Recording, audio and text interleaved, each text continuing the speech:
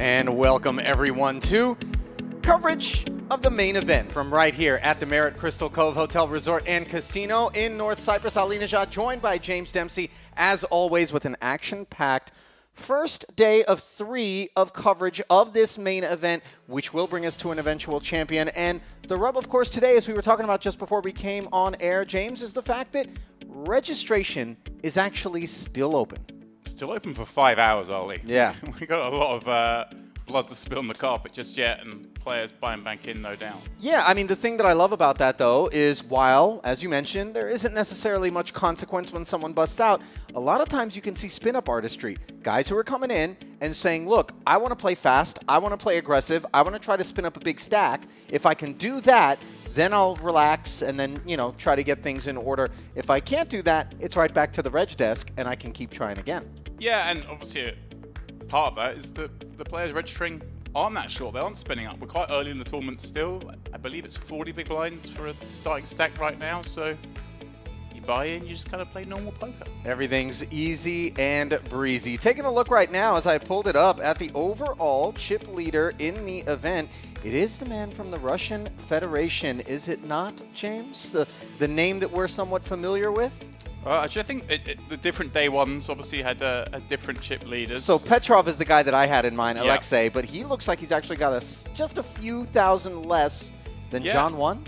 And it's quite surprising with that. So the format of these day ones that Ali mentioning was day 1 A and B were 1 hour levels, day C was 40-minute levels, and day D was 25-minute levels. And so you would expect the biggest stacks to come from day A and B because they're playing more hands, but actually the leader came from day 1C, which is somewhat surprising to me. I mean, I didn't even see the day 1D leader on the board, which makes sense because they played far fewer hands. But I mean, it's a little wrinkle. Nothing too much. And a lot of big names up there. I noticed Dmitry Gromov as well. You're mentioning Russians in the mix. Obviously, always so many Russians. Names that we, of course, had been mentioning throughout the course of the High Roller, which preceded this event. Fadi Nakul is the chip leader with a whopping 283 big blinds here at this feature. Georgi Alwal, second in chips. Robert Hydorn in third. Joseph Sabe, Sarkis Akopian, Ali Ildiz, Jihad Yahya, and Abdullah Akbarpur. In that order, with Akbarpur being the short stack. 36 big blinds, but as we mentioned, with the blinds at 1K 2,500, spin-up artistry could be upon us even at that sort of stack depth. Registration desk still ready to receive you if things don't work out. So then, cards in the air. Let's get the party started from here at the Marriott Crystal Cove, part of this tremendously successful series of tournaments every year that the folks at Marriott put on. Themed today, the Gangster series. I'm going to make a deal with you. Yeah, talk to me. Just watching you bring us in there. I say watching, I mean listening. Sure. The names you did fantastically well with. Well, to be fair, our producer, Vitas Milbutas. I'll call Robert Hydorn's action. You take care of the rest. How does that sound? Okay, sure. You can have that. I think I can pronounce that one. I'm probably getting it wrong. It's probably Robert. Hydorn not getting it wrong with 2 5s as he raises it up under the gun. But look at this. Yeah. Ace 4 offsuit. Just as I had mentioned, James, the prospects of guys maybe taking more aggressive approaches to the action here today with the registration still open on display immediately. There's only one thing going on here. How are you? They put him on the TV, and he's saying, right, it's my responsibility to put on a show. Just going for it, hand 1. Jack 10 suited would have been an otherwise pretty one to participate with. But into the muck it goes, and now Akbarpur, the short stack, ace king, a delight. Yeah, he's going to be ready to go. Soon to be less poor. For now, it's good.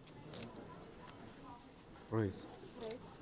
Listen, 5s are still ahead here, and an ace is busy, James. 5s are long gone in this one, my friend. Well, let's see. What sizing does he come with here? Looks like he's gone 35K. Just leaving that semblance that maybe he folds. I don't think anyone ever expects him to fold off the stack depth, especially when we're at the point where you can re-enter. Yeah.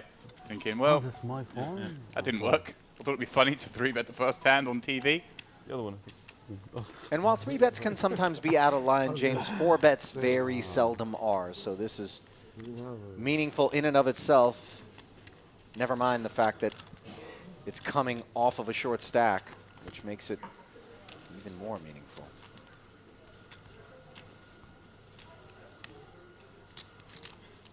Whoa. What's going on here? Oh my gosh. Ali. A call of the 4-bet, another 19,000 invested by Yehia, and a 5 on the flop as the pocket fives muck the set. Hi, Dawn. I mean, he was never going to call the cold 4-bet. So we won't be too upset.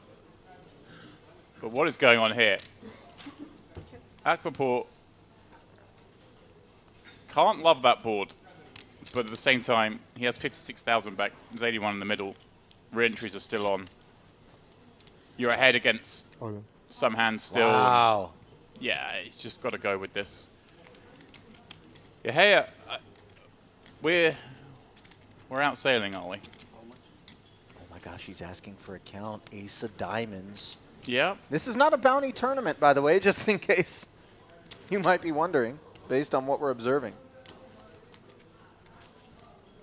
This would just be absurdly ambitious.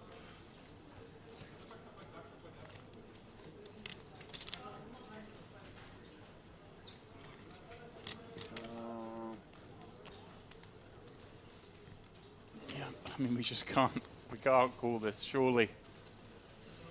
Yeah, maybe you could put your opponent occasionally on something like a king-queen here, but that's it.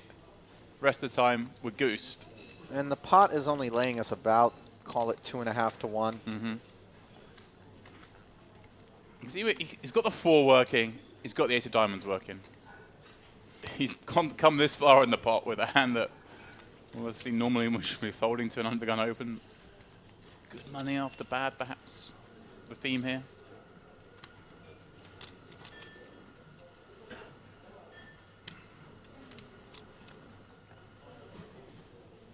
I think without the ace of diamonds in particular, this becomes a much easier decision. Now, there may be, Ali, as is always the case here, we know, as I say, I like to say this place is the world's largest small poker room, that everyone kind of knows everyone here. And there may be all sorts of history between these two players that we're not privy to. Maybe Akbabur loves to needle your hair, showing him bluffs in cash games late at night. Sure. You just don't know. So maybe there are far more hands in there. The one thing I know for sure is if you asked everybody at the table to put Yehia on a hand, ace 4 would be the absolute last one at this point that they would pick, perhaps. Oh, he's genuinely pained on this one.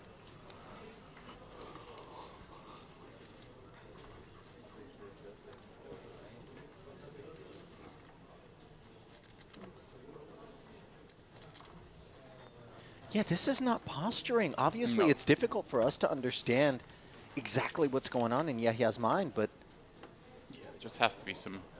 It's authentic. I mean, the struggle is very real on his face. It has to be previous between these two players. It's the only thing that makes sense. It's fold. Well, ultimately, the ace 4 does go into the muck, and good thing for Yehia that it did.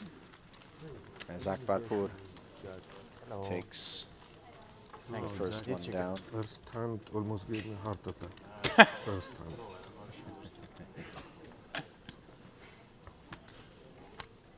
You have a strong heart, you can do it. Well, if that's any indication, James, Yeah, I play different. of what we might have in store here, the Sorry. No matter what, I don't know. If MPO I would go acronym, Yeah. Merit Poker Optimal. That was a very merit hand. Things a little different. You already, you know, Play you different wanna see a ranges. flop. That's the difference. Bets different sizes. Did he show anything? No, All right, we're off and running. Main event, let's go. nobody saw it. Ali, they gave us a couple of days off. It's dangerous in these parts. What'd you get up to? Played poker for around about an hour. Not ideal in a tournament. Well, played poker for an hour is probably a generous way to describe what you did. You know? Hey, I added some money to the pot. You tried to knock out somebody in a bounty and then ended up the victim yourself. Yeah. We went for it. You know, it's so fun in bounty tournaments, so Ali, as that happened. I played this. It was 20k starting stack, PLO bounty. If I lose this pot, I've now got 3,000 chips. And the whole table is drooling. Of course. You're like And as soon a as I put my chips in, piece of filet mignon out the there. entire world just collapses around me. And Yeah. I was sitting there relishing it. The hand took ages, and I was loving it, just the chaos that I created by my departure. And I had a shot to win the hand. Well, the Copian's got a shot as well here. King Jack offsuit is a couple of overs to these 2 10s, which have 3-bet. Wow. We are playing aggro to start the day. Coming in with the 3-bet with this hand, it can go both ways. And look at this. A Copian healing with King Jack offsuit. We're playing, Ali. We're fighting. I thought this might happen with the re-entries still available. We know these guys at Merit. They fight hard. Not sure King Jack will be doing much fighting beyond this pre-flop 3-bet call on the 9-8-6 board, where the overpair and gut shot follows through to the tune of 56,000. Bombs it. Yeah, meaty. Kind of fun. I mean, LOL, it's going to feel pretty good that 10s were the best hand pre-flop. Slight concern of that is every time you've got a hand like 10s, obviously you want your opponent to have 9s or 8s, something of that ilk, slightly worse. They will get there. But of course, you can knock out equity of all the overcards, which is what he accomplishes with that. Yep. Big C-bet. And you can get called by some worse as well, of course. 7s and 5s probably not going anywhere just yet. Thank you very much. Point above that flop. We're seeing a lot of chips move. Yeah. I too have been playing a little bit of poker, James. Today being the first day I've managed to get on the right schedule here, local time. I've noticed. I've been a bit of a night owl, burning it You keep at both ends. Keep texting me at 4:30 in the morning going, what up? Yeah, exactly. While you're dead asleep. Little 5-5 cash game over in the VIP area that is being frequented by a big group of Chinese nationals who have made their way down here for both casino gaming and also the poker, the Gangster series. We've been playing half no limit and half double board bomb pot PLO, and I must tell you, that game It's fun. is a very addictive substance. Yeah. They had a double board bomb pot PLO tournament here tomorrow, I think, or today? I think tomorrow. I might have to ask for the day off if that's the case. Not happening. I mean, James, you can have a little free roll maybe. Yeah, I'm not sure the free roll's worth it. Pocket 4s and pocket 3s both in there for 5K apiece. Min raise open from Sabe. Some normalcy. Oh no. What was that? Some normalcy. Claims of normalcy as we see Nakul Nakul Jack 6 suited with the 3-bet to 11,500. And I got to tell you, for those of you that might be joining us for the first time watching coverage of a main event here at Merit, you really do have to make adjustments to your playing style when you're out here. You cannot assume that whatever's going on around you is consistent with what might be happening at all of the other poker rooms that you've ever played in your life, in all of the other tournaments. This is its own animal. And I mean, obviously normally, this isn't a hand we're thrilled to. Oh, actually the 3-bet's tiny. Just at the size of the 3-bet as well. But yeah. Wouldn't But normally still, like having this hand in the big blind, but obviously we can see he's got a great hand in the big blind against this button 3-bet. Recognizing the wide ranges, of course, for the click raise, Yildiz, Sabed, the 2 with small pocket pairs continuing, and everyone's live. Oh As the 6 flops out with a 3, Ali. Yildiz with bottom set here. Second pair for the pre-flop 3-better Nakul. Let's see how this one develops. 50,000 in the middle in a 4-way affair. I'm just going to sit back and enjoy this one. Nakul somehow got himself in a 4-way pot, but flopped a pretty good hand, especially for Jack 6. And he's got a ton of chips as well, is worthy of note. 691,000 back when he bets this 13-5. He can afford to kind of be frisky. And I like this actually going pretty small here because there are going to be some just nonsense hands that can't continue. Like, in theory, yeah, you can't continue with this king-queen with the queen of hearts. Okay, he doesn't, but given what I saw the last hand, I wasn't going to make too many assumptions. Sabe as well, look, gets rid of 4s. So this bet is quite nice in that we managed to clear the field out. As it happens, we cleared the field out for the man who's got a set. Somewhat predictably, it Yeah. is folded back around to Yildiz. And he's going to fill this pretty confident with this hand that he can get some action. It was a click yeah. 3-bet from the button who decided to c-bet 4-way. It certainly looks like a hand that wants to play. Yeah, Jacks Plus feels very much like it's Right. It's possibly out there. when you see those super small 3-bets, like some players are just so weighted towards like aces and kings, Ollie, and some other players are a bit more creative with it, and they're just wrestling control of the pot, which is what Nakul did here. He took the Jack 6 suited he wanted to play, did it as a click 3-bet, gives him such a stronger perceived range without spending that much more, but he's got himself in a bit of trouble here as he calls the check raise. And is now drawing dead after the 4 of spades rolls off. Yeah, maybe trying to convince himself, hey, I need to see one more in case my man's got hearts, gives up. These are just tough spots when you do this, and of course, the opener there, Sabe, obviously forced to fold 4s on the flop. Now Tizi would have dealt the coldest of cold decks. Oh, How much? and when you hear a man Wow. move all in. Yildiz with the overbet jam. And this is something that might pique the interests of Nakul. Well, because it looks a bit desperate. It looks like an attempt to deny equity to a Right. flush draw. But it could be a flush for itself. It's like, does my opponent do this with a hand like King 10? I don't think so. Probably not. It's not a one-pair hand, is what I'm getting at. And there are even more draws out there now. Yeah, I said deny equity to a flush draw. Right. More like deny equity with a flush draw. Would have been the better way to express the ideas here that are swirling in Nakul's head as he begins to question whether or not Jack 6 is possibly good.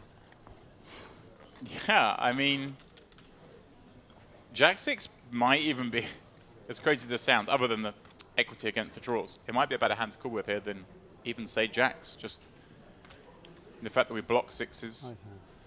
Okay, just get He away does from end up laying it down, but you Wow. can see he didn't love it. This is spicy. Can they just calm down for a minute, Ollie? I'm trying to drink my coffee in here.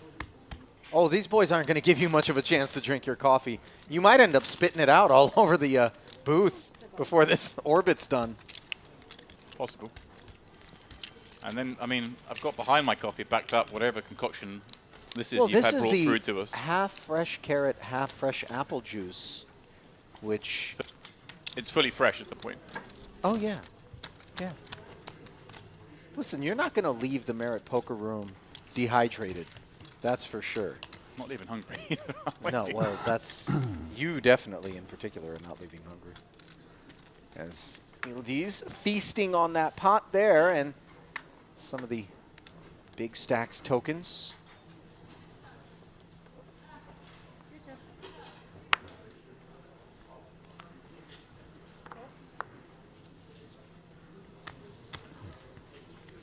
King 10 suited now.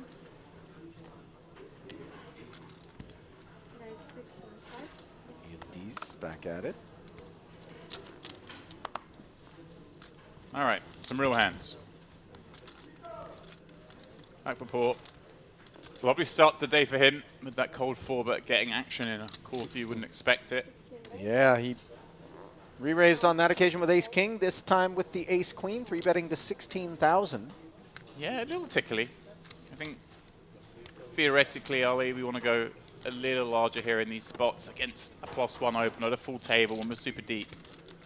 But he is one of the shallower stacks. And there's nothing wrong, of course, in doing this in the sense that you do keep a lot of other hands in. So as long as you're comfortable, perhaps getting away from certain boards, an enticing action, no bad thing, as it is. Yildiz with kind of exactly one of those kind of hands now that to a larger sizing, it'll be difficult, but to this sizing, he's going to feel very comfortable in taking a flop. And he flops himself top pair up against a Broadway gut shot. There's a card, Ali. Yeah, I think you may be referring to a 10, which does not show up on the turn after both players check very quickly, and now Yildiz will be much more comfortable with top pair, but nevertheless checks once more. And might that induce Akbarpur? We have our answer. A quick check back from the Ace-Queen. Board pairs on the river. Yeah, it's not a great card for Yildiz to see. Akbarpur potentially can play a jack this way, but King's still plenty of kit, and that's why he's going to bet. And Akpapor now, obviously, you can go two ways on the flop. He went the passive route to try and get the ace-queen high to showdown. Some players would maybe sort of bet here, try and donate equity to a hand, like 7s, 8s, 9s, 10s. But when we play the ace-queen this way, we recognize the temptation is very much present for the out-of-position player to just try to take one away on the river. We may need to keep them honest. And especially when it's this kind of board, King-Jack really does fit their feeding range, having opened from +1. And it's just, there are a handful of hands we can beat, I guess.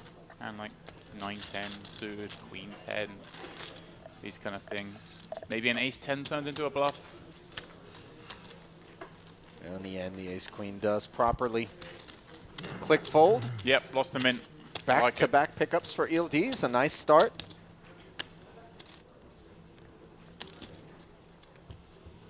Almost something a bit regular, are we?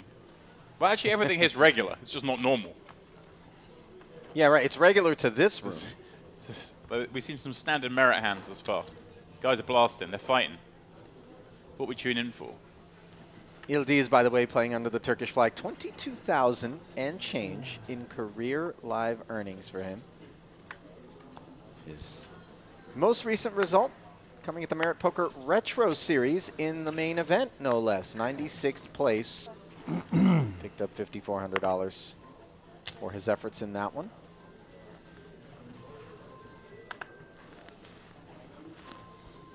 Hello. 7-8 suited now for far and away one of the most accomplished players in the room, the German Robert Heidorn. $4.5 million in career live earnings. Has a seven-figure score under his belt. We're looking at a basically top 400 player on the all-time money list, James, and that's when you consider how many players play poker worldwide. Showed weakness. No shabby feat. Yeah, he's someone we see. Doesn't matter. Often I here. showed weakness. He did. I wanted to call him We'll with see a that big cash, It's the high. $1 million plus Just coming an right ace here in Cyprus in the 40K Triton event. Yep. for the hell of it. Yeah. Which you'd have had a couple of eyes on. I put him on King X. That's why when Played I, some EPT no, I put events him as on well, King X. James, just So this when I past saw the October, king, I just stopped. as that tour paid a you. first ever visit to the Merit Poker Complex and Yeah, you probably enjoyed it will. so much that they've moved things around for next year, and the European Poker Tour will be returning to Merit Poker. And by all accounts, and I'm not sure how many people you had a chance to chat with after that one wrapped up. I'm sure you had many friends who came down to play and had No, you're kind not of been small, paying their baby. first visit to Ah, the property. okay. Everyone was thrilled Okay. with So just about every aspect of the operation. The buffet. Yeah, I knew you were going to go there They somehow. got a lot of love. You know, some people are actually evaluating this place for other, Okay, well, for you, it would just criteria. be the spa. That's all you ever talk about. well, it's the only place I ever find myself other than my room. Shout out to the spa, by the way. These Polynesian practitioners that they've imported in kind of en masse, they're that the some right of the word? strongest. I mean, they brought. Yeah, I didn't say involuntarily. I mean, come on. But I mean, truly, the strongest hands I've ever had laid on me here at Merit Poker in the spa. Fantastic. Top pair, top kicker. That's a strong one for Nakul. As the Queen Jack suited of Yildiz checks and faces follow through. Mm-hmm. Yeah, he's pretty grim looking flop. When you got Queen Jack suited, Ali, lots of good things can happen. The 7-3 deuce, none of your suit flop is not one of them. No. Doesn't feel fair. You know, the funny thing is, in just about any other commentary gig that I've gotten, there's no shortage of them. by luck. I could very comfortably look out at that spot and say, you know, Yildiz surely be check folding momentarily. Yeah, we I know don't it's- do that here. you can go on a segue knowing full well the hand's about Right. to finish. No. Here, 3-4. it's like- It's just one of those places where as soon as you think you know what someone's going to do, you're punished for the assumption. King on the turn. Wow. I'm not going anywhere. Yeah, Three king. you would have paid him. So that's sometimes not playing a hand Yeah, saves yeah. you money. Sometimes, but not always.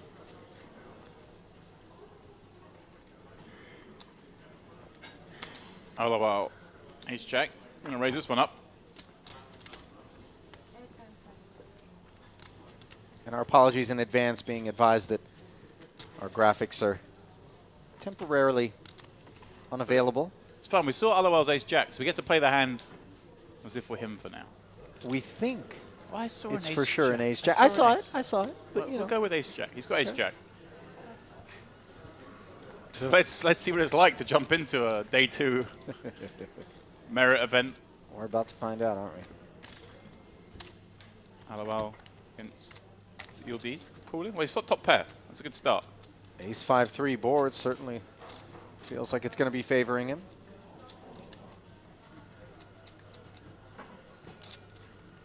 And based on body language, I would say that ace jack is very much an accurate reading of his cards.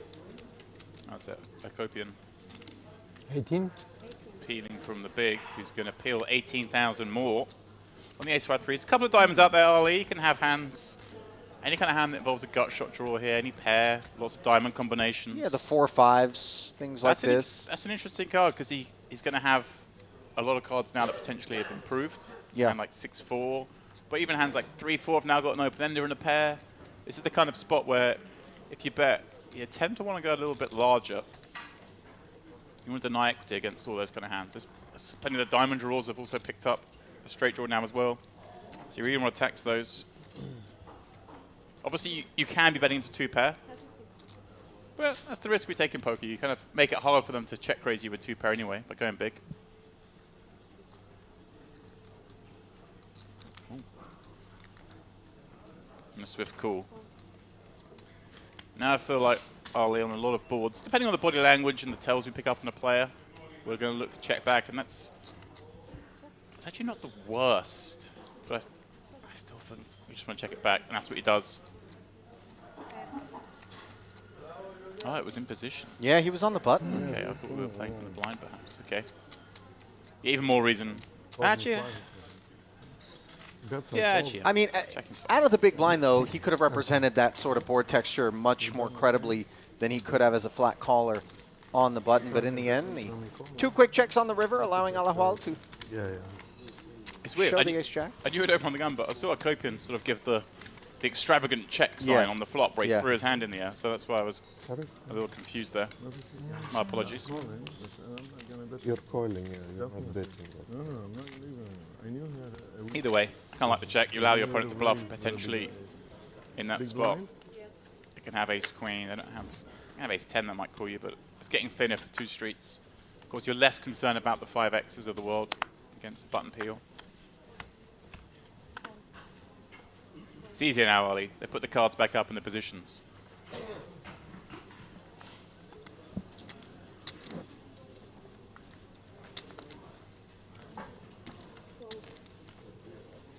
Raise.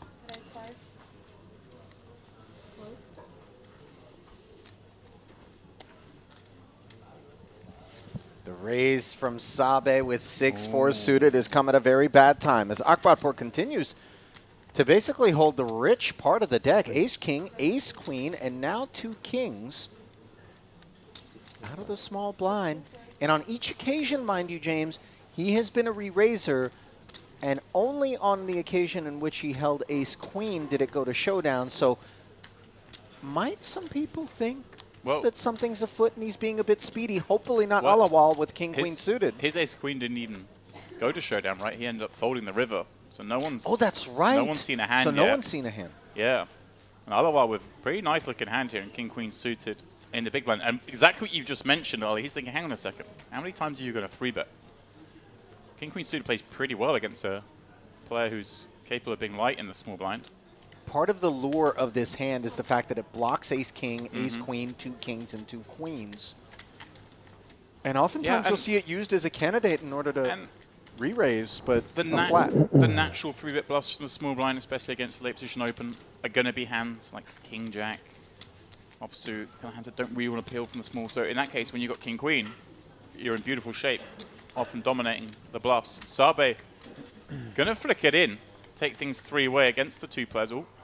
He obviously suspects that 6-4 suited is not going to be in the neighborhood of either of these 2 holdings and could flop clean. Yeah, I mean, he was hoping it's exactly this kind of situation where Akbarpur is super strong.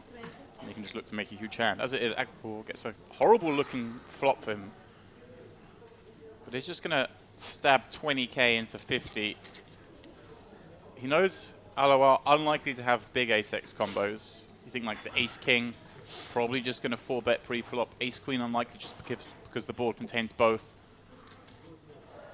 And then Sabe can, of course, have some ace-x. But this just makes the hand easier to play for Akbarpour. And, of course, with the king of diamonds, perhaps looking at... Every time. Every time. every time, the order. Every time I got Push kings. all in. Shouldn't call. Still didn't show a hand, though, Ali. call. All right. Finish my coffee. wish you Now, could what have I got here? No, I would. I wish you... Carrot. Oh, and- okay. You're My talking hand about the was, fresh carrot and orange. apple juice. Watch. Of less note, by the way, than Akbarpour's But what he's got situation, which is I don't think a it- third straight occasion on which he's re-raised pre and has not shown down. Against you. Yeah, but he gave it the odd every time. I would Every Yeah. time I do it, an ace pops up. yeah, All right, crazy. I'm going in. one of the best. We await James's review of the fresh juice. He's gone back for another sip. No, even though Aye, aye. and you push with an ace, there's an ace on the flop. It's no wonder you haven't been sleeping. That'll perk you right up. I can't slow play. That is perhaps the most nutritious thing that you've ingested Excuse me. since you've arrived. The ice cream is just fine. Yeah. I forgot about the ice cream in the buffet. I haven't. But you know how they used to have the 3 long tubs, but now they've got 6 semi-tubs, so 6 flavors.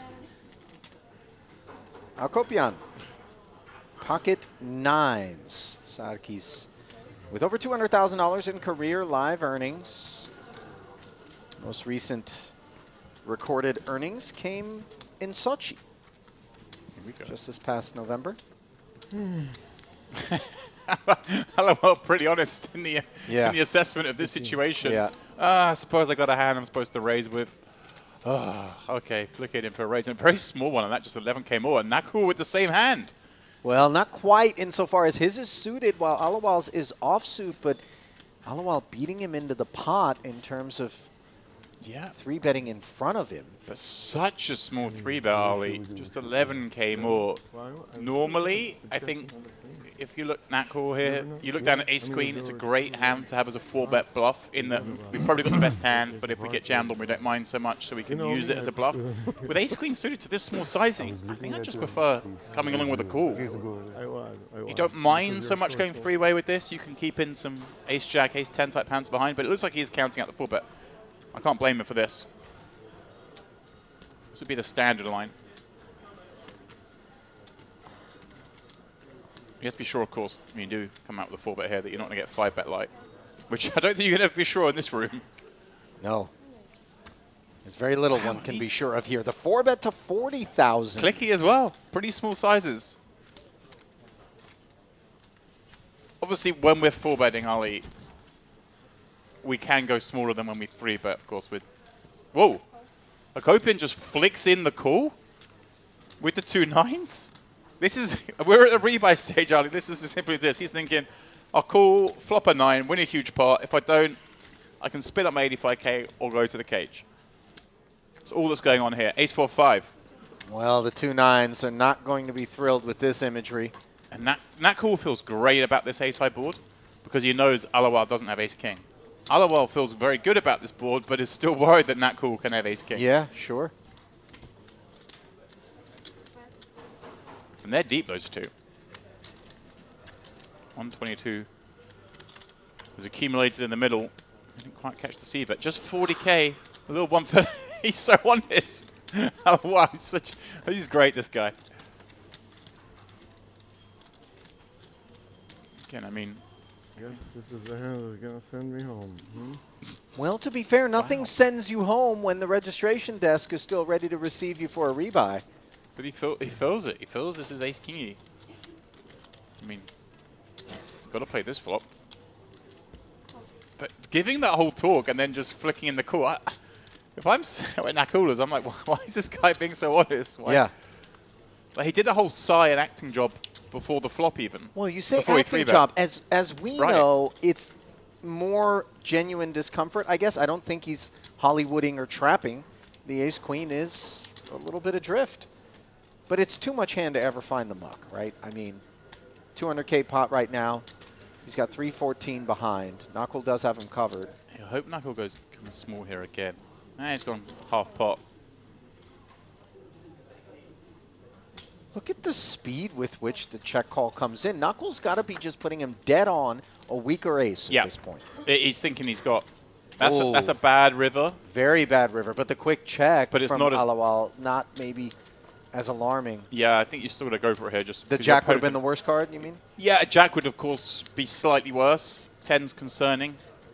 But I think he probably still thinks Alawal may have a hand even as strong as kings. Some sort of bizarre trap. Okay, it does check back. And we'll get a slow showdown.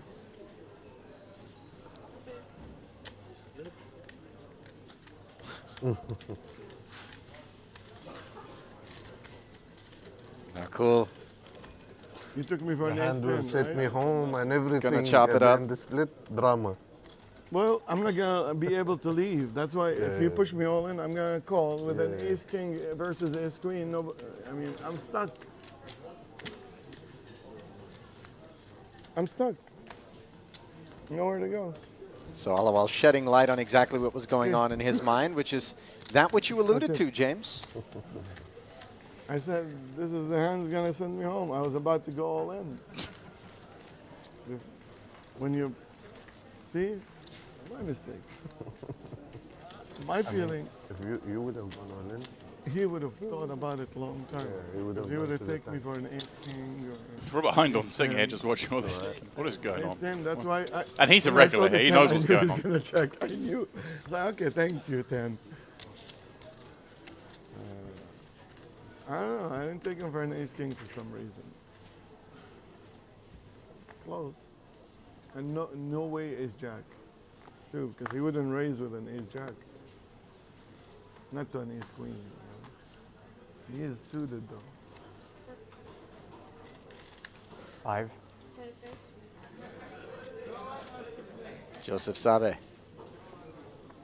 says 5,000 as Akopian with ace queen suited, 3 bets to 15,000 right behind him. Sabe, by the way, another one of the very accomplished players here at this featured table, James. 1.2 million roughly in career live earnings, over $500,000 his best cash.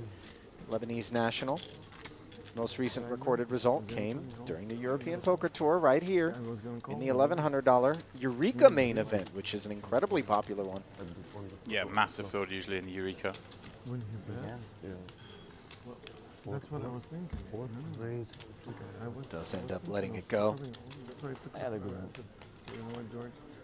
For once, do the raised. opposite. Against me, you did it. No, I said just for once, do the opposite. Producer and see it. Milbutas You know what the hell? stepping in to advise us that that Eureka main event is I think bigger. The yeah. I don't know. I was biggest tournament I mean, ever if I held in fold, yeah. kind of Cyprus. stupid. You're right. 2,500 plus My point. With entries the legend, brother. into that What you are one. doing it with the maid hand you call? I didn't think you for calling. That's why sometimes you don't think the person ahead of you calls or not.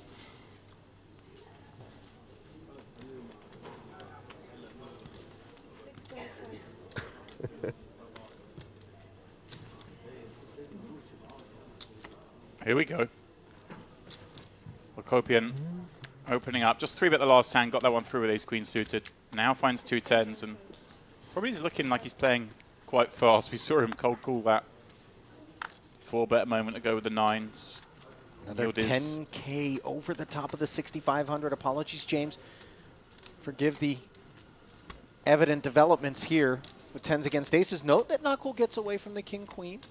Yeah. Product, obviously, Locopian opening off this kind of shallower stack. I may say shallower stack, it's still 40 blinds, but given he just cold called 40K before, I don't think Hold on. Yeah, he's going to jam. that was likely. And when you get snap called like that, ace-king is about as much as you can hope to be up against. But in this case, it's the dreaded bigger pocket pair. As usual. If I put all in, you call? If I put all in, you call. Yeah, I'm calling. Akopian hunting a 10.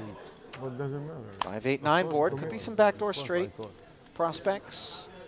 I took you for an ace king, honestly.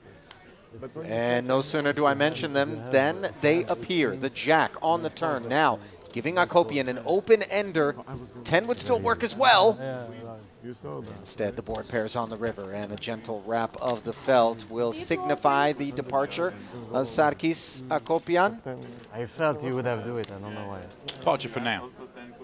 Yeah, it could be just a trip over to the re-entry desk. One doesn't know, but that upon which to be focused would be the surge of Ali Ildiz here early in this main event, barely an orbit in. It's enough. Yeah, great start for him. I'm going to see. Flop to set in a 3-bet pot. I get the aces. It's the 4-bet jam. Yeah. I'll tell you what, this is a place, James, where spin ups and spin downs come often Instinct, yeah. and in sort of epic manner. I think back during Was the it high suited? roller to Maxime Chilot, Suited? who had Queen a suited? massive stack, which just unraveled Offsuit? so quickly. Yeah. And here we are, perhaps could seeing the gamble. beginnings of a Suited. big He's still re-entering. ascent for Suit is Yildiz. Ace-9 offsuit under the gun. If he plays this one, it would have kind of let us know that he's playing the rush, so to speak. Does end up folding it, though. So not letting the spin-up get the better of his judgment pre-flop.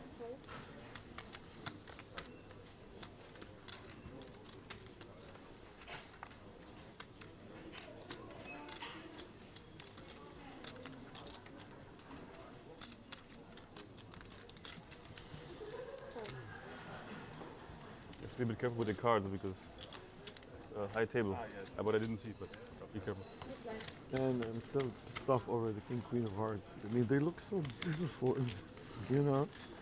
And then There was one heart. No, I mean king queen of heart.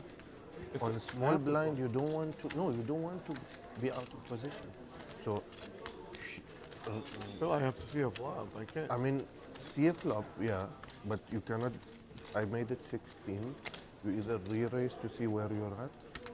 I don't know. It depends. It makes sense any move. Either re-raise or call. Little strategy Yeah. talk. I love it. We're getting the MPO. Yeah. That we Like are. there's all number of training sites and videos you can subscribe to. But right here, right now, we're getting a free look at the MPO strap. Next level break? How come? We only play one level. Strange, right? Vapor popping up, King 9 suited under the Lunch, gun. maybe I quick think I food. just saw King Queen hit them up, so things are changing here. Yeah, my all of a wife. sudden. The man who hasn't shown a hand yet, been in a lot of them, has had a hand every time, man. For sure. Let me ask. Make sure. How long break? Holly, I feel like this carrot and How apple juice long might is be the a break for the next hand? substitute for lunch. 15 minutes? My hunger is dissipated. It's for sure next hand, right? How are you? James, don't kid yourself. No, I've heard them saying we're going to the first break after just 1 hour today, which means my lunch is coming 1 hour earlier. I had my running shoes on to sprint over to the buffet in case we were close to closing time, but I'm busy. He's now not I'm going to kidding, hit by the way. mid-service. Excuse me? Like, He's not kidding, guys. I'll be I parked my bike Yeah, outside. you're big blind. يا حبيبي He's not break منه ل 18 دقيقة. إذا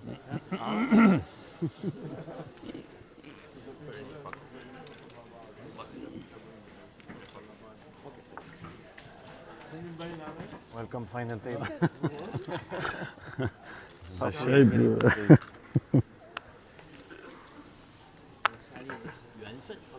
Yeah.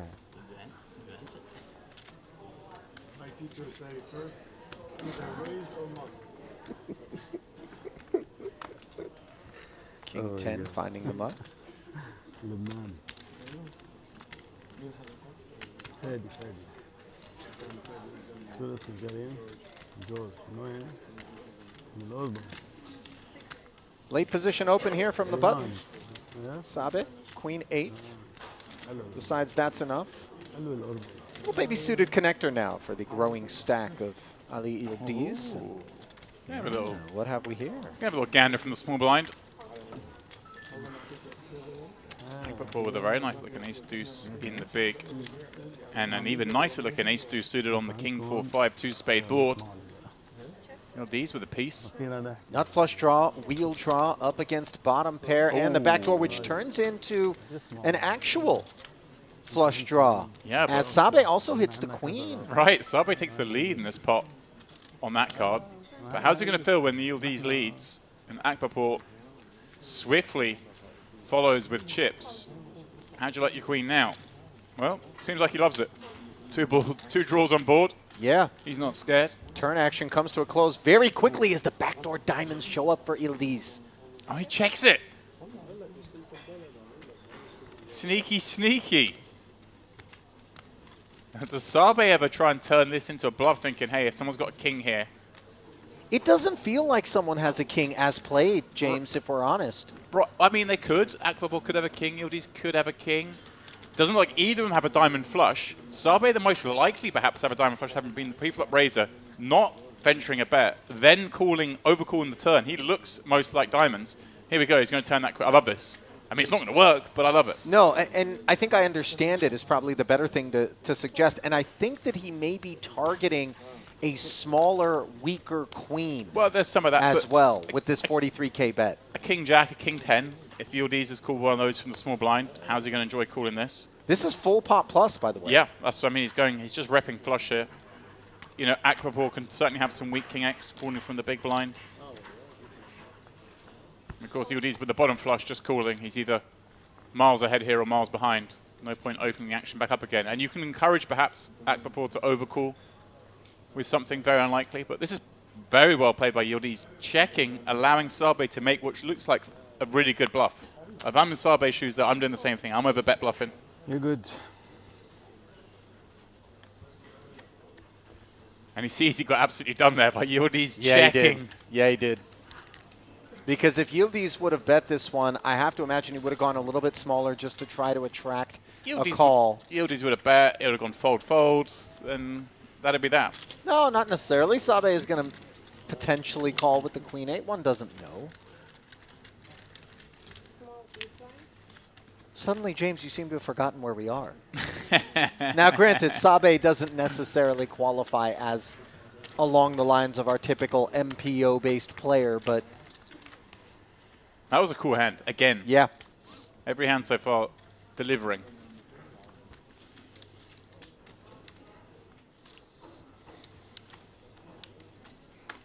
You mentioned earlier, Ali, that some of the strongest hands in the island were located in the spa, but some of our crew here have got pretty big hands.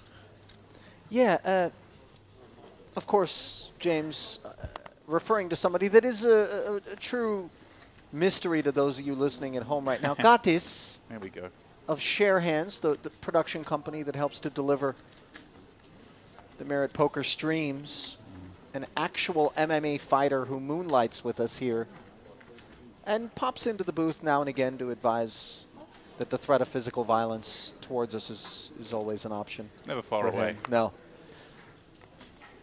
All right. Akbarpur limping in, wants to see a flop with his 9-10 offsuit. Alawal says he can. Just going to cost a little bit more. Yeah, a little finger wag. As fold comes in quickly. Notice Ali, the high denomination chips, Yeah, of course. or some of those blues. He's dressed in blue. Put a little white shirt underneath. Are you I'm trying to just- peddle this theory again that coordinating your wardrobe with the high-value chips is somehow of any utility whatsoever? I don't know. Blue and white. White. They both got big stacks. I mean, I wish tell you me guys I'm wrong. could see the desperate shoulder shrug that James is delivering to me here in the booth. Hi, Dawn. No blue or white. Hasn't won a pot. Black. Not a color of the chips. I mean, tell me I'm wrong. Like, you've gone quiet, which is weird for you. I've gone quiet because I don't want to indulge you in this notion. The last guy wouldn't indulge me. We got rid of. So. King Queen for Al-Hawal.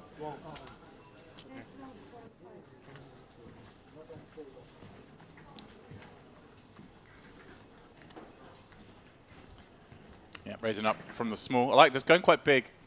Oh, when we're this deep, obviously, Nat Cool's going to have far more hands that want to continue. You price it up. Idea is that you narrow their range down quite a bit. As it is, Nat Cool's still going to play with 10-8, but that's the worst I can imagine him carrying on with. And on A7 deuce board, otherwise may feel he's got the best hand here a lot, but with the king of clubs, Yeah. it's great enough to go blasting, because over multiple streets, we could make Nat Cool fold some good hands. Always nice if you're repping an ace and you've got king queen blocking the two biggest kickers, of course. Yeah. Nice hand. Prime candidate. Only one card. Just flush him, king of clubs. Could mean a lot of stuff. Including I had nothing, by the way. Ah, For TV because okay, I'm sorry. they don't want to know your name and family history. Can't even steal blind. The two biggest stacks are out there. Dude, same. I'm getting the same hands over and over and over. I love this. Like Paul say, how can I steal the blinds with these two here? I'm on the button, folds around to me, I look down at the two towers. LOL says I keep getting the same hand over and over. He's not lying, yeah, king queen again. He's definitely established himself as the most honest gentleman at the table. It's fun. I like these tournaments. There is a lot of camaraderie at the table. You find as You mean there's who joins the table and folds No, folds a no, pair. no. That's not allowed in these parts. There was no break. Maybe it's mistake. Fold sixes. Ah, okay. But they put 47 minutes, and then they put 12. But yeah, Did you I see was going what to say I saw? at the tables I'm not yesterday. crazy, huh? Straight away, you're in there. There's a lot of banter They between changed your the table mates. The time to 47 Very minutes. then fun they put it back, environment 11 in the minutes. When you were out there Marathons. playing, you mean? Yeah. Yeah. Camera check. Well, I mean, when re-entry is still open, the stakes are, dare I say, lower, not in terms of the $3,300 buy-in, but the fact that getting stacked doesn't mean the end of the road. So there's a bit more of a relaxed atmosphere. As you see the ace 8-7, Hydorn taking the lead after defending the big. Sabe following through, trying to rep this ace. Yeah, not a complete board that the pre-flop raiser gets to own because of the 7-8 portion, but an ace-high board nonetheless. See a lot of representation, understandably, with Yeah, and Hydor spots with like this. like a really thin hand here in the fact he's found a 7 and has the king of diamonds, but against that open from +1, this is the kind of hand that you see sometimes players taking as a check raise bluff, Ollie, with that king of diamonds, 7 being so weak. Of course, calling the far more standard line. But without a diamond, it would be pretty hard even to call one bet.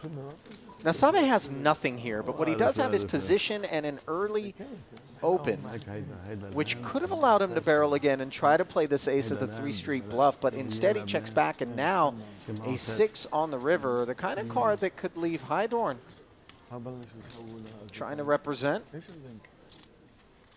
Yeah, Hydorn may feel he wants to bluff this spot. May feel he's got enough to show down. That's what he's going to do with the 7. You can bluff there, try and make a hand like 10s, jacks, queens, fold.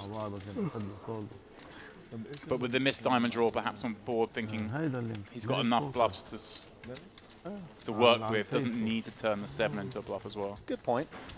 You hate, though, when you check and then you get shown, you know, Right. 10s, Yeah. something like that, that Or you like- feel like maybe you would have been able to get off. Yeah, maybe your opponent's open with 8-9 or something silly like that. Yeah. Sure. But I like that from Sabe, just shutting it down. One little stab on a 7-8 once you get called. Yeah. It's kind of bad news. Oh, what the fuck? حبيبي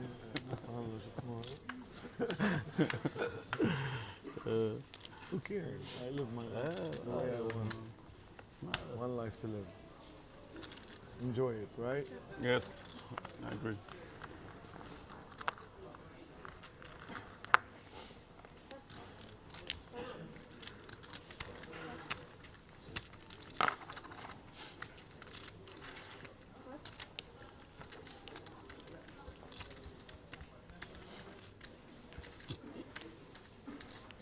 Knuckle looking over at the blinds.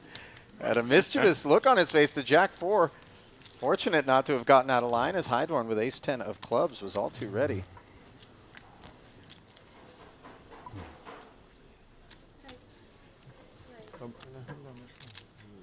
And he pops.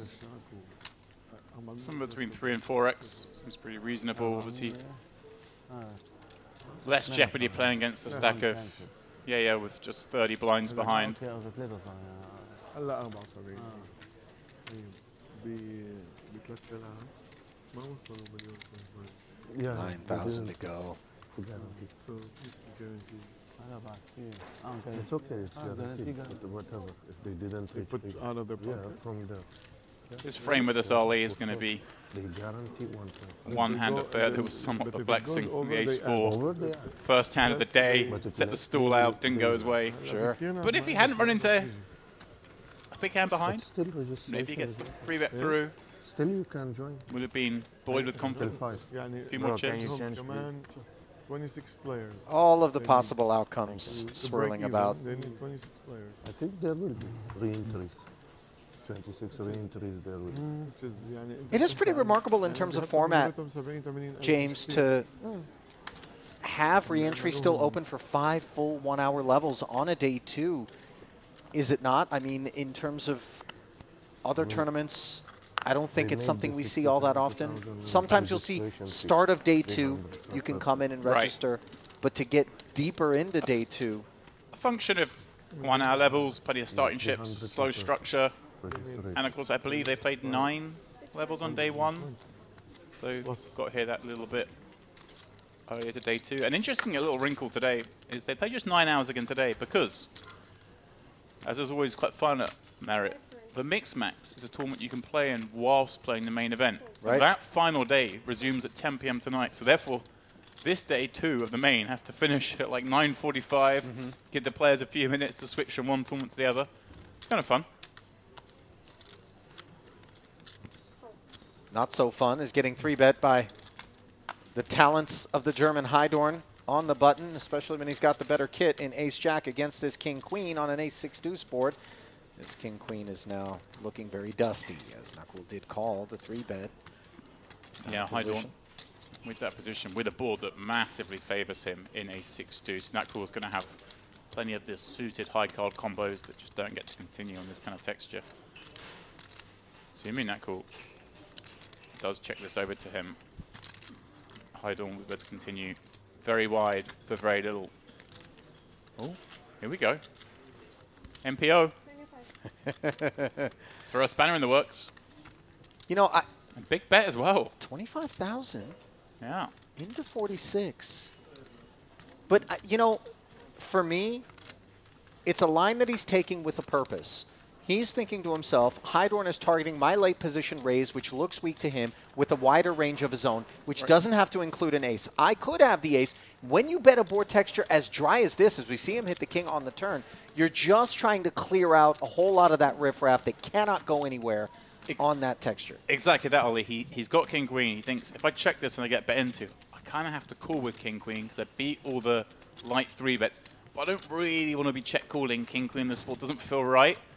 So if I just bet, although I'm bluffing with the best handle all the time, at least I make the hand easier.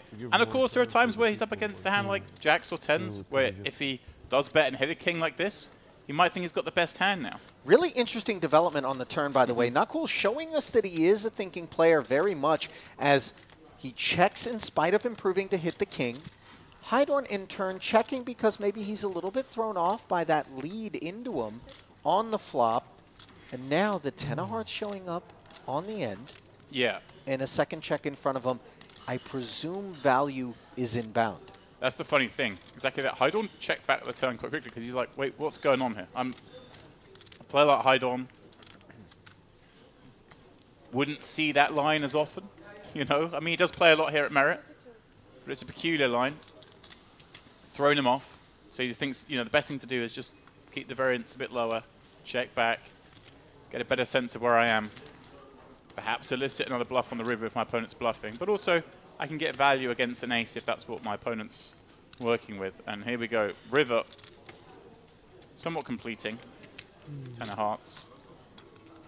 Isn't that cool? Checking Hydon going very, not very small, but third pot with that top pair, but quite key, the Jack of Hearts obviously blocking How many spots will be paid? quite a few of the check I raises. don't know how many spots will be paid. Nakul now in kind of no man's land.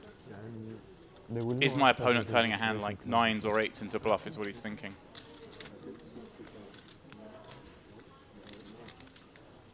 Maybe a... Yeah, that's about it. I think 9s, 8s, or even jacks or queens. I think they'll be pretty content to check back. Nakul does get stubborn. Fun hand again, non-standard. As is off the case here at Merit. Hydorn the beneficiary on this occasion. As we get a glimpse about the rest of the room, which is bustling here today. James, between the cash games, the 25-25 PLO cash game, by the way, looks like it may have gone overnight elsewhere in the room across the way, but this is all tournament action. This is our next table, I guarantee. I gather, pardon me. Yeah, careful with guarantees when it comes to anything here, but there it is. Okay. Next featured table. I see one of the guys on this table that was in the PLO with me last night. I say last night, yesterday afternoon, between the hours of 3:02 and 4:03. That's how long I lasted in the tournament.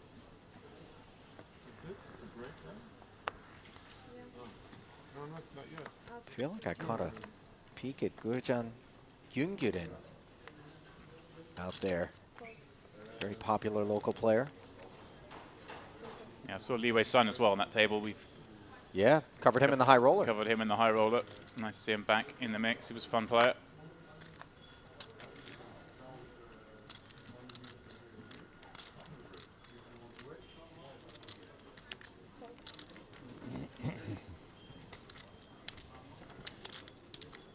Little suited one gapper, not cool.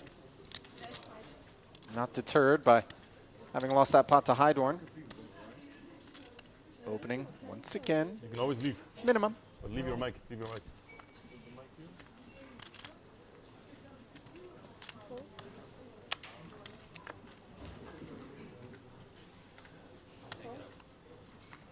No takers thus far. And suited but not interested is the newer arrival of Zwo. Yeah, exactly 100k chips, Ollie. I can only assume how that's come about.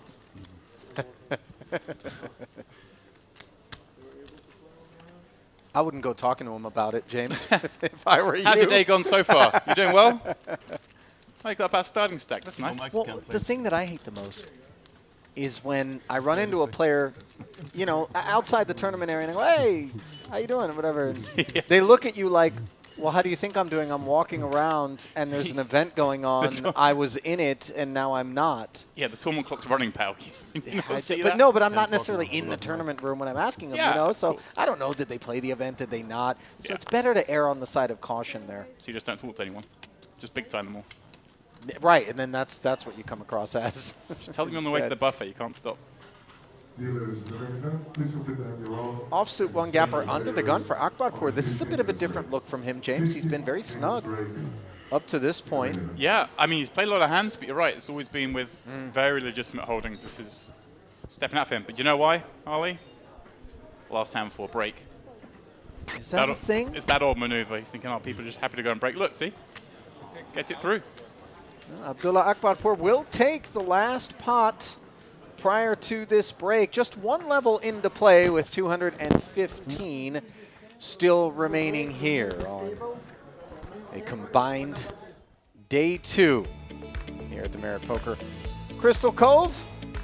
Fadi Nakul, 242 big blinds. It's an absurd amount of big blinds, isn't it? 600K plus. These guys will be packing it up and heading elsewhere in the room as we will bring in a new feature table, and we will bring you back to the desk here inside Crystal Cove. Ali Najad alongside Jam Dempsey, just getting our feet wet, you know, little carrot apple juices or getting polished off here. You got the Legit. coffee working. It's still early. Obviously, love that you guys are joining us here for this coverage, which will go 9 levels here today. And then it'll take 2 more days beyond this one before we crown our eventual champion. Prize pool not determined as yet. But the story there, I would say, was the spin up for Ali Ildiz. For me, the most notable development during that frame. Yeah, a mini spin of sorts. My takeaway is it's merit, expect the unexpected. Sure. There were so many hands we saw there where we're just warming up thinking, "Ah, this is a nothing part. Next thing you know, everything breaks out. So Yeah, and on the topic of breaks, we will be taking one, which means you will be taking one as well, but don't go anywhere in just a few minutes' time. We'll come back and pick things up with the blinds ticking up here in this $3,300 main event from the Merit Gangster series. Stay close.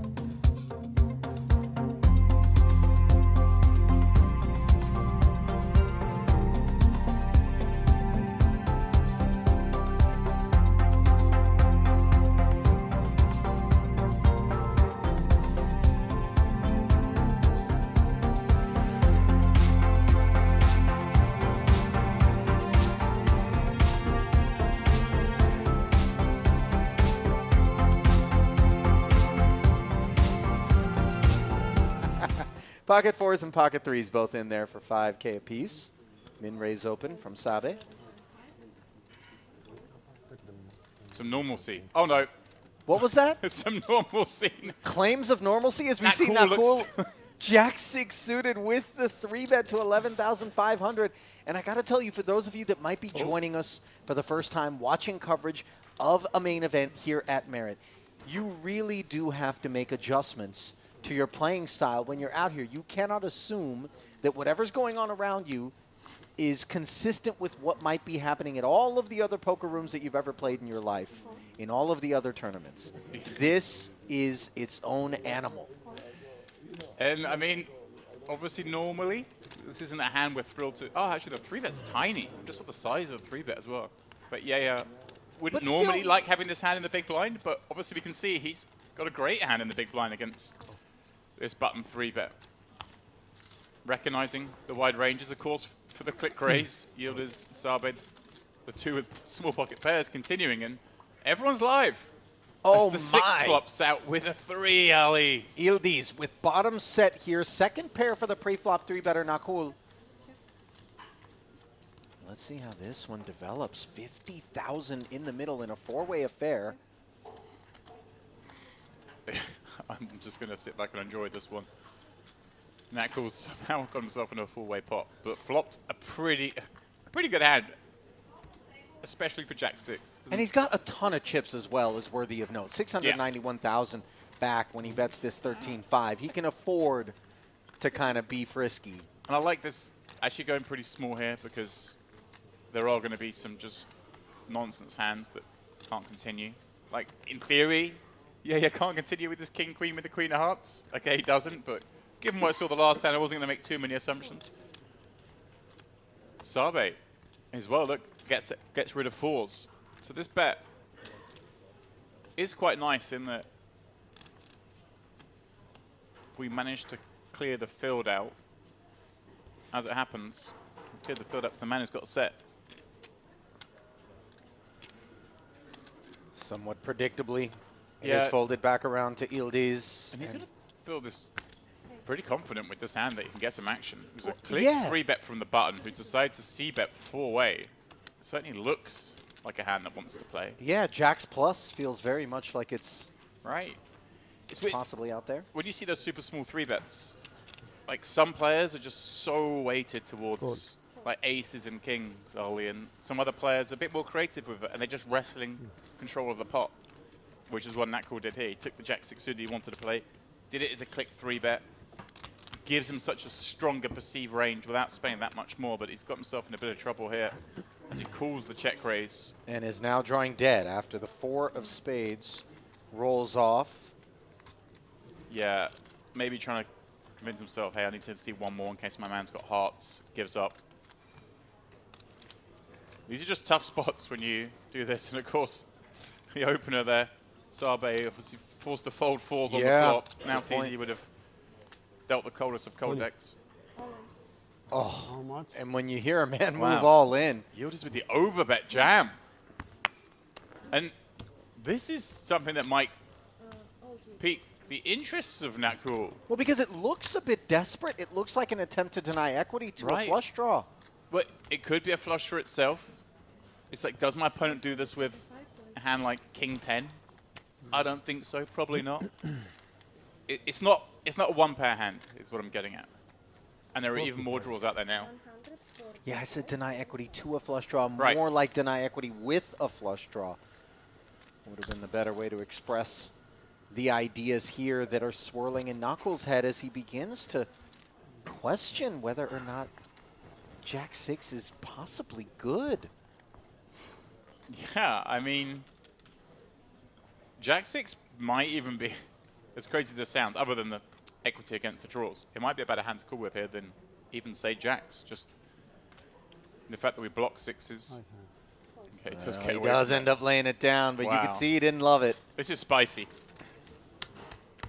Can they just calm down for a minute, Ollie? I'm trying to drink my coffee, and I'm going to perk you right up. That is perhaps the most nutritious thing that you've ingested Excuse me. since you've arrived. The ice cream is just fine. Yeah. I forgot about the ice cream in the buffet. I haven't. But you know how they used to have the 3 long tubs, but now they've got 6 semi-tubs, so 6 flavors. Alcopian. Pocket nines. Sarkis with over $200,000 in career live earnings. Most recent recorded earnings came in Sochi Here we go. just this past November. Hello, well, pretty honest in the Yeah. in the assessment of this situation. Yeah. I suppose I got a hand I'm supposed to raise with.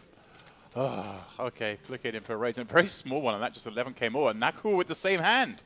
Well, not quite insofar as his is suited while Alawal's is offsuit, but Alawal beating him into the pot in terms of Yeah. 3-betting in front of him. But such a small 3-bet, Ollie. Just 11k more.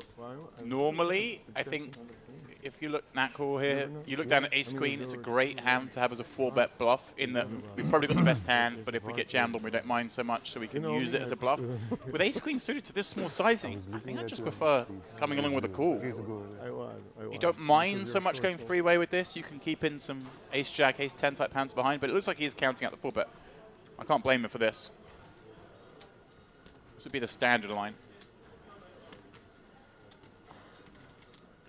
You have to be sure, of course, when you do come out with a 4-bet here, that you're not going to get 5-bet light, which I don't think you can ever be sure in this room.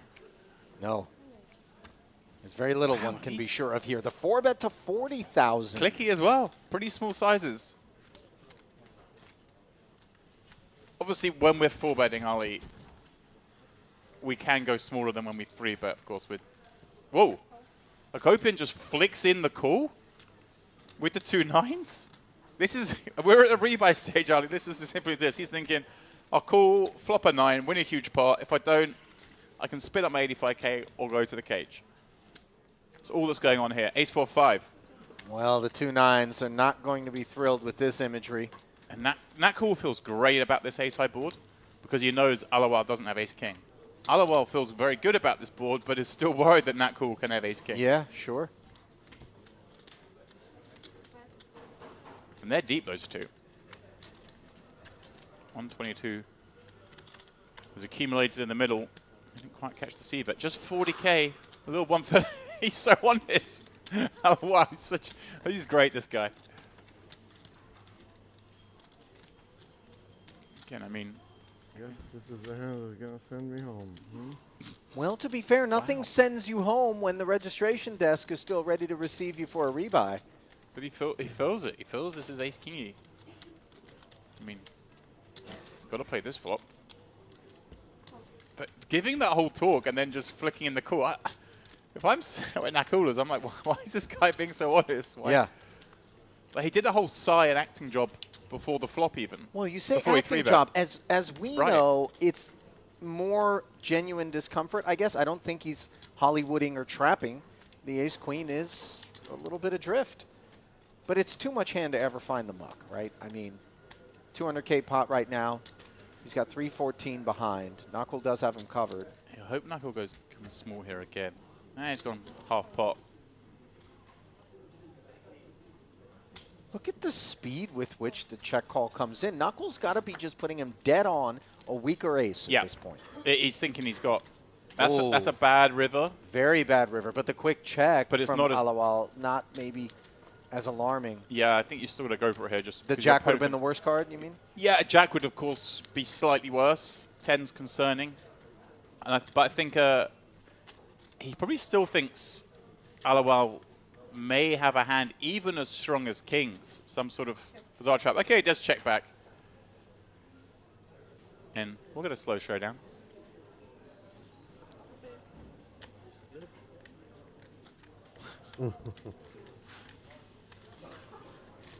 Why? Sometimes you don't think the person ahead of you calls or not.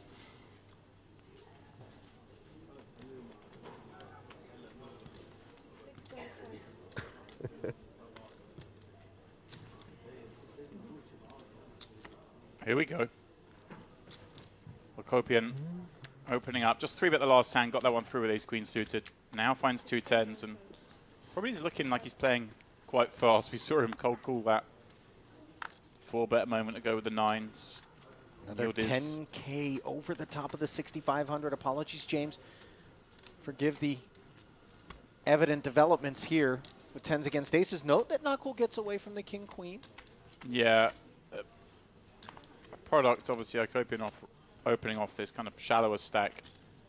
I may say shallower stack, it's still 40 blinds, but given he just cold called 40k before, I don't think Hold on. Yeah, he's going to jam. that was likely. And when you get snap called like that, ace-king is about as much as you can hope to be up against. But in this case, it's the dreaded bigger pocket pair.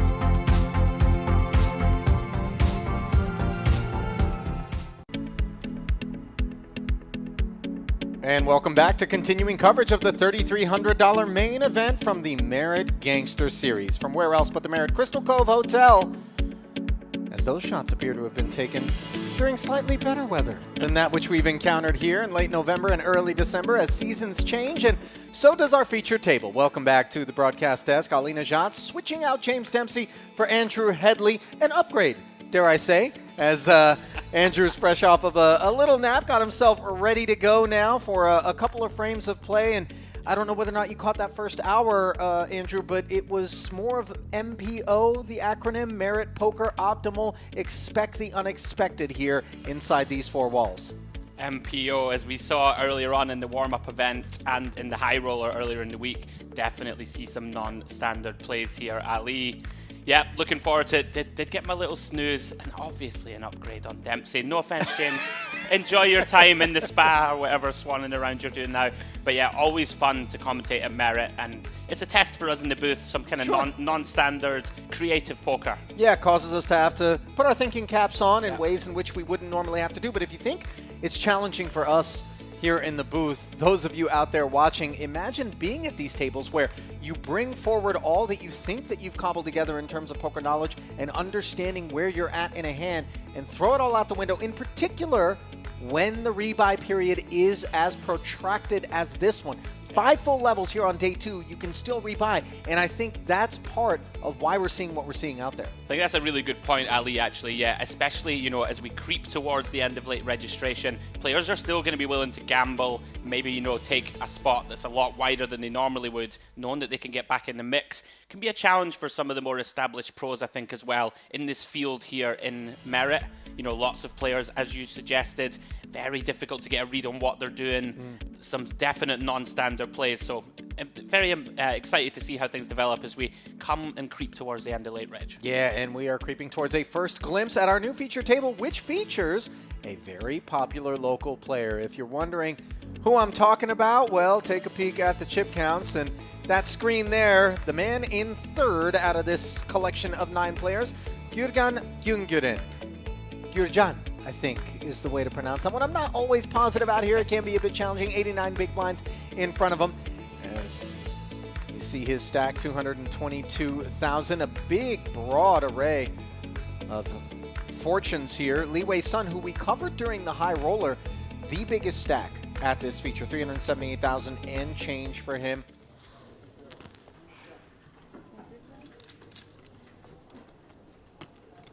Did the blind stay steady at The same level. No, it's 1,500, 2,500 now. We were at 1,000 and then 2,500. So the small blind creeping up, but the big blind staying flat as you see the big stack. There. 2-seat. Yeah, Live with 150 bigs, Ali, a lot to work with, obviously in the early-ish, still kind of early going in the tournament. Oh, he's repping the old King's Casino. It tells us that he does a little bit of traveling to play his poker, as the World Series of Poker Europe just came to a conclusion up in Rozvadov. Happened to be up there for that one, and I definitely need to be fair. The weather here in Cyprus, far better than what's going on the border of the Czech Republic and Germany right now. As first actions are undertaken here by the field, awaiting the graphics. Here. Hopefully we'll get those in momentarily. Here's Güngören. He's going to play this one. A nice early test, fresh off my nap, Ali. No graphics. Right, there you go. We're gonna fly blind. Into the deep end we push you.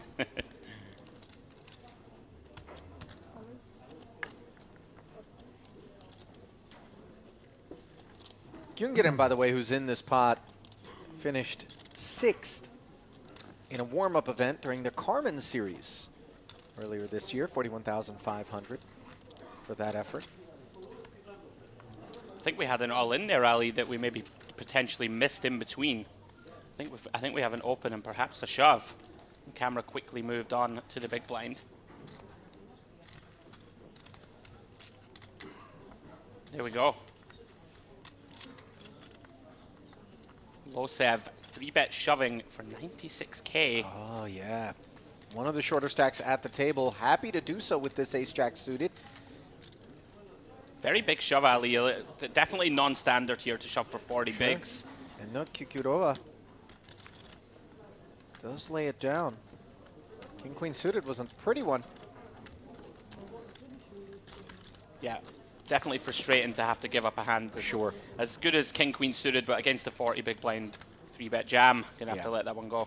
So Losev will start this new feature table off in a good way for his purposes, as he wants to avoid having to pay a visit to the re-entry desk.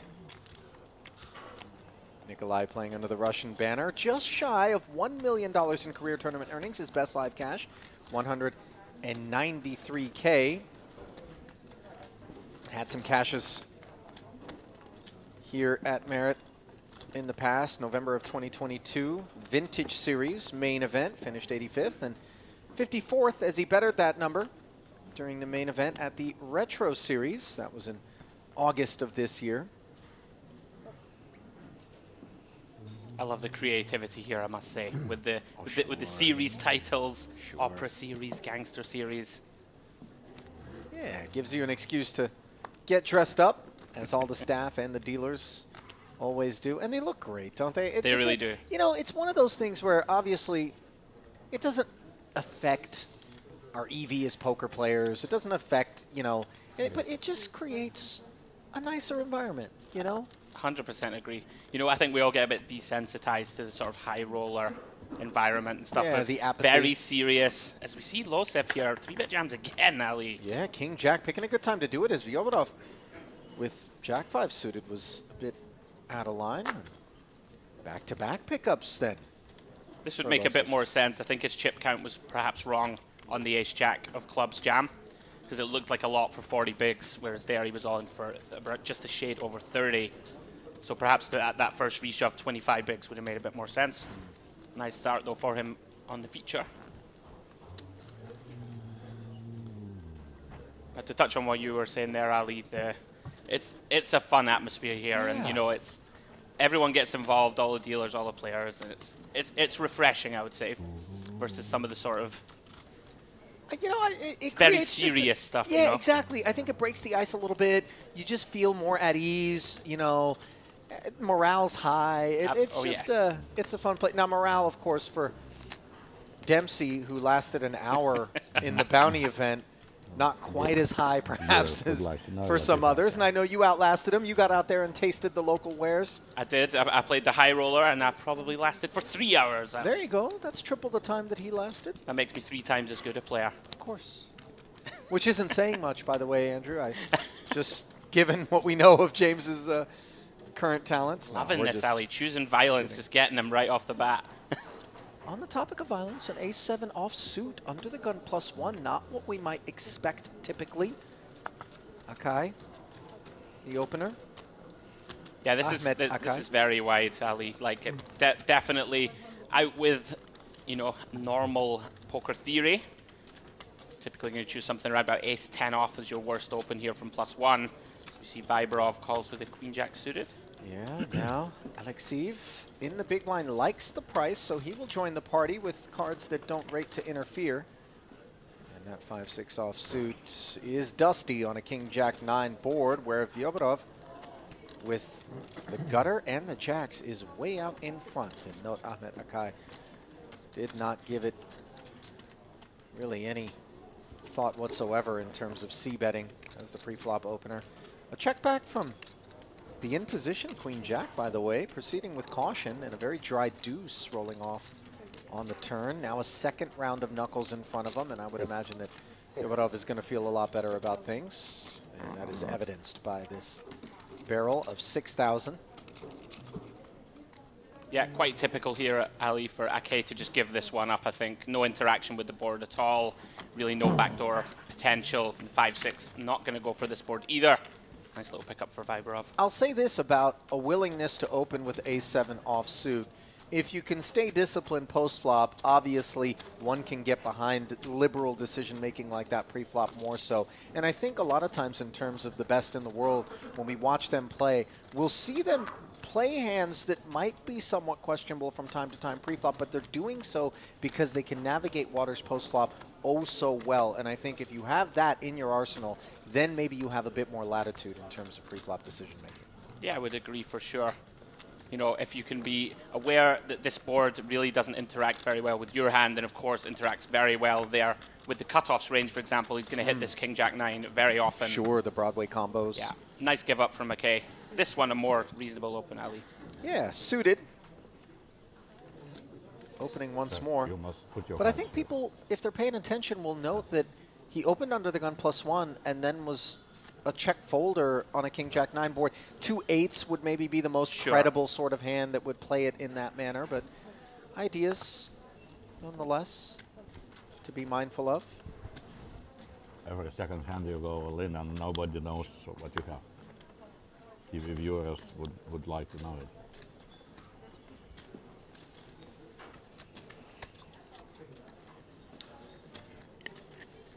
Cukurova here, Ali, with pretty much bottom of range but for a defend, but he does flick it in. So the Jack 6 offsuit. We're going to try our luck here and come up empty on the King 3-4.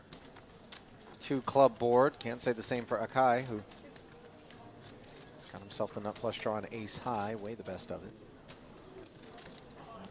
Yeah, interesting here. Jack 6 off, not typically a hand we're going to defend, but once we have actually a little potential there, Ali, on King 3-4 with 2 clubs, to consider something a little spicy, maybe a little check raise.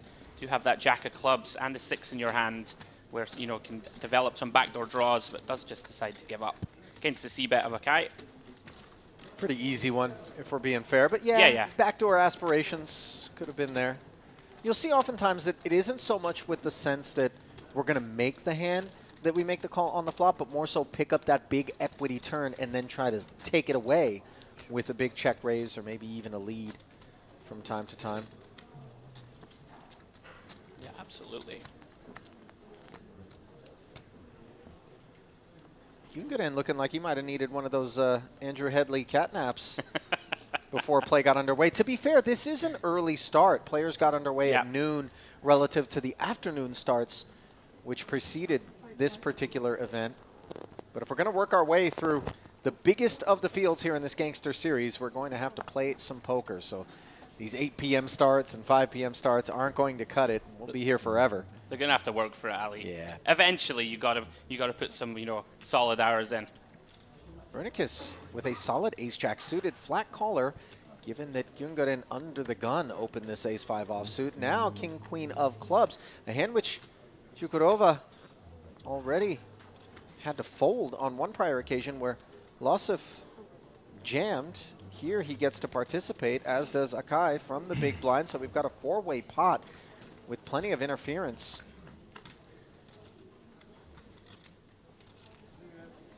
Jack 9 deuce, and it's top 2 for Akai and a problem for Bernicus. Yeah, this could be big trouble, Ali.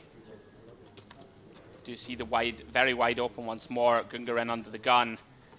Now this is what, from what you referenced a moment ago, being willing to give up. I mean, this is not going to get it done multi-way. No. Look at this, Bernicus deciding to snap fast play, Ali, against a pretty strong c-bet into the 4 players. And Akai is sitting there loving life here with top 2. Bernicus going to be put in the blender. Bernicus, excuse me. He's about to go in the blender, Ali. This is going to be tough. I mean, he's blocking set of jacks, set of 9s. I'm not sure the set of deuces is a part of the... Well, maybe the flat calling range pre-flop to speculate with re-entry open, deep stacks out there.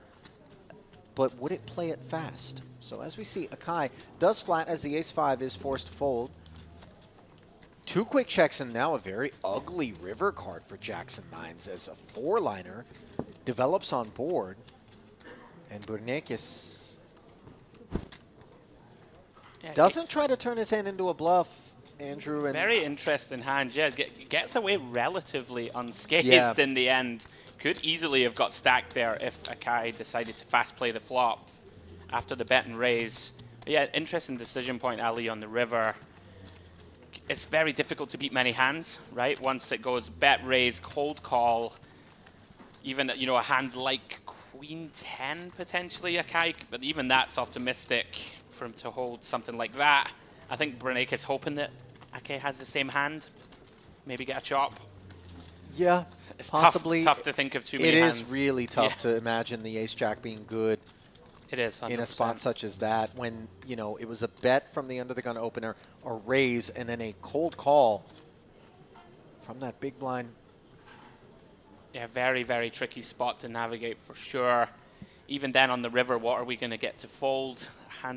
King-Jack, of course, would make a straight if it's in there. King-Queen probably folds flop.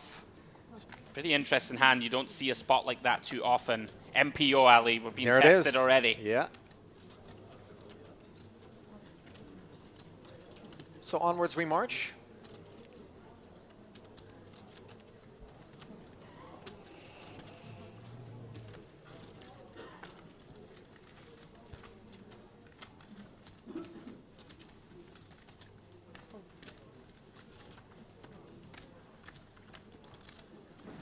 7 offsuit, gonna limp in here. Gungarin says, let's run it. Blind versus blind. Limped pre. Less eventful than the preceding hand, as a queen in the window is always a nice look. Akai with second pair. Gungarin with an air ball. 2 quick checks.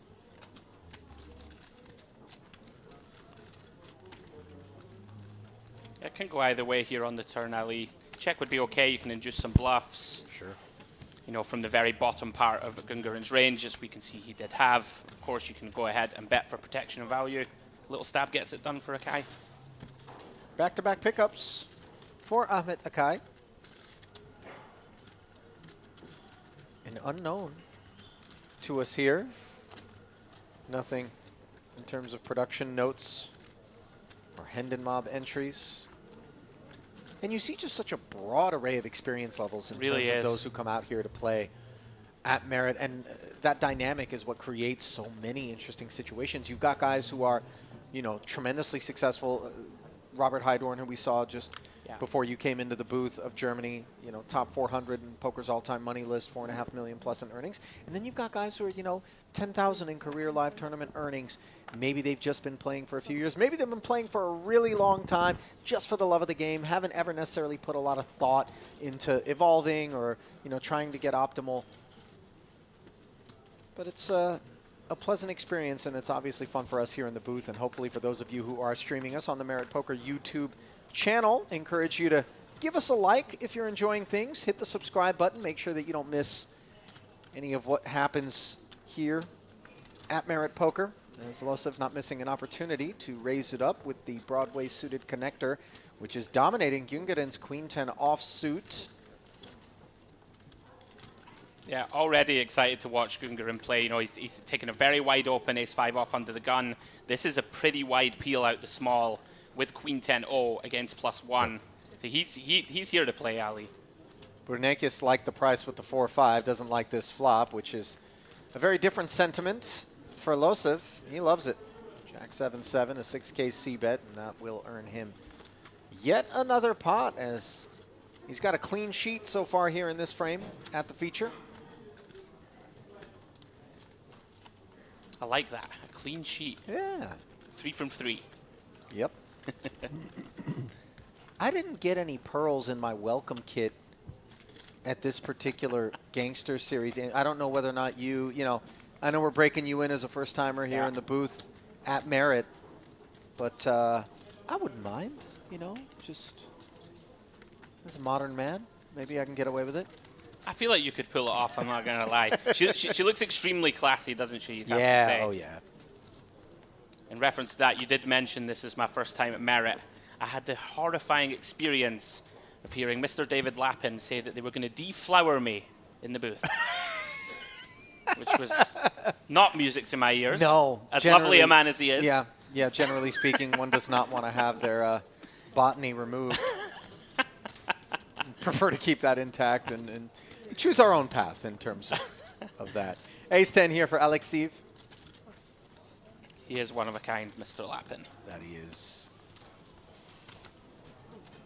6K open. Gets flatted by the hard 8 for Akai. Another illustration here, Ali, of Gungarin here to play. Yep. He's not afraid. That is for sure. Would much prefer to see a squeeze here if we are going to play this hand. You know, we're going to be dominated a lot. If it comes ace high, could get in some tricky spots. Does decide to overcall. And finds himself an 8 on the 8-5-5 board. That puts him in front. What an improbable development here. And Alexeyev looking at this texture and thinking to himself, there's a club out there, and neither of these guys are supposed to be in this neighborhood. Akai content to just release the pocket 4s. Gungarin, does he ask a question? No, just flats. And this could look like a little pocket pair to Alexeyev. Let's see how he elects to proceed now that he's been called and we're down to heads up with 35,000 plus in the middle. He's going to tell a tale. Yeah, very interesting decision point on the turn. And look at this, Ali. Gungarin undeterred. Snap calls turn. Alexeyev here going down a path.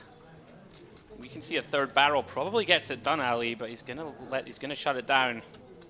I thought maybe, just maybe, on the strength of a 10 and what looked like a hand that, if it was an 8, would have some issues calling a meaty bet. Absolutely. On the end, that he would get after it, but instead he looks over at Gyungaren and says, that's not a man that looks like he's in the mood to fold today. It's a very modern day gangster apparel, I would have to say. Yeah. He's going to be very fun to watch. See, there we did reference it just a few moments ago. You do see some very non-standard hands here. Typically overcall in pre there with ace-8 off. Not something you see too much. But yeah, I was surprised to see the pre-flop aggressor there not take a little bit more time on the river at least. Did have hard blockers. Jack of spades turn. Blocks hand like 10 jack of clubs that could float. Blocks ace jack of clubs. And that 9 on the river, Ali, certainly going to put some low pairs and 8x in a really tough spot if he'd found the river bet. I'd like to see him take a bit more time in any case before shutting it down. He's looking over at that modern day gangster. I gotta say, Gyungaren looks a little bit like a Guy Ritchie movie, some Manchester Muscle or something like that. You know, he's got the Adidas hoodie on. You know, if he's wearing some trainers, I could see him out there just representing the interests of some nefarious actors. Manchester Muscle. Well, here we go, Ali. Ace-King for the muscle man himself. Yeah, the G-man. And he's got Rakovic in a bad way.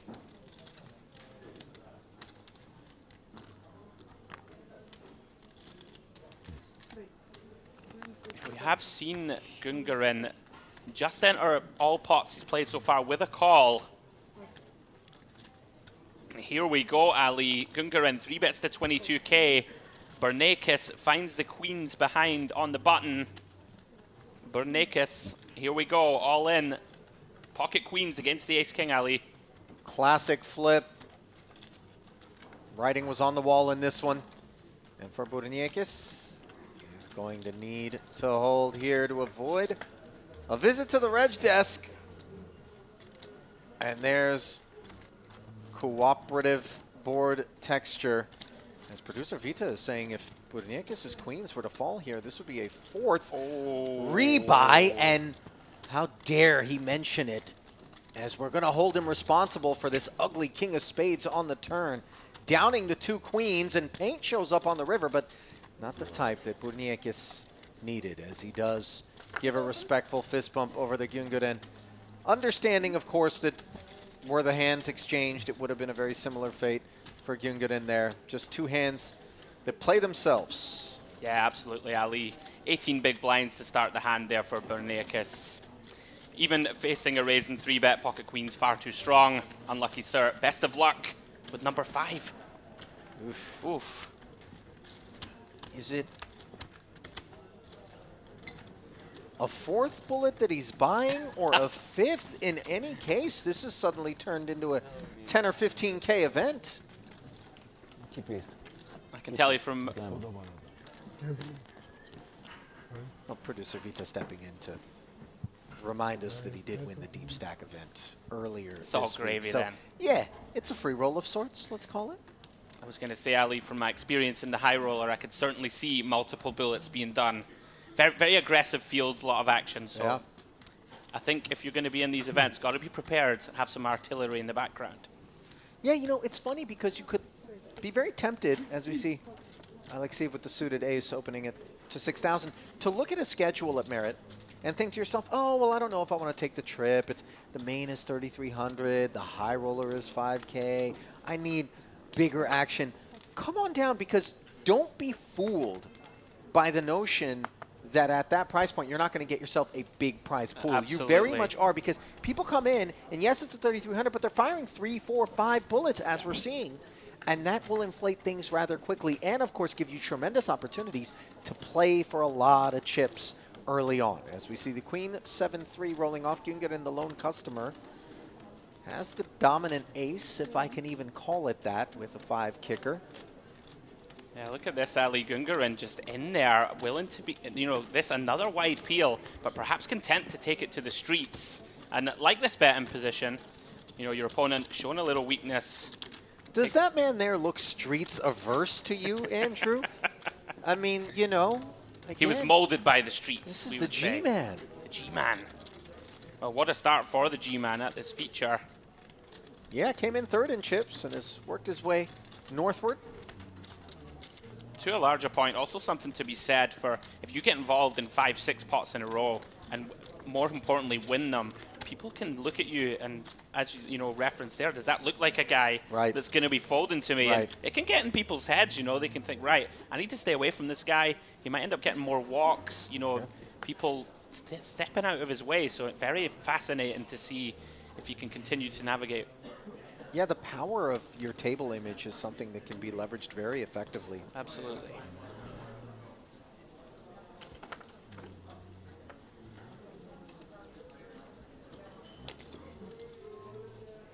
Oh, sorry.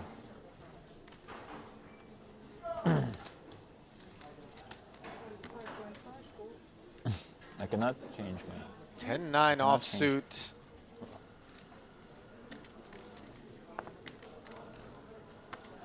Get an opening, and Vivarov's saying, I don't know about 3-betting this guy.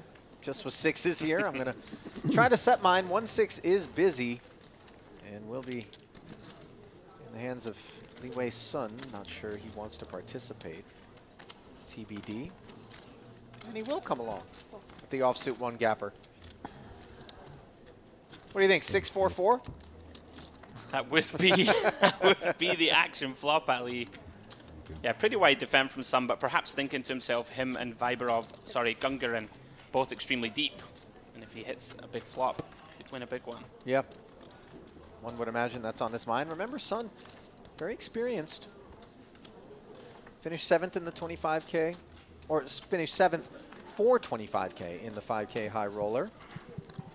Look at this turn, Ali. The K6 has peeled off. 6 of spades on the turn. Viborov improving to a set. How do they find them? Look at, even in the face of just a 5K bet, Sun wants nothing to do with this one. Yeah, disciplined fold. Gungarin deciding to try and hit his gut shot. Potentially win a big one if it gets there, but of course bricks. Just going to check fold here to Viborov. Yeah.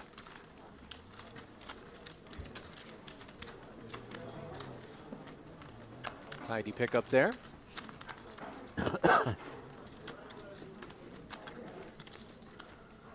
Artur Viborov efforting his bio. Just shy of $50,000 in career tournament earnings, playing under the Russian banner. Came down for the EPT main event. Finished 87th in that one, so he knows a thing or two about navigating big fields here at the Merit Complex.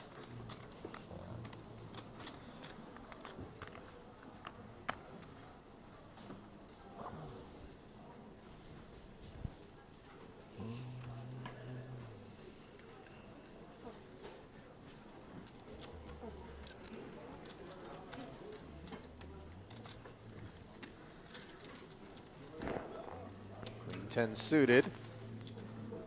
No need to wonder what the G-Man's going to do.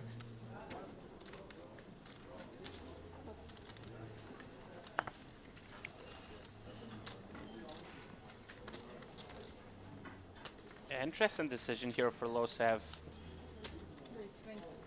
I've seen him play very aggressively. It looks like a 3-bet to 20K. Certainly reasonable against someone who you think's getting a bit too out of line, Ali, pre. Interestingly, it was Losev who, without having to get to showdown, did a lot of this re-raising pre-flop. Ask for the tea. And might he be under some suspicions? At that stack depth, he's able to look a lot more credible, of course. But this King-Jack offsuit isn't exactly choice cut. Agreed. Gungarin will stick around. And now Losev has bloated this one up to almost 50K pre-flop, has just 77 back, and has just king high. On a 10-8-3 board, Gungarin with top pair. Yeah, potential trouble. Yeah. And donk shoves, I think, Ali. Says, let's go, my friend. The G-Man not to be messed with. Yeah, you see Losev just lays it down. I wonder whether or not Losev would have found a C-bet there off of 77. into a 48-5 pot. Yeah, quite interesting. There's a couple of ways you could go there. I believe he did have the Jack of Spades, so he does have 2 overs. Does have backdoor straight and flush draws. But of course, against someone like the G-Man, certainly potential he could check raise or check shove, put you in a bad spot. And we're not making a meal of that. I mean, there are guys who you're heads up in position against, and you feel far more comfortable barreling against. And it isn't just because, you know, oh, this is an intimidating figure, but he's sticky. You know what I mean? It doesn't have to be top pair. Sure. It could be anything, and he's just like, well, let's just see what you're going to do on the turn. That's street poker, as you put it, rather. I don't think you coined it, but I think that was way before my time. Yeah, I tend to agree. Perhaps closer to your time. Yeah, I'm a bit longer in the tooth, my friend. Not by much. I'm getting old. Yeah. Lean in, my friend. There's some very loose opens here pre-flop. MPO indeed activated. Ake with the ace-4-0 under the gun, Ali. It's like aces. It's just missing a leg. 7 off. Finds the bin. Could it get through? Oh, another ace-7 for Chukurova. And he is going to defend. So an issue for Akai. Although with 3 aces busy, one would imagine that neither of these players are going to improve, and we'll be able to see if Akai is going to find a stab in position. Oh, but the 7-5 deuce board. Chukurova hitting top pair. Great board texture for him. Akai with the wheel draw. No club, though. Yeah, a couple of ways you can go here, Ali. Typically, we are going to bet from under the gun. Have, of course, all of the over pairs. Going to deny some equity. Can potentially even get the occasional better hand, like an ace-9 to fold if our opponent isn't very sticky. Sure. Going to go for the small c-bet. Kukurova going nowhere here with top pair, top Not kicker. only is he going nowhere, he is going to click it as 3 becomes 8. And it's interesting because when we get cute and we size in this manner, we retain a lot of the opposition's range. Yeah. And sometimes we can even embolden them to 3-bet over the top of us and give us an issue, although a deuce on the turn coming in club form is no issue whatsoever for Chukurova. He's got himself the nut flush draw to go with the 7, and without any hesitation, he barrels once more. Into 31,000 comes 10, and that feels very much like a man who wants a call. Like this play a lot. You know, on this flush completer, we have all of the club combos from the big blind. We're going to defend all of our suited combos. And of course, when we don't have a flush yet, we're going to want to proceed with caution against the under the gun range. So a third pot seems pretty good. Look at this, Ali. Okay, with the double float. Quite surprised to see him continue here on that third club. Yeah, lack of a club in hand, you would think, would have discouraged him, especially when he's unblocking some of that kind of flush draw kit that from time to time Chukurova would play in this way. Now Chukurova checking. I wonder if maybe, just maybe, Akai thinks the door is open to represent. Yeah, I mean, I think it's a mandatory bluff, even though we've got ourselves there, Ali, with a pretty dicey combo. Would prefer to have a club in our hand, I think, if we want to bluff. Very interesting, though. Look at this tiny sizing. Not entirely sure what we're targeting to fold here.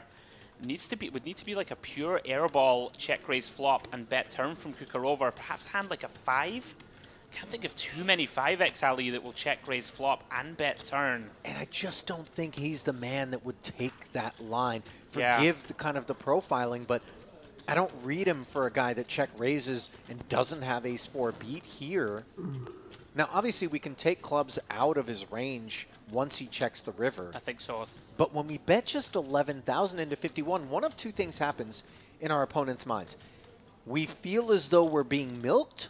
Yep. Or we look up and go, hey, you're laying me a price that's just too good. I gotta look you up. That's it. I mean, we're essentially repping a very thin value bet here with this sizing, or some kind of monster that's trying to induce some kind of spaz from the big. Doesn't seem to make too much sense, though, from UTG. Wow! He's got it through, Ali.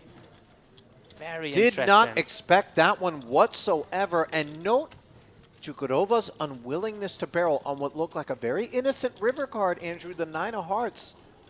Open the door to allow Akai to take the pot away from him. Had he bet 11,000 himself, Sure. far less likely to end up losing that one.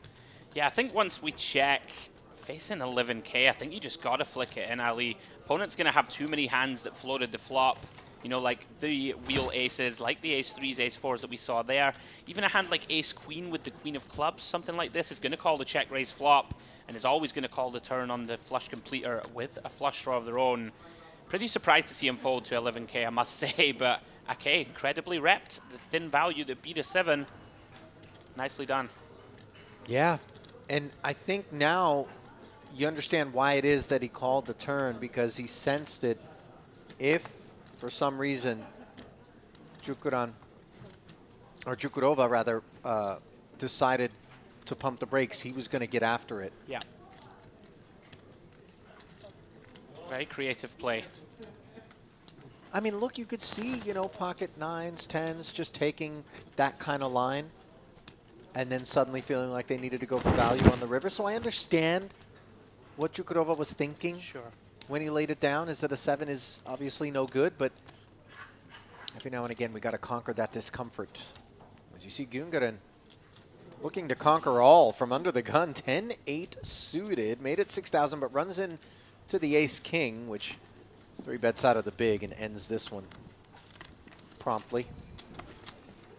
And the Manchester muscle finally finds a pre-flop fold There it is. to the 3-bet. It's not a one-trick pony. Yeah, I'm excited to see the dynamic build between these two. The fact that they're sitting right beside each other also. Both shown themselves to be very creative, very sticky. So we should probably see some confrontations from them as we go. I mean, there'll be more than just one dynamic that emerges, if I had to guess here, although there will be some perhaps bigger suspects than others in terms of ingredients for those sorts of dynamics.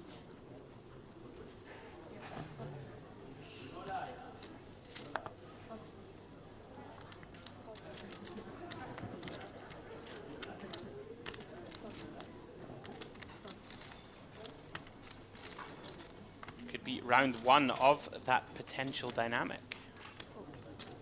4 or 5 suited, small blind limp.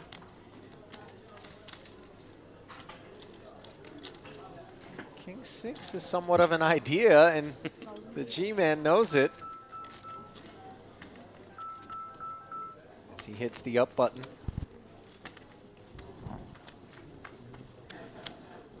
$6K a man to the ace, Jack 9 board. One that Gungarin will be able to represent more credibly now, courtesy of that pre-flop raise. You see a very polite c-bet. Yeah, this one's going to get it done without any resistance, Sally. Very aggressive from Gungarin. ISO in pre, as you said. Big range advantage on this board. Fun player to watch, Andrew. Absolutely. You know, you kind of, as uncomfortable as he can make you if you're up against him in a pot, you like having him at your table because you know that he's going to create opportunity. 100%. It just feels like the type of player that's going to light the blue touch paper. We did see Lusov 3-bet a hand like King Jack off, which I'm willing to bet was because it's from the G-man, the active player. Sure. Probably not going to use that combo against a tighter type individual. Yep. And yeah, as you say, it starts to build up, ratchet up the pressure at the table. Action's going to be forthcoming with him on the table for sure.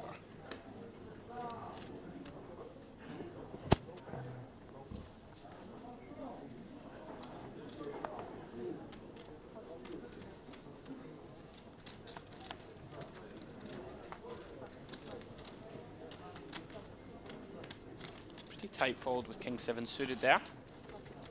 Hijack.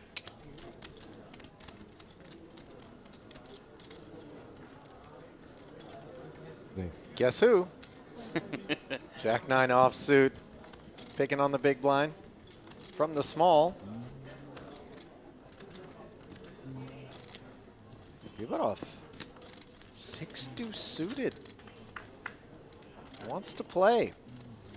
4 spades is a delightful one in the window, followed by another deuce and 4.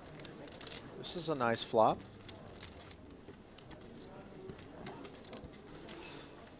Look at the awareness there Yeah. from Gungarin. Very quite surprising not to see him just take a small stab flop alley. Absolutely. Get a hand like Queen High, King High with no connection.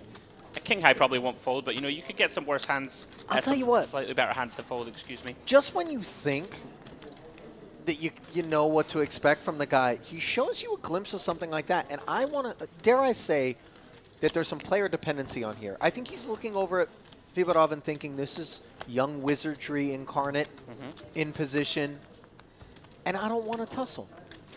You know? Yeah. Not that he's afraid of a fight. Sure. We know that's not the case. But I kind of like that he has that in his toolkit. Just Jack-9, I don't have anywhere to go.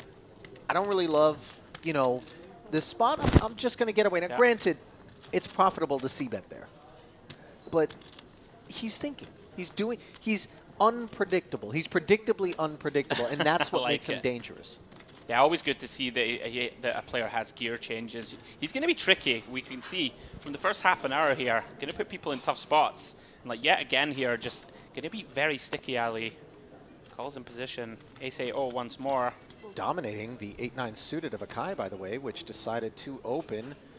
Vyborov will set mine with a couple of nickels, and now Losev just 72,000. Obviously, we love the price. We hate the hand, though. 3-4 off. So he'll leave the boys three-way with 21-5 in the middle. It comes 10 Jack Queen. Hello, Queen High straight for Akai. Don't need to be worried about ace kings out there. As played. When you get flat called in a couple of spots too, you expect to get a customer. Absolutely on here. The flop. Yeah, unblocking all of the pairs. You can be pretty confident here that you have close to the effective nuts. Blocking King 9, and as you said, Ali, if either player had Ace King, I believe we would have heard from them pre-flop with a 3-bet. And this is a good card, I guess, for Gungarin. Going to slow it down for him. Yeah, conversely, it's a bad card for a guy who suddenly all of the king combos, which very much would be flat callers here, have made the king high straight, and he checks, and look at Gungarin seizing the initiative here. He's got the 8, obviously, expecting that the king would never play this way in front of him. All of a sudden, Ali, what was a beautiful flop becomes an awful spot. And look at this, Gungarin makes his opponent fold the same hand, yet more streets moves. I'll tell you what, Ahmed Akai didn't make a meal of that development whatsoever. He c-bet with what felt like the nuts, and then the 9 rolled off and he just check folded quietly. I think I'd like the fold, honestly, in the long term. Of course, we can see that Gungarev had the 8, but he's going to have all of those King X, Ali, King 10, King Jack, King Queen, all in the range. Even just like a suited King 7 is going to be in there. Like the check fold from Akai. But yeah, Gungarin, our MVP thus far in this frame. You weren't wrong, Ali. You did predict he was going to be a fun one to watch. I've watched this man here in this complex before. Oh, you have? Oh, yeah. Just a delight. It's not by accident that we picked this as our featured table. Yeah, great to watch so far. Jukurova, ace-3 suited.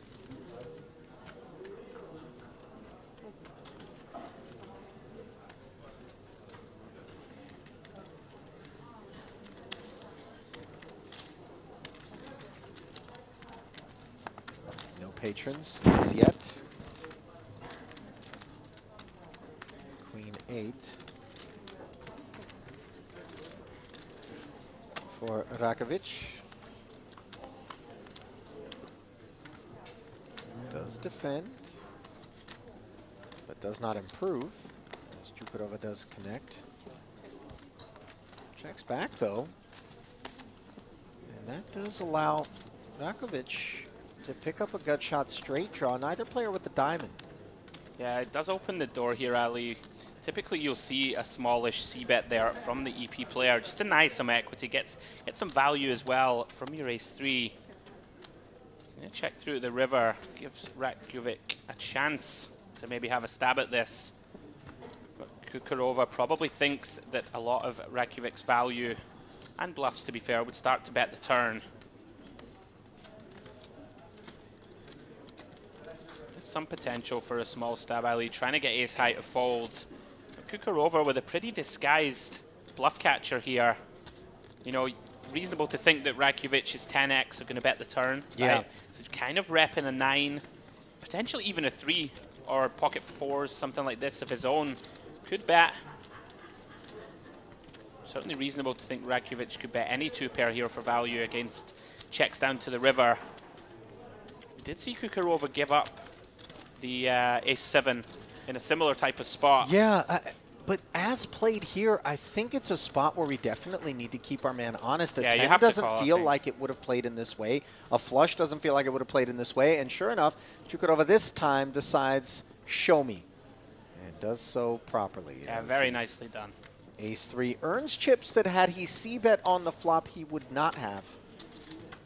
Absolutely. So took the line that gave him max value in the end.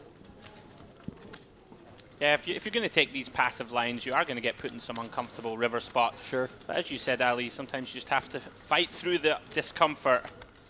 Our hand looks like ace high. Got to find some lighter calls. Well played, sir. I'm currently fighting through about 2-hour-old fish fingers. How's it going? From the buffet. It looks very dry, Ali. It looks very dry. Hence the fight. You know, it's a challenge, but one that I'm ready for. You're also fighting through the discomfort. Yes. Different type.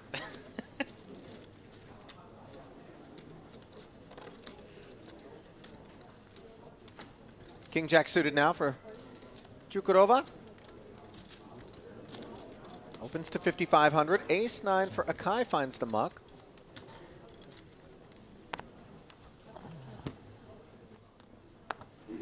Little suited connector on the button for Losev. Obviously, he wants to get something going.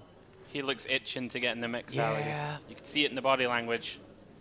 I mean, we're just 2 levels into the 5 that are still open here on day 2 for a rebuy, but this was bad timing for Losev. As the ace-king emerges for Li Wei's son, we know what these hands like to do, no matter what position they're in, no matter what the action is in front of them.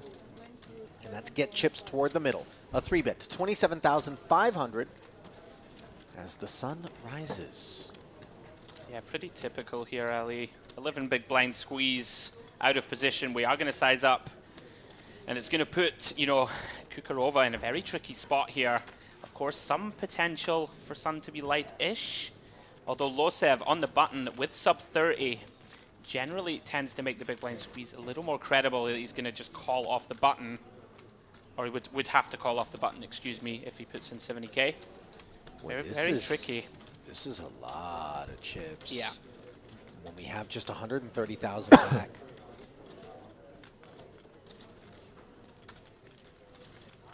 It really depends on our perceived image of Sun. We haven't seen too much out of him. He hasn't been too out of line. Nice fold, Kukurova. I think discretion, the better part of valor. Of course, Losev has to get out of the way. So a nice little infusion of capital into the Li Wei Sun Fund. He's had capital infusion already, as we talked about that 7th place finish in the 5K high roller for 25,000, making this a profitable stop thus far, one would imagine. He doesn't strike me as the kind of guy that's 11 bullets in this one. Never quite know. I'll tell you what, there's no shame in it. There could be some very talented players out there that have to pay their tuition here at Merit, coming to understand sort of the differences when it comes to playing out in these parts. I've been there many times, Ali. Oh, yeah. Many, many times. Got a lot of diplomas? Oof. Peppering the bedroom walls, unfortunately.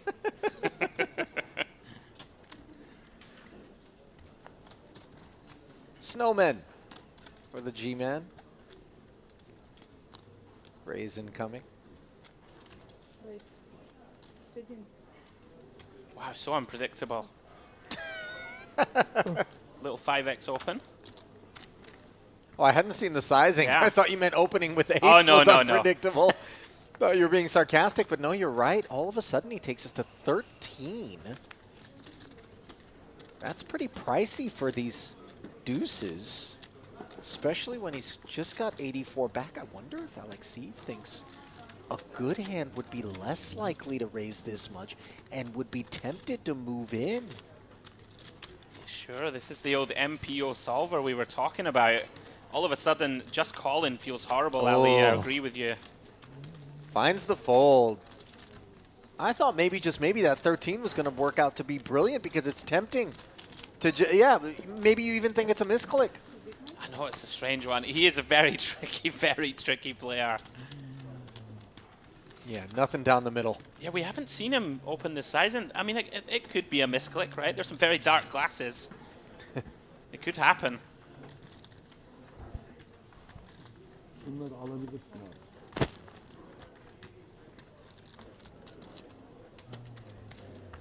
Gungaren, star of the show so far. Oh, yeah.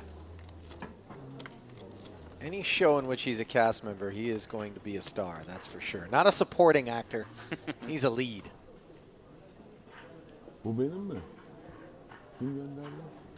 Çok teşekkür ederim. Sağ ol.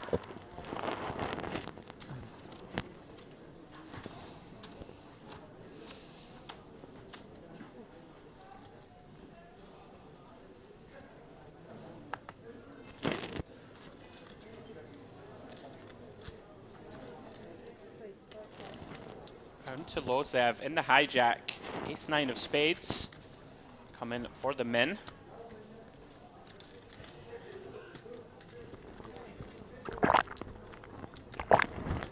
My goodness, someone is hydrating in an alarmingly aggressive manner out there. He might have drank that through his mic. What was that? Jack-7 defense for Chukurova here. Oh, turns wow. into top pair, but look at this. A 2-spade board, 2 overs, and a short stack. One could see Lozev looking to get it all forward. Not into 15,000, but the fuse is lit. Just a 6K C-bet.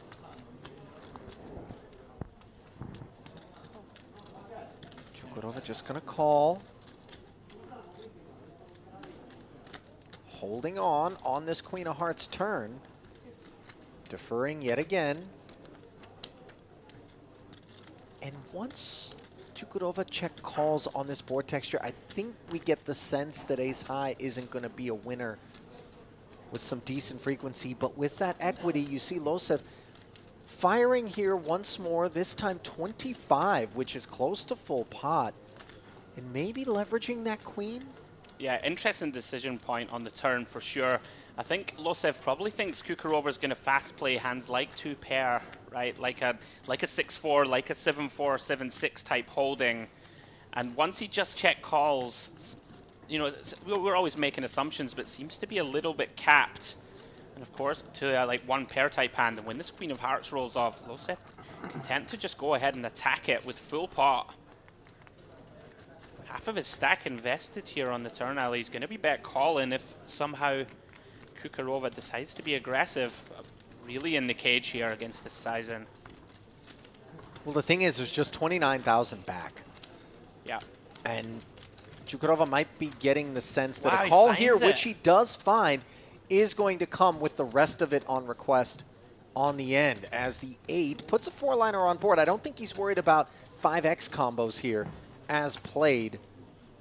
And there's 77,000 in the middle. And look at Lozev, does not hesitate to push the 29 in there and gets it through. Chukurova made a believer. And how about it? I'll tell you what, the speed with which he was willing to jam in there did make it seem like a pair of 7s wasn't going to be a winner. I mean, it's very, very tough to beat any hand, I would venture, I guess, on the river, apart from these bricked flush draws.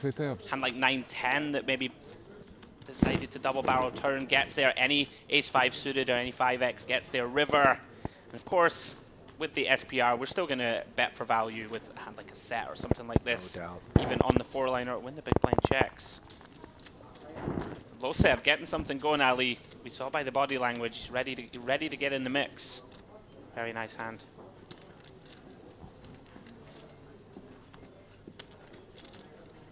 That was first, well, not tournament life because the re-entry period is still open, but it was going to be a $3,300 reaching into the pocket if it didn't work out on that occasion as an ace-queen for Gyöngeren, who, by the way, has results. I mean, 279,000 plus in career tournament earnings.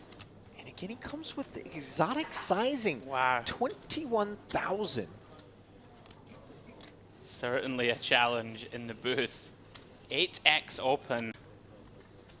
Not something you see every day. The thing about it is, it can be so tempting when you see someone open to that sizing, like the G-Man, somebody who is active, has a broader range than average, to think, let me pounce upon that.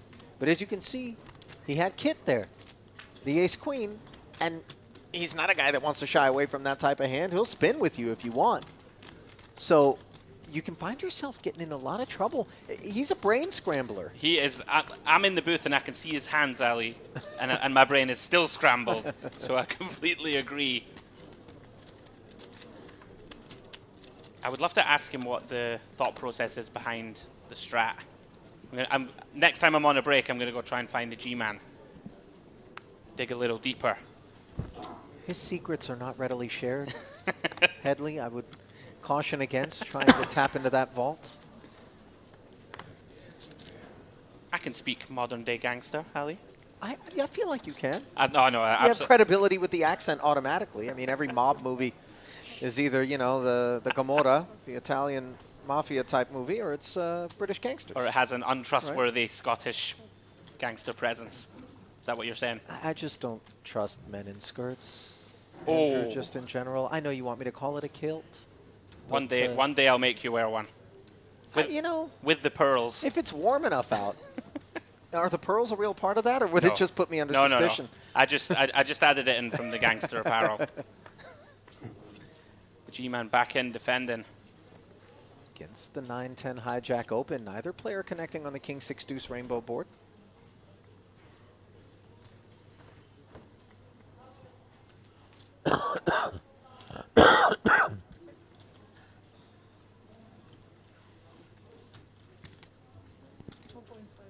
Look at Sun just barreling.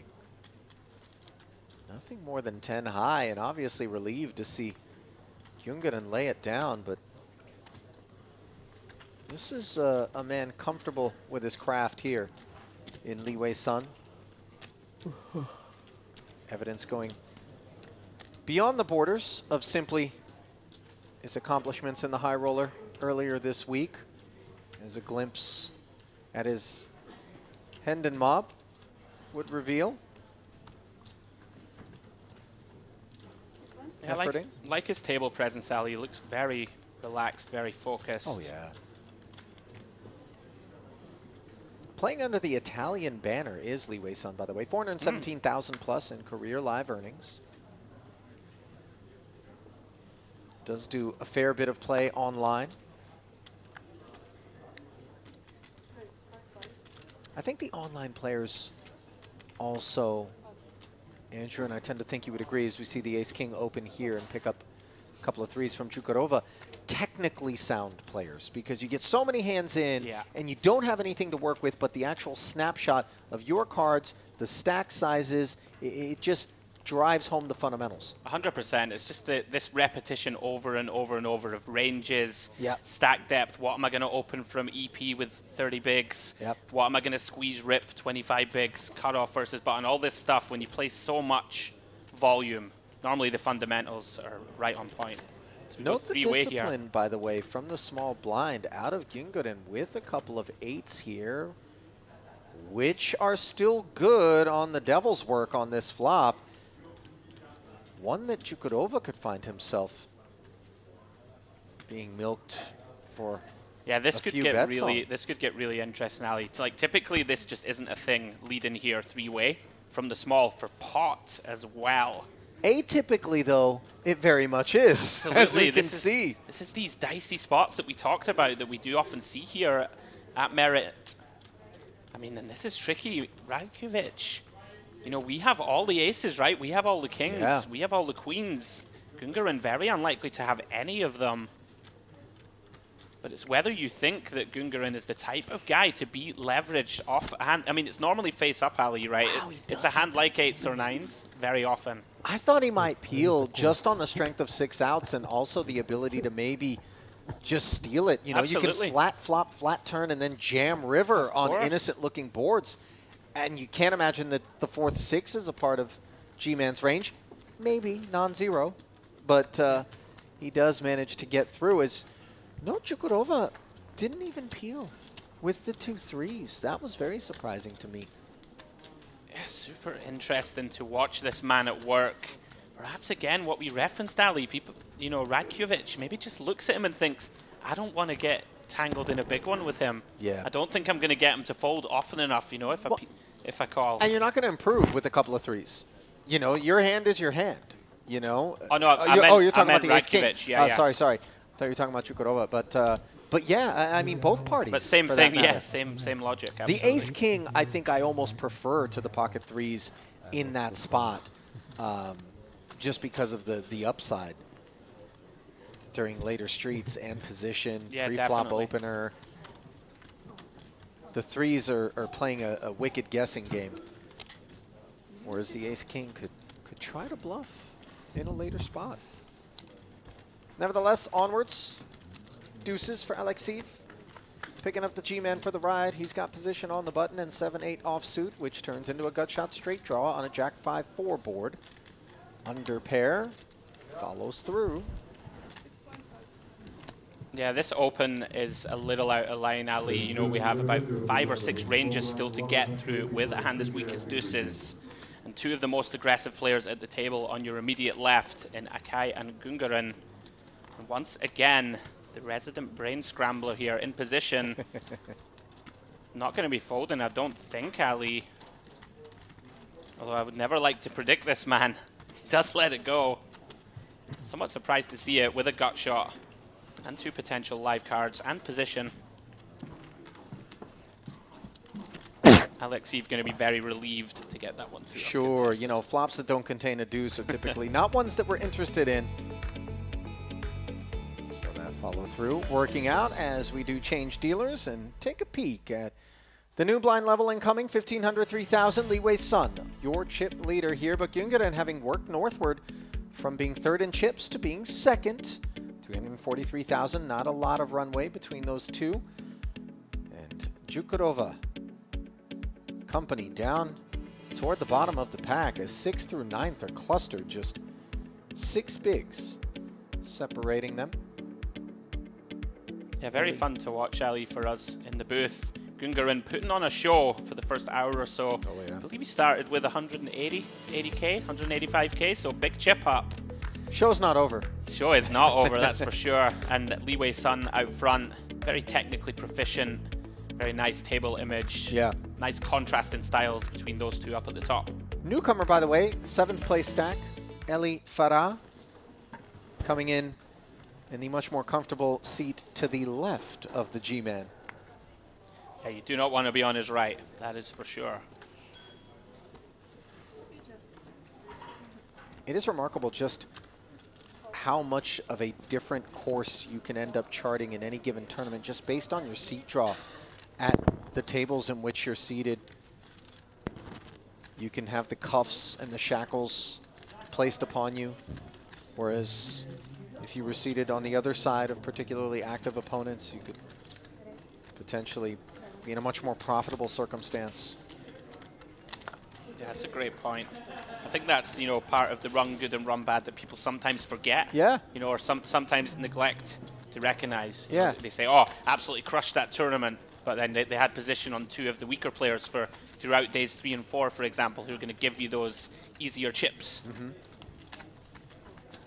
Yeah, I would not want to be on the out of position to Akai and Gorgoran. You know, I play a lot of limit poker throughout the course of my life, and I remember there would be times where you're sitting in a cash game and, you know, the recreational player, the weaker player, is opening pots and just almost with reckless abandon, the player to the immediate left who's a pro will 3-bet over and over and over, just looking to deny everybody else an opportunity to take a seat Sure.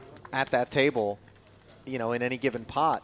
And you're just thinking to yourself, well, if I had drawn that, you know, somehow I was in that seat, I would be enjoying the same sort of fruits. Absolutely. First look at Farah. Queen 8 suited. He will not announce himself.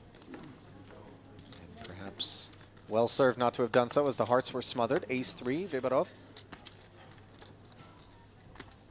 Opens to 7.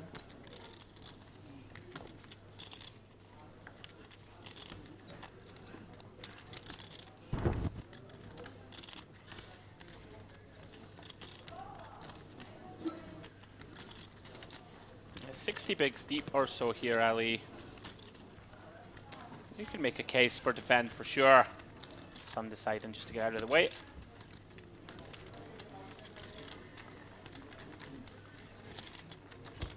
Tend to defend these sort of weak King X the shallower you get. Trying to sort of flop some equity. You can be dominated and put in some trouble there the deeper stacked you are. Sun decides to get out of the way. Is that a cloak?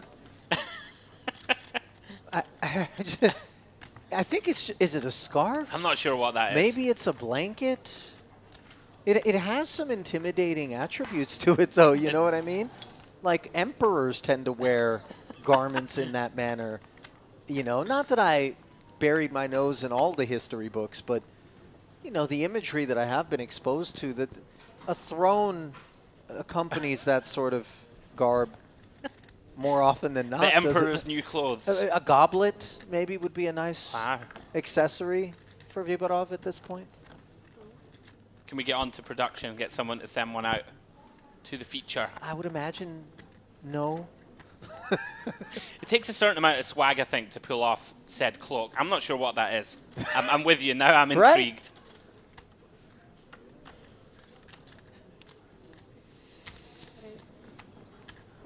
Producer Vita coming in to spoil the party by saying anyone can have one. It's just the Merit Poker blanket. Keep you warm while you're out there. It's just really, yeah, he's admitting that he's been a party pooper. In I like situation. Ali's story a lot better. Wasn't mine way more fun? I liked it, yeah. Woke up in the morning, looked in the mirror, said, I'm the Emperor of Merit.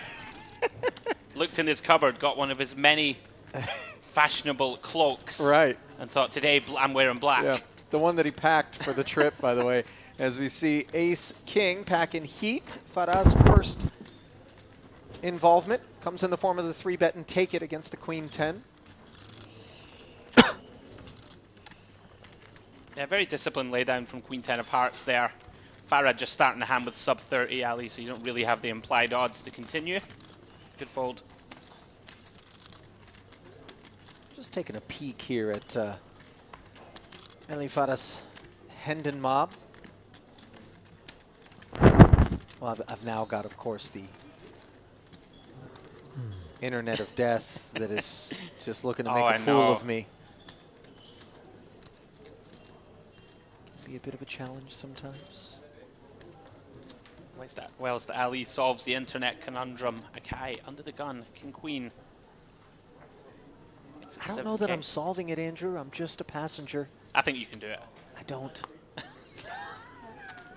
I believe in you.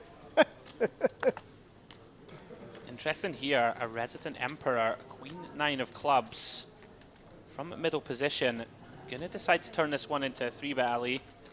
This is very much, you talked about internet players and their ranges. This is the type of hand that we will choose to get after under the gun with. Try and get them to fold some dominating hands, like a King Queen off, an Ace 9 off. That's 3-bet with Queen 9 of clubs. Puts Sun in a very tricky spot. Yeah, pocket sevens looked a lot better before this 3-bet, and you can see sort of some of the benefits of Vyborov choosing to get involved in this manner, despite the fact that he is dominated. Are you surprised to see him target Akai's under the gun open with this sort of kit? Not necessarily. I think that, you know, a hand like King 9 suited is a hand that we use pretty much pure in this type of spot at the depth. It is a little wide, Queen 9 suited. Vyborov probably thinking, I've got position. He's already seen Akai open early position a bunch of times and, you know, not show aggression post. So perhaps thinking Akai is a little too wide from the early seats. And we can see it's pretty well timed, this far at least. Typically this will get through, but you never quite know with Akai. Oh, expect the unexpected in general. Absolutely. Hasn't given it up yet. I know for myself in spots like this, I'm always fearful of the ace-king, ace-queen. I know that I'm blocking, but I just hate being out of position in an inflated pot. Oh, he's found it, How Ali. about this, though? What a sniff out. Akai 4-betting to 62,000, and the Emperor's feeling a little bit disrespected by his disciples. This is proper street sort of poker that we referenced. Very fair play to Akai for sniffing this out. It's got a pretty large size though, Ali. Yeah, this isn't the kind of size that's going to allow just any two to continue. Very well played, Akai. Yeah, people are well aware of that. I'll tell you what, that showed a little bit more moxie out of Akai than I think we had seen to this point. Granted, he did take the ace-4 to glory against Chukurova, but that there is I'm not going to get pushed around. Maybe you got a different idea about what's going on in this seat than I do. Yeah, definitely. We had seen Akai get involved in a bunch of pots, but as you referenced, Ali was content to mostly small ball them and play small pots. But pouncing on that 3-bet, very nicely done. Yeah, great way to describe it. It was indeed a pounce and a well-timed one, as you alluded to, as Gyungeren has come out from behind those shades. Put them back on, Gyungeren. I like the mystery.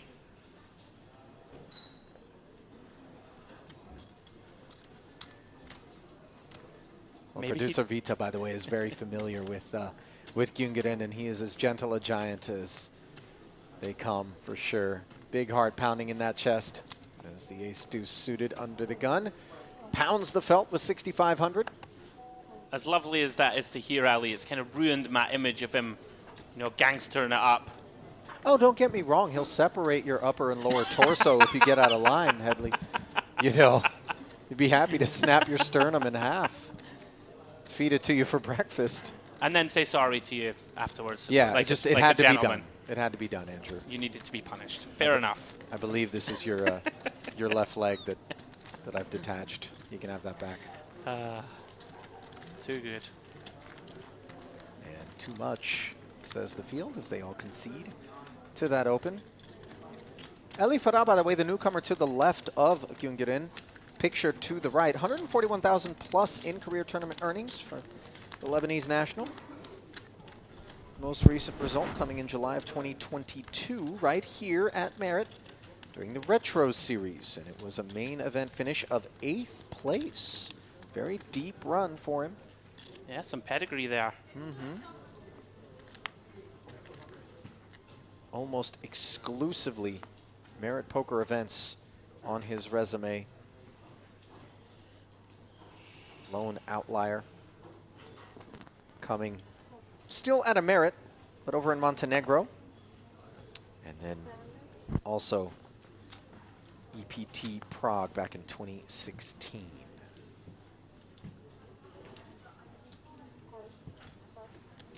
Losev, ace-9 offsuit. Picking up Rakovic.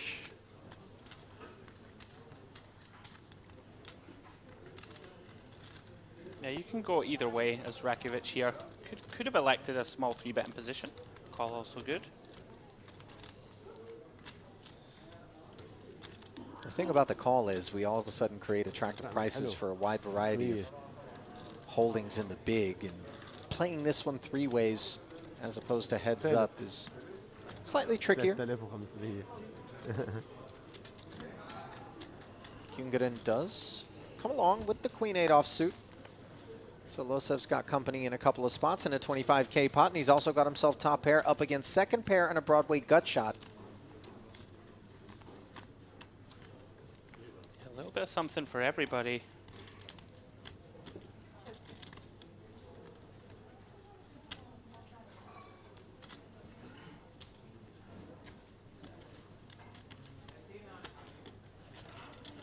$12.5, half pot. Yeah, pretty big size in Ali. Typically in these multi-way pots, we don't choose too many large bets, especially on this board. It's not particularly, you know, wet or dynamic as of yet. We do have top pair. Would have expected either a check or a smaller size. Rakovic going to be sticky. Ljunggren just check, folding in the face of a bet and a call in front of him as we continue to see that the neurons are firing for the G-man. Correctly laying it down. Rakovic does not find the needed 10, nor the diamond, which would have kept him interested, and Losev still firing. And bringing this one to a close. So yet again, vast majority of the time, Losev enters a pot. He exits it with more chips.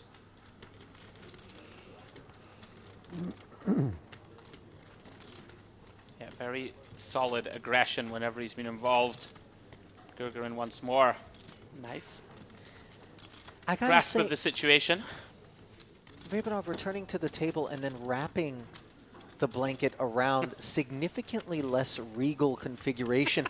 I feel that now if we leave shirt exposed, there's something a little bit more swaggy about that. Once we wrap it, it's sort of shepherd chic, you know, a flock of livestock of some sort, you know, behind him in one of those weird big sticks with the rounded top. Yeah, I got you. So one's Bo Peep and one's Boho Chic. Yes. Yes, Did I you like like what that? you've done there. Right. I wasn't aware, Ali, that when you wear a blanket to the table that you have to worry about the swag rating. You don't need to worry about need it, to worry, but right. you know, I mean, I'm always on patrol out here for such things. I like what's in the negative space more than the positive.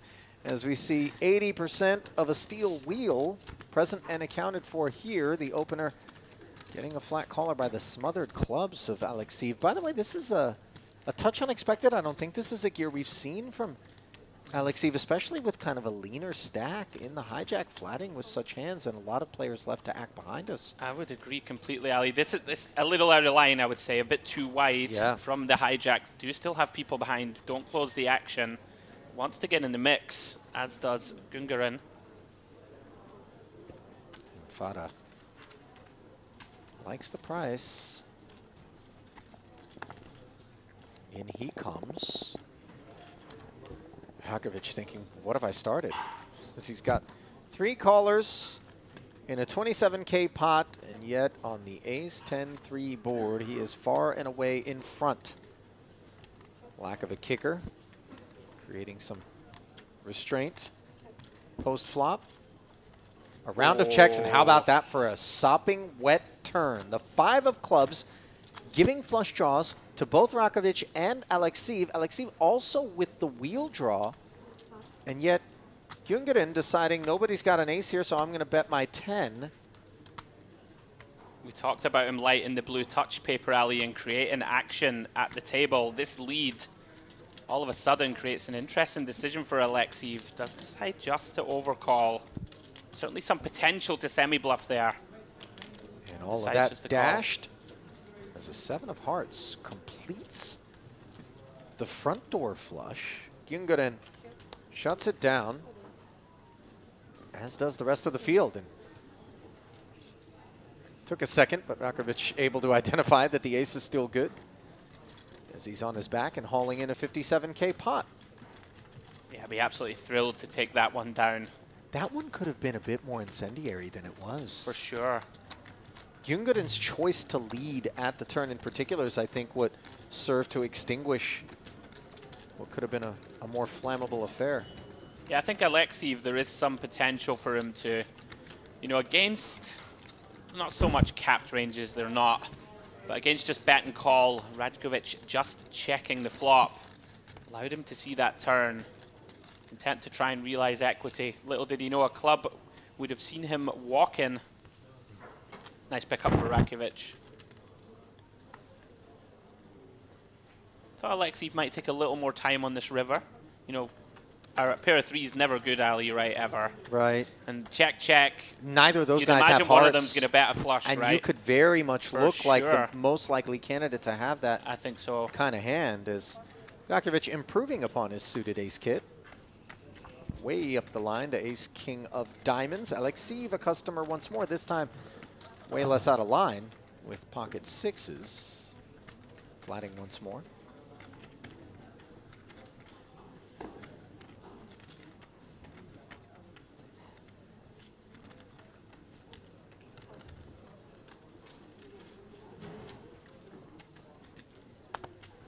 Yeah, pretty wide complete from Fyberov. Dominated a lot. It's going to get him in trouble, Ali. Yeah, it sure is. On a king 4-4 board, he thinks he's got a nice hand. Little does he know he is crunched.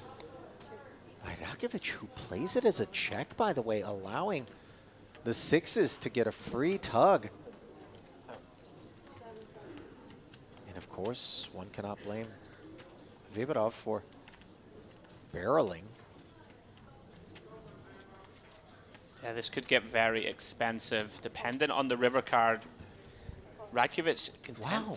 Yeah, this is Alexeev out of line. overcalling with the sixes. This is way out of line. Real surprise. I must say, now backdoor clubs come in, much like the front door hearts of pot of go. Alexeev, I don't know whether or not Rakovic is ever going anywhere, let alone Vyborov, who's now got a queen kicker. Let's see if Rakovic will do his own bidding. You know, getting overcalled on that turn is a concern when the backdoor clubs show up here. 100%. I would not be betting as Rakovic. No, and he doesn't, nor does Alexeev. A second opportunity potentially missed. Obviously, we have no idea what Vyborov and Rakovic would have done in the face of a bet from Alexeev. It would have to have been chunky, but Rakovic relieved to get a check back. Yeah, if you are going to overcall these spots, Ali, I think you have to have a plan, right? When those clubs come in, for example, I mean, sixes I would never choose as a combo to overcall here. Right. But if you're going to get there, clearly on this river, your hand's no good. So a couple of missed opportunities for Alexeev. And Vyborov actually there gets a pretty great run out. Could have lost a lot more chips in that hand.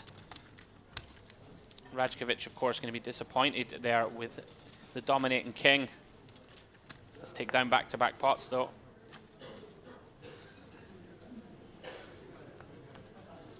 Some nice awareness for Rajkovic that his range is going to want to check often on the boards in those two previous pots. Takes down two medium-sized ones. Sun picks up the Cowboys, Ali. That he does, as the saddle was put on by Rakovic with these fours. And Sun is going to buck up to the tune of 19,000.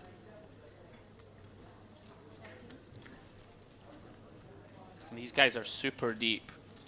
110 bigs effective. Here we go, Ali. What is our resident G gonna do? Ace Queen.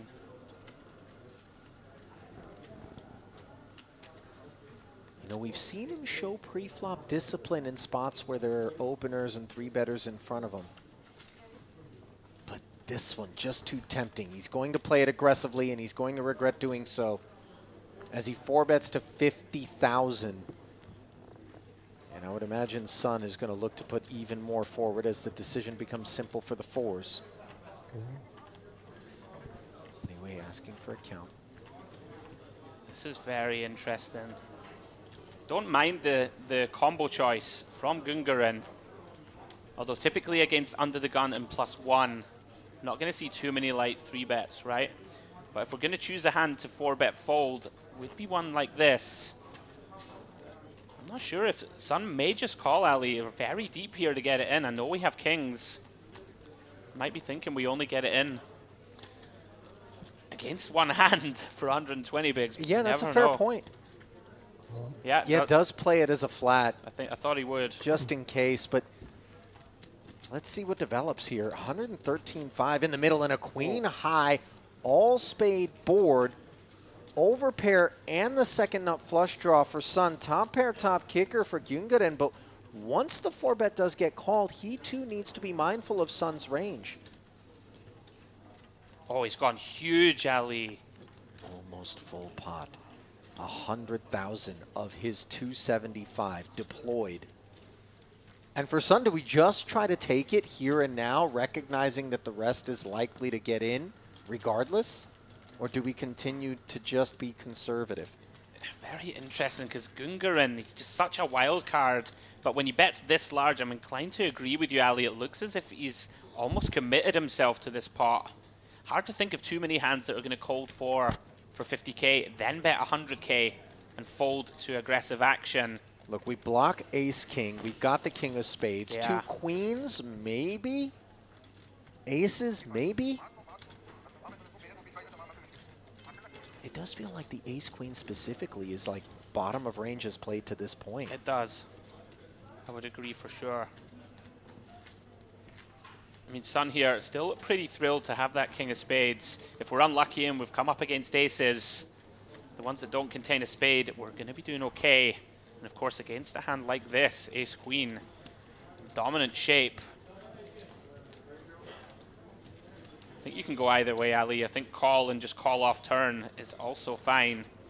I don't think we expect the offsuit ace-queen No. combos to be part of this that often. It's more the size and choice from Gungarin. It's just so, it's far too large on this monotone, in a 4-bet pot especially, right? We've called forward. We're representing a very narrow range like aces, kings, queens, ace-king. So you're going to do a lot of small betting on these boards. Gungarin absolutely lacing it. Here we go, Oh, look Gali. at Sun, though. Wow. Finds the all-in. And look at this. Wow, Gungarin snaps. flicks it in. Always knew what he wanted to do. And bad news is delivered to ace-queen's doorstep. Ace of spades wouldn't work for Gungarin to take the lead. 10 on the turn. And can the G-man find a queen or an ace on the river? No, instead it's a king. And Li Wei's Sun has Gungarin covered, and beyond that, I think aces. he's got himself an absolutely massive stack here early on day 2 of the Gangster Series main. That escalated very quickly, Ali. Probably the biggest pot of the tournament, safe to say. 220 bigs in the middle. Gungarin there with the first time he's made a mistake. And unfortunately for him, turned out to be a very expensive one. We reach terminal velocity and the termination of all of the G-Man's chips. Live by the sword, die by the sword. Absolutely incredibly entertaining to watch. Will he be ponying up another 3,300? Get himself back in there. I, for one, hope he does. Me too, and very much enjoyed watching him here in this frame. He will be missed. Yeah, gonna That's for regret sure. that flop size in Ali. I think is the key part of the hand. Just committed himself. Nice spot. Yeah. What a pot for Li Wei's Sun. 662k. Big bet. I don't know. It's positively giddy Besides, I call. with excitement, What? as he should be. One of the chip leaders, Ali, likely with that stack. Distinctly different sentiments swirling for Gungarin there. As those are the sort of violent clashes that we don't expect to see when those hands are delivered beyond these borders. I think that's absolutely right. You touched on it earlier. Your prediction came completely true. We do see some massively inflated pots here. It's just so much unpredictability in the field, and Li Wei's Sun, the beneficiary, Ali. Look at that, 713k. 41% of the chips at this table right now, and what has to be one of the biggest stacks in the room at this point. Already shown aptitude earlier this week in the high roller. I would imagine he'll be paying us a visit deeper down the line, back at this feature. Yeah, I mean, what a spot to be in. 100k start stack. Not even at the end of late reg yet, and we've 7x'd our stack. Li Wei's Sun already in position to make himself a real threat, Ali. I would agree completely. I wonder whether or not outside of the registration period being open, Gungarin takes that aggressive a line with that hand. It's really difficult to say because he showed some you know, admirable restraint in spots, finding checks, you know, finding some tight-ish laydowns when he needed to. But just, I mean, I think he just thought the pot had gotten too inflated. But yeah, the flop sizing was key there. You know, could have probably c-bet as small as 20k here, something like this. But once we bet 100, there's really not much to be done. Ali, he'd invested 150k, I think, of his remaining 300. Half his stack in the middle. Got the bad news. Top two here for the big blind of Rakovic. Losev just bottom pair, no heart.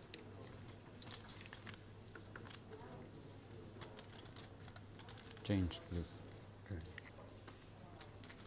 I believe Losev opened from the small blind. Can't believe he would limp call. An interesting strategy. Not something you see much. Deuce 4.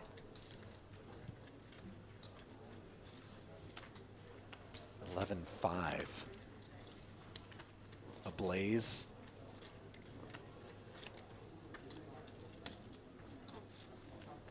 Rakovic going to play it as a flat.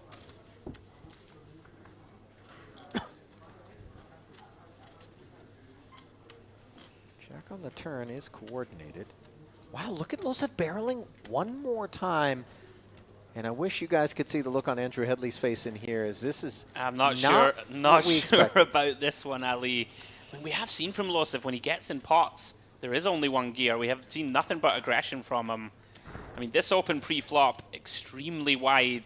Flop bet, very wide. Turn bet, might even say kamikaze. And Rakovic now deciding to fast play Ali. Stuffs it right in his face, 73 back, and not a chip more can the deuce 4 deposit into the middle. Yeah, first real misstep from Losev there. Perhaps a little impatience, I'm not sure.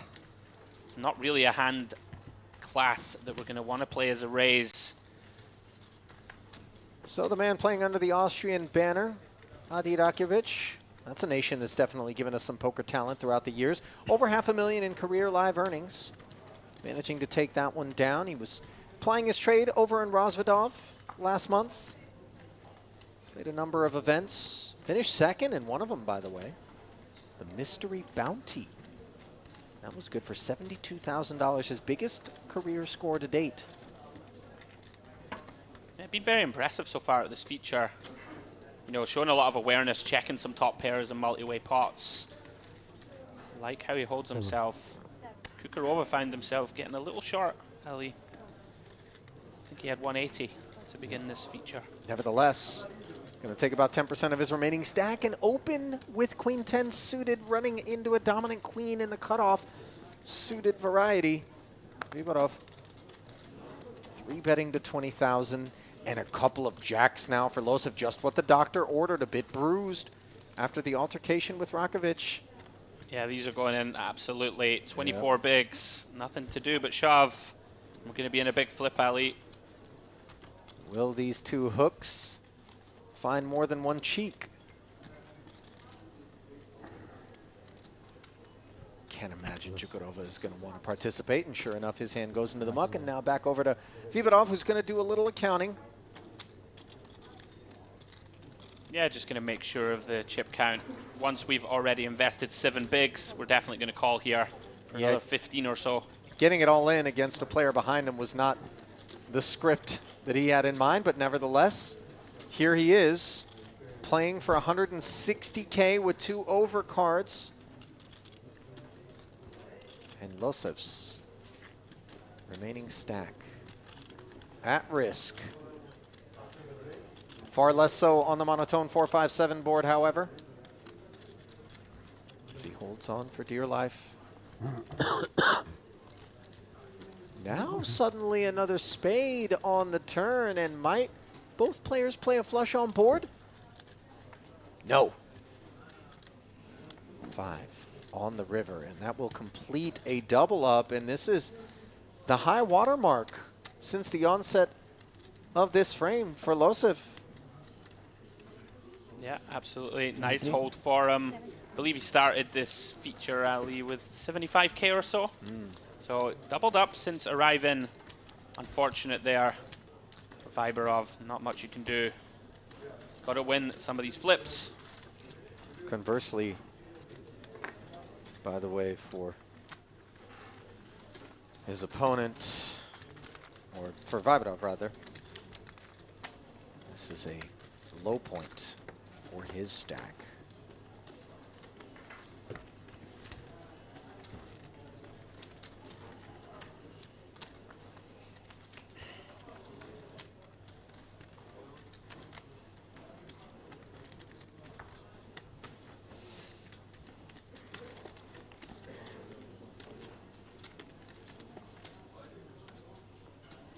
Bit of carnage having transpired. Certainly nothing as bloody as what we saw between Gyunguren and Li Wei's son, but nevertheless, collisions are beginning to take shape.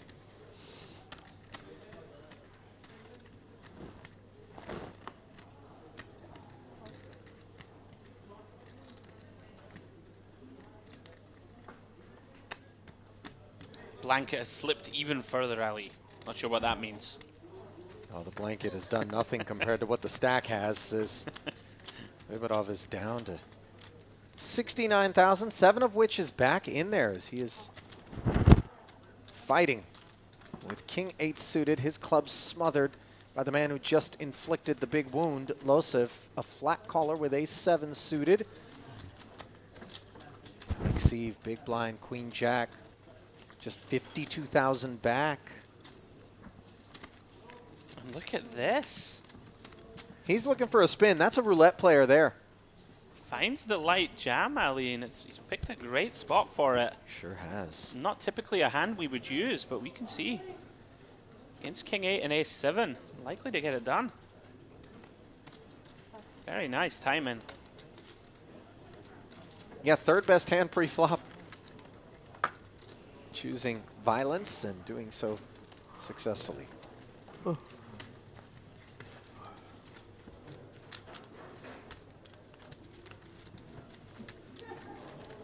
That's a man who really hasn't gotten much going on the afternoon. Yeah, I was a little surprised to see it. We'd seen him be quite passive in the post-flop sort of realm. Clearly deciding there, time to spin the wheel. Gets it through. Very well played. Timed it well.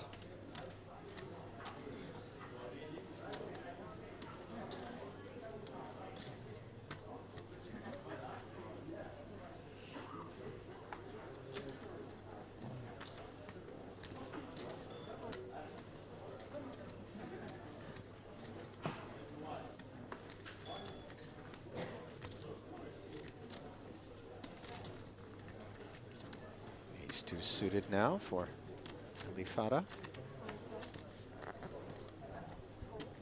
6,500, he says. Another ace-2 suited in Rakovic's hands. Comes along. Hello, ladies.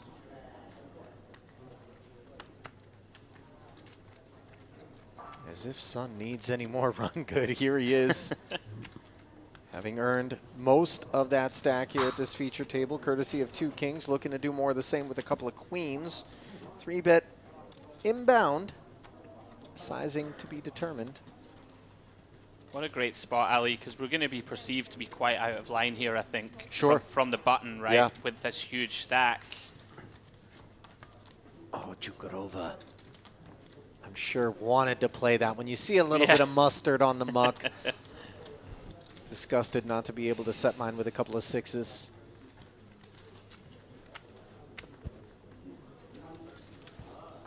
If players do suspect larceny, there could be some potential there for him to have 4-bet ripped, but normally not with a hand like ace-2 suited. Of course, we see the in vogue play, the ace-5 suited. Would it be intriguing to see what he would have done?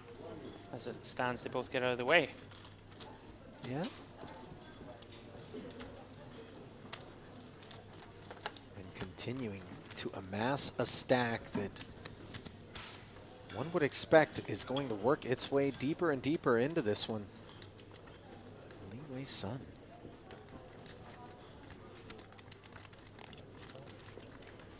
I mean, granted, kings and queens. It's not as though he's out here just kind of yeah. earning it, so to speak. No shame in it, of course, but there are more glamorous paths to accumulation than others. I'll take them any way they come. Absolutely. Ace-Queen has been an expensive hand here at the feature, but under the gun, one would imagine, 98,000. Some of that's going to be flicked forward. Indeed it is. Fana opening once more.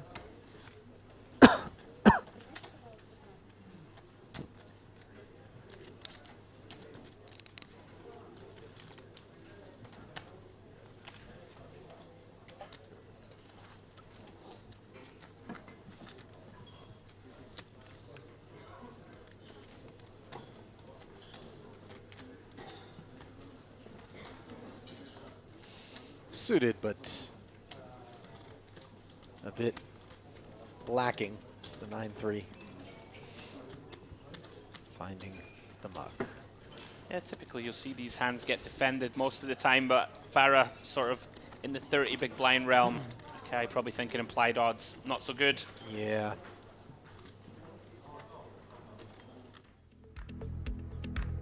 A quick peek back at the chip counts, where Li Wei Sun has even more than he did after the exchange with Gyungeren, which left the G-Man in search of the rebuy desk.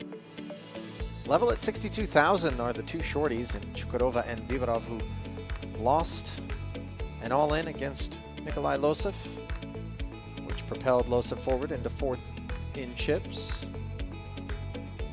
Akai and Alexeev, I think, have been the least involved, perhaps. I know Alexeev did work his way to a couple of rivers in three-way pots there where he didn't represent the flushes, but overall I think it's those two who have kind of been on the sidelines for the most part. Chukarova hasn't played a lot of pots either, just a few early on. Yeah, he's been in some frustrating spots, Chukarova, where there's been raising a 3-bet in front of him. We've seen that a couple of times. Or suited Queen 10 with a raise and 4-bet behind. Not much he could do. Akai started out really aggressively, and then I think he did have Gorgaran on his immediate left, probably recognized he'd need to slow things down a little. Yeah. He's been a little card dead also since. Still plenty of chips to work with. Can get pretty frustrating when poker turns into a spectator sport, especially when it's not that you've been card dead, but every time you've had a hand that you could have played, you see 2, 3, 4 bets in front of you, and you know the holding just shrivels. Into the bin go the 9s, into the bin goes the ace-jack suited, you know, and you're thinking, why me? Sometimes that'll keep you out of trouble, though. As we see Akai getting after it from the small with this jack-9, or did he limp? Yeah, I think. Oh no, it looks like a raise. Yeah. 6.5. One chip in. Put one chip. Just put one chip in. Put one chip, that's really cool. Big blind arguing that it was a limp. Good. Floor called. I think it's a call as well. Good. String It's raise. a small blind and he put one chip. It's a code. Put one chip. Blind at 300,000, he put 5k without saying nothing. It's just one big chip without saying nothing. This is the call. Yes. You need to take the chip and put it. I did before, nobody wanted me. Yeah, because I wasn't here. Police And I was not the big. Okay, you get your call. Check. Okay, so it looks like the official ruling is that Akai is going to be held to a limp because he did not announce raise when putting the big chip in to complete from the small blind. That will allow Farah to check back and see a flop in position with 9 deuce offsuit. Dominated. As Akai does flop the gut shot straight draw.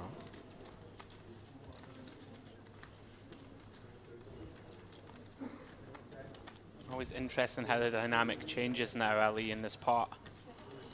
I will play it fair. Both players now with straight draws. 2 ways is Akai's. 1 way is Farah's. And Jack High will be a winner at Showdown. It does feel a little bit like Farah's feeling a touch guilty over having called the string raise there, so he's playing this one passively. Although, one more street here. And he does just give up. So It does feel a little weak. Not to be too critical, but I think on this 5 turn, you know, no aggression shown from your opponent. Flop hand turn. Do you have a hand basically obviously going to have no showdown? Might have been time to start putting in a couple of small bets, but decides to give it up. Kai be happy to take that one down with the jack high.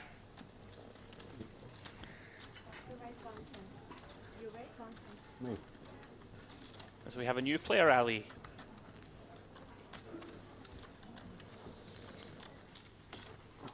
in the black jumper. Efforting intel.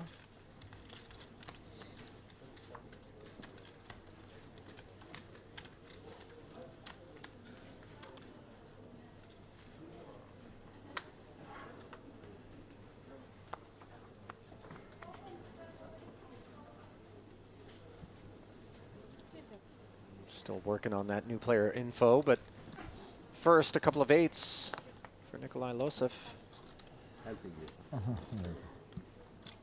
Raised to 16.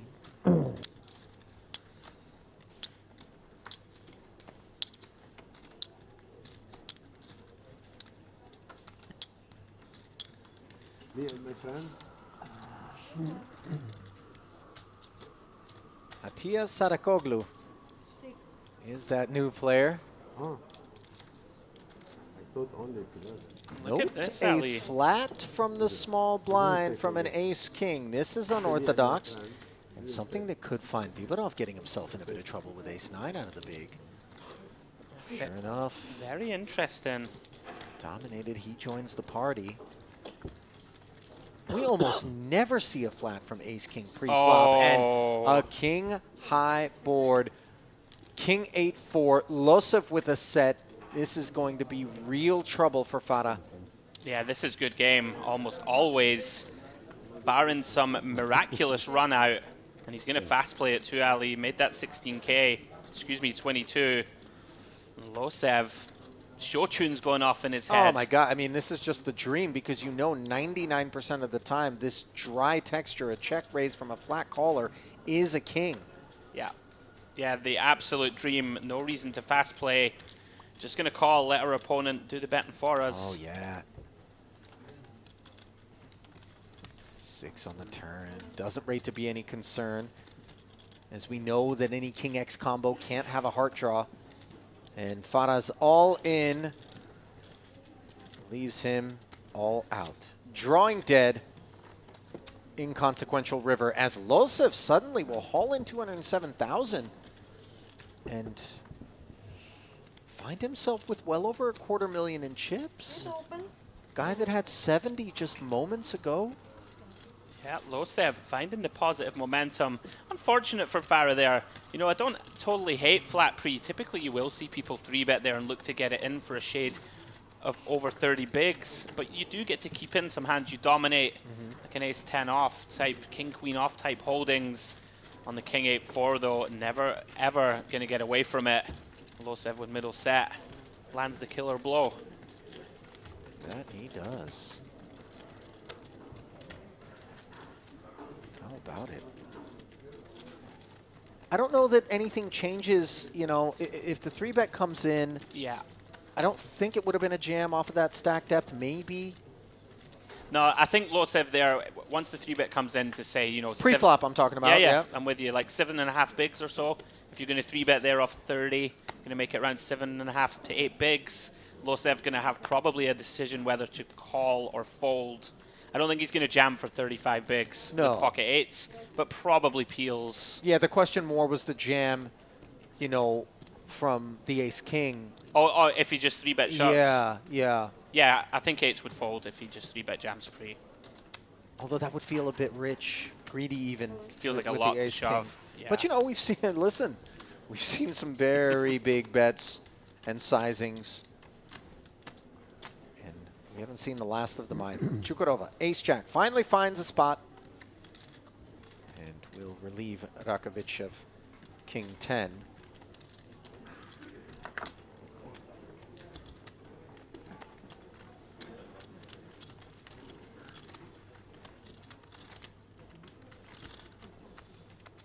Yeah, he's had to be very patient.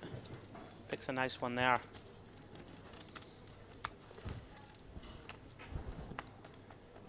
Not much table talk, Ali, I've noticed. Yeah. It's not the most friendly of atmospheres for midway through day 2. You know, it's gotten a bit violent out there, I think. This is generally what we see from people that have been exposed to post-traumatic stress. You know, this is a platoon of guys that have seen the face of evil. They have seen a lot, it would seem. Hopefully not just this week. Right.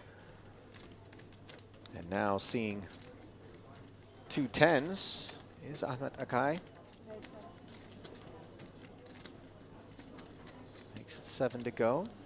And a new man, Sarakoglu. Ace-9 suited will come along. And maybe a squeeze candidate on the button. Here it goes, Ali. You called it. In it goes. 52,000. Immediately shoved toward the middle.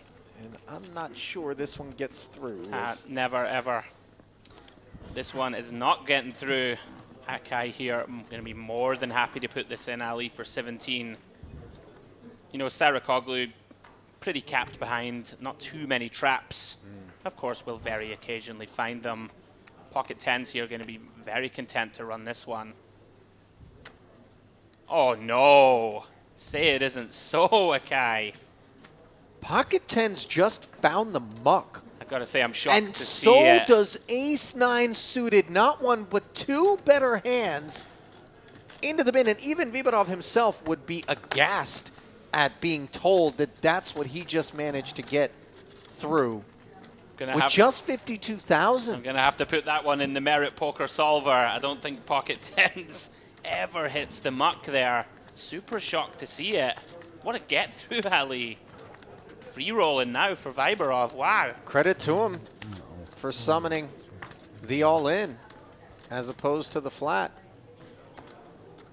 which, you know, obviously didn't feel available to him if he was choosing to play the hand, but neither did a fold with 2 10s.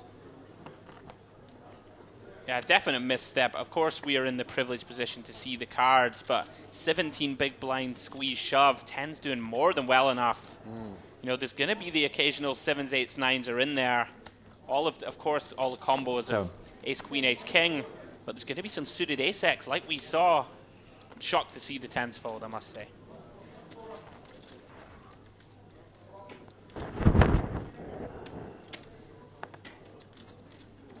Pretty one for Vibarov on the heels of that pickup as he opens, but gets 3-bet by Losev's pocket 5s. And it's a healthy size 3-bet, by the way. Unclear what Li Wei Sun's reaction is going to be with ace-queen. Why did Losev go this big? I feel like this could be a graphic error, potentially. Is it? Or is it because Vibarov only has 66,000 behind? Be. You're right, it could be. But why so large? 50K. I mean, it does feel like you're inviting disaster to develop behind you. Sure. I think you'll get the same information here, you know, if you make it sort of 25K.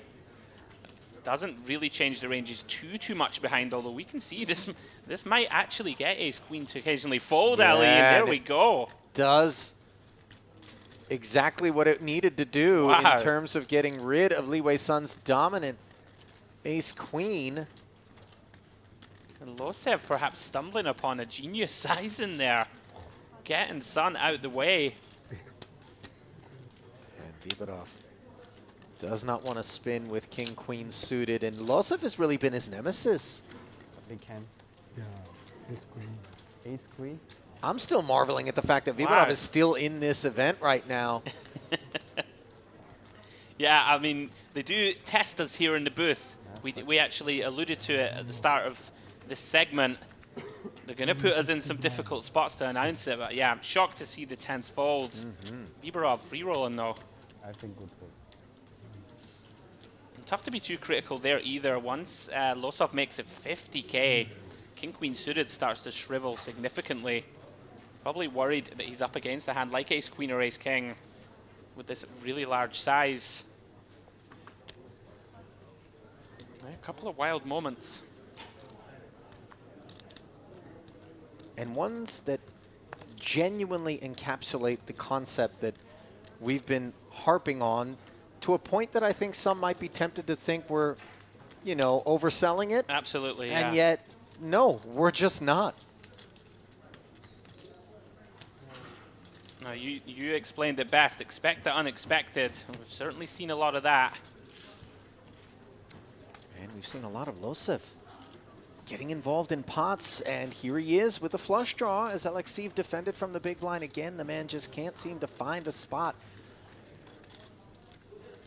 Yeah, I think at a deeper stack depth, we would continue here with all the backdoors and 2 overcards. But just with 63k behind Ali, just no real wiggle room or maneuverability. Have to let it go. Not a stack that's deep enough to do any bullying at later streets. And boy, the frustration. Yeah, you can see the frustration for sure. Alexeev and Kukarova there in your picture, both pretty frustrating first sort of hour and a half at the table. Having to fold lots of hands, not really able to get much going. I'll tell you what, though, one could have identified Losev's plight for a time here at this table in a similar manner, and look where he finds himself now. So, you know, being patient and then also being opportunistic and not allowing sort of that doom to kind of take root, which, let's be very honest, not unlike sharks smelling a drop of blood in the water or wolves sensing fear and weakness, you can get targeted in ways that people wouldn't otherwise get after other opponents if you wear that badge of frustration too prominently upon your sleeve. Agreed. One of the hardest things, I think, especially, you know, for players of less experience, not to cast too many aspersions, but it can be so frustrating. You know, you have this 90-minute spell where you feel you're being hammered on, you feel nothing's going to go your way, the body language drops. I completely agree with you, and people will go after it. Yeah, I've often myself, in a cash game, granted not a tournament, but the facts remain, have looked over and been like, well, that guy can't win a pot. You know what I mean? It's almost as though even they've lost a sense of the value of their hands. They've just got this shroud of, I'm never going to be good here. And so you can really just take advantage and exploit. As we get a look at our next feature table here, is that Gromov there? What is that? Hang on.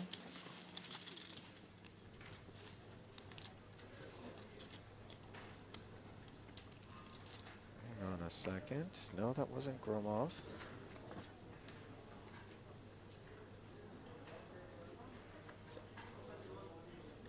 Jakub Mikulak was the man there in the shag and the shades.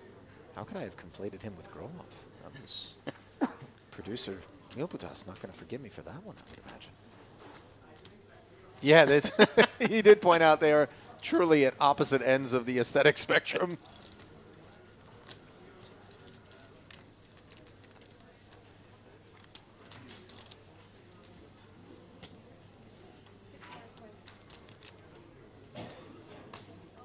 Now we're starting to see a little bit of big stack behavior here from Li Wei's son. Offsuit one gapper opens, and immediately Alexeev, at long last, finding a spot where he can get it in. And he'll be a little bit disappointed that Son's not going to give him a spin there, as he's had the chips to do so with. Yeah, absolutely. Yeah, 20, just a shade over 20 bigs. Jacks is one of those hands that kind of just wants to 3-bet jam. Wouldn't have hated to see a little try to induce Ali, right? Try and just a little 3-bet, try and induce a bit of action. Just lay a price that Son can't walk away from? I would have that in my 3-bet call range, a hand as strong as Jacks. You know, it is cutoff versus button, so Son going to be very wide, right? With all the chips in the cutoff, it's going to be a lot wider than normal. Sure. In any case, probably no action anyway with just the 9-7-0.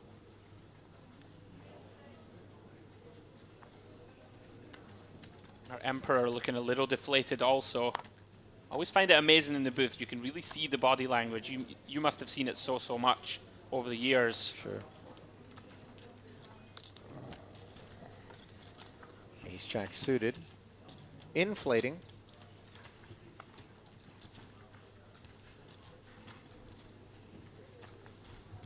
And we'll just pick up blind and Annie chips. Been a steady frame for Jakovic. For the most part, I like what I've seen out of that seat. Yeah, been very impressed, actually. shown himself to be very technically gifted, I think. Lots of awareness post-flop. Won some nice ones. Again, somewhat expected when we fly the Austrian banner. Nation that Why are they always so good, Ali? I don't know There's what got to it be is. some... What is it? There's a secret sauce. They're some engineers, kind man, you know. of drinking the Kool-Aid. Germans, what do Austrians, they do? this is They all- the Swiss, you know, these guys are just, they put the gears together and they What they happens make it though? Do work. they all get together on a weekend, go camping, and just say, we're all going to be the best players in the world every week? They all hail There's from so some, many of them. They're just you know, never God ending. particle that made them predisposed toward greatness in just poker. a never-ending stream of like elite Austrian. You know those players. YouTube channels where they'll like take the newest iPhone and then they'll take it apart? Right. We gotta find, you know, let's find one of these Austrian guys That's what I'm and trying just to find. Yeah. and just run a dice, a vivisection, you know, Yeah. just let's see what's actually happening inside as we can see what's happening here. And it's a trappy little Yeah. flat Don't hate from it. Jukurova, who's managed to work Akai's Queen Jack into the middle, Yeah. as look at well as this. Viborov's King 4, which is a blocker to a king. For Losev, that's the card that the two queens don't want to see, along with an ace, of course. And this is a very lovely spot to be in. 60% equity in a four-way pot, all the way up to 28.5 already. 70 back for the two queens, and it comes Ooh. 7, 9, 10. Losev could get in a little bit of trouble here, as could Akai. See, typically here from under the gun, Ali, we're going to check, like, four-way pot, super dynamic board, but we've seen Losev just doesn't seem to have that gear in the arsenal or doesn't like to choose the passive route. He goes ahead and bets, and this is going to work out beautifully. Kukarova continues to slow play. Wow. I'm a bit surprised at his willingness to flat. At this point, it would seem that the jam would be the preferred course of action, and if we're beaten, we're beaten. But the chips were always destined to get in the middle in a spot like this, and they've done so, with, you know, in a nice manner to this point. But the flat now invites troublesome participation in the form of this open-ender behind. I'm inclined to agree with you, Ali. I think the time to pull the trigger was now. Kukarova, though, he's going for the max value. Manages to get Akai in behind. Big turn coming. Oh, and this is a perfect turn card for Chukurova. Losev might be thinking it's perfect as well, by the way, because if someone's not slow playing this King 10, plays quite well. Yeah, part of the problem here, C-bet and multi-way, when we get two callers, we're still kind of guessing. He's just going to continue away, Ali, and there we go. There's the jam, as finally Chukurova pulls the trigger. And note, by the way, that an extra 34.5 might be exactly the kind of price that Losev needs to take. 148 in the middle. I don't think we can fold, Ali, really, for the price. Getting 4-1 more than. The trouble is when a deuce rolls off and we've been flatted pre, flatted post, Yeah. and that card absolutely cannot be relevant to Chukurova's range, the King 10 starts to feel a bit dusty. 100%, yeah, it's very true. You're kind of hoping that a hand that like Jack 10 or Queen 10 has called one on the flop, looked for a clean turn, then decided to get it in. But that does seem optimistic, Ali. I'm inclined to agree with you. I mean, we really have no bluffs as Kukarova, right? Is the main issue. And do we beat value? Might beat a few combos. Big moment here as we come up to the next break.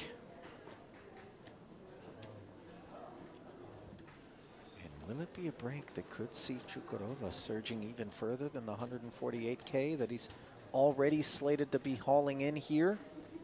Wow, and he finds a nice fold, Ali. And I'll tell you what, you know, a lot of this MPO stuff, again, on display. That fold, very sound. Maybe one that the math would argue with a little bit in terms of being laid between 4 and 5 to 1, but correctly into the bin went that King 10. Losev will end the frame with 238,000, well up from what he started it with. A nice surge for him, but the real one belonged to Lee Wei-sun. Over 200 big blinds in front of him, 712,000 and change as we bring you back into the broadcast booth. in just a moment. There we are, Ali Najad alongside Andrew Headley. And, well, my friend, that's one way to wake you up, as I know you were a little drowsy, didn't get a great night's sleep, but after a couple of hours of poker like that, no rest. So much fun to try and dissect. Like, I feel like we have to duck and dive in the booth as much as they have to duck and dive on the felt. Yeah. Fantastic to watch. Gurgaran, he put on a show. Sure. Was pretty much not perfect for the first sort of hour, then did overly inflate that big one. Sad to see him go. Huge pot for Sun, of course. Then other than that, we've seen Rakovic be very technically sound. I've enjoyed watching him play. Slow and steady. Been very much the team for him. Yep. And then the mid stacks and low stacks all hanging in there, trying to get something going. Yeah, so a fun collection of players will be sent to the sidelines as we'll bring in a new feature table after this break, as coverage of the main event here at the Merit Gangster Series continues in just a moment. Stay close.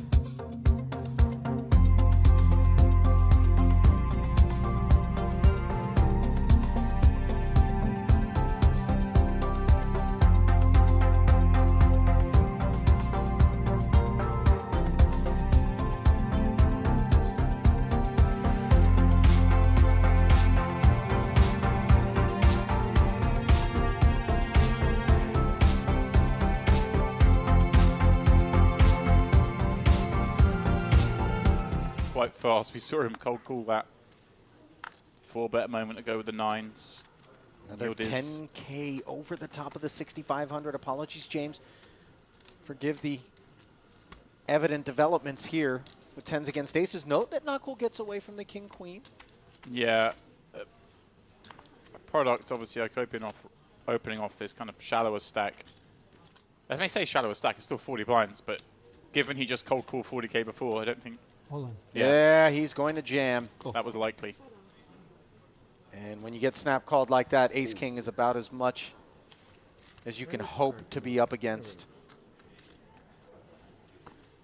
But in this case, it's the dreaded bigger pocket pair. If I put all in, you call? If I put all in, you call? Yeah, I'm calling. Colombian hunting a 10. What does it matter? 5-8-9 board. Could be some backdoor straight prospects. I took you for an ace-king, honestly. But And no sooner do I mention them than they appear. The jack on the turn now, giving Akopian an open-ender. 10 would still work as well. You saw that. Instead, the board pairs on the river, and a gentle wrap of the felt will signify the departure of Sarkis Akopian. I felt you would have do it. I don't know why. Departure for now. Yeah, it could be just a trip over to the re-entry desk. One doesn't know, but... Yeah. My teacher say first, either raise or not. King 10 finding them up. لبنان هادي ثلاث الجايين جوز نوين من الأردن. Late position open here from the button. Sabe, queen 8. Besides, that's enough. Little baby suited connector now for the growing stack of Ali Ildiz. Yeah, have a little, what have we here? We have a little gander from the small blind. Akbarpour with a very nice looking ace-deuce in the big. And an even nicer looking ace-deuce suited on the king 4-5 two-spade board. These with a piece. Nut flush draw, wheel draw up against bottom pair, and the backdoor, which turns into an actual flush draw. Yeah, as Sabe also hits the queen. Right, Sabe takes the lead in this pot on that card. But how's it going to feel when these leads and Akbarpour swiftly follows with chips? How'd you like your queen now? Well, seems like he loves it. Two draws on board. Yeah. He's not scared. Turn action comes to a close very quickly as the backdoor diamonds show up for Yildiz. Oh, he checks it. Sneaky, sneaky.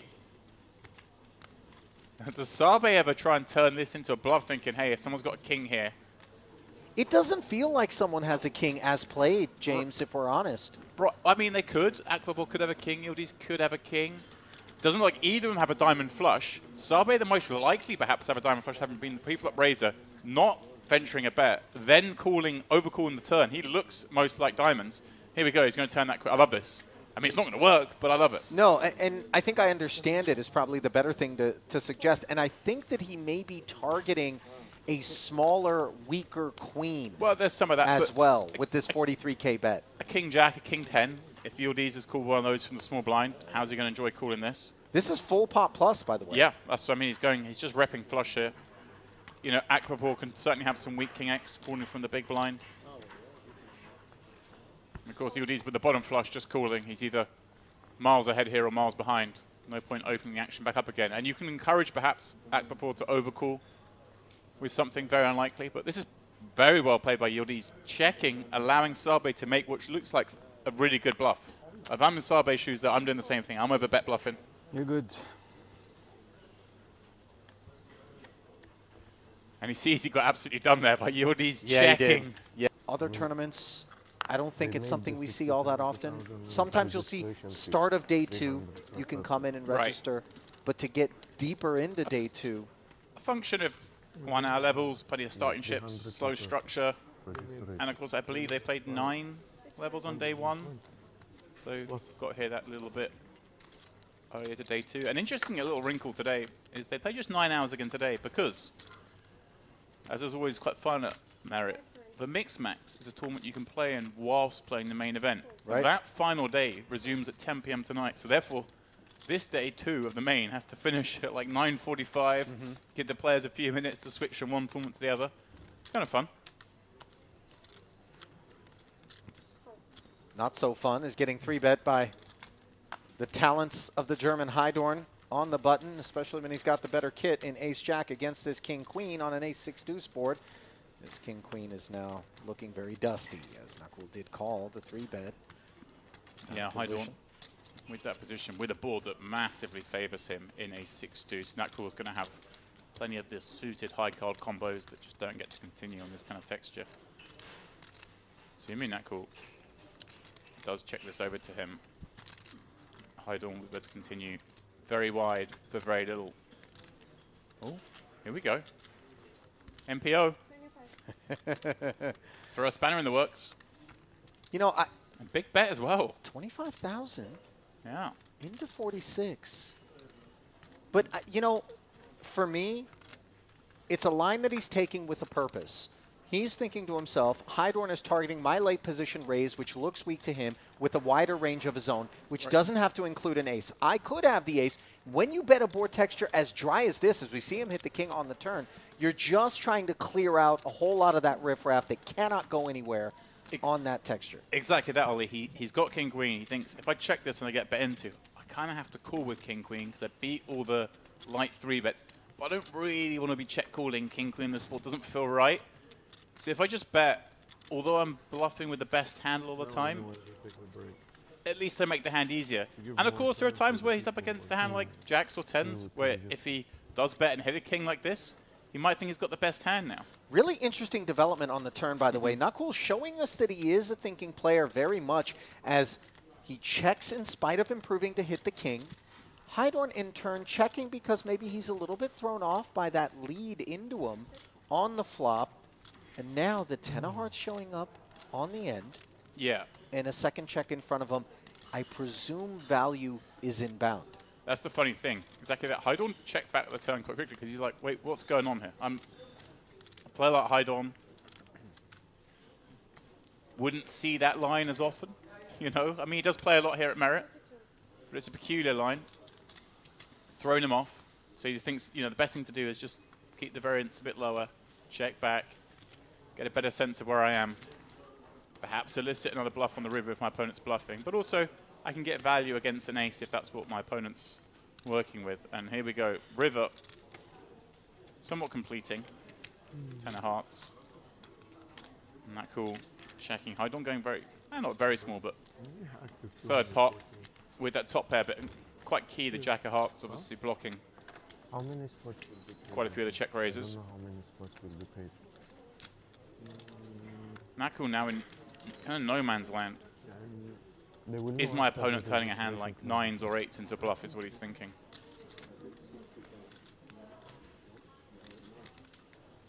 Maybe a...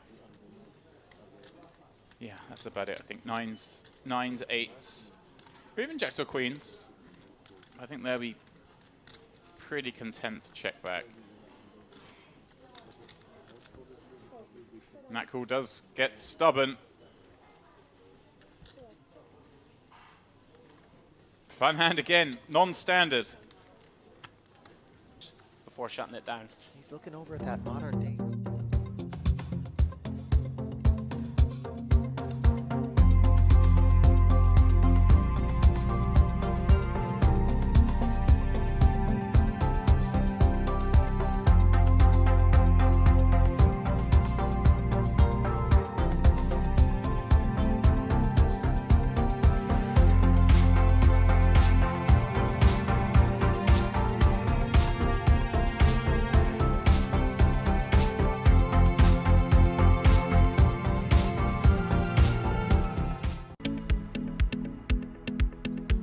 And a very warm welcome back to the Merit Crystal Cove Hotel Casino, Spa, and most importantly, poker venue. I was going to say buffet, but I'll give it over to the poker for now. A beautiful shot of the town here, Gurner, just down the road from this fantastic establishment where we, of course, are bringing you wall-to-wall coverage of this, the Gangster Series main event. Myself, James Dempsey, alongside Andy Headley, who's just swanning in here at just the right moment, my friend. Oh, excuse me. On air now. My timings were a little off, Demps, I must say. I ran down to the bar, get myself a little cup of tea. I thought a little leisurely stroll back up. I see that. We got the we made it. English breakfast tea on the go just to Absolutely. take you through the You know me next too frame. well.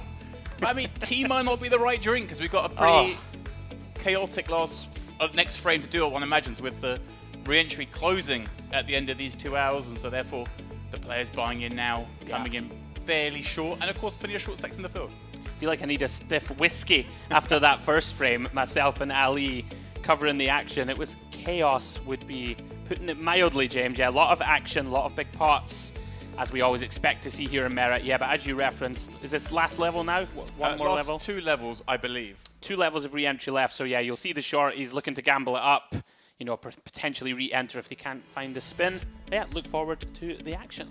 It will come Gonna be good. thick and fast, and we have a quite fun feature table ahead for you guys, including a previous main event winner here. So form definitely in the cards, but of course we're a long way away from that. We have to play through to just the late reg closing. Then we're going to play another few levels tonight.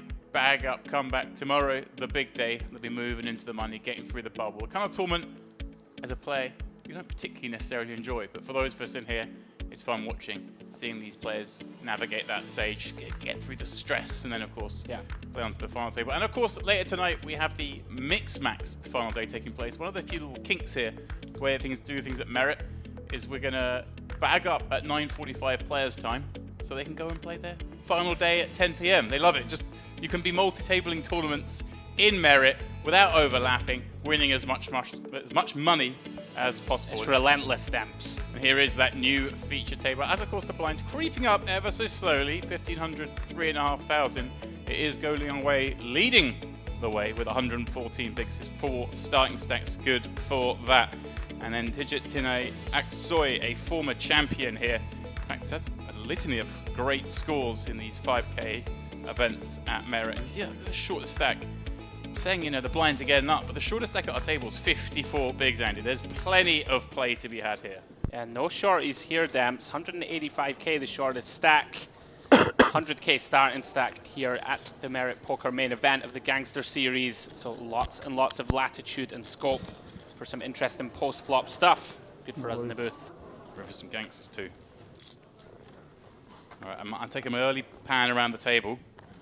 Not seeing too many players dressed in the color scheme of the chips. Oh, you do? I forgot. Dempsey solver. It was working in the first frame.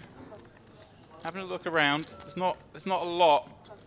Oh, wait, kind of this one? Stretching it with a grey, sort of a bit like the white, bit like the blue chips. I don't know. It's a stretch. Salah's not stretching here with King, Queen of clubs. Very reasonable hand to kick off our action. Now, I was given a lookalike Demps from the cameraman on my way back up. What do you reckon? Apparently, Samuel L. Jackson there on the button. I think I got given the same one. There's a fraction of it. I've seen Superman here before. There is a fraction. There's a little hint. Let's get them the Kangol cap. And yeah, we'll see how it goes. That would sell it. Raise up. Karam in the big. Andy, but a slightly larger sizing. Yeah, I think it does start to make this hand shrink up even more. It's already pretty much bottom of our defend range. It's going to flick it in though, even against that 2.6 Demps as you referenced. Well, may regret this on a King 8-3 board. Salah flops all of it effectively on this broken board. And big C-bet as well. He's obviously looking to drive big pots. Yeah, half pot. Snap gets it done. Not the same. Oh, yeah, yeah. Completely different.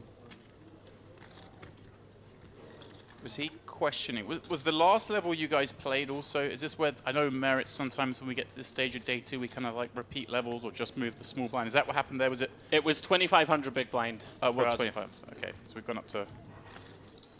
In fact, I was 2,500 no, for me. in fact, yeah, it was 3K. 3K big. Was it 3K? Was 1,500 3K because there was. Did they repeat the 1,500? Because I think I was doing 2.5K big. So you must have done 3 and 3.5 or 3. I think 3.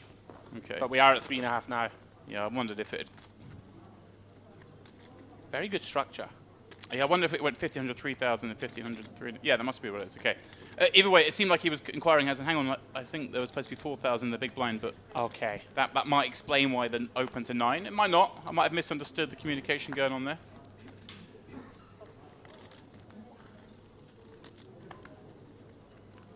So we see Michalak. Bottom range-ish open, 6-7 of hearts, +1. Salah. Don't you worry about that. There's plenty more hands where you can get away with opening around Oh, these I parts. know. I feel you. Man. Salah calling +3 with the King-Jack.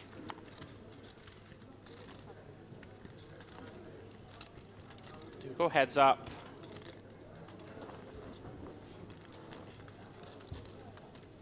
With the betting lead, but the inferior hand for now. And remains the inferior hand on Ace-King 9.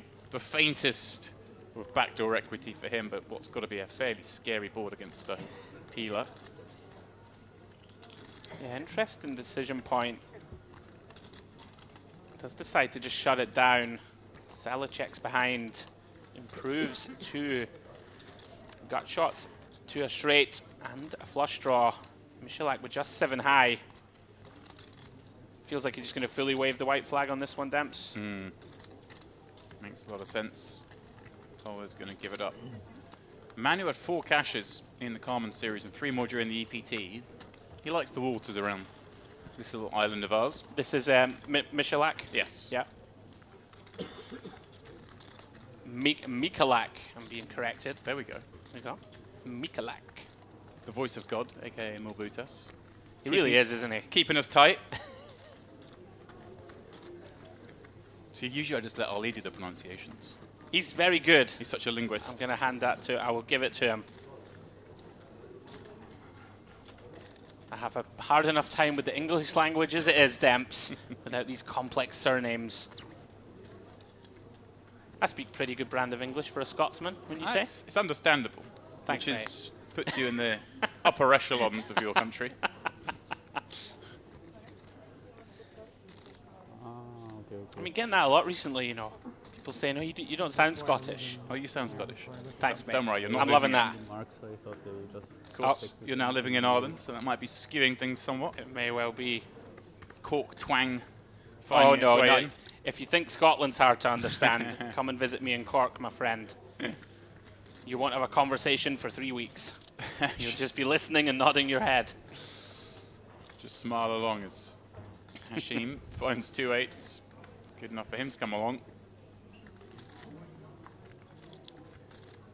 He had some accent down there.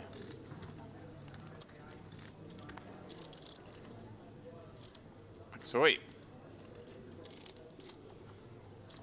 Ace Queen in the small.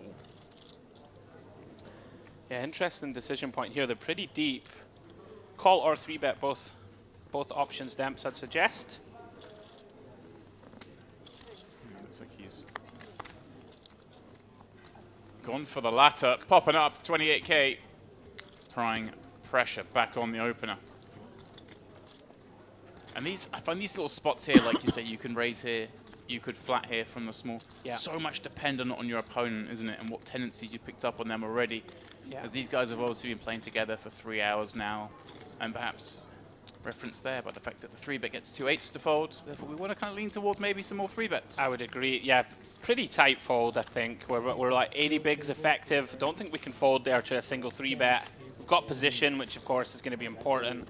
More chance of realizing our equity down the streets. So little surprised to see 8s just give it up. Everything changes when all the eyes are on you, you know? But I'm with you, Demps. If our I don't opponent's think going to he's fold a gonna hand as fold, strong but- as that, we can be pretty liberal with our hand selection. Yeah. It's not my first time, don't worry. Yeah, we know the story. I can see the Samuel L. now in the eyes. Yeah.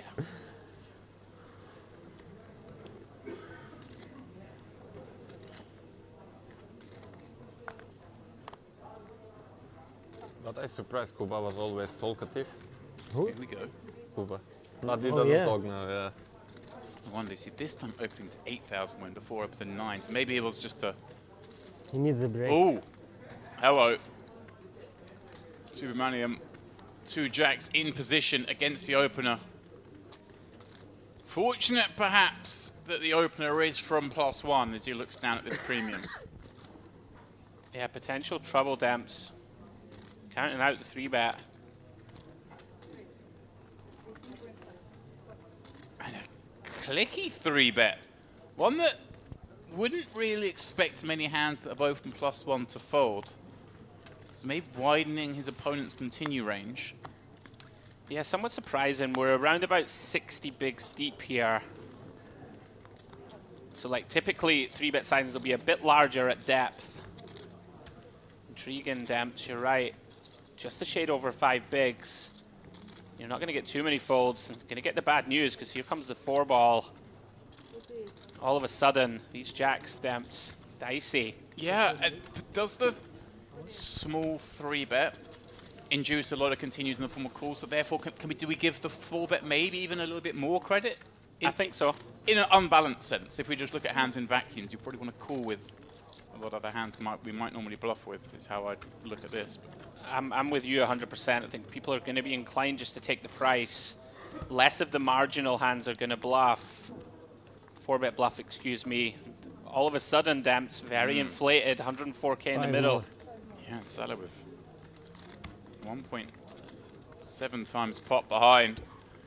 As they head to the board that Subramanian wants to see some high cards on, or he could be in trouble. 8-4-3, not the parachute he's looking for. Salah. Continuing on an 8-high board, seems like the play from a man who's 4-bet from +1. Yeah, this has been a feature of the kind of feature table so far. We have seen in these 4-bet pots, typically you're going to see a lot of very small sizings, right? We're going to have a condensed range representing the real strong value with this 4-bet. Really nothing to protect from Demps. I would have favored, personally, something in the sort of 20%, maybe 25% realm. Right, lay out some rope. Yeah, I mean, there's nothing to protect from. You want to keep your opponent in. All of a sudden, Jack's shrinking violently, I would suggest, in the mind of Subramaniam.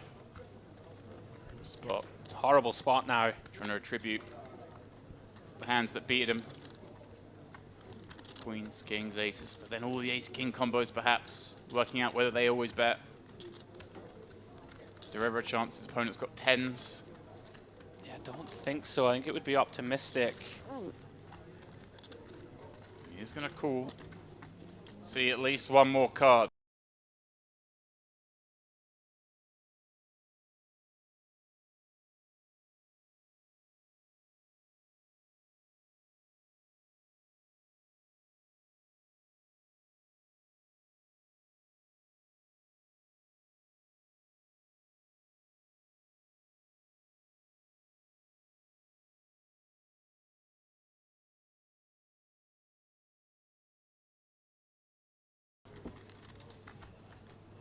Yeah, I actually feel you. I feel like a little check there, get them to sort of jam hands like this. Sure, I mean, like, Subramaniam...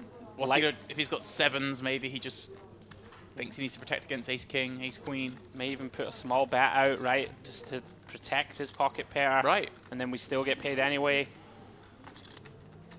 I mean, it's very hard to attribute a stone bluff here, right? Maybe comes down to who your opponent is. You referenced that. They've played together. But you really need this to just be an ace-queen, ace-king type combo that's just going crazy.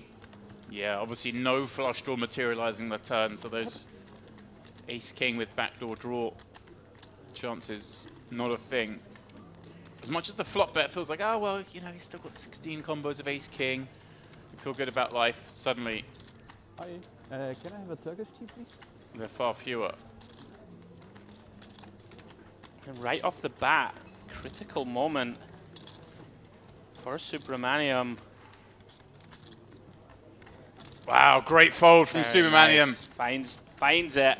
Manages to retain 110,000 chips that many would have gone broke with. Recognizing that the 4-bet to the small 3-bet sizing condenses the range somewhat. Aside from some balance in there, it just looked super strong. It looked like queens plus, it looked like ace-king. Yeah, if you think your opponent's not going to find these sort of 4-bets with like a king-jack suited type hand, could be something that could potentially 4-bet here at depth. It's so hard to attribute them to this player in game. You know, that's an assumption from me. Perhaps that is incorrect. Finds a nice turn fold, Demps, preserving the 110k. What a start to this frame for Sally, though. Picks up 120k or so there. Big pick up. 2 from 2 for the man. Center shot. Just chilling now. Just under 100 blinds.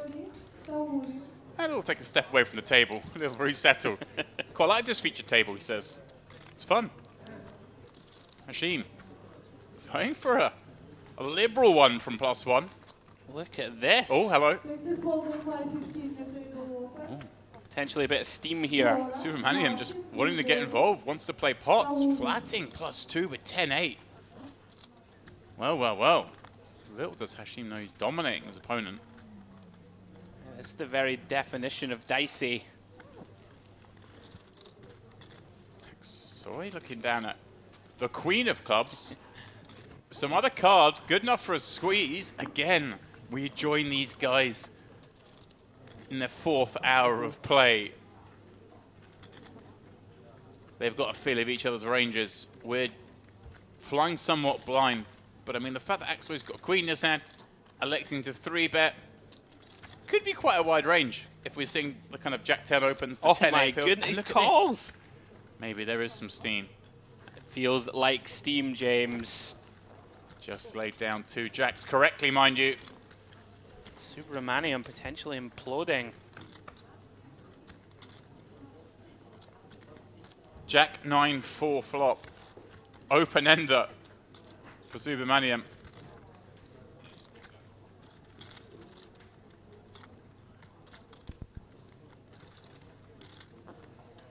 Checks over to Axoy, who...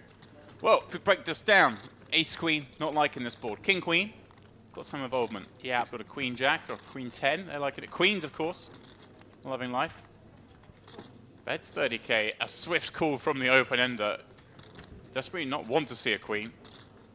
Oh, a very interesting turn. That is. Both players picking up a straight draw. We still don't know who has the best of it, though. Kind of it's a scary board, isn't it, for Axoy to fire into the range of Subramanian. Absolutely. Axoy's value range hating this turn in general. Aces, kings, queens. None of them loving it. 7 on the river. Subramanian via 2 streets. Improves to a pair, then to a straight, and an 8. Kind of a sneaky one. I mean, Axoy would be very fair for him to think that his opponent never has an 8 in his hand here. Right. But apart from maybe pocket 8s, even that. Tough for them pre-flop, and especially on this flop. For sure. As it is. He is up against an 8. Subramanian betting 65k. Getting it through. In what now? Most likely ace queen, but maybe a hand like queen 10. Yeah. Either way. Recovery. Perhaps de-steams him after the jacks running into aces early doors. I feel like the first frame of the day, myself and Ali had a little blast in here. There were hands going off galore. It sounds like you two had a similar theme in the second frame. And this third frame, carrying on that vein of crazy action is, again, if you are just joining us, we still have this level and one more of entries. That may be leaning its way towards some spicier play than we normally see in a tournament. Yeah, this table got a lot of potential based on the first few hands. Yeah, players trying to build a stack. Or have another blast. Hey, it's only 3k, right? Exactly. Let's spin it in. Exactly. Over 500 players. Now in the field as Subramanian looks down at his favorite hand. Hashim, the opener, once again. This time, he's going to 3-bet him, having got squeezed. Oh, pardon me, does cool. I was going to say, I wonder if he, last hand he just called the open, got squeezed. Oh! Wow, look at this. Has actually got the same hand again. Slightly different here, Demps, under the gun and +1. Yeah, but with that last hand having gone on, I see this getting spicy. Yeah, standard play would be to go for it again. He's reaching. He is, and bear in mind, he 3-bet the small blind. Then 3-bet the low jack last hand. Now 3-betting, sorry, the cutoff the last hand. Now 3-betting the hijack. 3-bets galore from that seat. This one justified, a little over 4x. And Subramanian, you've set up to get squeezed. Does that mean we continue as a cool and slow play / protect-ish? Or do we have a Springer trap? I think we just call typically at this depth. Although Axoy, 236k to start the hand, around about 80 bigs still, Demps, little less, 70 bigs or so. Feels like a lot to potentially back raise and try and get it in. He does decide to call. How hard is this to read? A minute ago he did the same action with 10-8 offsuit. Now in here with 2 jacks as they head to their second flop in 2 hands. Another 8-high flop Subramanian with his 2 jacks. Is he thinking, this is all familiar? Absolutely. A little bit of PTSD potentially brewing. Of course, this time just facing a 3-bet, much wider range than the 4-bet he faced moments ago. And a very small C-bet, 15k. Axoy, I guess even with that size and keeping in some of the hands he beats still, those backdoor combos. As it is. Yeah, not going to get too many folds, of course, when we choose this size. Perhaps look to clear out a couple of combos that would have some equity. And also, as James just referenced, keep in like an ace-10, a king-queen. Wow. Check, check, turn. Subramanian must have been loving life at that point. Loving it even more. Check river, and he goes for a little blocky sizing. 25k. Yeah, quite like it. Our opponent not repping much strength to your post. Maybe induce some kind of funky action out of Axoy. Right, Axoy could have a hand here, like ace-jack, that may kind of target this block. Quite like this, Demps. Actually, going to know his hand's no longer good, almost ever. Right. Thinking this is a hand like maybe 7s or Yeah. 9s. It's taking a little stab. He could go for this. Does think better of it. I don't think he was far away. Yeah. Subramaniam. MVP early doors at this table. This is going to be fun, Debs. You can feel it. Yeah. I think these two are going to play a few more pots. لحد ما بعرف كارت هيداك ما بعرف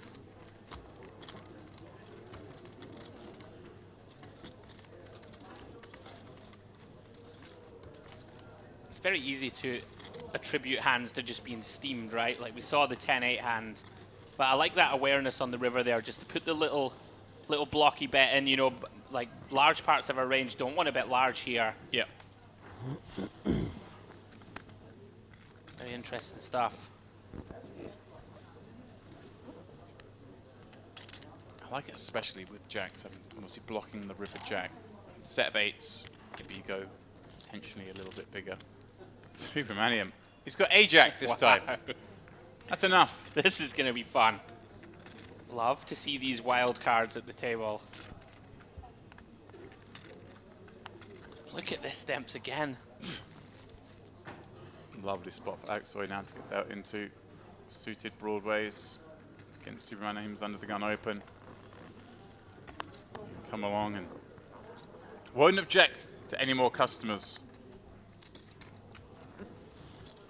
McCulloch, 2 7s. Beautiful hand to call within position.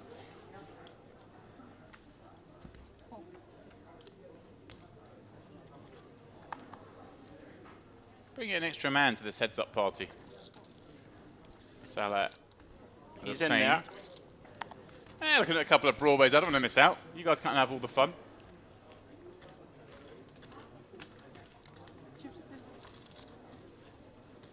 So we'll go 4-way. In this Gangster main event. A heart in the window. Followed by the 9 deuce behind. Supermanium somehow with the best of it. That's the pre-flop razor on this ace-high board, but wary in a 4-way pot.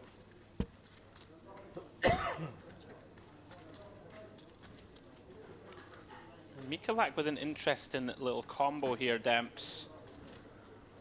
Not out of the realms of possibility that you could start to bluff with this holding, target some of the better pairs. Right. Quite like it. 10s, jacks, these kind of things. Wouldn't like the action. Does have a diamond. Yeah.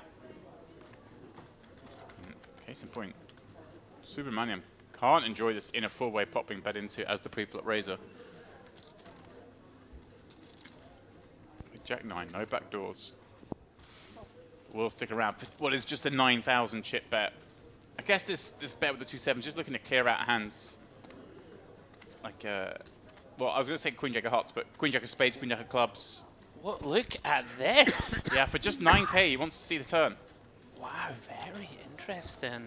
With those backdoors, kind of protection in the fact that it's a 3-way pot. I guess he thinks McCulloch's going to have to play pretty honest on the turns.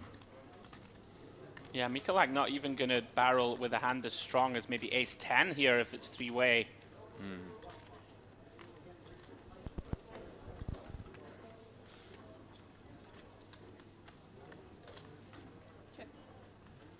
Looks like these are the hands where you earn your keep, Demps. If you've managed to find it here with just 7s versus one player could see a barrel off and shut this one down versus 2.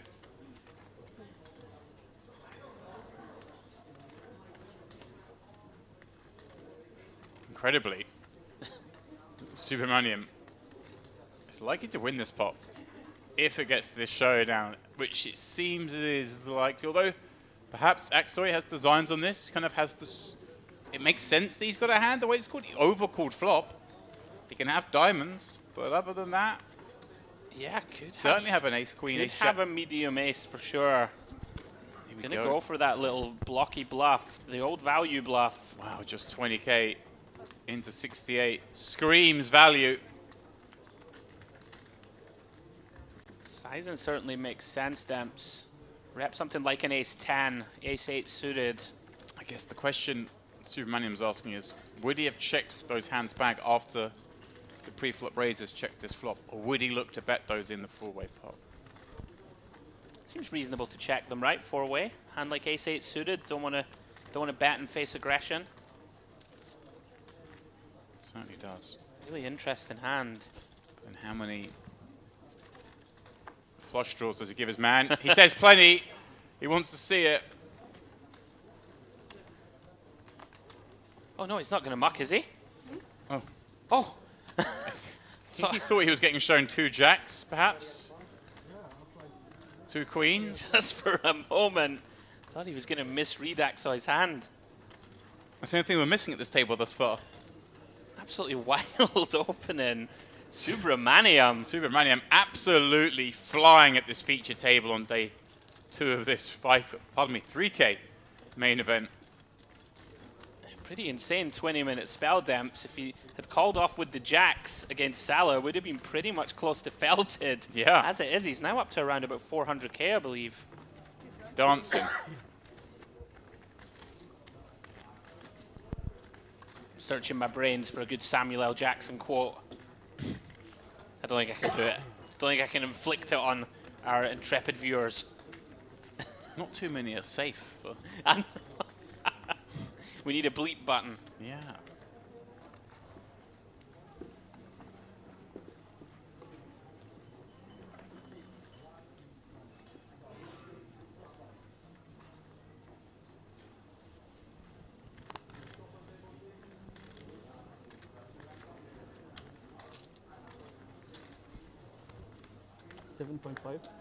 Hartman.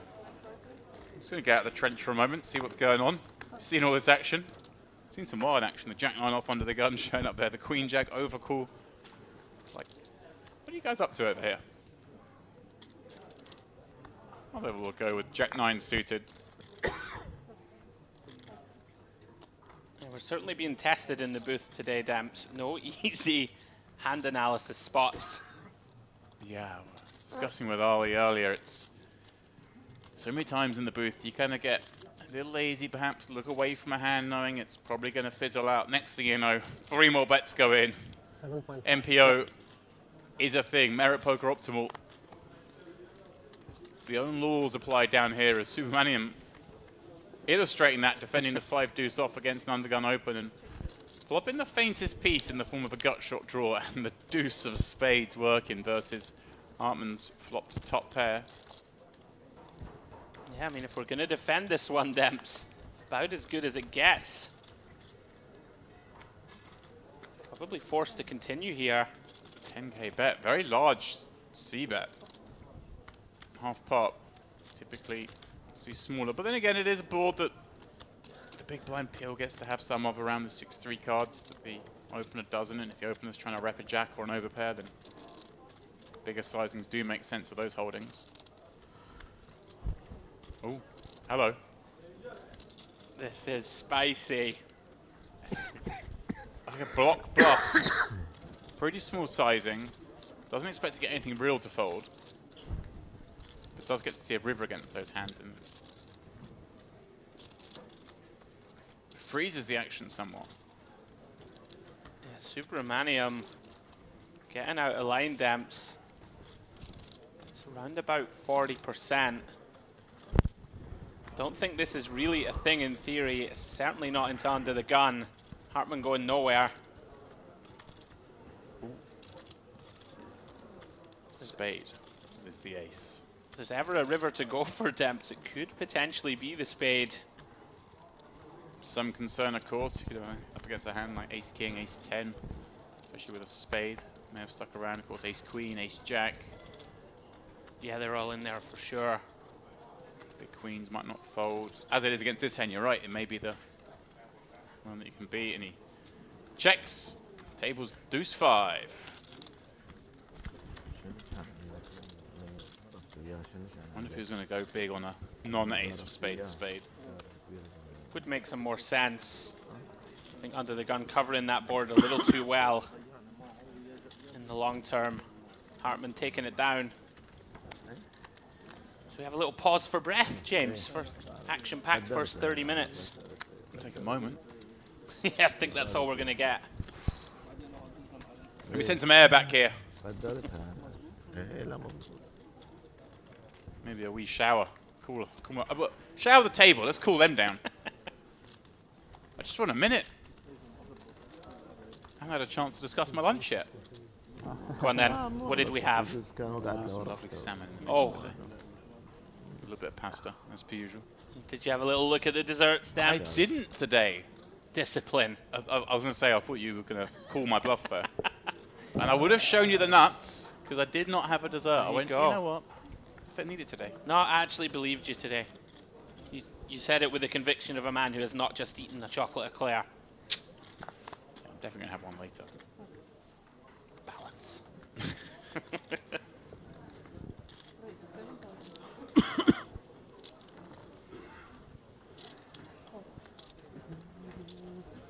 What's going on here? Salah popping up with King A off. Hashim calling the button with Jack 7 of spades. Just as a cute little cat wanders past the commentary booth. I'm not joking. Little feline friend out there. One of my favourite things about Merit. It's all the cats and dogs kicking around. Look at this, Demps. Hartman. All of it from the big blind in this three-way pot on a board texture that kind of the cutoff and the button can certainly be all about. Always nice flopping straights as well, unblocking everything else. Yeah, the button very likely, I would suggest, to connect with this board in particular. Hashim could have checked Demps. One of those boards, very coordinated. Want to have some checks with our top pairs. Doesn't find it, and he's going to get punished. Yeah, that Jack 7 yeah, check with a this backdoor one. flush seems like kind of one of the prime ones to check back, but absolutely. That's decided to bet and unblocking everything, as I mentioned. Unsurprising to see Hartman bump this up, try and build a pot. These guys so deep, 200k behind. Start the flop. And all of a sudden, Hashim in a very awkward situation, Demps. We're crushed by value, and even the semi-bluff's going to have a lot of equity.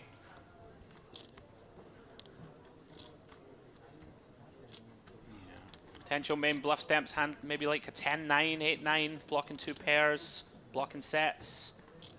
Yeah, they make a lot of sense. And like King 9, perhaps. Yeah. Well done. Well folded, sir. Wow. Hartman will be a bit sick to know that he didn't get any action from the top pair in that spot. Yeah, great laydown from Hashim. Of course, all adds up in tournament poker. If he calls flop there, can find himself in a very inflated one, but finds the disciplined laydown. Well played. But, excuse me. Something just occurred to me. Subramaniam's the only person wearing white, and the big chips would be heading his way. Mate, honestly, it's time for you to release a course. It's time. I'm calling for it. Feature table apparel by James Dempsey. I jumped in the mix yesterday, and I didn't check which chips were going to be And you had play. the wrong T-shirt on. I didn't do any. Like, I've been preaching. Yeah. I got in the mix, and what I did was punt it off. All I did was a bit of blue. I'd have been fine. I have dark blue. It was dark blue. It was a navy blue. Was the high value chips, and I could have just. Right, I'm going to make a pledge to you when I'm off to the win this winter. I'm going to scout it out. Although I'm sure the high value chips are pink. I'm not sure I can pull off the pink salmon shirt. Oh, you can put it off. All right. I think I'm a bit too shapely. That's for a younger, more svelte individual than myself. Somewhat of a well-fed salmon. All right, all right. I'm allowed to poke fun, but come on, feelings, James. You're the sort of salmon that might struggle for the upstream swim. Excuse me, I'm a very fast, very proficient swimmer. Thank you very much. Haj. You're mean. 2 jacks, just like his name. I mean, that's a tell, isn't it? What happened? Well, he's got 2 jacks, 2 J's Oh, in his of name. course. It just looks right. You're one step ahead as always. Interesting decision for Wei here. Can certainly argue 3-bet or call.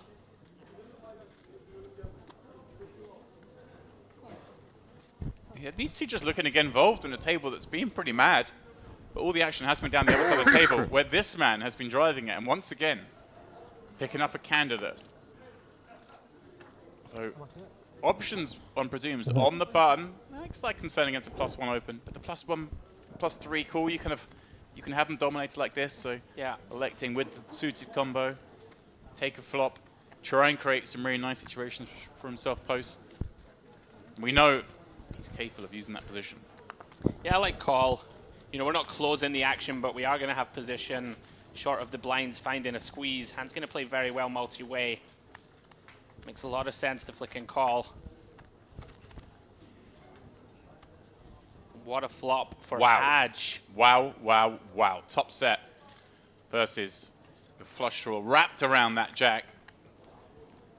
Haj killing this board. I wonder if he finds a slide check. Yeah. He does, with particularly that combo. May see him better set of 3s, set of 4s, and then just knuckling the highest set available. Will Wei take the bait? Certainly looks like he's going to in this three-way pot. And again, kind of makes sense. Haj is going to have a lot of like ace-high combos that just don't want to do anything on this board, have to check fold. Wei can make them fold. Yeah, makes sense. And I like the sizing. Get to do a lot of small stabbing here. You know, you can just fold out. Hand like King, Queen of Diamonds or something like this that doesn't really have much backdoor equity. Ace 10 of Diamonds, Ace 10 of Clubs. Yeah. Gonna get better hands to fold. Just did that. He's not going to get this hand to fold. Not getting this one out, Demps. Now, Haj facing that tiny bet. Does he ever let the pot live at that size, or does he feel the need to start swelling it with 190 behind? Yeah, certainly interesting. I do. Of course, we can see has Queen 10 of Hearts. Is going to have a bunch of sort of middling pairs and some hands that don't have a lot of equity and are just trying to stab and pick it up. I feel like raise is probably the order of business at this depth, though, Demps. I'm with you. No, not too much. Yeah, I want to start getting money in. I wondered as well, though. Not too much going on. The benefits of calling, perhaps, is that when he calls, suddenly he gets to have some of those legislation ace-high combos that course. can't face So the I think second a lot of barrel, but people don't really play too much with 2 there. hearts out there. So it's just very publicly. And we've like seen Wei casinos over and that's it, the previous basically. streams that he's not a crazy out-of-line kind of guy, No, so no, maybe not illegal, but, he's seen that yeah, he tends to very have high text if you, some sort of hand when he's playing. Maybe Yeah. not putting him on complete bluffs, and therefore, obviously with the heart combos, we'll be inclined to continue for 30,000 chips more with an overcard to boot. Yeah, if you think your opponent's going to be pretty honest, bet a lot of flush draws. Obviously, there is one remaining jack out there. If you think he's going to be centered around these kind of holdings, then raise makes the most sense. Wei with some concern, I imagine, because obviously he can be behind better flush draws as well when you're holding the queen high draw here, and like ace deuce of hearts, ace 5 of hearts particularly. Oh my goodness me! Makes the flush, whilst Haj makes the old 2 pair, jacks and jacks. Wow, what an interesting hand. Some of my favorite hands to dissect these. Once we check raise, right? You know, if we have a hand like ace jack of diamonds or something like this, still going to be pretty wary when that 3rd heart rolls off. Hand like black queens, black kings. Oh yeah, not going to be happy. Queens, kings, aces that have played this way are going to hate to see that turn card. Everything completing. Yeah, overall range feels like we'd want to check or bet small Demps potentially. Like a little block bet? Yeah, I don't think we ever want to lump this. Certainly not. I'd imagine just the temptation when you have all of it is to do just that. Check it on over. Your opponent's just going to give up with so many hands on this turn, but give them the opportunity to perhaps bet with a hand like this. Bitcoin ETF or not yet? And just because you that's check here doesn't mean you can't get a healthy bet paid off on the river. You might not necessarily get all of it, but you don't always have to get full value. Buy assets. And if Wei has somehow made a speculative float here with, say, 8s with the 8 of hearts, stuff like that, might see it as a mandatory bluff. Where it's licensed. Here we go. But, bet into for the sum of 40k. Haj trying not to jump out of his seat in glee. 40%. Yeah, he's surely the decision point here is just was the first big step. if I call and I check, what hand is my opponent going to check back with on the river? Can I call and potentially lead? It's kind of a funky line. Do I ever just check jam here and hope they've got a flush that they don't fold? All the coins? What do I do if I check call and the river comes a heart? Hmm. It's actually almost hard sometimes to play these super strong hands. You've got quads, you've got the board in lockdown, but it's still not easy. Yeah, our opponent's going to have so many flushes. I'm with you, James. Problem is, when we jam, are we ourselves just going to have a bigger flush a lot of the time? Hard to think of too many combos that we would want to shove here as a semi-bluff. I'm struggling to find any. Well, what, Maybe, yeah. What looks like a great card for Wei, because if he is up against a hand like a big jack, they haven't filled up. If he is against one of those big pairs, neither have they. So, of course, some concern he could be up against a better flush. Does hard to check it once more. He's checked every street so far. Check raise flop. Check call turn. Feel as if you have to check. Right. Hard to imagine us bluffing with a lead here really ever. Hopefully. Yeah, I'm with you. A few hands we've got here that are weaker. Well, look at this. You've Oh, called the it, block! Demps. The block is in the mix. He's gone for the tiniest sort of size that he's hoping that Wei can't possibly just call with a flush, right? It looks like I have to go for the rest of it to that sizing. Trying to rep a hand like aces or kings that's trying to just get to showdown potentially. Right. Maybe even a jack, Demps, Ace right? jack, like you said, ace jack of diamonds kind of hand. Could be in here. This is a great hand. This is an incredibly interesting hand. He sent it, Demps. Yeah, the block worked. Ooh. Flush couldn't avoid asking for the rest of it to that size. Didn't think a monster hand would play that way. Very nicely done from Haj. Doesn't he look happy with himself? That's not the point. Winning a huge one. Any universe I'm there, sure Demps, she where we will. can just call? Sorry. Still not the point. Life is beautiful, huh? No, it was a difficult hand for me. It's tough. 110.5. Yeah, tough turn. Tough spot. Thank you. How you solve it? It took me time, didn't you see? I mean, he's joking, but there is some truth in the There joke. is, We said it was yeah. quite a tough hand to play. And we saw he came out with a Queen 10. kind of line that Yeah. neither of us had Queen flush, yeah. thought of up to that point, the weak lead on the river. Very interesting. I'm thinking through in my mind, is there any way that Faye can just call in position here? Like, is a hand like Pocket Queens, for example, going to block and call a shove? Right. I'm not sure if it does. It's weird though, because it Doesn't matter. So, just like, doesn't look like it's the ace flush, the king flush now. It's does true. it? So you're thinking, I think okay, they're gonna this is only support better you when you flushes. hit quads. Yeah, and then when you lose. Yeah, really interesting. Fascinating hand. Oh my god. Way stung. That's Magic turn. yeah. The worst card in the deck, rolling off on the turn for him. All right, just need a moment. If we can shut it down to the dealer, just deal some boring ones for just a couple of hands. I don't believe we've had one raise and take it, Demps, or anything that hasn't gone post. We haven't had that, certainly, but we haven't had anything that hasn't seen me get excited. Just want to see a raise, a defend, a broken paired board. Well, you're not going to get it. Multi-way coming once again. And who's in the mix once again from the cutoff? But our man, the hero of the frame thus far, Subramaniam.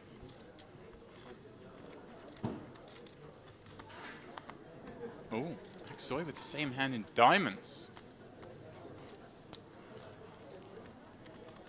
40 bigs deep. McCulloch with great equity against all these shared cards and shared suit. Wonder if he ever considers shoving pre there in the old solver world. 40 bigs. Wouldn't have been out with the realms. That's just complete. Here we go. Spade, spade, flop for the opener. Hashim pairing. Number two with overs and a gut shot. Hashim decides to bet this when check two. No, he's a bit shy. Last time he bet got check raised. Subramaniam, of course, he's got two cards in position and they've checked him. He's found a bet.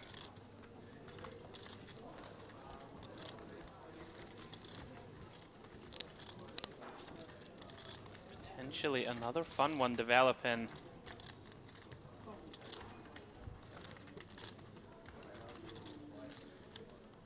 do now, Demps, as Hashim. Wow. Kind of forced to get out of the way, I think, against bet and call. Right, there's not a lot of future equity in this hand, is it? It can't really improve, bar the 8. Could already be dead. Yeah. I think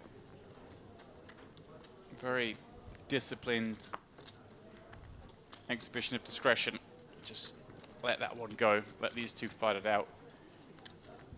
Mikulak, of course, can still have some really big hands as well as the opener. How does he know he's got the best of it here? Yeah, prudent decision from Subramaniam, I think, to check the hearts specifically. Our opponent going to have a bunch of spades and clubs in their hand that wouldn't fold to a turn bet. Decides to give this one up, rolls his eyes. Yeah. Gets the news that... The wry smile. Yeah, I wonder if he's thinking now, I think my opponent maybe had worse spades, the kind of the way that interaction went at the end. Like. Just don't believe me, yeah? I had a pleasure. I wouldn't believe you if I would have called the river. Sorry?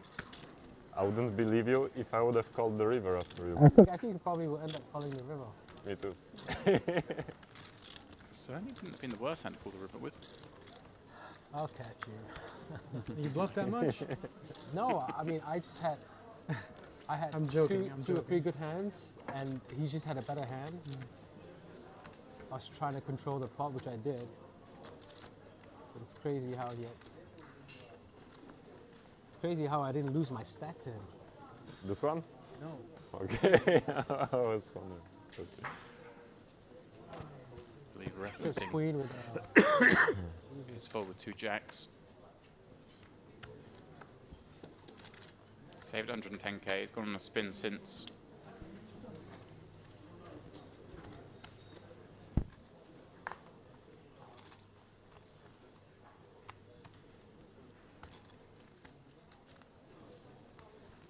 Wait, from +1, desperate to get involved. Having got the wrong side of that cold deck. And he is going to do so with King 3 suited from +1. Sat at +2, swiftly flicking in the jack turbo as Andy just shakes his head. Just buckle up again, my friend. The Merit Poker Solver is in full swing in this frame. Here we go. How much? 7. You gotta love it, Temps. It's great to watch. It's never boring. Amazing. Look, you can do well down here if you can ride out the variance. This might go in Demps. Right. We're looking at what? Sub 40. 40 blinds in the small blind against what you can presume is some relatively light action. Yeah. Or could be light action. I would jam here. He does send it. Like it a lot. I did reference it the previous hand with the Queen 10 of diamonds when he was in the big. Certainly a possibility, I think, especially at a table where when people call pre, I think they're very capped and we're seeing how wide they're being, right? It's a good point, actually, because I was thinking we've seen some very liberal play post-flops. You might be thinking, well, I can get in here, make a big hand and get paid off. But the flip of that is actually they're just playing too many hands So much dead money in there. Although my hand's so good post-flop, I can actually just pick up so many blinds. Yeah. Which is what he's going to try and do here. I wonder if Subramaniam... Oh, wow. Is he giving this some thought? He is. I don't think we can call for 40 Demps. These two have been battling. We know that Subramaniam is not afraid. Right, but we can get shown 8s, 9s, 10s here, can't we? Maybe jacks. Yeah. I think we'd assume the queens plus, probably go for an induced sizing. Yeah, I mean, this jam is normally 9s through jacks, as you said, ace queen off, potential king queen suited, king jack suited in there. When you plug all that in, we're really not doing very well at all against the Axoi squeeze range. I think we got to fold 7s. Don't think it's too much of a decision, Demps. Start to call with 9s and 10s, potentially. Even that, somewhat dicey. Yeah, gonna let it go. Even though he's played a lot of pots, hasn't really actively inflated too many without a good hand. Right, Flop, I mean. He seems to be very confident on where he is and things. It looks like from the outside playing too many hands, but if you're playing that hands and you've got a good beat on your opponents and stuff, then it's an exploit move where you just look to get involved because you fancy yourself post-flop. Not surprising because he's been very impressive thus far. Yeah, this is a fantastic table to watch. Really enjoying it here in early going. to think we've still got another hour of serve play until late reg finishes, which is, of course, driving this action a little bit. Some of the players aware that they can bust out. I mean, here. is it though? They've all got they all had 200k to start the table. You'd have Yeah. thought people would be contented. You're still in the, I could try and get it to 400. I'm happy to take a flip now. Most times in a tournament, you see people with 2 times starting stack. They're actively trying to avoid flips. I think, yeah. Right. Strategy-wise, EV-wise. But here they're like, well, I can get to 400, and if not, I've still got 100. Maybe 3k lighter, but very true. 3k between friends. The buy-ins are ticking up. 523 entries thus far.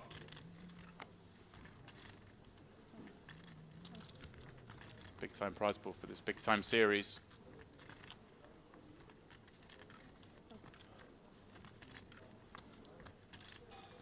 Sorry.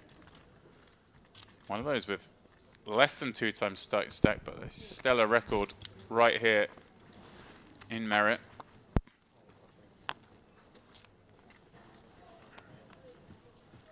Winner of the in Singapore, there's 5K main event in Western like if you win back in 2019, good for 300K. Even if you win it, Second in a high roller outside in the country, Western you bring it in. last year for over 100K. There's no capital gain tax. He likes it.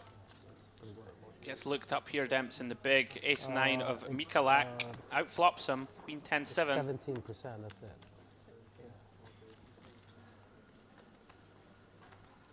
It's a nice board to actually have something on, isn't it? Queen 10-7 against the big blind defend. They're going to have plenty of hands that do get to continue. Yeah. It's good for kids. Of course, our range going to be very wide from the button. Chooses half, a shade over half. I like this. Very coordinated board. Lots of gut shots, lots of pairs, as you just referenced, that will be forced to continue. Mikalak a little too weak, just ace high. Yeah, it's the kind of sizing that is slightly too big if you knew his opponent's hand, and that ace-9 can't continue because, as you referenced, plenty of other hands he gets to continue with. But obviously against range, I really like that as well. I'm with you. It's nice to just go that little bit bigger. Yeah, like it a lot. Coordinated board. You can immediately make a hand like a 7 indifferent to continue. So with your bluffs, you can make a hand like 7-5 or something like that. One fold immediately can't be a bad thing. As it stands, nice pickup. You get called by a ton of worse hands. Nice size and choice from Axoy.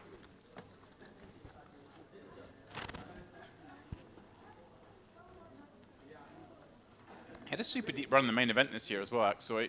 I mean, 113th main event of the World Series. Very good. That'd be day 6-ish. Close to it. All I know is, Andrew, it's not day 3. Have you been to day 6, Demps, in the main? I mean, I've been in the room whilst day 6 is going on.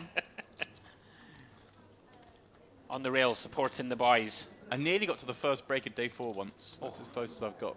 Nirvana.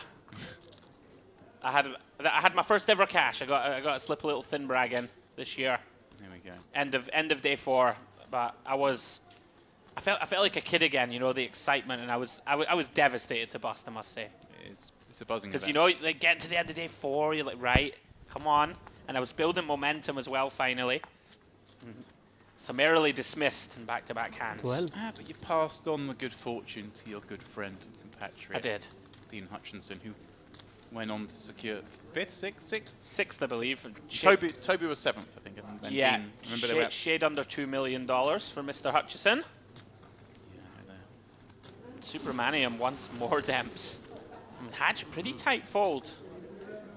Although we are very deep stacked. King Jack, not normally a hand that you want to play. And well, this sizing as well. Just notice how big. There we go, 12k. The Supermanium's gone. That would make sense. I thought Haj would have peeled. Probably peels Demps to a normal sizing. Yeah, really big open.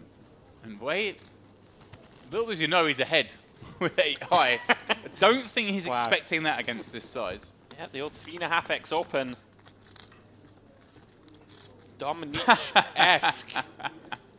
How has he found it? Not only has he found it, but he's got his man basically dead in that the card he wants to see most, the 6, would fill him up. And Wayne may look to attack this, yeah, right? This is like danger. You don't get to have a 7 here as the guy nearly 4xing. I do.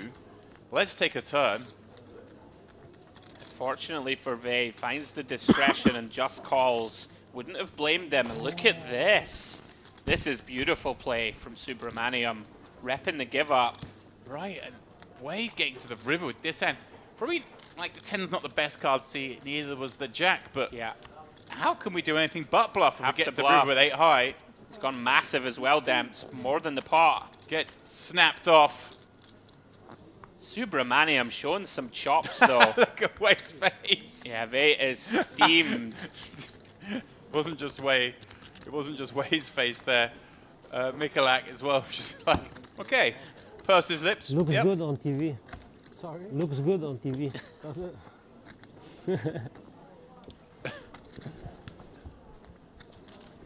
Brilliant stuff. Yeah, we can confirm it does look good on TV. Star of the show material thus far, James. Yeah, you just can't take your eye off the table for any moment. Yeah, brilliant. 600k plus.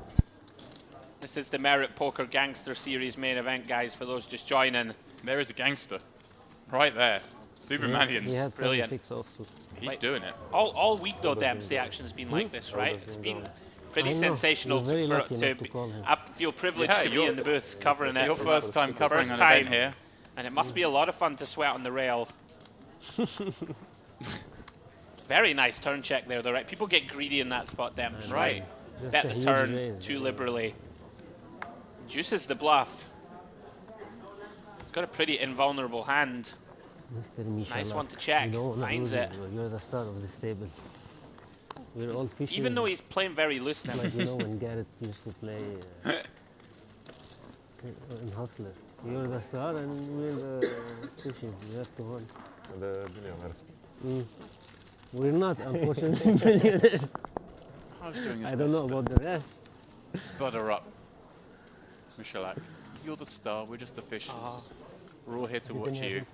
Meanwhile, he's the one who found the double up with quad jacks and played it like a superstar. It's like from where? From Well, they always say that you got to make friends with the guy on your left. Originally is like not too nice because We're all just here to watch you you have to play. kind of go to Switzerland or maybe go to a different place, but yeah, like like 3.5 hours or something like this from Zurich. Yeah, This could be There's dicey, like Demps. another Way flight potentially from, steaming a town bit close by here. to mine, but then you land in Paphos, and from Paphos to here is probably like 3.5 hours or so. It gets long. 4.5? Ah, okay. Yeah, they have nice connections. Like it's overall pretty nice. Like they have most of the flights like 3.5 hours to Berlin, to Zurich. It's good. Just letting Hartman do our job there, selling the connectivity of this place. He suggested 3.5 hours from Paphos. It's not that far. It's around about 2.5. I've So had you to do just that come here connection for a the few times weekend, myself, or rather do than you Larnaca at a actually much travel closer to poker airport. stop? Yeah. And of course, Erjan just 30 minutes away. I just come here because a friend of mine. Interesting decision now for Way. Potentially a little steamed. Did find the just okay. call pre. Going to take one off here with a gut shot and the backdoor nut flush draw. Atmosphere. Axoy, The hotel is not good. enjoying that. Double call on the flop. Can't think his 10s are ever good now. Should mean we see a river. So you always enjoy coming back for that. Yeah, it's pretty Yeah, interesting. That flop should in theory have favoured him slightly over the blinds. As it stands, 10's still good. And it's half a way to bluff because Yeah, it really Salah's in the is. middle. Yeah. Salah, though, himself, Okay, got it. he's turned a little bit of showdown and wants to take it that far. Yeah, And it's never going to be good, but tough to bluff for him also, blocking the missed spades. Axoy, Loving life. yeah. The island is a very special place. Little bit of run good there. These are the moments I got in your tournaments. superpower descent, huh? 40,000 chips going With your way that you tens. thought were not coming back to you. Yeah, like a 12 big blind pot. Yeah, It's beautiful. not significant. I mean, 40,000 chips. It's nearly half a starting stack, so we're talking like $1,300 worth of equity right there. Yeah, it's a big pot to pick up when you've probably thought you were never seeing those chips again. Interesting spot, Way and Salah there with kind of hand combos, Demps that don't really want to bluff for different reasons. It's weird, isn't it? Because if it was against just Way, then I'm pretty sure Way finds a bet on the river and Definitely. it's very hard for Axoy to call. But Salah gave the protection and rivered himself like the faintest bit that he's like, see if I can win this with my 4. And Wei holding the king of spades in his hand, Mm. blocking some of those flush draws that could be behind him, so feels he can't bluff. And then, of course, Salah with 2 spades of his own, also feeling like he blocks some of the flush draws and can't bluff nicely. Yeah, I wonder. Nice result for Aksoy. Salah ever trying to? Do I ever think little blocky river bet? Like just small blinds probably got a queen and Yeah, me too. yeah, bluff, but it's hard. Like you say, he had the 10 of spades, which is a key card. He doesn't want to be in his hand when bluffing. Michalak. There's been a lot of interesting hands to dissect here in this frame.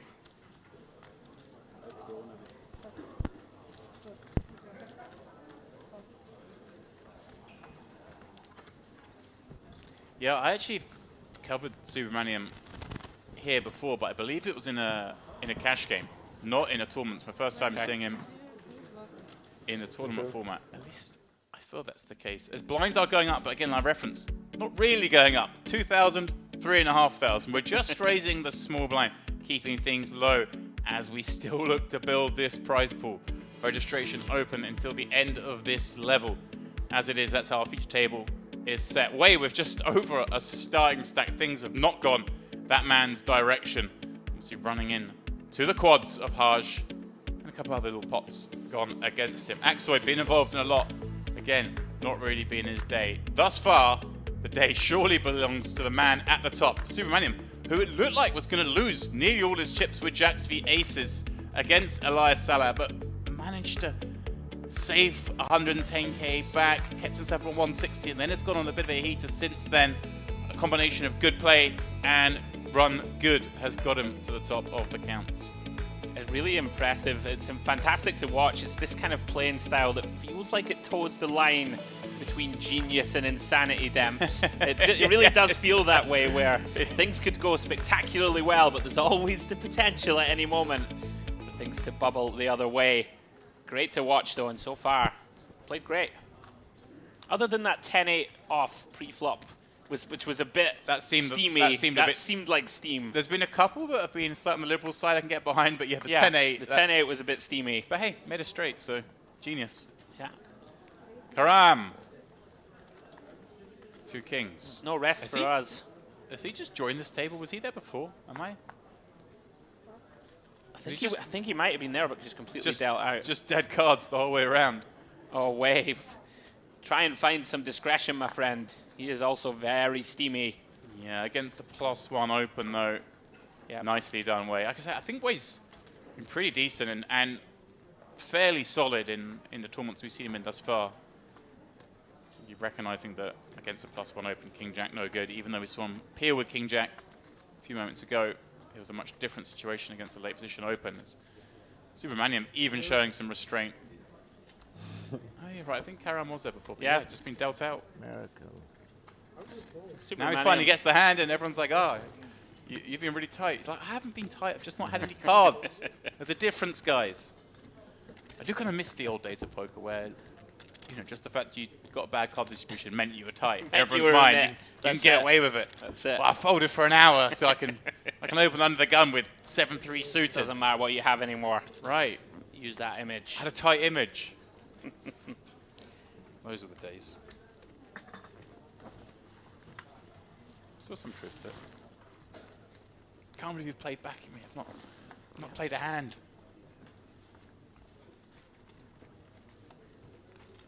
Karam. Finally pause for breath. Yeah, that's what it feels feels raise like. And take. I know. It finally happened.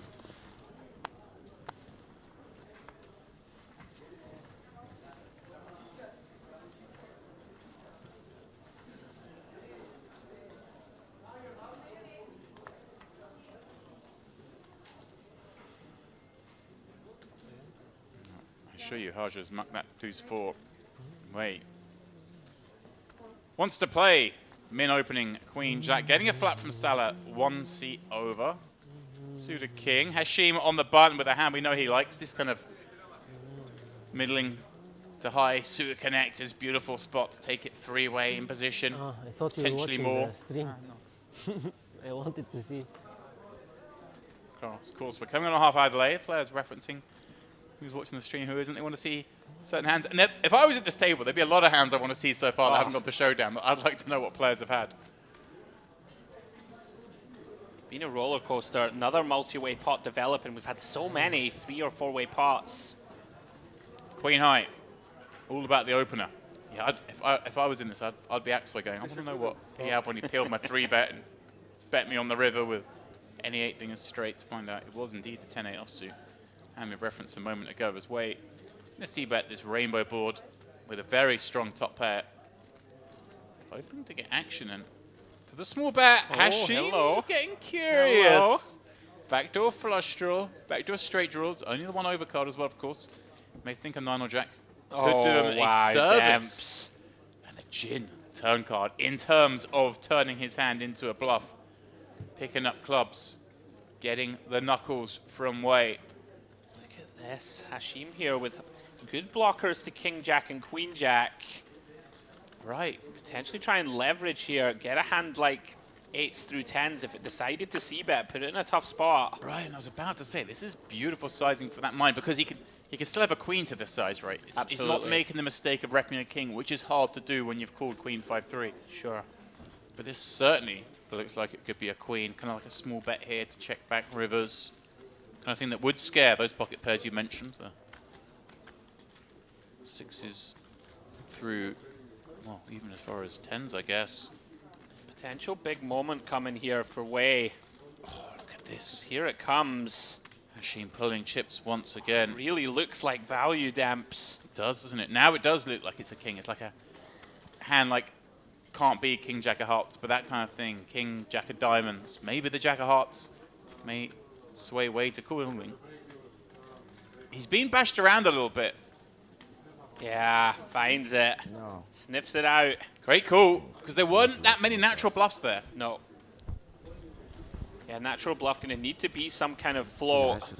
Maybe a hand like ace-4. Right, ace-4, ace-2 suited. Something like this. Is a hand like a 5 going to turn itself into a bluff? Like an ace-5? Probably not. So like you say, Demps, other than those wheel aces and like a jack-9 of clubs, jack-10 suited, not too many bluffs. Well done, Way. Stops the rock. Yeah, and if you're giving your opponent hands like, potentially having a hand like jack-9 suited, if you put that in the range, then all those king-10s, king-jacks with a backdoor flush draw would be in there, so it's completely reasonable he could have a king. Definitely. But Way's seen enough. He's like, lads, he was over it, to be honest. I'm so over this. Yeah. If you've got this beat, have it. I'll have 30k left. I'll be all in next hand. Back over to the buy-in desk. Click the old Luxor on the phone on the walk over. And we get back in before you know it. You think potentially an error there from IP to not just shove? Like, I think if we're going to bet this river, like you said, a queen now probably doesn't bet anymore. Sort of repping a king plus. King wants to bet big. Maybe. I hear where you're at. Yeah. I would be greedy there with a king against a pretty capped looking line. We'll never know. We will not. Axoy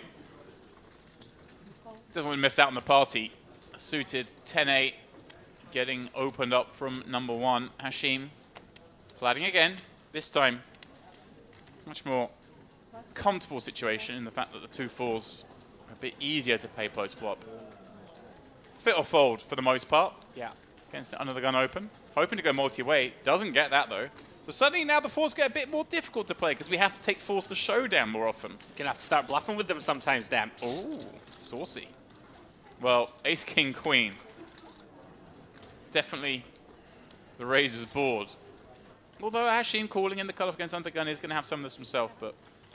Yeah, we can have some success here with some little stabs. You know, fold out these hands, 4s through 9s type holdings that may just fold to 1 bet.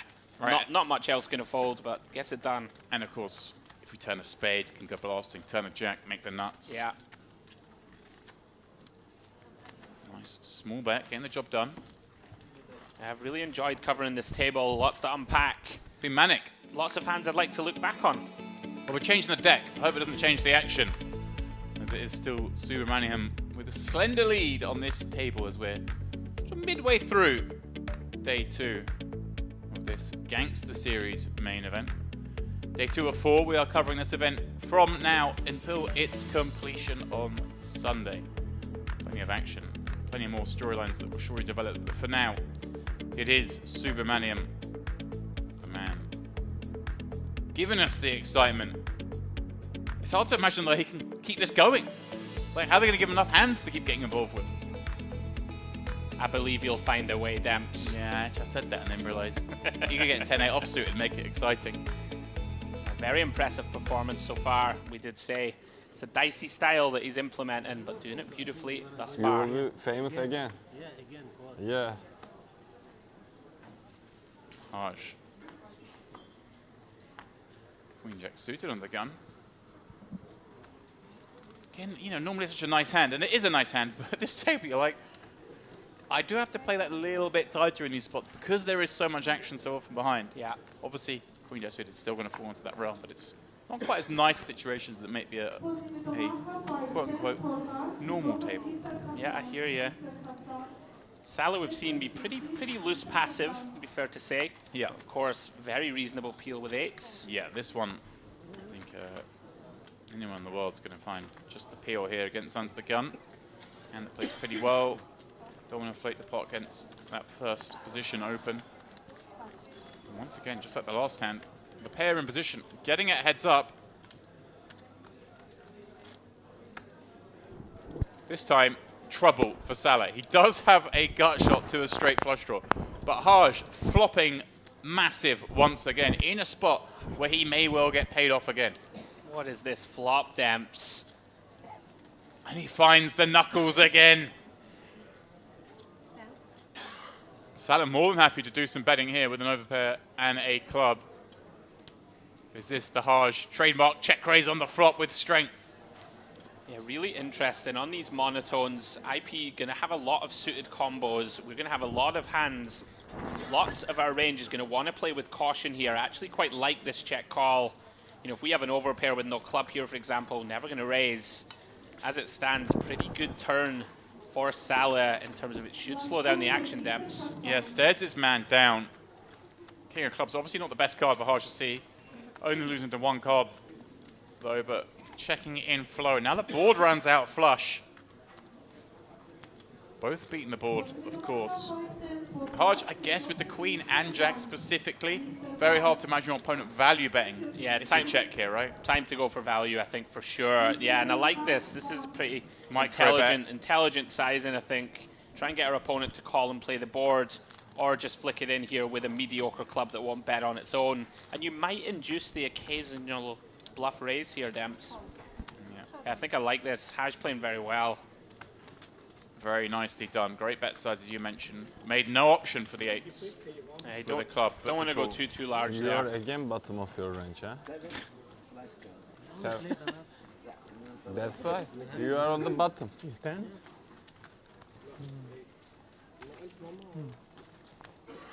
Well, could have been a lot worse. Absolutely. Salah there with the overpair. Gut shot to straight flush. Nice hand. Now, he didn't hit straight flush, Andy, but I know on the other day, on your day off, you did hit a straight flush, didn't you? I was about to reference it, my friend. I used all of my powers of skill and persuasion to the universe to call in the 7 of diamonds. Having a little dabble in the me and you. We were, you know, we thought we'll have a little sit down at a table game. We popped down to the casino in the Royal. A little bit. You know, the monstrous casino. Found ourselves at an Ultimate Texas Hold'em table. did. The kind of Hold'em we like because you don't really get bluffed too often. You get to see the run out every time. I don't know, the way that we ran, it felt like we were getting bluffed off on the river. But yeah, we did make a straight flush. There we go. And called it in. Called in the 7 of diamonds. In she popped. I did. $25 getting paid out of 50 to 1. Happy days. Salah didn't believe enough. He had to call the 5 of clubs in. Yeah. At the table. Verbalize out loud. Put it out to the universe. Here comes our man.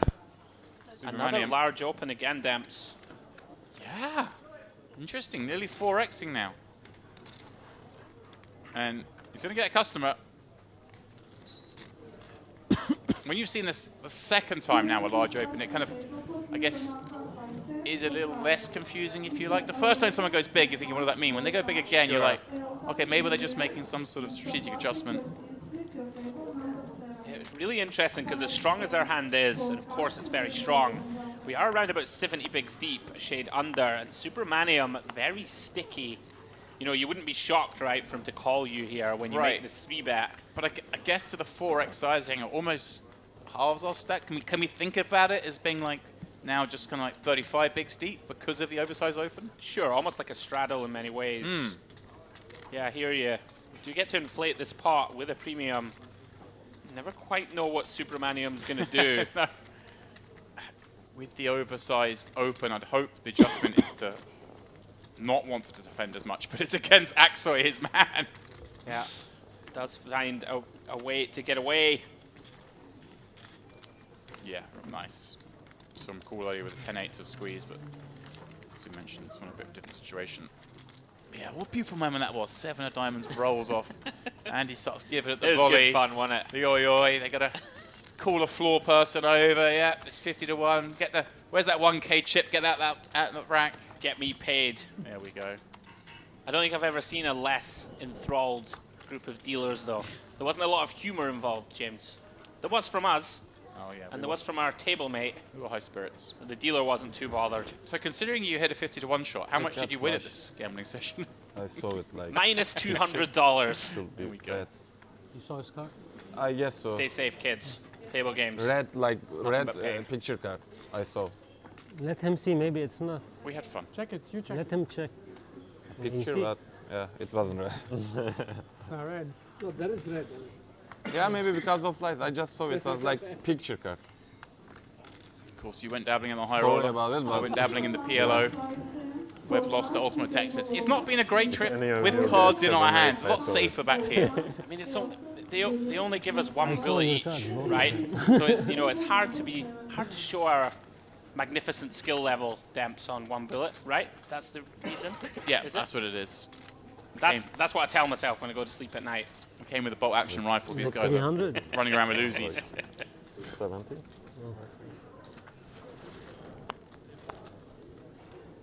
Hold around to the small one, a rare occurrence. Didn't actually catch the hands that got mucked, but what's Supermanium seen here that he doesn't like the look of? What's Axoy seen he doesn't like the look of on the button? Yeah, we haven't had too many fold arounds to the blinds.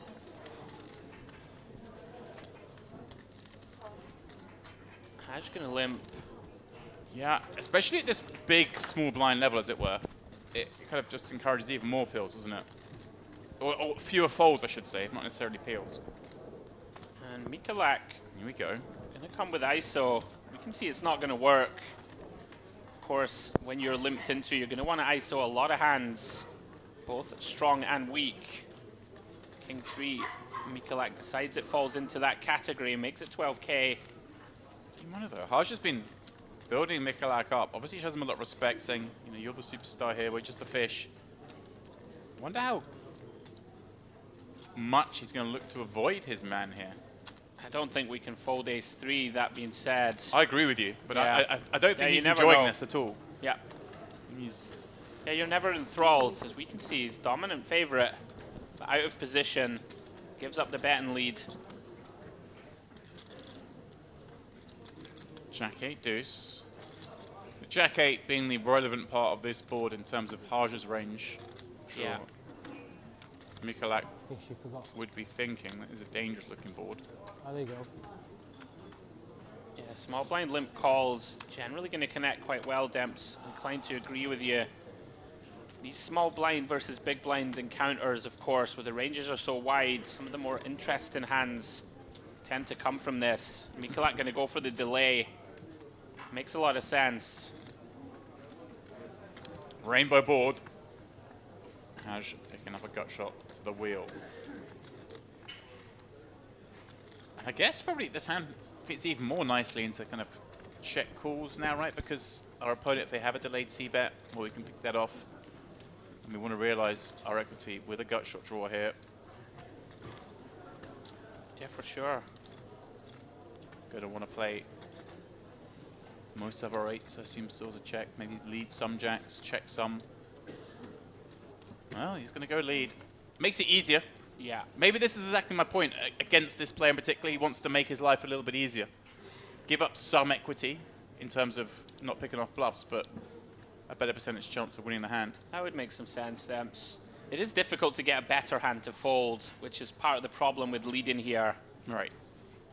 But also, you might put a hand like a deuce under some pressure, right? If he's ISO'd a 9 deuce off, something like this. Nice. Potentially get something like that to fold. Maybe a turn 4. Something like this. If he has indeed ISO'd the weaker part of his range, like a king 4. So he did it with king 3. As it stands, Haj, very clean record here at this feature. Really has. I think he's won every hand he's played them, so we're close to it. Certainly not lost anything significant. I don't think he's put chips in a post flop and lost anyway. Yeah. Ali called that having a clean sheet earlier. I was loving that. I thought he was talking about football, sports betting for a second. You thought he was referencing Brighton? Maybe. Kept a clean sheet last night, didn't we, Finally, Dems? keeping a clean sheet. We keep them in Europe, just not in the Premier League. A very fortuitous clean sheet, it must be said, for Brighton last night. I mean, I'm not too biased to recognise that we got a little lucky to win that game 1-0. Yeah, it was a bit of a sweat. Thank you. Of course, yeah, we've been hunting away at UTH and watching football for 2 days. Such is the tough life. They give you a merit. Could I have an atom, Bouncing please? around from Atom? different location to watch the football.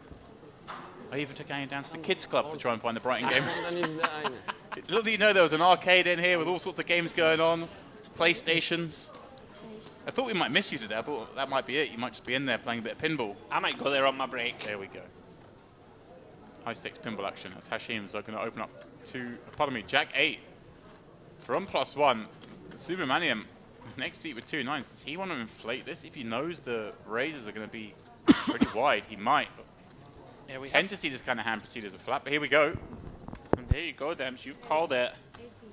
Again, a kind of clicky sizing. We saw him do this with jacks earlier. Got 4-bet, got in a horrible spot against aces. But again, that sizing that doesn't necessarily dissuade his opponents from coming along. He just wants to wrestle position. And here we go. Haj finding it on the button to this action. Once again, Subramaniam being dealt the inferior pair. We did, of course, see him earlier in the broadcast get into trouble with one of these little clicks. Yeah, and I wonder. Salah had the aces. Again, with that in mind, obviously, Haj is more incentivized, I guess, to 4-bet with this kind of hand, just because otherwise Hashim's always going to come along and you don't really define Subramaniam. Yeah, pretty mandatory, I would say. Don't have to go too large here in position. 40k kind of thing? Yeah, maybe a shade bigger. 45 seems good to me. Does choose 45k. There we go. Subramaniam now, sort of one of these very awkward spots. We do have a nice hand. Does shrink up a bit against the cold 4 range. Probably a little too much hand though, Demps, to fold. They're very deep. I think we can go out on a limb and say, like, Haj with 10s probably just calls. Jacks is where he starts mixing in 3-bets. Or do you think he's always going to 4-bet 10s? You're putting a face. Yeah, I think we don't want to have too many cold calls, but he did make it a size, to be fair, right? Which you just referenced 5 bigs, which you could. So I can get on board with it. Me, myself, I don't have too many hands that just cold call in general. But I could get on board with it against the small size. Well, let's see what mind how Subramaniam continues. Obviously, I mean, I think we just have to call, right? Right. Our opponent's just got ace-king a lot. Yeah. Maybe some ace-queen in there as well. Wants to go for a cold 4. If you start throwing that in there, then it's very hard to fold a 9s for now because we rate to the best hand. It just gets very difficult to play post-flop out of position, especially against Haj, who we've seen is very, very competent post-flop. Ace, 10, tray. Neither player thrilled to see that bullet out there in the middle. Intrigued to see how Haj proceeds. A feature of the feature tables we've seen so far is people using c-bets, in my opinion, that are a bit too large in these 4-bet pots. You know, very condensed ranges. You can see some very small c-bet in here, in theory at least. Right, because Haj shouldn't ever get met with a check raise on this kind of board, exactly. Right? He has the strongest aces. Well, Subramaniam can still have strong aces himself. He could even have ace-king himself. Definitely can. I mean, our range should be something like jacks plus, the very occasional hand like an ace-5 suited that decides to cold 4. Yeah, Haj finds a check. Don't mind it. Don't think you get over-bluffed in a spot like this. We can still have some traps of our own. Is Superman now aware that basically he knows his hand's no good? Because if it was a bluff like a king, queen, king, jack kind of hand, surely they stab an ace-10 board. Definitely. Yeah, these can be the spots where you really earn your corn, Supermanium, with the option there to try and start bluffing a hand like jacks, queens, or kings. Does decide to check, though. We'll probably just have to check fold this one now, Demps, unless we find some really, really impressively tricky turn bluff raise. Oh, hang on. Whoa, Yeah, whoa. Not sure about this I one. was about to ask about betting with queens just because it's so hard to get called by something worse, but he's managed to do just that. I mean, I would imagine this goes check, check. I mean, Hodge can't be liking like now, right? No. This looks like he's up against a hand like ace jack. Yeah, there we ace go. queen, perhaps, obviously blocks that. Ecstatic to see 2 9s, pulling 167,000 chip pot. Yeah, Perhaps a rare misstep on the turn from Supermanium. Yeah, liked your analysis a lot. I think our hand is never good on this turn. Very hard to give our opponent an inferior hand. No, we are at merit. We are at merit. You never can rule anything out. Well, that was a rock. That was the immovable rock hitting the unstoppable force right there, and it was Hodge coming out on top, the 2 stars of the frame. بعد ما شيكت الدمتين او قبل ما شيكت على الريفر بس شيكت اكيد رح تعرف ما هي يا قصين يا ريت We're all going to. Ah, yes, yes. I always want to grab the first one and comes in. Really? No, I should have gone 10 for value.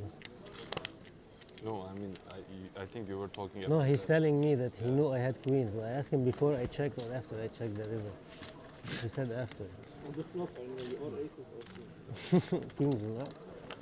Kings. Breaking the hand down. Whilst they do so, steam train pulling out the station. I wonder if there's ever... He limps the 7-4 off. This is a new little wrinkle. Now, if we're limping the 7-4 off, are we doing it to do something really funky to raises, or are we just limping it to see a flop? Not going to lie to you, Dam's not sure what's going on here. All right. This is one of those where it's in the lap of the gods. Here we go. Hartman recognizing, perhaps feeling the heat coming off his man. ISOing with the dominating hand. I have to say, I felt a lot of steam earlier in the steam room. I sat a little bit too close to the jet. Starts burning the old pins. Say it isn't so. Obviously, there were other people in there, so I had to put a brave face on and not move, but I was wincing. I'd be worrying more about other body parts than the pins. Well, the third pin. What are you going to say?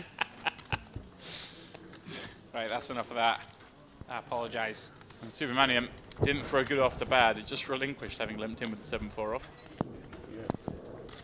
Got his steam out of the way. It's very hard to tell because he looks very cool, calm and collected. Really, so he's got great table presence. Perhaps we are making an unfair, Thank you. unfair conclusion about the said steam. What's that? It's called atom. It's like a banana milk with crushed nuts, so it's very delicious. You should try it. What is it? Atom is like a banana milk I hope with so. like crushed nuts, I believe. Something in that I told you it's not direction, over. but it's very good. I can feel it. Yeah. Even now. When you won the turn, when you win the turn? Yeah, but even now it's not over. I feel like it's gonna continue.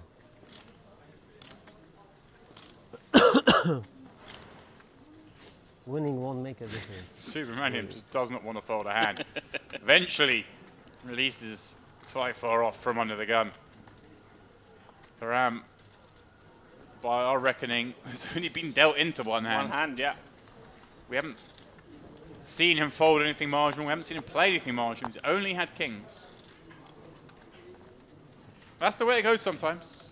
And it's kind of frustrating when you're at a table that is giving a lot of action to be in that way, because you know that if things go your way at this table, you could build a big stack. Of course, you could easily bust out as well, but you're willing to take that chance on a day 2. Oh, 100%. Oh, here we go. Galak popping up 7-8 suited in the cutoff against the man on the button, who himself appears to be a little steamy. Although the ship's somewhat righted, falling down with Absolutely. Queen Jack over a couple of streets. getting that one correct, but it's still just, this looks like BS. Yep. Definitely going to be a bunch of 3-bet bluffs here. 45 bigs or so deep. I like it. Gone 3x. They need to go bigger against the cutoff open, and especially when we're a bit shallower. Yeah, this looks good. We collect with an interesting little combo here. We are going to want to defend some of our suited combinations against this. I think he will. Makes sense. 7-8 suited. I miss the old days when you could just rifle this in. You can rifle it now if you like. Oh, I still can? Okay. Makes me feel better. Yeah, I don't think you get to shove this one anymore, sadly. 2011 poker. It was in there. That's when we were playing real poker. Ace-4 deuce. Again, not liking the look of the flop. And nice to have the king of clubs in hand. Excuse me. Can go either way here. Very small c-bet or check. Right, both valid. Feels like a board. A pre-flop raiser wants to attack. Obviously, Yeah. heel can have a lot of these kind of hands in. Always want to deny equity. Yeah, Mikolak not with enough to continue. Shows it. I had it buys, but it still came with an ace. That's like, I've won the pot, but look how unlucky I am. That's what he's trying to say there. Always comes. Yeah, the heyday. 2005 through to 2012, when you could line anything up for a 6-bet jam. Just do whatever you wanted. Last person, last aggressor wins. Yeah. Yes. No one You will peels. see They anyway, just you click. will see. He can't lie right now. He Click, cannot click, lie. click, fold. You don't see it much anymore. Even like 4-betting, it's kind of gone out of fashion. You know, you see it with some hands. It's certainly not as much a thing as it used to be. Generally, populations got more comfortable playing flops. They're Yes. happier to flat and play pans than they were. It used to be like, I don't really know how to play this post flop, so I'm just going to rip it in. Sure. Ramp up the variance. Now Karam finally finding a playable one. Here we go. It's a playable one, but it's not one you're high-fiving the dealer about, is it? On this table. It certainly can get peeled by worse. Just can be a very awkward multi-way. But again, I wonder how much respect he gets as the open. Let's see if anyone makes a slightly tighter fold against a player who has only V-pipped now for the second time this frame.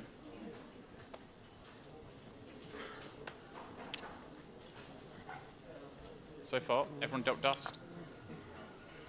Is he just going to have the 2 raise and takes? No, here we go. Salah coming in with a cool ace-jack. Hashim at 2 10s, playing, what, 40 blinds in the small. Yeah, another one of these spots. Looks like he's gone for a very strange, tiny click. Don't like this at all, especially with this hand combo.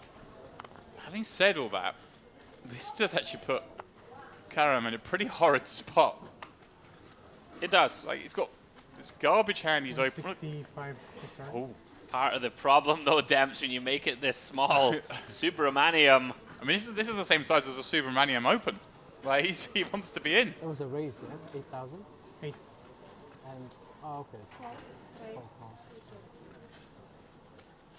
I mean, this would be ambitious in the extreme, not closing the action. He is reaching, Demps. The enigma of this table.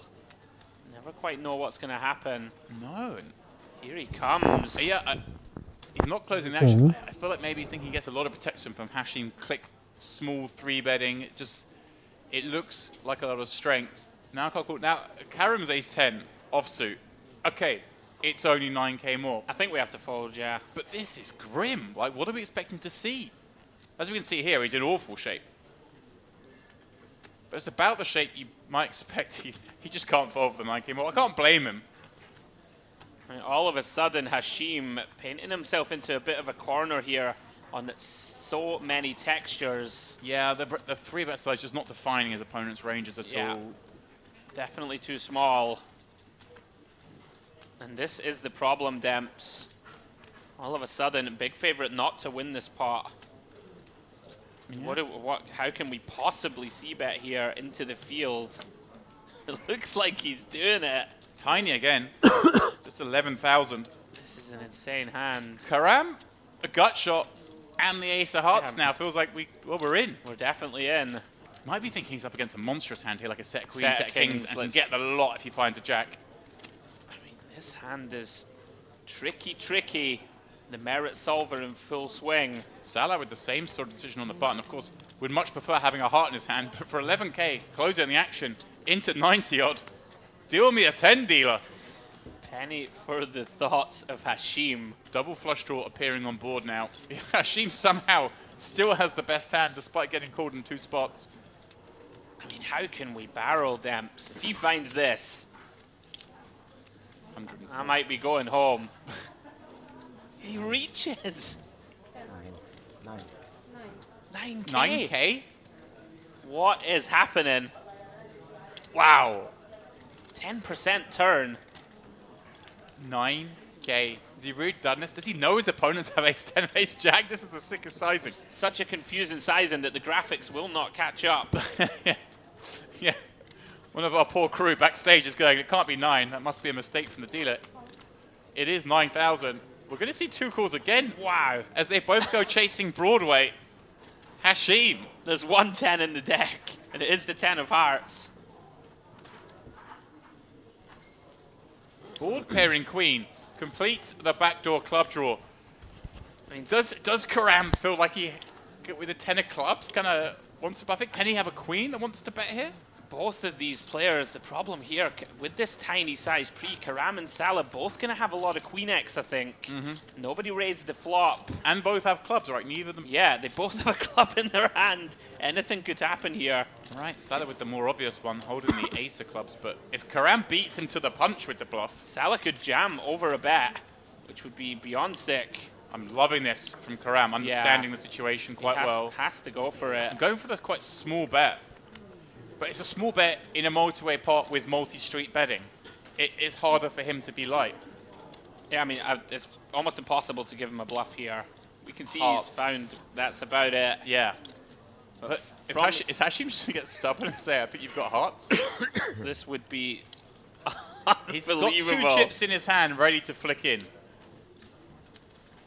When they're in the hand, it's a lot easier to call. When we try to analyze this one, I guess a king doesn't bet, right? We're not going to bet a king. We're scared of the queen behind. It's a queen or clubs, and it is a queen or clubs. Or, of course, the missed draw. I'm surprised it is this smaller sizing, actually, really. It's called! It's the call! He's called! Hashim somehow wins an absolutely massive pot. Well, he came with a tiny 3-bet size, kept everyone's ranges super wide, and his tiny flop bet, tiny turn bet, kept these weak hands in to the point he then had enough of a hand to call. Bizarre hand. I'm going to put it out there, Dems. That is the most nonsense hand we've witnessed this week, but I absolutely loved it. Hashim, take a bow. Like You're a hero in my eyes. chip What with a 20. hand. Total. He engineered a losing with other situation hand? where there were And so many whenever he weak got hands in 10, there he won. that he could beat some of them. Sometimes poker And a is easy, small huh? sizing. It's true. Not Do you think we need to shove On the river river, as Karam? No, but there's still the nuts behind us potentially, nut flush.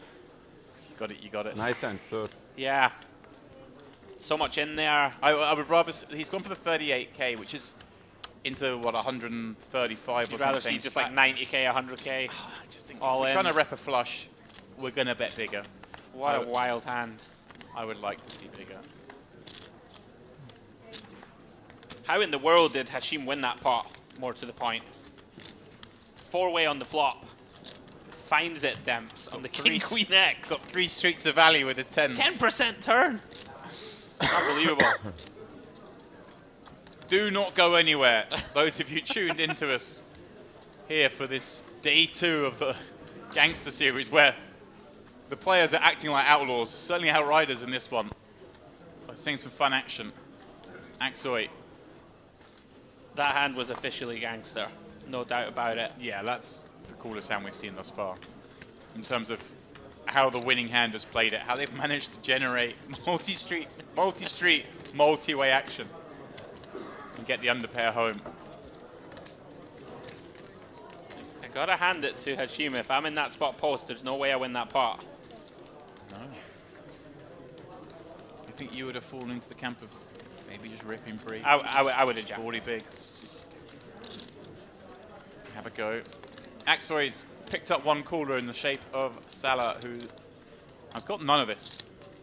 Jack 10, 3 board, all black cards. Axoy with the black offsuit combo. He's going to check it on over to Salah, though. Plenty of hand that can continue. Maybe some good things happen if he catches his Jin cards. Yeah, I like check here.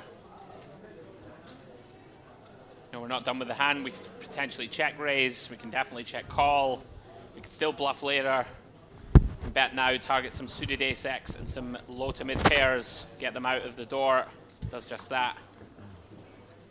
Actually more of a theoretical sort of style Demps. Has been impressive in his own right. Yeah. Only 19 minutes and you will be away from the TV. You're happier than me. No, I'm not happy. I don't want it. I told you from the beginning. I know. There you go. He's sad. Just around 20 minutes left with this cast. He's sad. It'd be a shame. Why? They're He lively. likes being the star. Yeah, for sure. Yeah, fair to say, probably been the most enjoyable 2-hour spell. And there's been a lot to choose from this week, that is for sure. Interesting there, I think, Hashim referencing he's not a fan of the feature table Demps. I think that's what they were talking about. Yeah.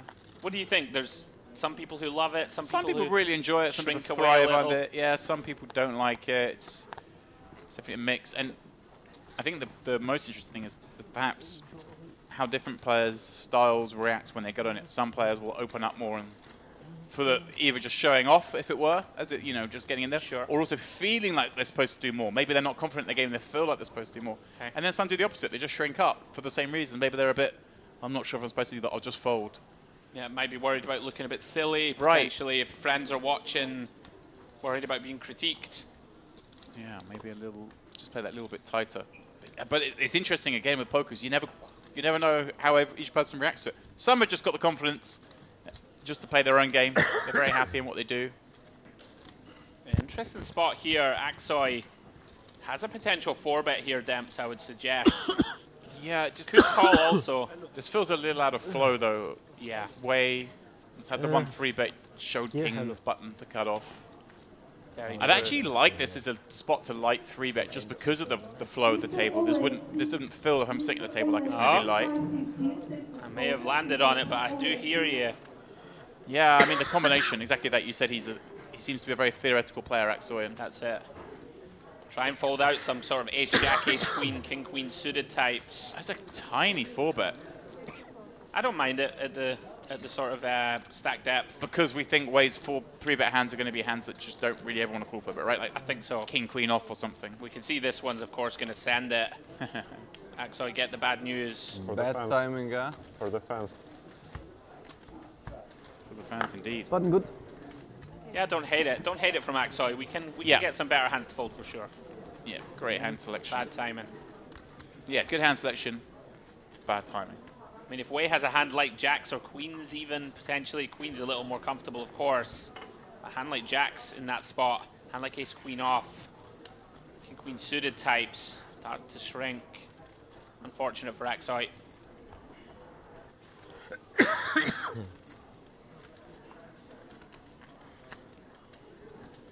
One of the funny little wrinkles here in Merit, I think, Demps. The sort of theory guys, it's much easier for me to get into the mind of what they might do. Well, you said it straight away, Axel. Yeah. You said the last hand, kind of a theory guy. He's got a good combo here. Yeah.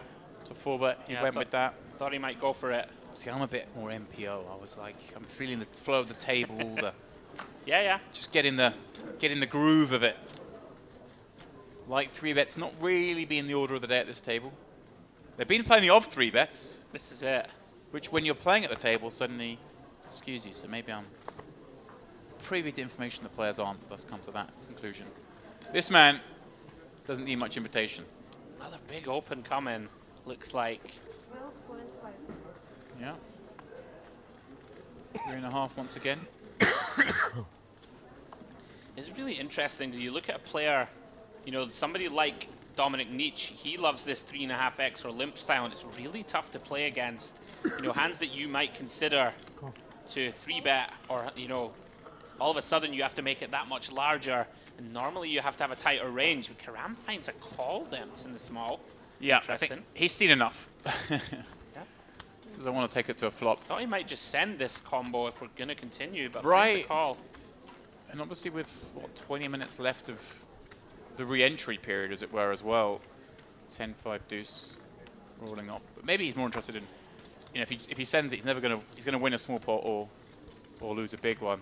Maybe happy just to take this to the flop, figures he's got the best hand some of the time. And Superman and him electing to check back the 10-5 deuce with a gut shot draw. We've shown him perhaps always c-bets. I wonder how this fits into Karam's head as he finally sees a check back. Although the queen obviously one card that suits Karam, having flat from the small. You're going to see a lot of Broadway combos, and understand that. Here we go. Going half pot. Another very interesting hand. Subramaniam still with some equity. If he does call here, Karam going to be hating life. So hard, though, isn't it, to continue with this gut shot? It is. With a flush draw on board. Against a range that certainly includes plenty of Queen X. Potentially even some super strong traps. Yeah. Very intriguing. Got Subramaniam repping some kind of showdown value with this flop check. Maybe like a 5, something up to pocket 9s even. Yeah, Karam pounces, gets it through. Bluffing with the best hand, but understandable to do so. Nice hand. A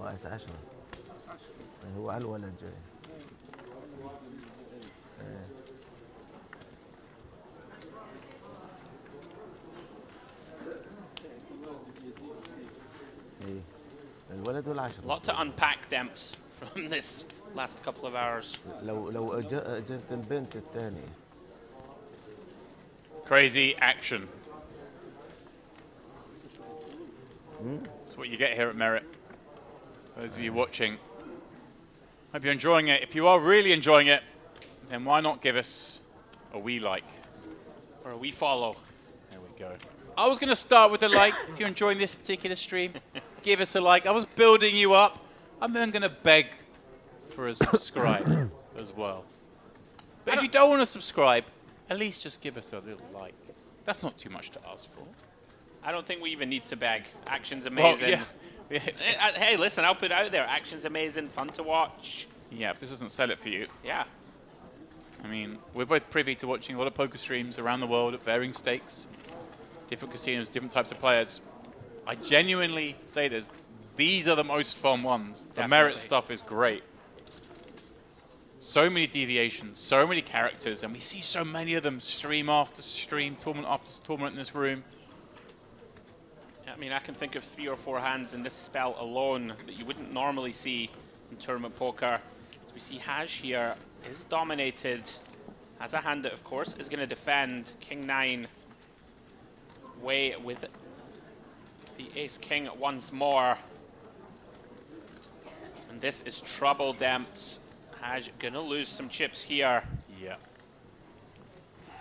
The one saving grace for him is that he's up against that EP open, but certainly does look destined to lose some chips. Yeah, short of a wet turn, generally gonna lose chips on the flop and normally the turn.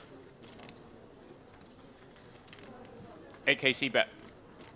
Couple of blinds. A little larger than you might necessarily have to go here, but with 2 spades on the board, yeah, seems fine. Yeah, I like it. Defending against that big blind peel. Big blind's going to have just so many hands that do kick it into the muck. Called on street 1. Spade turn. Does complete that flop flush draw. Again, both players with plenty of hand, not to be too concerned about that just yet. Yeah, these spots are always interesting. I think as way, we're going to want to, if we bet, not to bet too large. Big blind going to have all of those flush combos, and we're going to check often. He does decide to do so. Makes a lot of sense. Right, now it gets interesting for Haj, doesn't it? Whether he wants to bet here. Obviously, he has a lot of strong hands, like you mentioned. He has all the sort of 2-pair combos, the flushes. Yeah. But he's also going to have hands like Jack 10, Jack 9, maybe an Ace Jack, Ace 10 even. But our bluffs, I wonder if therefore he slips the king into a value mode as well, or is this still just a nice bluff catch? I think bet's good, I really do. I think like a little blocky sizing makes a lot of sense here. It's gone 1/3 by the looks of it. Yeah. Don't hate it. We can disincentivize our opponent from raising with a better hand, and we can see that that has worked. which is one of the nice parts of choosing this size. You can also get called by a worse hand that gets curious. Really? Any Queen X or the like Yeah. to this size in.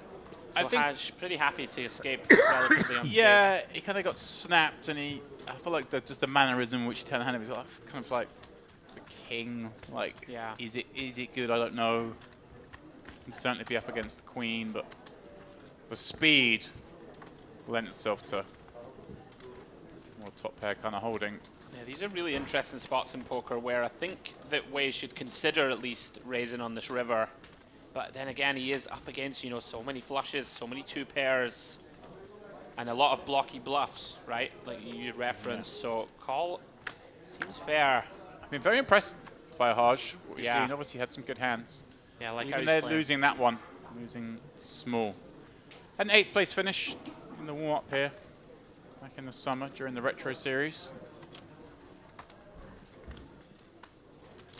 A couple of the final tables in other events right here at Merit. Loves it, just like so many do. Oh, this is a man who does love the game. Yeah, I mean, there's loving the game. There's like the completely addicted to the game people who play every day. And then there's Superman and him above that. Again, choosing these really big size-ins. Huge this time, even bigger. It's so tough to continue for players. It's surprising to me because he's someone in there with so many speculative hands. He strikes me the kind of guy who wants to play the pots and generate action.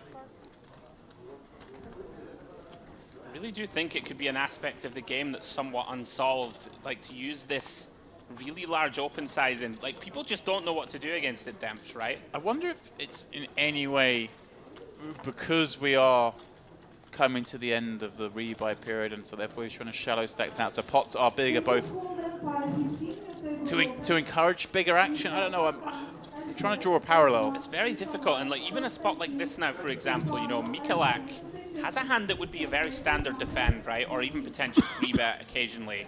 And now, I mean, you're facing just a shade under 5x, Demps. Yeah. This hand just becomes so ugly.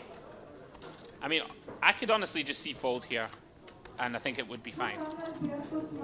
Like, what do you do? Like, all of a sudden, you're inflating the pot, you could be dominated. Yeah, you're cool here, you're in a 10 big blind pot with a7 offsuit out of position. Sure. Against the mid-position open. Albeit against the man who's opening a lot of hands. والله امبارح عملت خوش مساج I like it's what you say. I feel like Mikulak's one of those guys, he knows what to do in all these spots pre-flop. If you face him in open, he knows exactly what he's doing with this hand, what frequency he's 3-betting, what he's doing on certain boards. As soon as you take him out the comfort zone with the big open, you referenced Dom Niche being the one kind of like trialing this somewhat. Bang. These top players suddenly are a little bit lost. They haven't studied it. I wouldn't know what to do here, and I'm more than happy to say. And look, I think he's going to throw it away, and honestly, I don't hate it at all. Probably thinks he has an edge on the table, right?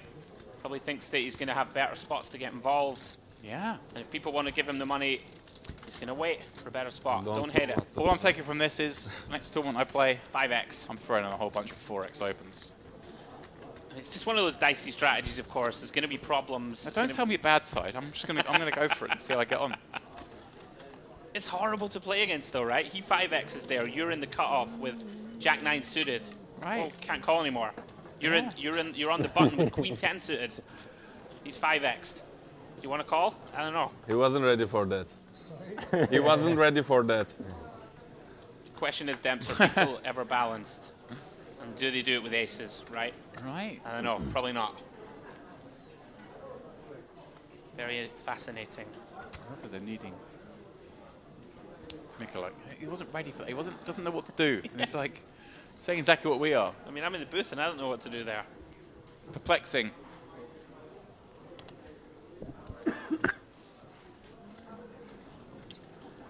Certainly hopeful that Subramaniam returns to the feature. It's a lot of fun. Thank you, thank you. I think we may see him over the next couple of days.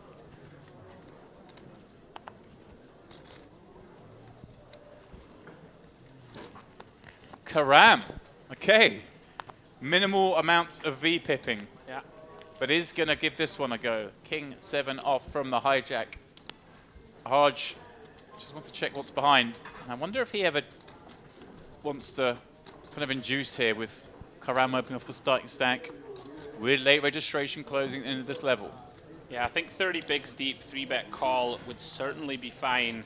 25 or so, we're definitely going to do it against relatively late position. Also have the benefit, you have Mikulak behind, capable player. When you flat, you don't really want to incentivize him to get involved.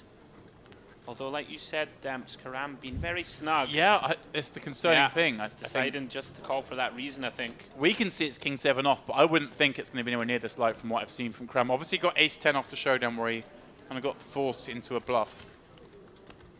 Other than that, he's only played a couple of hands. Well, they do get a heads up. That's the good news for both. Haj in position with way the better hand. Queen for deuce board. Not looking too bad for him either. Yeah, I wonder if there's an element of frustration here. King 7 off is too wide pre, in my opinion. Suited, you can get on board. Offsuit a little too wide, and this is not going to get it done. Whenever he's just going to get blasted. So tough to blast this one off, but you know, you never know. So we can have one transaction only. Thank you. I would actually be in the camp of just giving up your post. Don't have a lot working for us. No backdoors. We're gonna go back to 10. I hear you. Very hard to think of many hands that can fold even to a bet right. Jack 10 suited. Yeah, I can't think of anything, honestly. Maybe like an ace 8 of hearts. You might get something like that out. Second club on the turn. Karam does have the king of clubs. If he's looking for a reason. Yeah. Look at this, fair play. Binds are about to close. It's like, I'll fire off 3 street barrel bluff here. If it doesn't work, head to the cage, get a new stack. Yeah, and all of a sudden, pocket 9's getting put in a pretty grim spot now, Demps. Yeah, he knows that sizing as well. It's so likely. The 65k comes with it on the river. It has the 9 of clubs as well, which is actually, I guess, kind of a bad thing here, right? Definitely. You want your opponent in there with ace 9 of clubs, king 9 of clubs, something like that.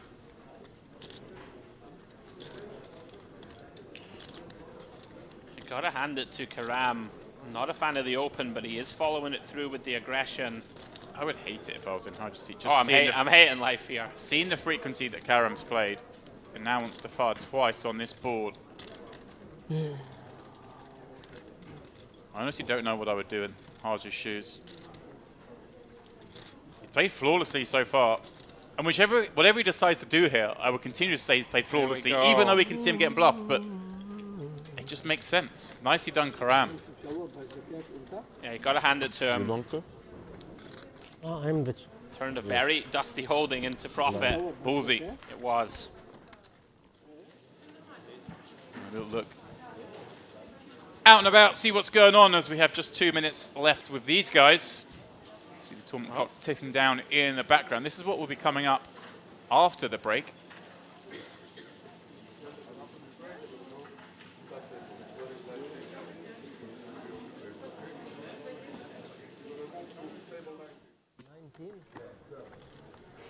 Okay. You're gonna move table 19 over here. As they get their instructions on where they'll be off to. Hopefully none of them need to go after rebuy. In fact, one thing we haven't had this frame is elimination. No elimination, you're right. Which is, considering the amount of action we've had, really rather surprising. See Hashim, ace-8 off under the gun. They all want to get the last bit of TV glory. They're like, the great Picasso's in the booth. I want him to call my action. Hashim, who won our hand of the frame. Can't wait to watch that one back. That was wild. If you are just joining us, you missed the doozy. He had Andy scratching his head. I still don't know what happened, I'm not going to lie to you. Supermanium here. Gonna get sticky. Queen 10 suited under the gun 1.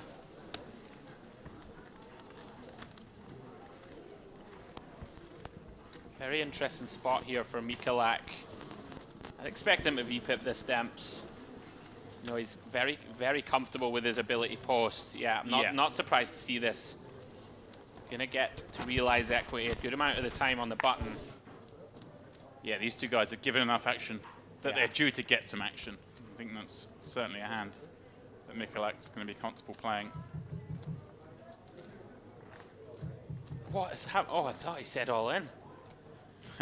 I was about to say it isn't so. And we're going 5-way Demps in our closing hand. Love to see it. There's a lot of connectivity between these hands.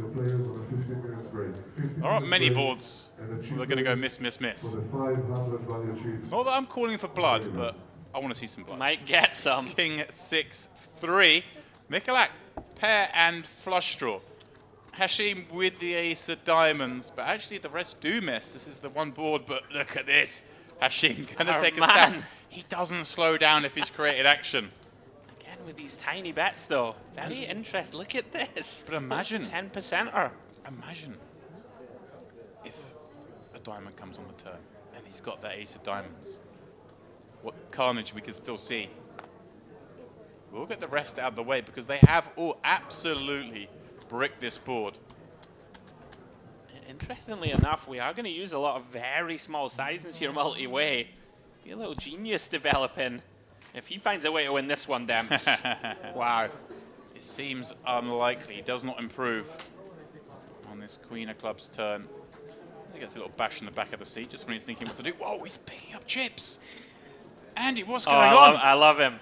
Another milky 10% bet. And the thing about this is Mikulak cannot raise this combo. He's just going to call. Right. Think he's behind. There are plenty of hands he can raise with. You're right. This one. He's not raising this one. He's just not one of them. Doesn't want to blast himself off with the equity. If he were to raise here and get 3-bet, it's disastrous. Hashim, if you win this pot, my friend, I'm buying you a drink. That's for sure. Go. Right. He's flicking 5K. That's not quite enough. Don't disrespect the man. He has bet 10%, not 9%. Come on now. 5 of clubs. The back door completes. Hashim finally does give up. Yeah, Mikulak expecting to see a loser, you would say. Yeah. He'd be thrilled here. He's probably thinking, is this the same sort of code again? Is he going to turn over 2 9s and I've just let him win? But actually, better news than that. It was just an ace high. Mikulak wins the last hand of what has been a truly incredible frame. As a reference though, even without losing a player. All right, blinds again at 2K, 4K. This table is moving back out to the floor. Alan Haj clearly had the best time at this table. Kind of got the best of a lot of the hands. Subramaniam, arguably the star of the show. A poor end to the frame, but still with, what, 2.8 starting stacks. Yeah. Everyone comfortable though, and Mikulak taking down the last pot and probably relishing to continue to play on this table where ranges are out the window and you must have your wits about you. I think that is the best way that you could describe it. That was fun, is my way of describing it. I'm off on my short break now. Ali will be joining you back in the booth. That really was fantastic. Yeah, Haj, very technically strong, played great. We saw him get max value with the quads, played another couple of hands really nicely. And yeah, Mikulak and Haj, the most theoretically sound, I would suggest. Yeah. And Subramanian, Salah, Hashim, very interesting stuff for us to watch in the booth. Fantastic couple hours of poker, loved it. Well, there we go. We are mixing things up, not just in the booth, but out on the table. So please do join us in a few short minutes when we'll get a fresh cast of characters for more of this MPO poker right here at Merit.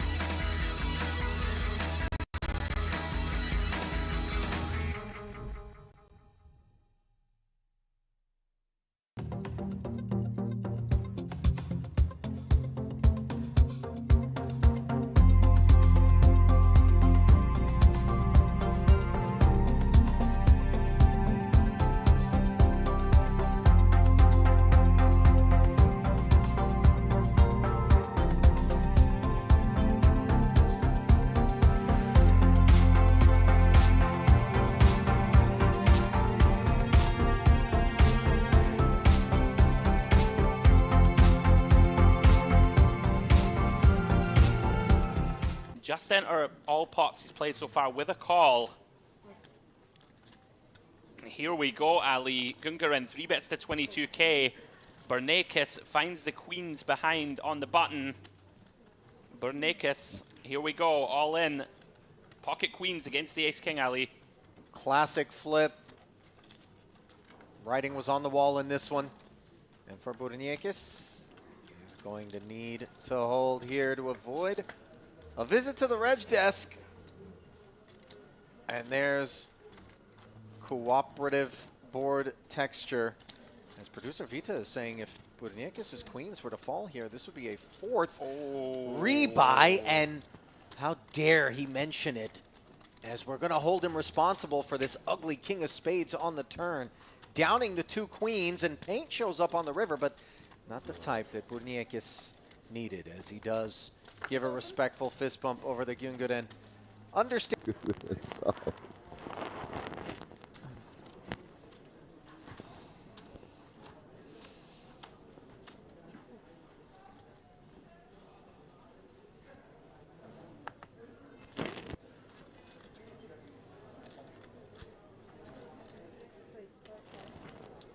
To Lozev in the hijack. Ace-9 of spades. Come in for the min.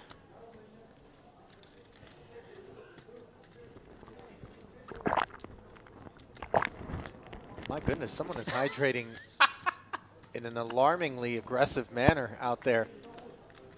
He might have drank that through his mic. What was that? Jack-7 defense for Chukurova here. Turns into top pair, but look at this. A 2-spade board, 2 overs, and a short stack. One could see Lozev looking to get it all forward. Not into 15,000, but the fuse is lit. Just a 6K C-bet.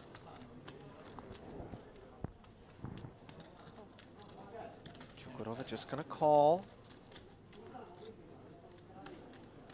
Holding on this Queen of Hearts turn. Deferring yet again. And once Chukurova check calls on this board texture, I think we get the sense that ace high isn't going to be a winner with some decent frequency. But with that equity, you see Lozev firing here once more, this time 25, which is close to full pot. And maybe leveraging that queen? Yeah, interesting decision point on the turn for sure. I think Lozev probably thinks Kukurova's going to fast play hands like 2 pair, right? Like a 6-4, like a 7-4, 7-6 type holding. And once he just check calls, you know, we're always making assumptions, but it seems to be a little bit capped. And of course, to like 1 pair type hand. And when this Queen of Hearts rolls off, Lozev content to just go ahead and attack it with full pot. Half of his stack invested here on the turn, Ali. He's going to be bet calling if somehow Kukurova decides to be aggressive. Really in the cage here against this size in. Well, the thing is, there's just 29,000 back. Yeah. And Chukurova might be getting the sense that Wow, a call he here, finds which it. he does find, is going to come with the rest of it on request on the end, as the 8 puts a 4-liner on board. I don't think he's worried about 5x combos here as played. And there's 77,000 in the middle, and look at Lozev does not hesitate to push the 29 in there and gets it through. Chukurova made a believer. And how about it? On the boards in those 2 previous pots. Takes down 2 medium-sized ones. Sun picks up the Cowboys, Ali. That he does, as the saddle was put on by Rakovic with these 4s. And Sun is going to buck up to the tune of 19,000.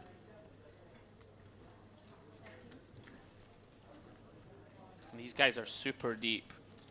110 bigs effective. Here we go, Ali. What is our resident G gonna do? Ace Queen.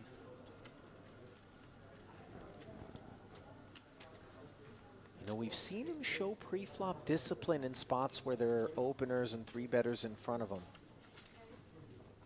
this one just too tempting. He's going to play it aggressively, and he's going to regret doing so as he 4-bets to 50,000. And I would imagine Sun is going to look to put even more forward as the decision becomes simple for the fours. Anyway, asking for a count. This is very interesting. Don't mind the combo choice from Gungarin. Although typically against under the gun and +1, not going to see too many light 3-bets, right? But if we're going to choose a hand to 4-bet fold, would be one like this. I'm not sure if Sun may just call Ali. We're very deep here to get it in. I know we have kings. Might be thinking we only get it in against one hand for 120 bigs. Yeah, that's a fair point.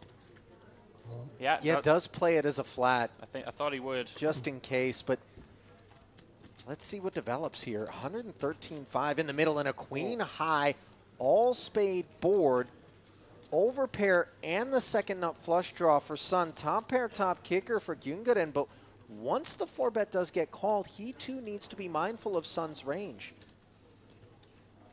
Oh, he's gone huge, Ali. Almost full pot. 100,000 of his 275 deployed. And for Sun, do we just try to take it here and now, recognizing that the rest is likely to get in regardless?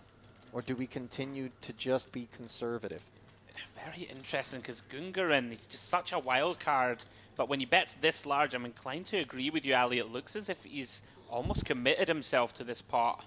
Hard to think of too many hands that are going to cold for 50k, then bet 100k and fold to aggressive action. Look, we block ace-king. We've got the king of spades. Yeah. 2 queens, maybe?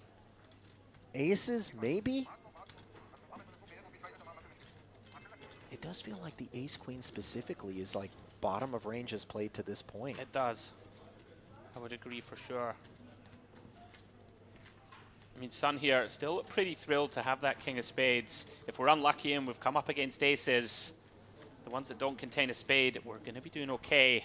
And of course, against a hand like this, ace-queen, dominant shape.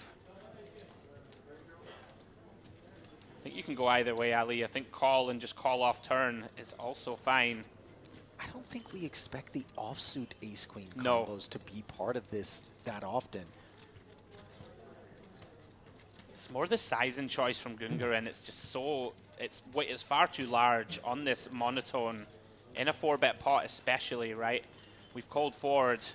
We're representing a very narrow range like aces, kings, queens, ace-king. So you're going to do a lot of small betting on these boards. Gungarin absolutely lacing it.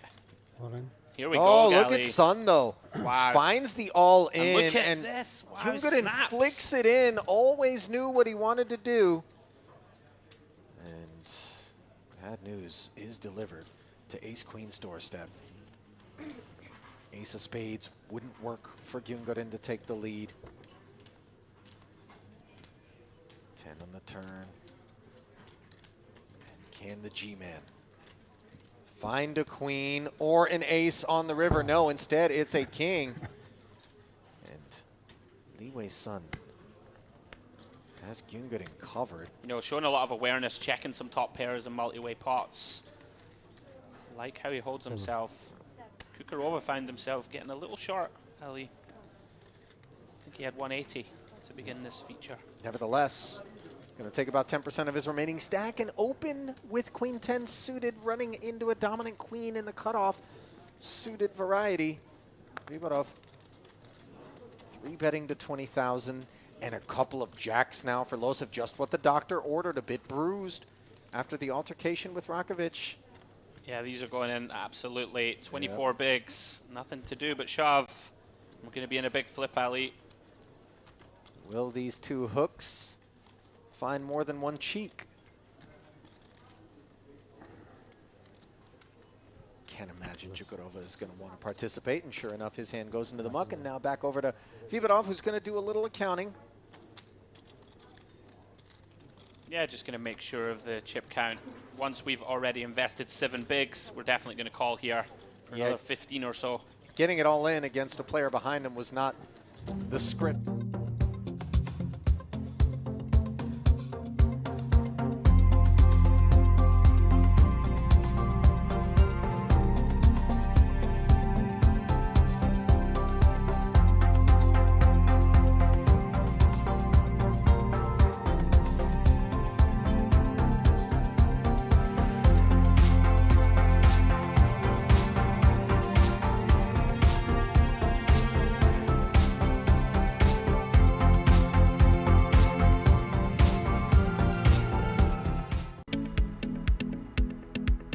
And welcome back to continuing coverage of the main event, the final on the docket here in this Merit Gangster series from the Merit Crystal Cove Hotel as the sun has set and the lights have come on in the studio as well. Ali Najad alongside James Dempsey back in for Andrew Headley. We're going to give him a little bit of a breather, and he's going to need one from what I understand, James. That last frame, bizarre.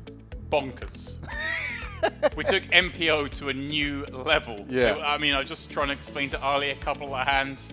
I didn't even know which hands to start with. There were so many crazy action hands. Explain may not be the right verb based on experience in here. You know, the frame prior to you coming in had some questionable situations in it. Things that even by Merit standards were a little bit peculiar. But it all comes together to form what is a unique brand of very entertaining poker. One that you're not going to find outside these walls. No, you certainly don't. It's just amazing. And again, part of it relates to the fact that so many of these players here, so many of the players in here know each other, they have experience playing against each other, so they all take these wild deviations that it's so fun for us tuning in for those 2-hour portions to see them play when we're not at all familiar with the backstory over the previous hours, days, weeks, months, even years between some of these guys. I gotta say that in terms of the themes that we have here at the Merit Complex, Gangster and Western, you know, cowboys, shootouts. I mean, these feel very appropriate. Retro's not far off either. Yeah, this is old school poker. You're absolutely right about that.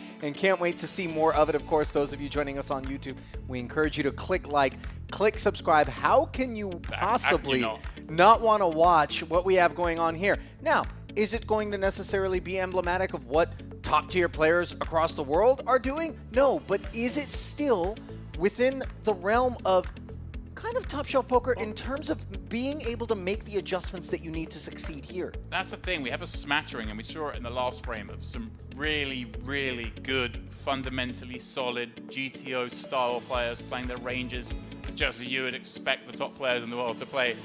But then they're flummoxed with, well, now I'm going to open to 4.5x. What are you going to do? Yeah. Yeah, that's absolutely right. Even those players who we know based on their resumes are among those who absolutely are applying their trade at a very high and professional level. They can fall prey a little bit to the adjustments here at the Merit Complex. As you see your new feature table with the blinds at 2 and 4,000, the leanest stack belongs to Issam Tanuri. 23 bigs, Fadi Barake not far off that pace. 230 big blinds though for Luo Shang up top. So many players have made their way over here. It seems like with each successive festival, to an increasing degree from China, one of those markets which is continuing to evolve and mature, and their players now venturing out post-COVID. Obviously, there were a lot of travel restrictions in place for a very long time, but now we're seeing them making their mark, and there she is. Yeah. Well, I was pointing out a name to you there, Ali, that you might not be as familiar with. The man we just caught in frame there for a second, Govorov. Of course, you weren't here for it at the start of the series, but he won the warm-up. So he's coming in hot. Making marks here. Dashty, well, here's a look. Here's a gangstery look. Yeah, the toothpick, the shades, the cap. The cap. That guy's... 8. I was about to say that guy fits in like some sort of London gangster story, but he's far too good looking for that. He needs to be missing some teeth and have just a really pale skin and be a bit angrier looking. He looks way too cool for that. I'm going to put him more in like young mafioso style. Well, Tanuri, ace-jack, showing that he's the boss in this particular pot. Jams, takes it. Dashti does release the open. So whilst we were watching crazy action, Ali, what were you sparring? But no, just went over to Diamond and was actually talking about the docket for the next series. It's right around the corner. It's so close. January 14th through the 24th. We're going to have another edition of the Merit Western Series, which is a nice follow-up to the Gangster Series. And these are the closest things I own to cowboy boots, Ali. You know, put a spur on the back of them, and I realize for the viewers at home, they're not able to see the boots I'm holding up right now, but if you could see Ali's face, you'd Well, first, the face that I'm making, James, has to do with just the logistics of holding up a boot during an audio broadcast and expecting that people are going to be able to appreciate this. You could describe it. You're a angle. wordsmith. I mean, it's like a 3/4 suede moccasin with a stretch panel, which... If I put some spurs on the back there, that'll be... That's just something to help you slide them on, James. Those boots were not made for walking, but these kings were made for raising, and unfortunately for Dashti, jacks are made like this. to lose money in a spot like this more often than not. He is 3-betting. Yeah, that's pretty cruel as well, especially if this had happened a couple of hands beforehand, we'd still be in the rebuy period. We are now out of buy-ins. It is a straight freeze out from here. 566 players is the final number of entry as Sakir looks down at ace-queen. Oh, on the button. Tempting with this stack size. All comes down to perceived ranges of +1 and +3. Again, I mentioned just as we started this frame, we're not familiar with what's been going on at this table for the last 5 hours. These guys are. It'll come down to that. This could be a 4-bet jam. It could be a fold. Entirely dependent on the previous action.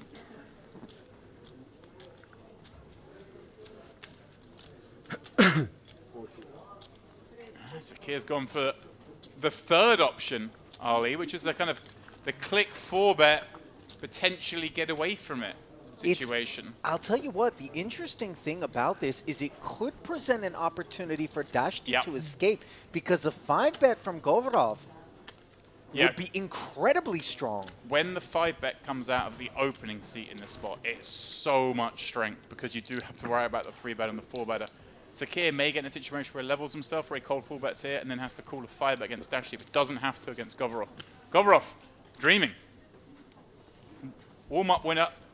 Now here he is, back at his favorite table. Wow, so there's the shove.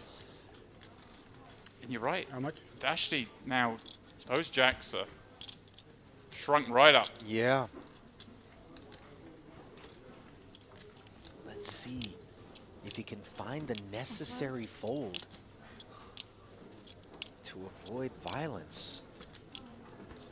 193. 194.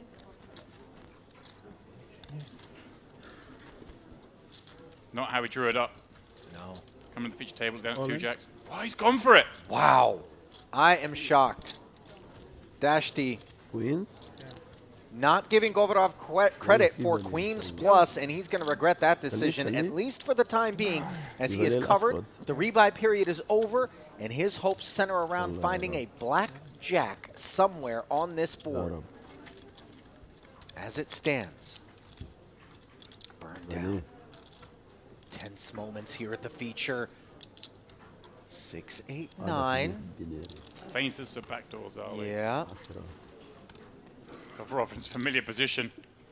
He likes sweating the all-ins like that. He won't like that turn card. Not at all. As you can see, the open-ender materializing here for Dashti's jacks. Any 7 jack or queen would be disaster for the warm-up winner. And the 4 is clean. Good luck, guys. Maybe he don't cover. Wishing everyone good luck. He knows he's covered. No cover. I count. It's close.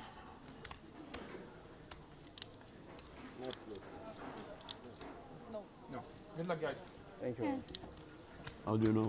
Huge pickup for Govorov. Oh, yeah. Exactly where he left off on this feature table, Ali. Last time he was here, he was winning the final hand, becoming the warm-up champion. Put him back on the table, wins an all-in yet again. It's funny, isn't it, how we just see those themes develop through these series. They're not the longest series in terms of events. We cover 3 of them, but so often we see the same players being successful. Someone from the warm-up invariably gets to our final table. And my guess is that everybody here at this feature table seated with him, given that news travels fast, knows that this is the man that won the warm-up event. And obviously a tremendous amount of respect is going to be given to him, I would imagine, as a result. Yeah, you know the guy's capable. Not only that, he's pumped up courtesy of absorbing Dashti's chips, not to mention some of the collateral damage from Takis. He donated 40,000 of his own with ace-queen there.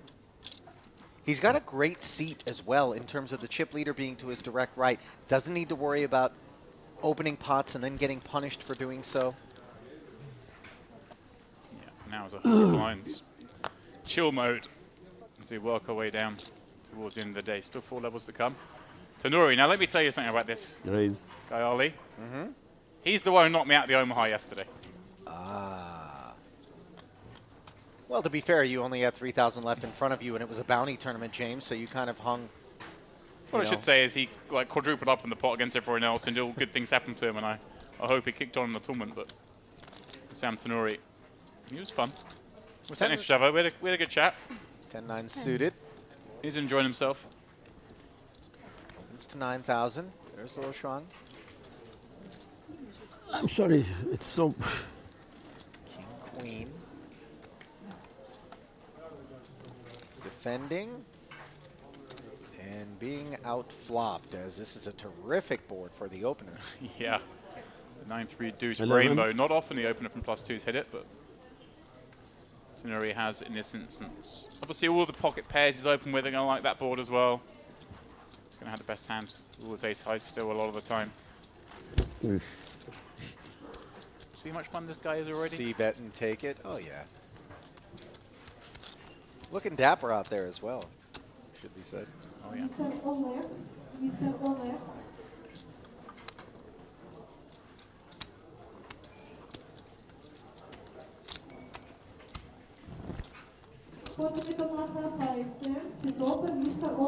This is a tough little table we've cobbled together.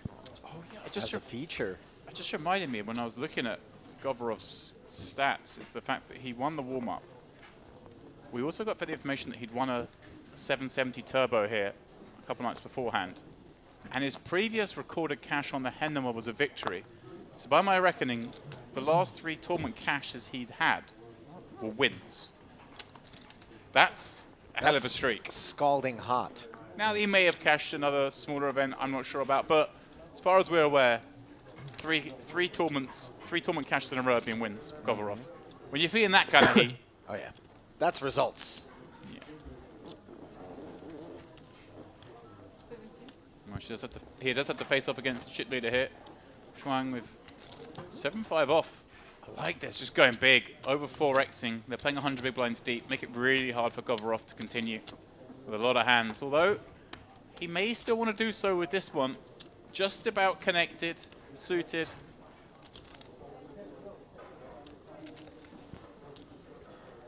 Oh, he will hit the dance floor. It's 2 deep stacks.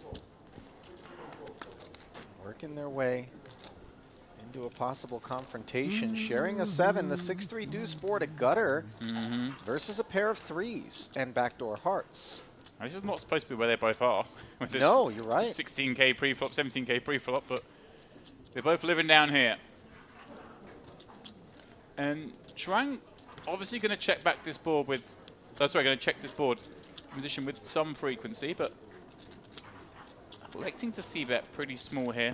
I guess just thinking Govorov's going to have a lot of, like 10-8, for example, that just doesn't want to continue, and she sets the price to draw up that gut shot.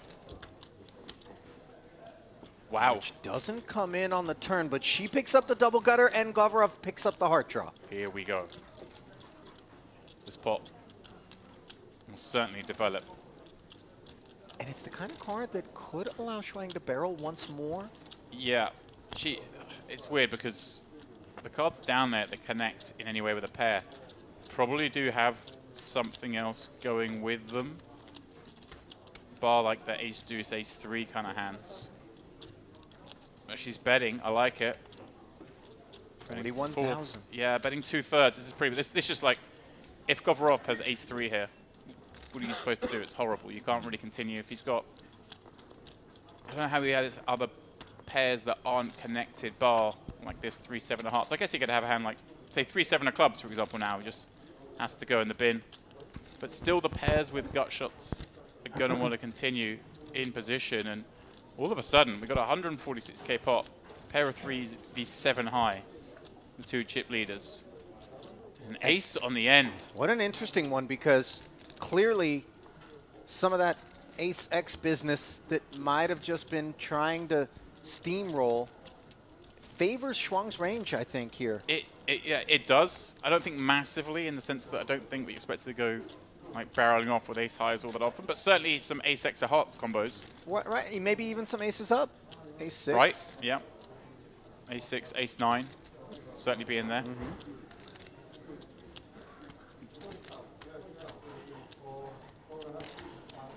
Like I say, I think it's hard for Govorov to got the river with ace deuce or ace 3 for that size.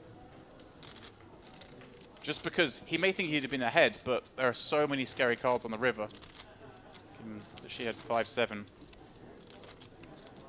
All those straight draws. This is actually quite hard for her to buffer because you really want your opponent to have kind of these kind of hands you've got in your hand.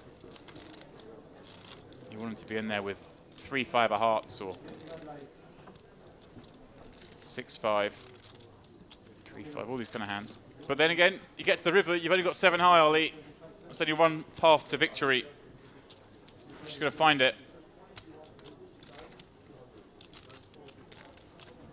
And again, for all those reasons, this is a really awkward hand for Govorov to call with. He doesn't want to have the 7 of hearts. He wants her to have 7-10 of hearts, 7-5 of hearts, these kind of hands that would be more willing to barrel. 7-8. But he is thinking, what kind of hand could bet flop, bet turn, and bet river? Would she have barreled off with ace high on the turn? She may have bet it on the flop. Would she have followed up on the turn?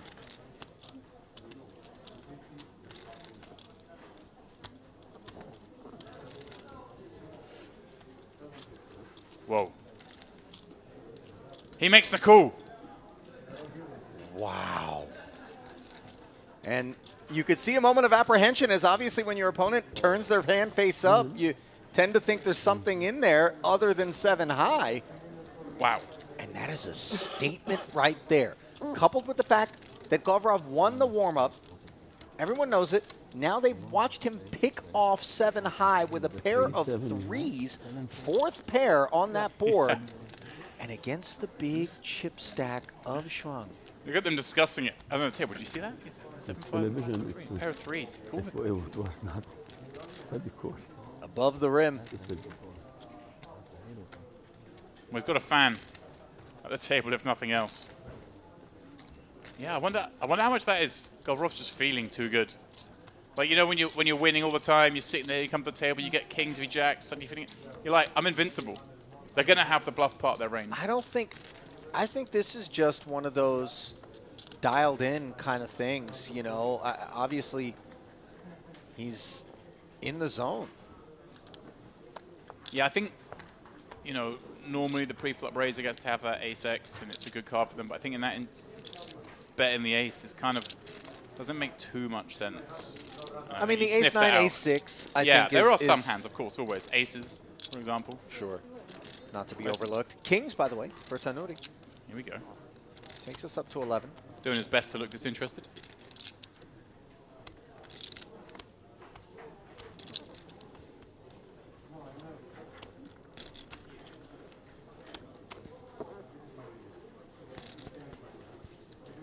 What are sunglasses? This end of the table.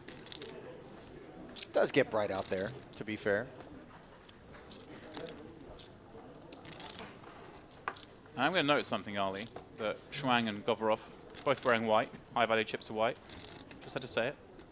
You didn't have to say it, James, but you chose to say it. And I, in turn, am going to choose not to indulge or acknowledge. You got a bit of white on there as well. Yeah. I'm wearing white. We got the memo. Right, but, you know, just... Tanuri also. He knows the game. I told him yesterday. I said, make sure you wear white and blue. Deeply nonsensical correlations that you're pursuing. Just how many times does it have to come to fruition before you start putting some stock in it? No, I think you got some confirmation bias working right now. Allow me to walk out of the booth into the room and point out a delightful number of players who I would imagine are color coordinating themselves to high denomination chips. And maybe, just maybe, they're going to have dust in front of them. James, how about that? Can only work with what I can see. I can barely work with what I can see. That being all right. you. Farrick. Ooh. Getting the kings passed down one seat from his neighbor. Cowboy-rich environment here. Wow, how many cowboy jokes are you going to make in January? Oh, come up with a few. You know, I'm not going to prep them as much as Mr. Lappin is. Prepare yourself for an issue here. Selik with ace-king. We know what these hands like to do. Yeah. We're pretty shallow here as well. Playing what, just under 30 effective. There's only one way this goes, and he's made a very committing 3-bet size. You can actually go smaller there because of the fact that you're playing only 30 effective, but with that sizing, he's making a statement. Guys, I'm not folding. Yeah. Barek's still rightly going to take a minute. He'll realise after he calls the 28, it's only 60 more. So I guess slightly fewer back there. It may actually be less than we thought. Either 100K way. jam. All very predictable. As the ace king is in dire straits, but is the covering stack. Cowboys never seem to get hit by a bullet in the movies. Well, you never know. No bullets on this board, though. 9-3 deuce. Diamonds. Backdoor wheel also. Obviously, it would be a bit ambitious, and those hopes are dashed by the queen as Celik is hunting an ace alone here. And instead, the running queens will complete a double for Barake, who's nodding his head in what seems to be some delight. Yep, that's how you drew it up when you get the butchers. Dream scenario, someone rips it in. Get the double up, good start to his tenure at the feature table.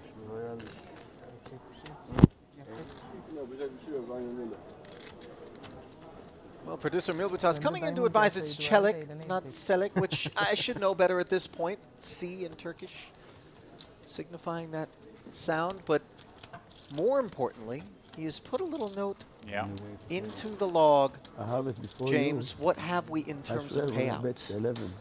We got a lot of money up top, Ali. Maybe it's... First prize Inshallah. in this event has been confirmed. $295,500. Bear in mind, this is a 3K buy-in event, so nearly 100 times the buy-in.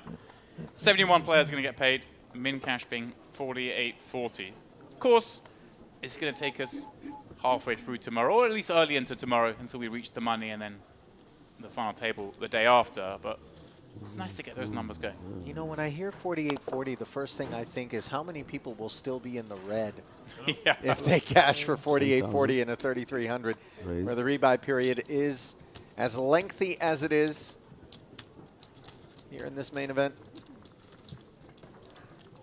Tenuri, I believe, announced raise. It looks like he's throwing in 10K or 30K. What's going on here?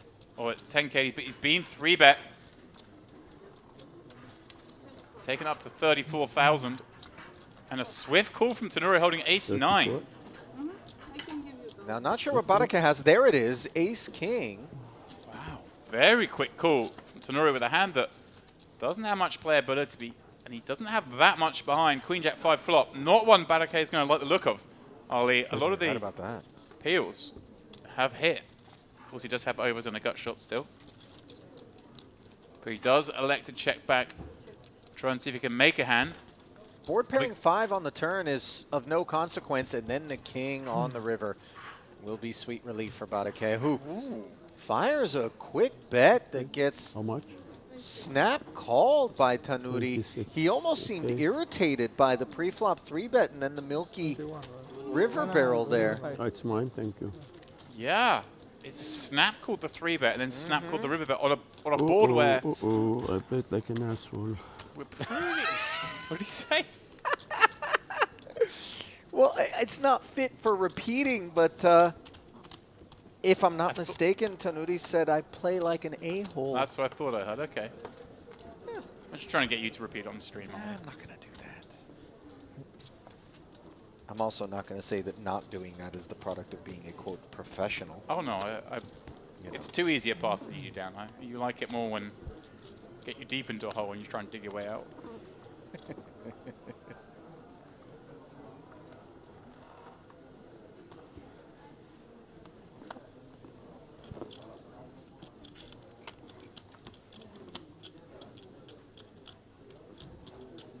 Dust somewhat settles for Shuang to pop up ace-king. Fresh off her failed 3-street bluff.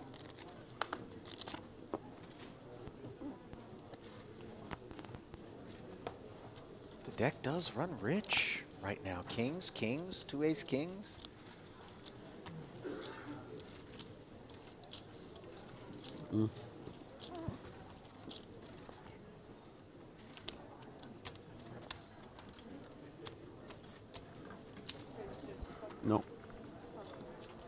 Diaz thinks perhaps he smells weakness. Comes after the open with Queen 8 suited. Well, it could also be just the smell of big stack activity.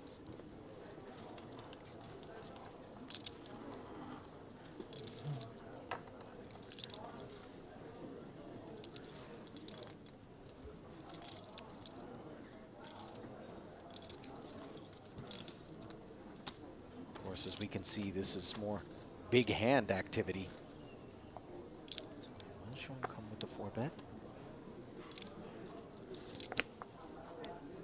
There's our answer. Oh yeah, this hand just always going to be a 4-bet.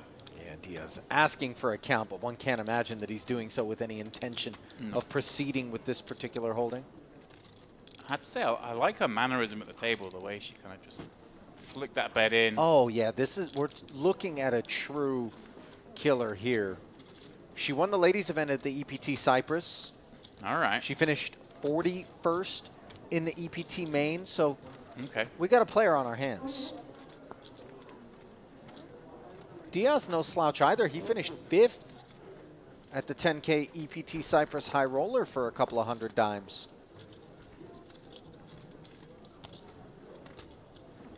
He will be finishing 2nd in a 2-horse race here.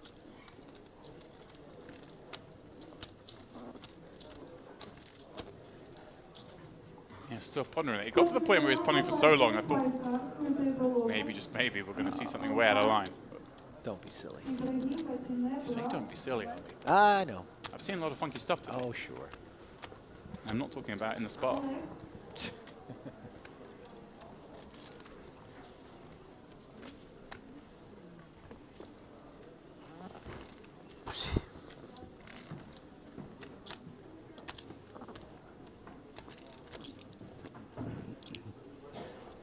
I've got some sort of figurine in action here. I like it when we get a little card protector. Well, you know, over at the little Oh, I'm getting myself a turtle. gift shop, they've got the Teenage Mutant Ninja Turtle card protectors with the Merit Poker logo on the front. A lot of people have been putting those to work here during this festival. The first time I saw it, while I was out there playing a little cash, was in that game, and I thought it was like a custom made. I couldn't have imagined. And then, of course, as soon as I walked by and saw all of the different flavors on offer, we were struggling to come up with all the names of the Teenage Mutant Ninja Turtles, by the way, as we see Shuang, ace king to 2 jacks, I can help you raising out. again. And now Germany's Robert Heidorn, who is certainly part of the upper crust that's working its way through this field. And interesting that he elects to flat with this ace-10. I mean, they're very deep. A lot of times, if you are going to play this hand, it would slip into the 3-bet range, but I would have thought more often than not, maybe just fold against +1. He wants to get in the mix, see what's going on. Jakir from the small blind with the suited connector will join the party. His 10 is dominated, and one of his 9s are in the muck. He's got some real issues for the time being as pocket jacks sitting pretty. Spades are out there, Ollie. Only one of them, though, as the window fails to furnish a second spade. Second king is up there, however, and that's actually a better board texture for Shuang's purposes than a lone king. Yeah, coming out small. Quarter pot bet onto this board where she actually gets to put Heidorn into a tough spot with these ace highs and stuff. They just don't really get to continue with the player still behind, especially peeling from the small blind where they're a little richer towards the Broadway cards. You seriously don't remember all the names of the turtles? I know they're all the famous artists. It's Donatello, Michelangelo, Leonardo, and Raphael. The one that we couldn't get, though, was Leonardo, which is ironic because that's Da Vinci, very popular. You know, who's Raphael? Raphael, who's a famous Raphael artist? Raphael. Just a one-name guy, like Ronaldo and just like Cher. Ronaldo and Cher. I was going to make the point, actually, in my part of the world, they weren't the Teenage Mutant Ninja Turtles. They were Teenage Mutant Hero Turtles. They had to take out the violence a little bit for consumption in the UK. Heinous. You're looking disgust. I mean, wow. I didn't realize your cartoons were so sterilized. Maybe that's why you have a more lawful society than we do. Our turtles were ninjas. My favorite show. Growing up? No, still. I don't think it's still in production, so you're really getting some value out of the replays there. I had the turtle blimp This as a one kid. is food? Toys. Food or is That was a it blimp. Was that how they got around? I don't know. At some point in one of them, they must have Strong? done. Yeah, it's also strong. Also strong, this one. If not, they just managed to build a blimp and sell it so that people like my parents had to buy it. Yeah, there you go. Made some money off the Dempsey household. As Jakir looking to make some money with Jack Ace suited from the button opens. Guvin will defend against the min.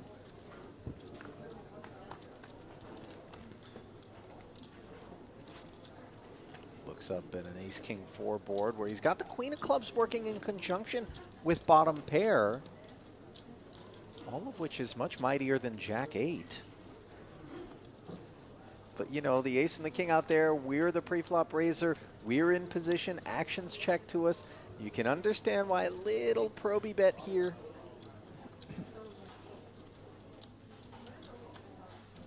Would make some sense. Mm-hmm. Certainly does. Not going to make any dollars, though. I'm always going to have a lot of check folds on this kind of board. I'd say normally there's options for further barrels, but with Jack-8 of diamonds, it feels unlikely. Oh, how about the perfect dream card on the turn for Guvin? He's got the queen of clubs working for a flush just in case, somehow. Yeah, this is actually a card that sometimes as the big blind, we actually want to find a lead, but having the queen of clubs, there's no reason to. It's hard because Kakir's going to check back the king X. He's probably not going to bet an ace. Nah, he probably does bet an ace still. He actually may decide to bluff this. Really make it hard for a king to continue. Unblocks all the bad news, though. Yeah, I don't like it, but I can see it. Well, you may not like it, but Guvin loves it. Trip fours, nut flush draw, basing a 17K second barrel. Yeah, the thing is, he came out with a really small c-bet, right? So the queen high, the jack high gut shot draws are still in there. The hands like 3-5 maybe, with the backdoor flush draw still in there. King X is still in there. Guvin just wasting no time coming out with a check raise. It's actually probably a 4 that we don't want to check raise, just because, as you say, Ale, we've got the queen of clubs. If our opponent's going to carry on barreling, it's good. If they've got a flush, we're drawing live against them. We don't need to protect against anything. Yeah. That's Bilbul, no? And the kicker doesn't even play. So, you know, if your opponent is somehow in there with a 4, it's not like Yeah. we're out kicking them. I'd like to see that played as a continue as a call. Baraki. Jakir doesn't agree. He gets busy right then and there. Did feel like a great hand to slow play another street. Everyone wants me as a kid in northern France. We popped into a toy shop and there it was, wall-to-wall turtle stuff. When everything was sold out in the UK. France wasn't as popular. Convinced my dad it made sense to buy everything they had in the shop and bring it home. Wow, what a pushover Pop was. Either that or you were tremendously influential. I was a great salesman. That was a great moment. Vive la France. Are you suggesting that your sales skills would have allowed you to somehow win with Jack-8 of diamonds? In that spot there? That's a tough sell. That is a tough sell.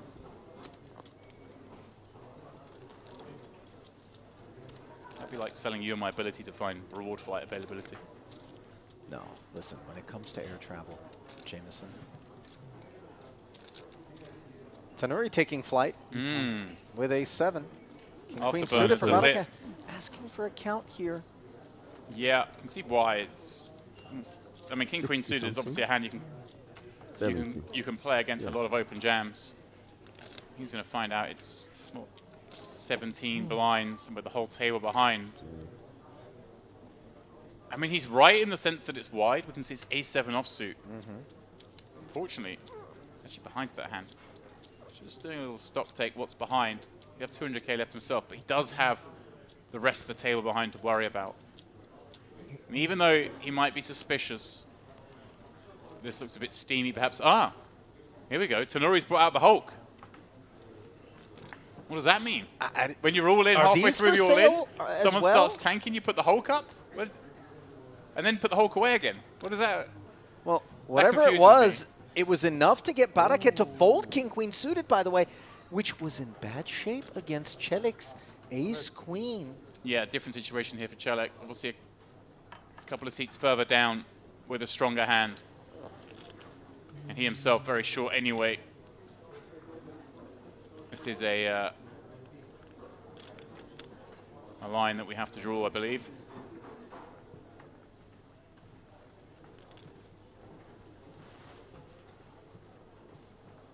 Putting Tenori through the ringer. That he is. Getting max sweat for this all-in.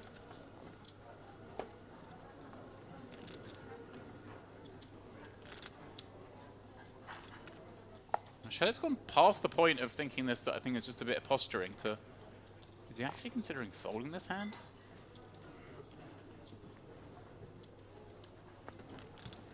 This would be remarkable if Tenori's ace-7 manages to get both king-queen suited and ace-queen into the muck.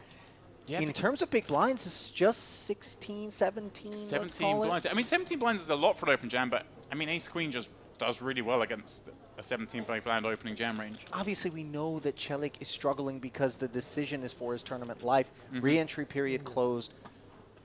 Yeah, maybe he thinks Tenori is tight.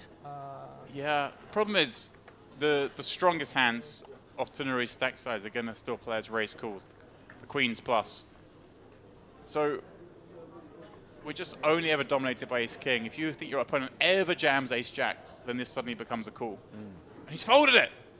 Wow. That's incredible. Wow, wow, wow. Tenori getting respect at this table. He is, and he's getting a... He's going to show the ace. Orbit's worth of tokens? No, no, no. Don't show. I think you have ace queen. Hmm? I think ace queen. Ace queen? Maybe. Let's see. Let's see. Let's see. Ace queen, I go in. I have ace 7. No, by the way. Oh, he's confessed. Wow. I don't think anyone even believes him, by the way. James. Correct. But no, Barake was concerned about ace-queen. The thing was the ace-queen lurked behind him, not in front of him. Was ace high. I thought I have a jack. I swear to God. When you have ace king, I put you 25%. My asvali. And my ace 9. So Tenori good hand, one. misremembered his hand in that blind on blind battle, hence the snap call. He thought he had a jack, he's saying. That would certainly explain things. Don't care. Now, for those that are wondering what we're referring to, there was a spot in which... Queen, my friend. You are not enough rich. Tenori got 3-bet pre, called, and then on the river, snap check called. Yeah. And it was just ace high on a king, queen, jack, yeah, they're all out there. 5-5 board. All the artists.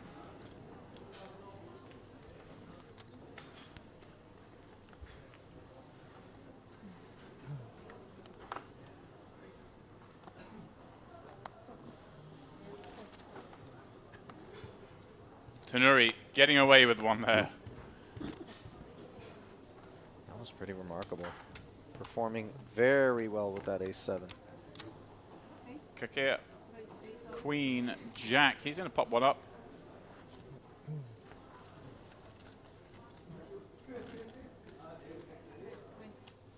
Celik getting a second go with this hand, Ali. Much like you're getting a 7th go at pronouncing. Wait, did I just see a tray of food or something go past the door there? Relax. Oh, wait, I was distracted for a second. Is that what happened? And Celik does get through. With the next hand, he has a laugh and joke. They gave me the same hand again. It's always a test, Ali. The deck does taunt us at times. That we know.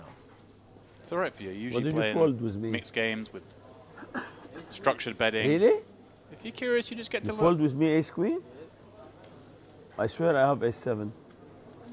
I swear. You're gonna see it. That's not what you want to hear. Thank you. Wallah. You're gonna see it, I swear. Ace of diamond, 7 of heart, or now he's sent us a7 off. They're thinking, oh, it's a7 suited at least. Right. He was great. Like I say, I sat with him yesterday in the PLO. He was my table mate. Oh, he's sat a next good to time. me and just As soon as I sat down, we got a little rapport I going, like and he that lady. had the whole table going with banter. Not all of them were appreciating it. There were sort of 3 Russians down there on the table who didn't really seem to want to join in his little jibes, but well, that's a shame. He's got all the chat, for sure. Oh, yeah.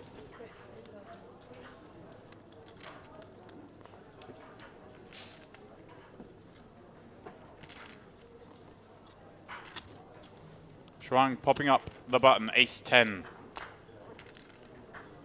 She's still the table chip leader. Govorov with an option. He's deucing a small. He wants to go after this. He picked up a bluff already. And his kings hold against jacks.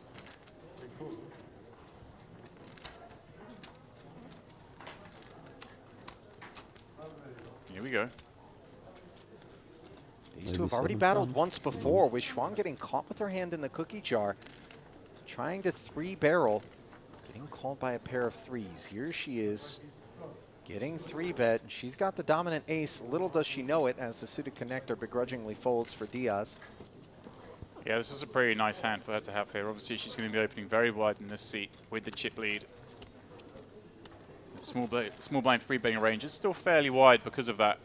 Ace-10 dominates some of it, the King-10, kind of Queen-10, smaller Ace-X combos like this. So she completes the 4x 3-bet, takes a flop in position, and sees a 10 in the window, which is juicy, followed by a deuce. Bottom pair against middle pair, advantage Shuang, the opener, but Govorov with the betting lead.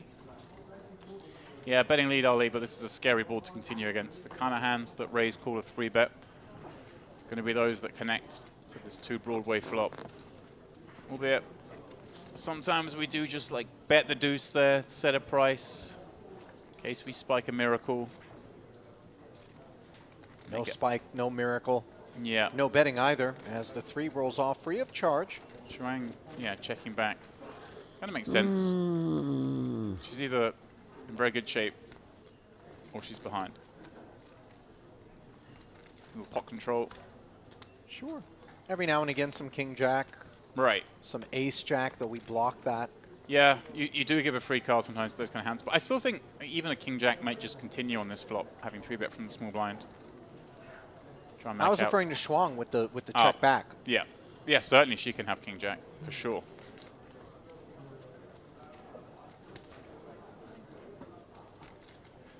Now, check 2, second time of asking, seeing a club arrive. Confident enough to go for some value. And again, she can be up against the weaker 10 here. She can be up against maybe a hand like 9s or 8s, or even sometimes those small pocket pairs, like a hand like 4s, just doesn't really want to call out the small blind. Play it as a 3-bet. They could get sticky. The ace, king, ace, jack as well. Yeah. Check fold there from Govorov, who, by the way, shows really solid awareness. You know, this is a guy who's got good vision on the field. Oh, he knows what he's doing. Oh, the ace-deuce just lacked future in a lot of ways. I mean, you're all white. He knows what you're doing. You're really going to go down with that ship, Captain. I'll tell you that. Tanuri, 20 bigs. He's ridden a bit of a roller coaster. It's 20 more than he might have had, though. Yeah. Got away with one there. Got through king, queen, and ace, queen. Loshang still the chip leader. Robert Hydorn has been quiet thus far. Yeah, I guess he moved to the table, what, halfway through, half an hour in, and has just seen a bit of carnage around him. Yeah. Flat that ace-10, trying to take himself to a flop, managed that, but other than that, nothing much going for him. Obviously a player we're going to keep a really good eye on because he is a phenomenal talent. And a regular here in Merit. As I said earlier, I think we had him on the first feature table. Where, obviously you've had the joy of watching him at Triton events. Oh yeah. As of you, where I lean on you for production role. I don't lean that hard, but no, I was going to say, usually I lean extra hard. Usually I'm tugging at the lead to pull you back from the edge, to be honest. That's why I see the roll. Which is strange, because then I don't know if it's a therapeutic thing. You come in here and then you just absolutely push us towards that edge. Little Jekyll and Hyde going over here with your partner. Very much so. Queen 10 taking on Ace 9. Top pair against middle pair, and there's trouble afoot for Guven, the opener. As Hydorn defended his big and checks. Yeah, a board we're going to bet some of the time. This is an auto bet. Looks like it's gone quite small, 7k, 1/3. I think we can go slightly larger on these kind of boards, but I can understand why with particularly this combo, he chooses a smaller sizing, holding both a 9 and the nut 9 and a club with it. Betting a call. Nothing changing on the turn. Yeah, now in a middly ground, because he's got that nut 9, could bet again here, get some protection against the king jacks, the king 10s, jack 10s, 10 8s, all these kind of hands. And of course, set his own price for showdown this way. Defending against club draws, all sorts of good things happen by betting here. And you're very unlikely to get check raised, given how deep these guys are. I say that, of course, Hydorn's going to have the ability to balance. Might find some creative bluffs.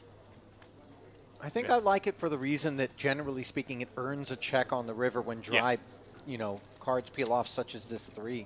That's the goal here. We just set our price for showdown and get some defense. Yeah. Well played by both. Queen is perfect. A professional exchange. Yeah, it's scary in Guven's shoes doing that to Hydorn, because he's a player that's capable of, say, if he had 5, 6 of clubs on the turn and turn the open end, turn a double clutch or the other flush draw, he's going to find the check raise bluff. So there is always downside to betting there, but I like it as a general rule. Bet small on the flop, keep the weaker 9s in, bet bigger again, tax all those draws. And if you are behind, well, you lose a handful of blinds. Earn yourself a river check as well, and you know, at a sizing that might be smaller than what you would have faced otherwise.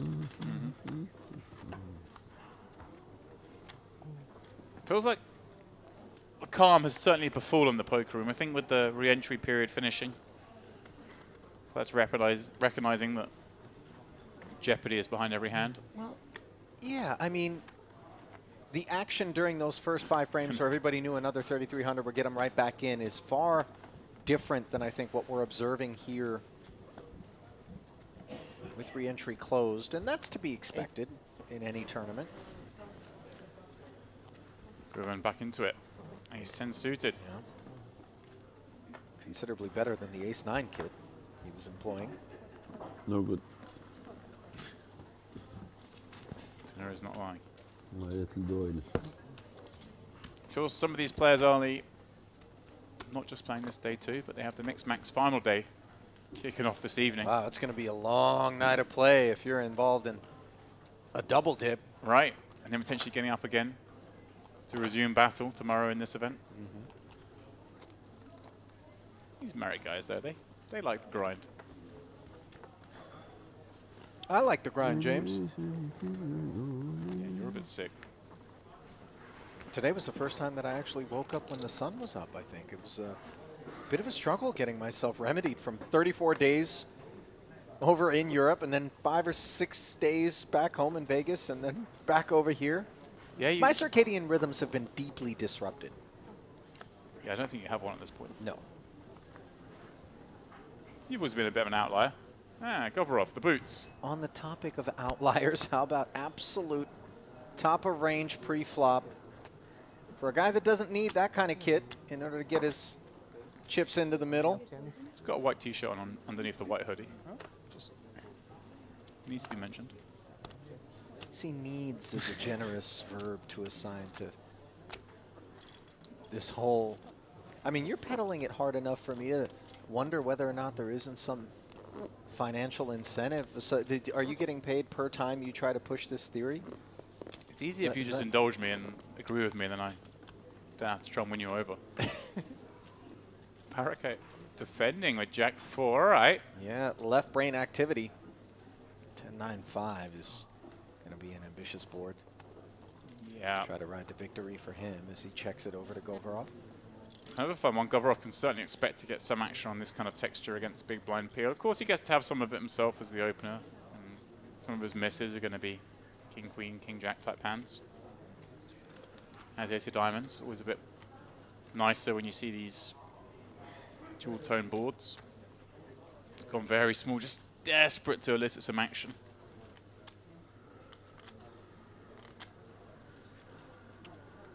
Whoa. What's going on? We've got the out of position float. No pair, no draw, Ali. Here we go. I said things had calmed down for a minute. I take it all back. Oh, and there's a wet card. If you're floating with Jack 4 offsuit, no diamond, you're looking for that turn. Yeah, but he's checked it.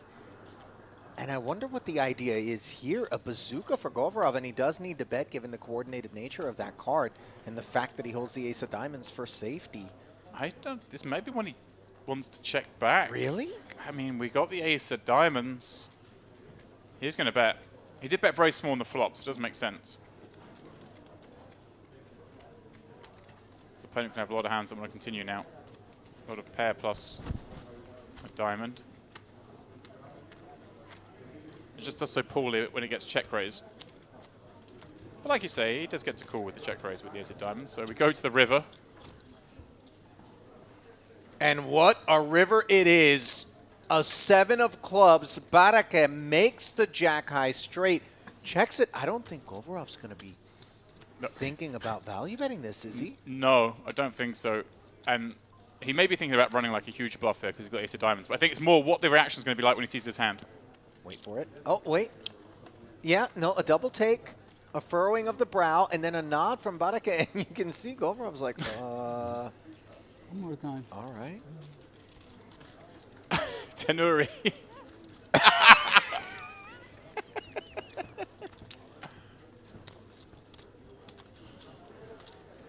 Well. I mean, if only Baraka knew that he was up against aces, by the way. That beat was disgusting. Tanuri's face. He wants to discuss it. He's like, come on, someone join me. It is rather remarkable that not a soul has said a word. I don't know whether it's that thing you see sometimes in a game. I don't think it is, but you know when someone does something egregiously bad and the rest of you just sort of like, don't mention it, they'll do it again. He obviously knows that was a way outlier. I think if the aces had been shown, right, there would have been a lot more conversation happening because it would have been that much more gross. That certainly adds more to it. We go from aces to queens. This time Celik, the recipient. Ooh, Govorov with another playable one. Yeah, what are we opening with here? 23 blinds. It is from under the gun. And Govorov with options here. Gonna flap. I think against a man who admitted he just folded ace-queen, I might have head towards just a 3-bet fold with this kind of hand. But Diaz with the same hand, but a caller already in front. I like that. Discipline. Tanuri, well, he's short. He says let's gamble. See if I can't flop a set in position here. Yeah. Baraka with a couple of deuces probably going to have the same thing on his mind. Here we go.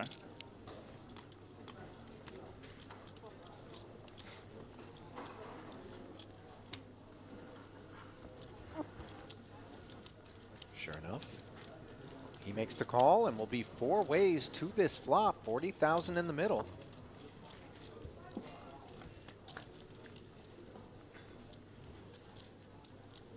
Ten, 8, 7.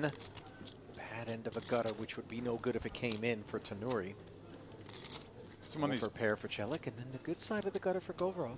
Yeah, one of these flops for Celik. If you were a lot deeper, you start hating it because you realize lots of bad things can happen here over a couple of streets. But when you've only got 2 times pot left, I think you're just happy to bet this and get it in.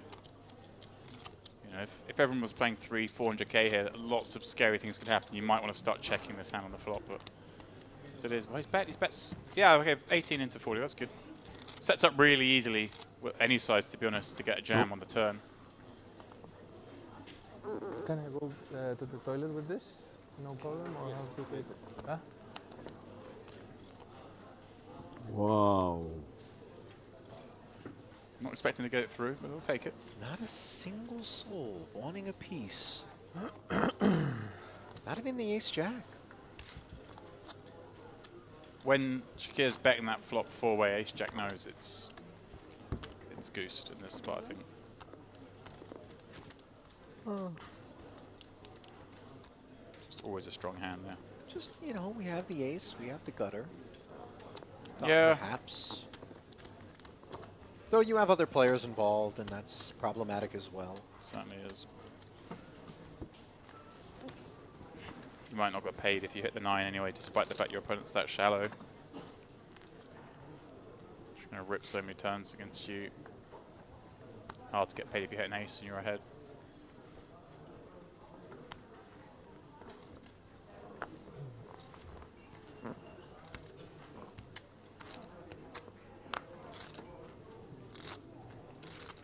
Here's your man, Ollie. He knows what to do with an ace-jack, at least when he's given the opportunity to open with it. Hydorn, holder of $4.5 million plus in career tournament earnings, top 400 worldwide. بوبي بوبي تقعد محلي انت لا. And Celik will be the lone customer with 4-5 offsuit. He chooses to defend. 9. 9? Okay. So we'll head to the flop.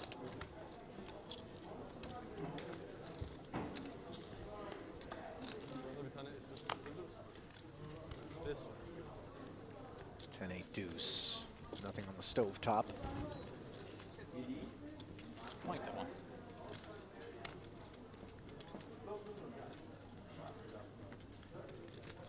Yeah, a board that's somewhat the big blind. Hydorn checking back without a club kind of makes sense. And there's good cards like this that can come give him equity. Celik with the flush draw, Hydorn with the open ender after a round of checks. 2 clubs. Oh, sorry, just 2 clubs. Thought I saw a 9 of clubs out there. Celik really in dire straits. Now the ace shows up and connects with Hydorn.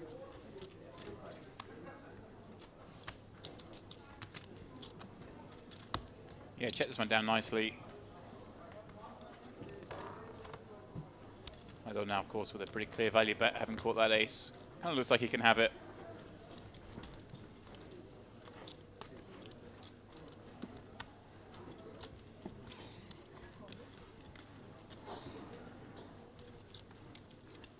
Breaks in a small one. Let's say, been quiet since he joined our table.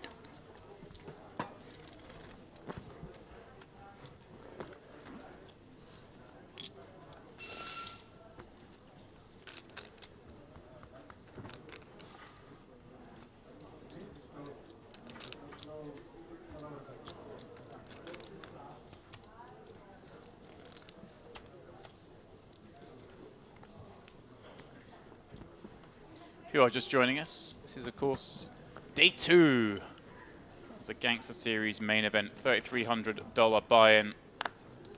Re-entry period is complete, 566 entries, resulting in a first prize of $295,000.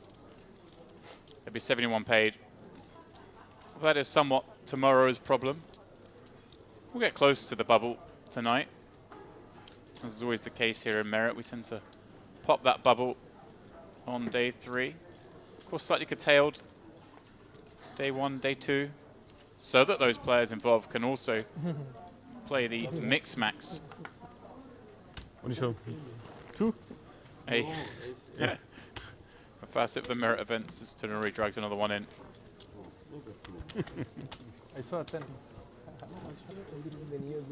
You know, Tonuri is the kind of figure, James, that anybody who plays regularly in a smaller local card room is familiar with. Yeah. Kind of an elder statesman, comes in, done some things right in life, has some money, enjoys the game, and is kind of a social apex.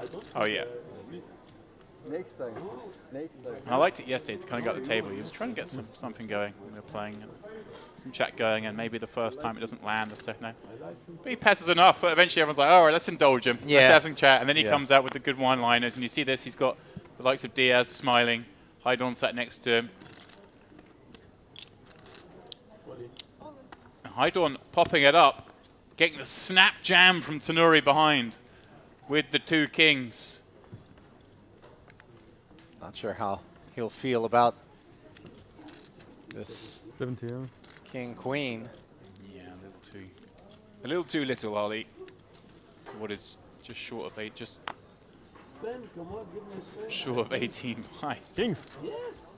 I'm one. I had kings. You never. I love that. Claims kings, shows a king, mucks the other one. Keep them thinking. He's put off all the moves. Well, don't forget he told him that he had A7 earlier. Yeah. I fold one king. King. Swear. King what? I had king queen. I swear. King king. King king. Okay, okay. I believe in him. Stupid. I thought you have an ace. King king. I was dead. King queen. Certainly was dead. The worst shape possible. I try again. Hi, Dawn. Never shy. Next hand, raising up once more. And Tenori looking down at pair once again. Electing to flick in the 9K off this shallow stack. Try and strike some gold.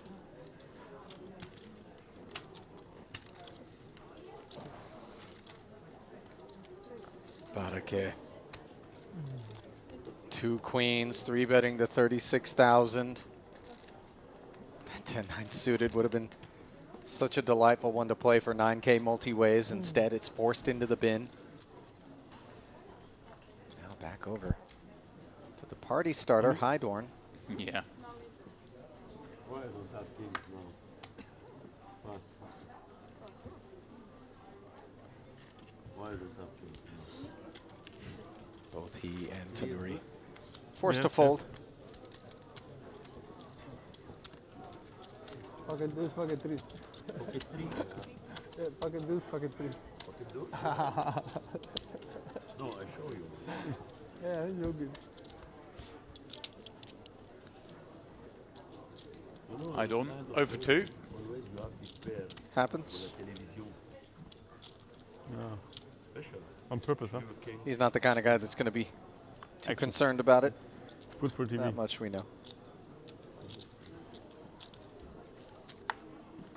Viewers and players in the main event, new blind levels for blind 2000, big blind 5000 with 5000 big blind empty. 255 next hand in the main event. I'm sorry. You know, so bad this table. Hi, Dawn. Trying for the 3rd time. 9 suited. Being employed on this occasion.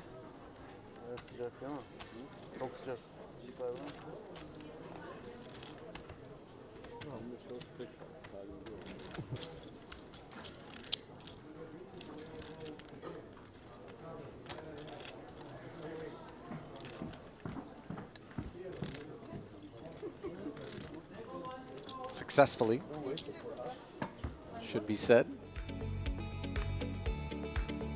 And as the dealers change, so do the blinds. 2 and 5,000 with a 5K big blind ante means 12,000 in orbit will be the cost of poker moving forward. Yoshrank continues to be the chip leader.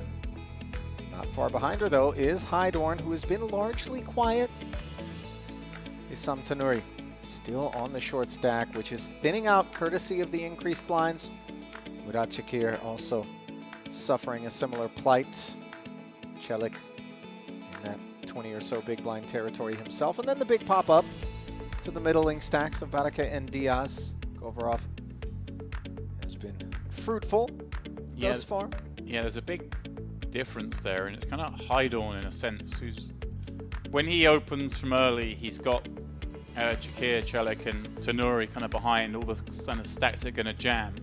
Everyone else over 50 bigs deep means there's a lot of playability here.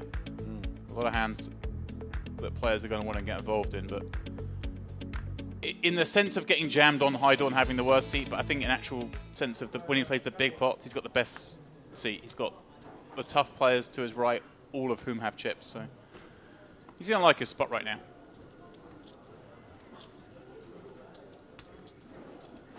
But probably does have to open that little bit tighter.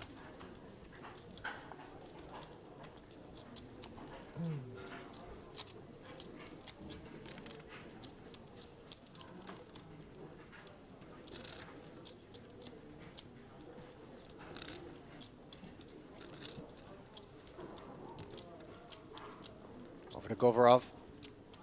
Jack 9 offsuit on the button. He knows what to do. This is the main event. Your prize pool has been confirmed. Yeah, raising a bit larger than Min. Again, facet of the players that are behind him, Ali, and how deep they are. Just wants to make it a little harder for Hydorn to peel from the big. Diaz. Very playable one in the small. Could see him go either way with this one. Bottom spot will take 48.40, and the winner will take 295,000. 45. We wish you all the very best of luck. And the way that he goes is indeed big from the small.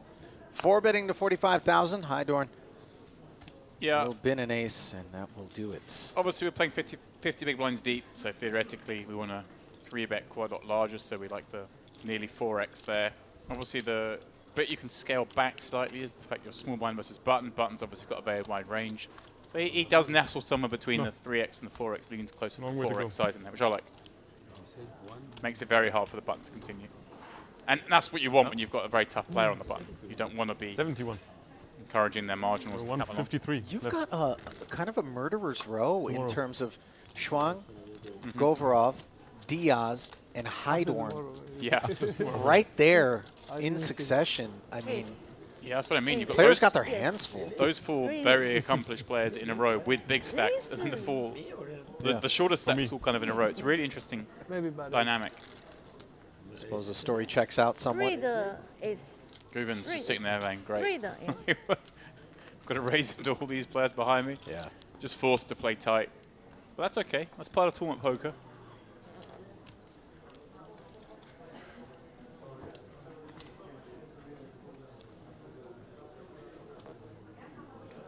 Here's the man, kind of not in that row. 3xing.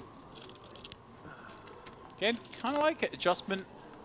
He's going to be playing tighter because of all those big stacks in late position. So if you're playing tighter, you get to raise a larger sizing because you are playing stronger hands. And look at that, just gets Govorov to fold 6s. Case in point. A min raise for sure is getting action. Yeah. That price doesn't get it done against the 2 6s, but this one does. And as these blinds continue to ascend, pickups such as that one are more and more important to keep your head above water. Yeah, I like that was a really good adjustment from Barricade.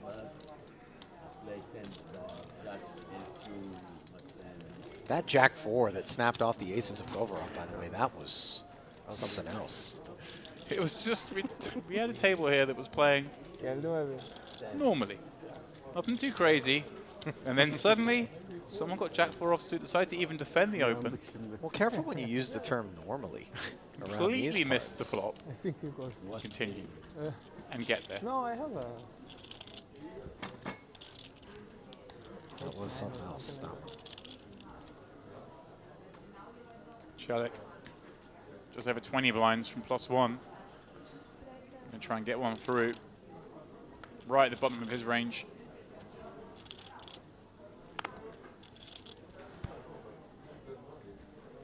Look at the players involved when he has to open from +1. Hijack, cut off button. All killers. Speaking of.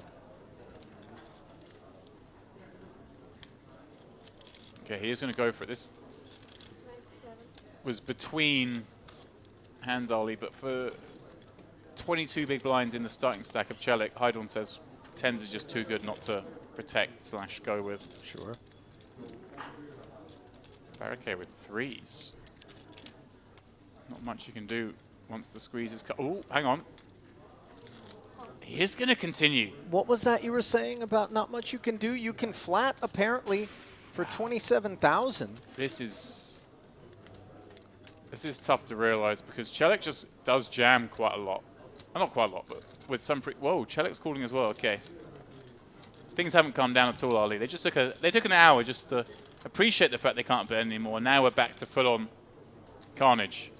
Ace-9 deuce, though. Not sure how much carnage we're going to have in this one.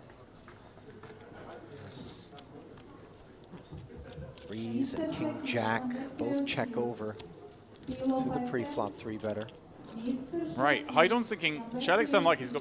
Chelik's unlikely to be one that's going to be ahead here. If he's got jacks plus, he's jamming pre. If he's got ace king, ace queen, he's probably jamming. I don't think he's got an ace too often. The man he's worried about is barricade peeling from the big blind, cold calling. That does look like it might be a hand like jacks, maybe an ace queen suited.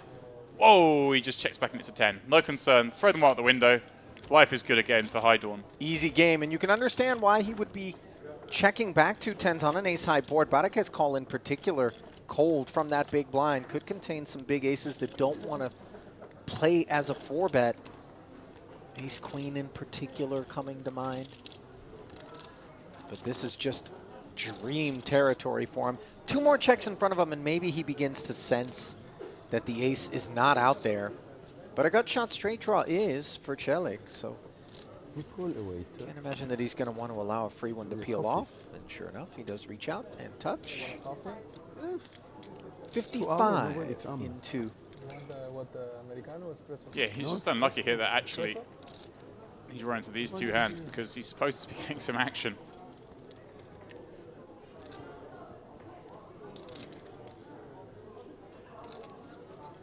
Barricade can't enjoy that ball at all in a 3-way pot. Excuse me. They're ringing one. You ask? Yep. Thank you.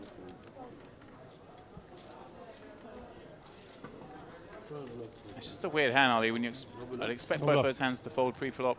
They both continued. Yeah. Put Haidon in that horrible spot on the ace-9 deuce. As I say, he's worried about some ace-queens out there, worried about the bigger pairs calling from the big blind. It's funny because I wonder how Haidon proceeds in the absence of a 10 on the turn. I think just checks again. Just get to showdown. I think. Hope that no one's got jacks. 5, 4.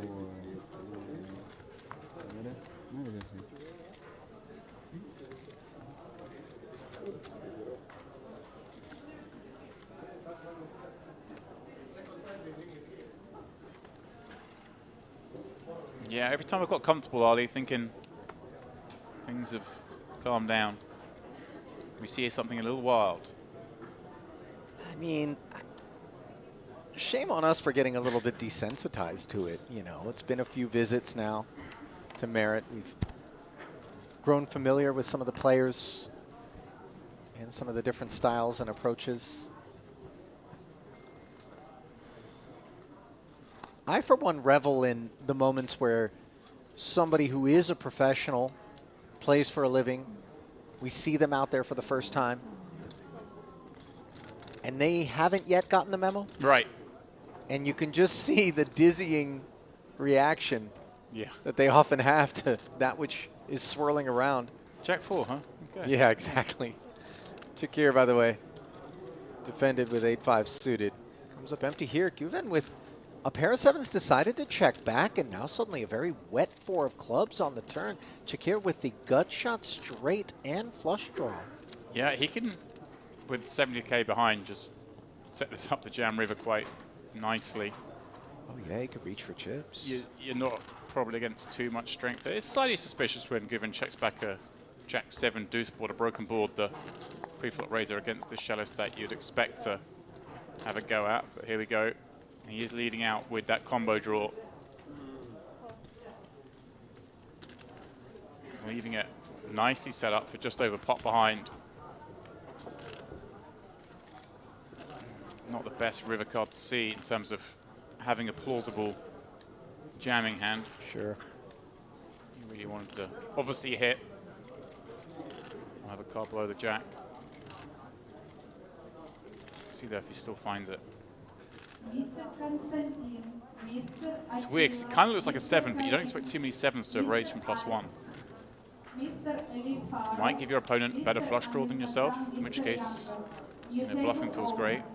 The trouble is that king, I think, falls more so into Guven's range as the pre-flop opener, and so abandon ship was the directive from Captain Chakir. It's such a tough one, Ali, because yeah, you really do want to follow through, but that card is really so bad. Mr. Constantine. Although maybe on the turn, once our man calls, we remove some of the King X kit? Yeah, we do, but it just doesn't make much sense for us to be jamming. Right. King, it's like we're supposed to be somewhat intimidated by that card. We've seen some thin value pursuits, though, in spots where, you know, people do stop and ask themselves, well, if I can take the turn action to suggest that the king is no longer present as played, if I've got a big jack, I can get it in, you know? Yeah, if I've got a big jack, I'm still winning to far there. But then I think we're sliding more into the less than all-in bet sizings. And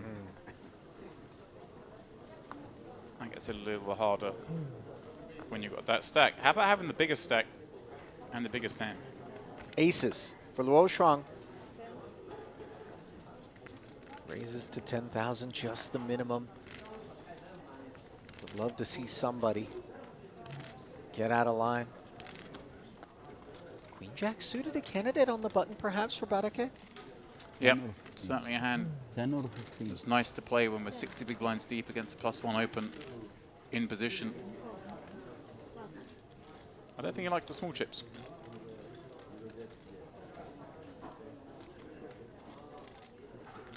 Chelik for one blind more. Jack 10 off. Obviously shrinks up somewhat against a button peel. You're going to be dominated by hands like this, but such a great price. Yeah, 73,000 in his stack. He's already got the big blind and big blind ante out there. Another 5K to take a peek at this one, which is a disappointing look. King 7-3, failing to connect with him. Interactions for Barake in terms of the King of Hearts. And let's see, this is the man who had Jack 4 and was willing to peel. Like this must feel like an open and straight flush draw. Not quite. Going nowhere for 16K. 3 blinds is like a not insignificant C bet. Barake makes the pill, finds a piece on the turn. Gonna be bad news for him. Shuang unblocking, of course, a king. Likely to go for more. Obviously, you know, you don't want to be up against King Jack naturally. But other than that, things are looking good. Flush draws possible. I'd like to see it go quite big here. 69,000 in the middle.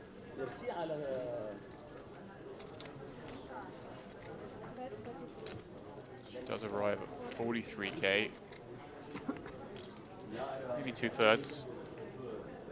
This is the problem Barake's got himself in now, making this kind of light peel on the flop and just catching just about enough that he feels he wants to continue.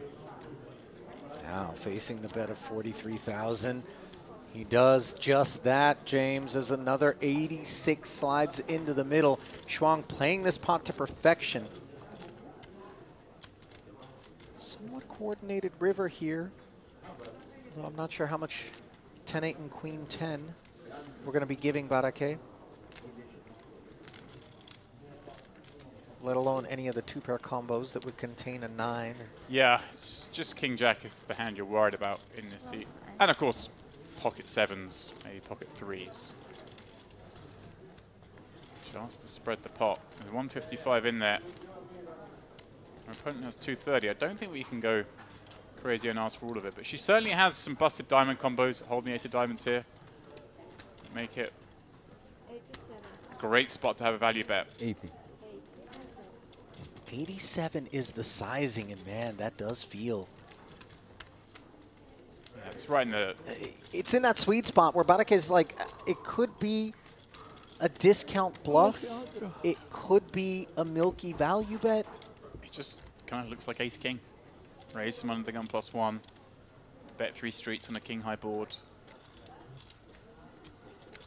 Sure, there are some hands in here, maybe like ace queen of diamonds, ace 10 of diamonds that potentially take this line. Although so often these days the nut flush draws like to just check flop having opened pretty early.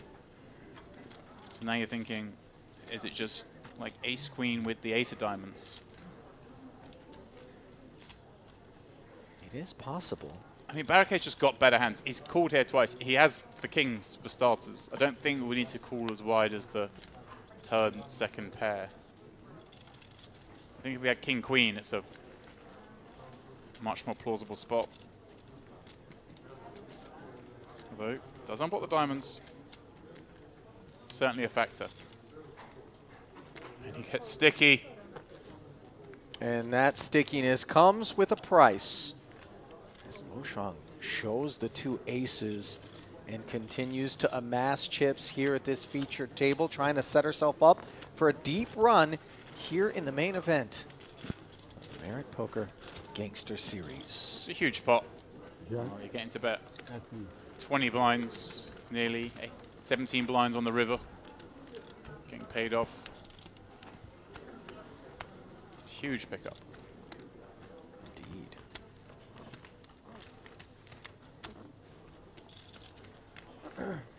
Sometimes you just have to see the cards. Raise every hand. You know that mantra, James, I mean, as innocuous as it can seem on the surface, is one that comes with both sleep-filled and sleepless nights. Yeah. Yeah. I think usually even if you get shown the hand, you sleep better having called. At least you know. No, but then if you bury yourself even further than you maybe already are at that point in a session, it is tough to get to bed that much lighter in the pocket.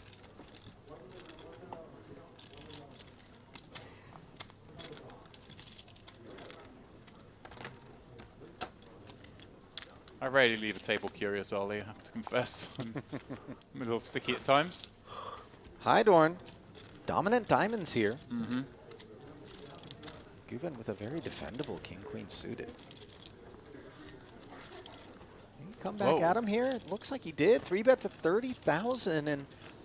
Yeah, this is... I'm not against this. I'd like to see him go slightly larger because we're out of position against, number one, a very good player, number two, someone who covers us when we're playing super deep. But I'm not against the 3-bet in terms of we're playing over 100 big blinds deep and we've got a really good hand. Yeah. Building a pot's kind of nice. It's got playability and it's suited. And once in a while it flops top 2. I'm shocked that you knew it flopped top 2 because you were looking at me the entire time that the board came out, but somehow, eyes in the back of James Dempsey's head, and he is able to identify Guven as the beneficiary of the board. My read on you, Ollie. I saw your eyes flicker. With I had that Guven flop top 2 look on my face. 20K C-bet gets it done there. Hydorn never really any need to consider continuing with the ace-7.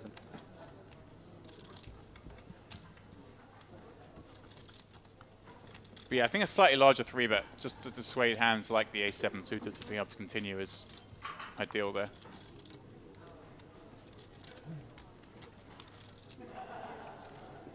But he's in that tough seat, like I say, Guven. He's got a big stack and all the big stacks to his left. He doesn't get many hands to activate. Can I give her $20 and she charges to me?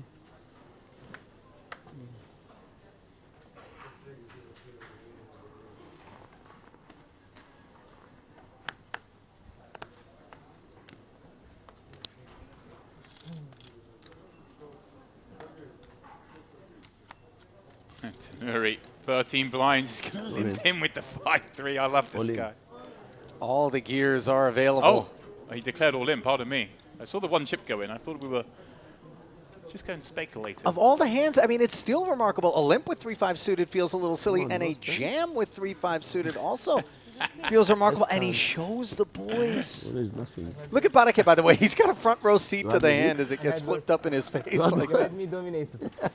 I like Hydorn. Hydorn just sort of smiles. He loves all this sort of stuff. Regular hit. Fed up from the television, my friend. Everybody like to be a star. But nobody is a star. Only a fucking game.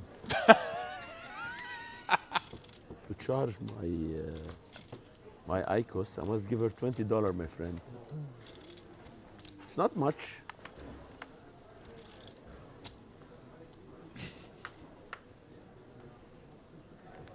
Now, is there a deposit on the power bank?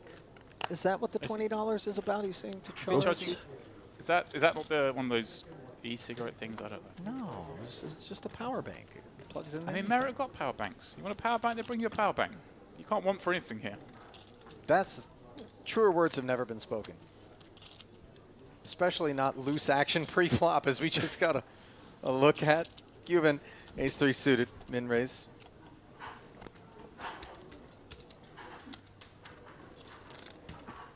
You get a loose Blur action the post as brow. well if you want it. Anybody have IQOS here, guys? You have one? Can I charge it with you, please? Just to smoke a cigarette. Ah, I so offer have you on it. this. E-cig. No, I have to. No, I want to charge mine. If you don't mind, okay? Thank you, my friend.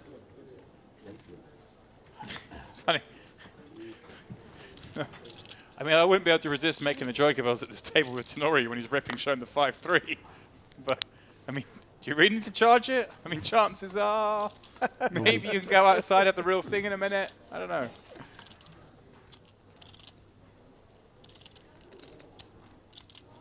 Hard 6 for Celik. Maybe that's what we can do later, Ali. Go down into Craps? the bowels of the Royal and 7:30. throw some bones. Actually, I'm not sure there's a table here. Have I seen I a was table? just thinking. Friday shoot? Baraki? I haven't seen one. I reckon there might be one in one of those باللعبة دي. rooms on the mezzanine off to the درجة أنت؟ sides that we probably can't afford to gamble in. We definitely ما can't afford to بتدري gamble in. بتاع عبد الملك. Well, Schwan can afford to gamble, though. She's got Queen 10 suited and a massive stack here. Yeah, but Questioning whether or not 66,000. If this was a bounty tournament, maybe she'd be interested.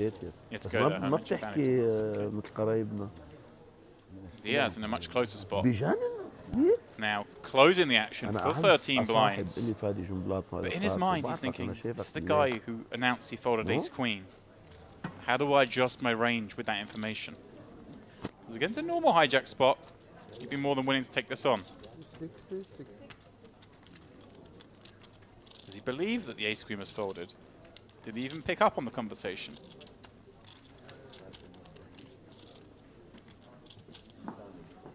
Obviously, folding the ace-queen to a jam up front versus open jamming yourself, different scenarios. Of course, but nevertheless, it lends itself to the idea that Celik thinks when you're jamming, you're supposed to have stronger hands than maybe you are.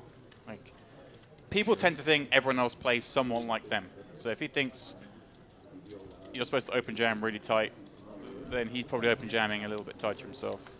Is at least how I approach these situations, and I think that's what Diaz rested on himself. It can be a dangerous trap to fall into, thinking everyone plays a hand this way because that's how you play it, or that's what the book says. Sure.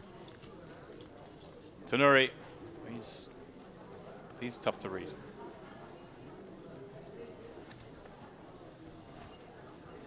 Ace 4 under the gun. That 3-5 suited jam reminds me, though, of a saying that Tyler Patterson has, where he says, it's not every hand, it's any hand. It's so true. When you see guys kind of play crazy, and then they fold the next hand, you're like, what the fuck? Yeah. You're opening the 7 deuce off from +3, what do you fold in the next hand? That kind of concept. Well, this time the all-in comes from the pocket fours of Chakir. And he does not get any takers, and I think that'll be just fine by him in terms of preserving his hopes here in the main event, although he's going to need a spin at some point. Just not sure the pocket fours was really the one that he wanted to go dancing with. So close. Feels weird to say that as No he moves 5-3 all in, like but you know, No it's just not a 5-3. hand that performs altogether that wonderfully against anybody willing to call when you have to see 5 cards. I had to pay 3. Yeah, pair is good.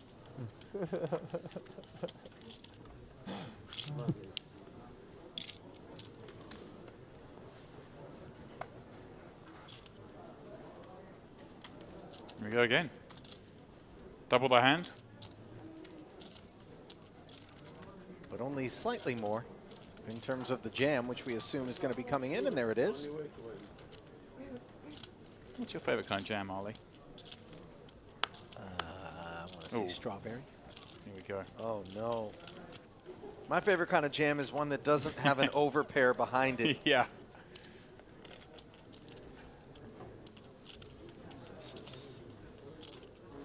Like bludgeoning. Impending. Oh, she raised? She did, and offers a bit of protection to Chakir in the event that his 8s were actually good. Instead, as we can see, they're cooked, and I believe one 8 just found its way into the muck. So now he's going to look down and squeeze an ace. Not much joy behind it.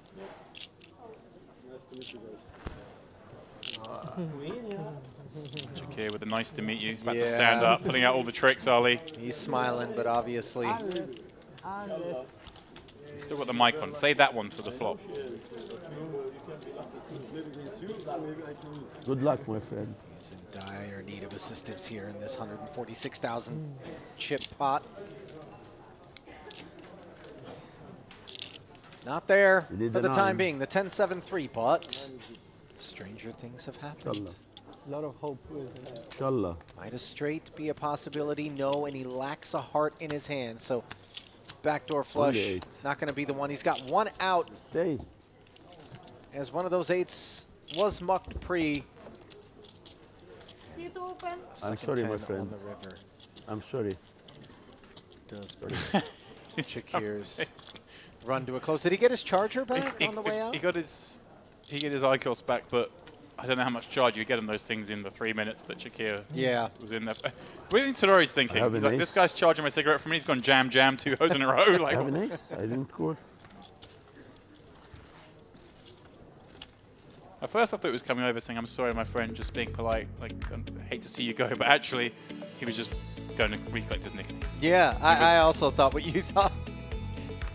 Meanwhile, no thought required for those 2 queens as Woshuang enters 7-figure stack territory. Over 30% of the chips in play here at this featured table as other big stacks do loom, but we've yet to see a big confrontation. Govorov and Shuang obviously did play one, but how do you want me to call, my friend? They're avoiding one another for the most part, are the big stacks. Could just be card distribution as well. Shuhaida.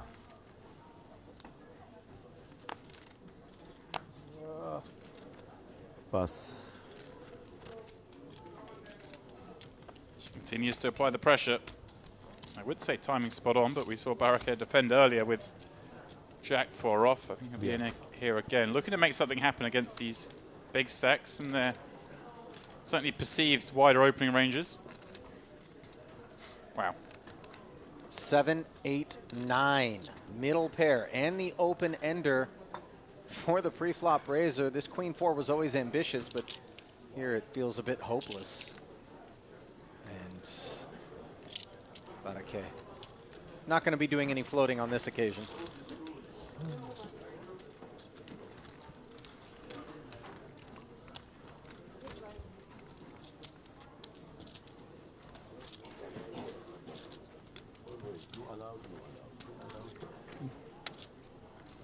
Cove looks thrilled at this situation. I mean, he's got a big stack. Tried to eat food Should here. be able to exploit They come people, to me having like a good they're the time. police. No food, no food, no food.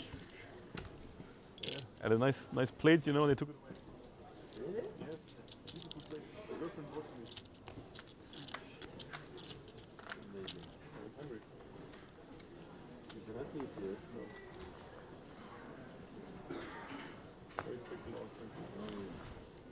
I don't might be hungry, but you're never far from food here. No, just in the other room. You've got a little buffet, but players are not allowed to bring the food into the tournament area and eat tableside. Seems fair. That kind of one of my pet peeves, I think. Actually, Eating at the that's not table? a pet peeve, but like it's kind of annoying when people are at the table. If people are attentive, but so often it just slows the game down, or they're eating something with their hands and you get grease on the cards. That happens. In here, where you've got food just a few meters away, there's no need to have food in the room, in my opinion. Don't disagree. Ace-8 suited, by the way, for Diaz, a raise to 10,000. Barake dominating. I know, when you're putting your 35-hour sessions in, you must have to eat by the table, otherwise you don't eat. I can't imagine you stepping away to eat. No. I don't want to miss any hands against the bozos I'm playing against. Jack 5-5, 2 spades is the board here. Ace-10. I heard the game doesn't run when you're not in town. Best hand. Oh, it runs.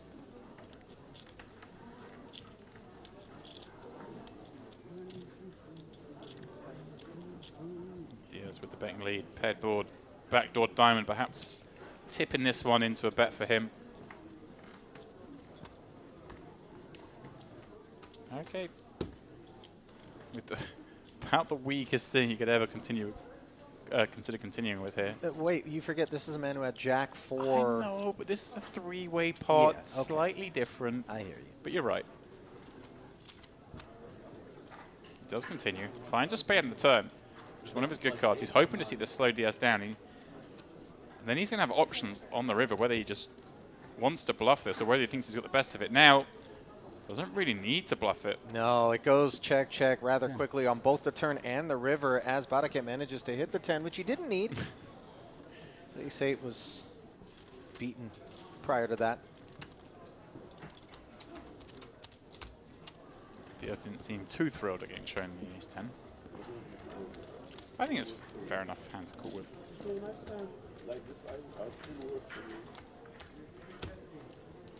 Mr. Isaac, requesting for you. Mr. Isaac. We got to whatever day this is of the series. My favorite game is up to now not played yet in the commentary booth, and that is Ali looking for a mosquito. Look, I don't look for the mosquitoes in here, James. They look for me.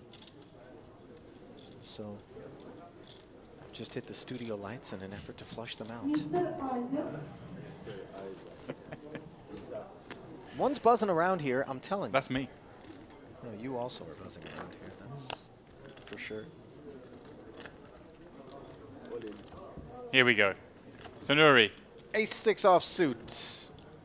That which has been nominated by Isam Tanuri. He's zigging when they're zagging. Got everyone through. To profitable effect, by the way, to this point. Chikir's really thinking he should have played the ace queen now. He's seen enough by now. Cool. Ace game. Correct? Correct? That's correct. You have ace? Yeah. I mean, I would have called you with an ace. I didn't have. Thanks God. It is.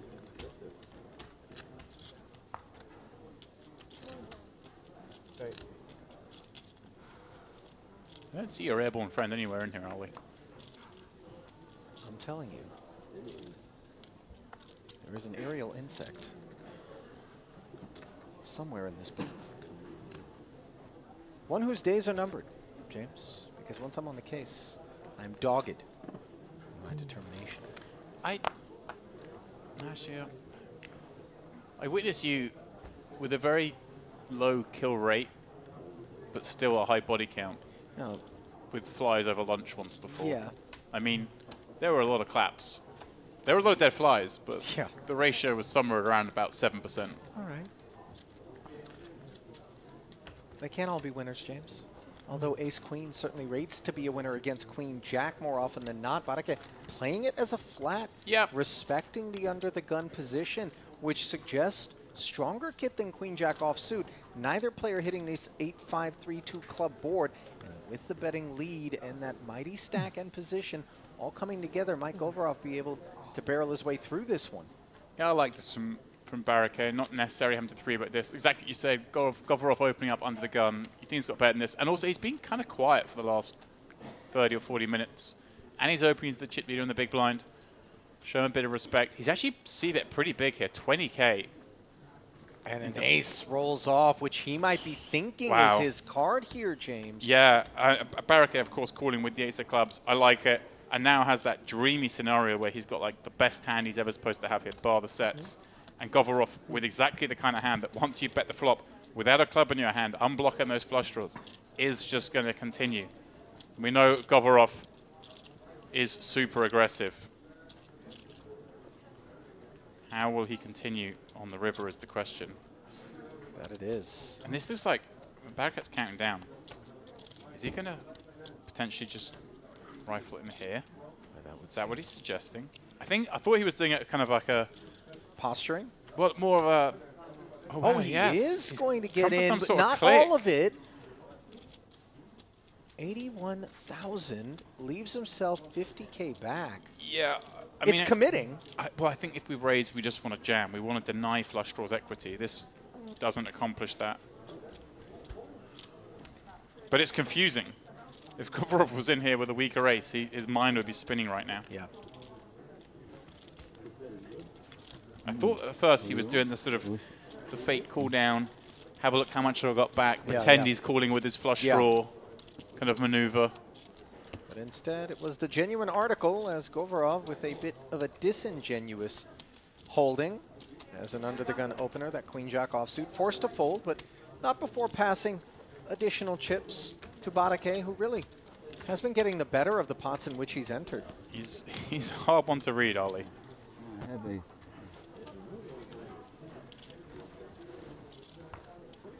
I like the play from Govorov, though. Once you bet the flop, really had to go quite big on the turn there. He tried it. It didn't work.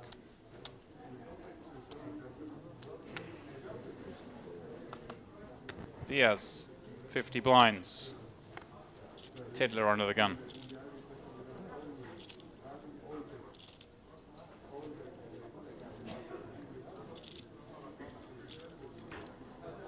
Wants none of it. And note the differences between Diaz's approach with pocket fives there. Great timing to fold. As Hydorn wakes up with a couple of aces, maybe his sixth sense was tingling. But was going to say Govorov's choice, a hand to go. Queen Jack willing to open, Diaz pocket fives unwilling to do so. And by the way, Diaz has a little bit less pressure on him. Granted, Hydorn is directly to his left. But when you consider Luo Shuang and Govorov, they've got to compete with that murderer's row to their left. More so. Certainly do. It's a good pick up, early. Barricade. Gonna put it in with Queen Jack off. Yeah, it's just not a hand that fares particularly well against +1, but he's a man who can make things happen post-flop, Ollie. Govorov likes the price. Oh yeah. 10-6, flop a straight. Let's go. Well, a 9 was part of that straight ambition. What a juicy flop for Hydorn. Deuce, deuce. Nobody's supposed to have that. The only way they're supposed to have it, Ollie, is if they've got ace-deuce suited. And when you hold the aces that don't match the suits on board, no ace-deuce suited possible. Good point. I'm going to c-bet here, 11k. And maybe, I mean, Barraquet's been so sticky. He's kind of unlucky that he doesn't have enough to call with. And just bet and takes.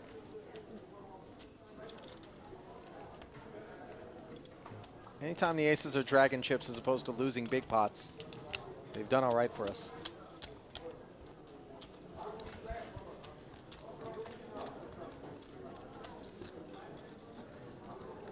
Hydorn, by the way, in his natural environment out here, isn't he? Oh, yeah.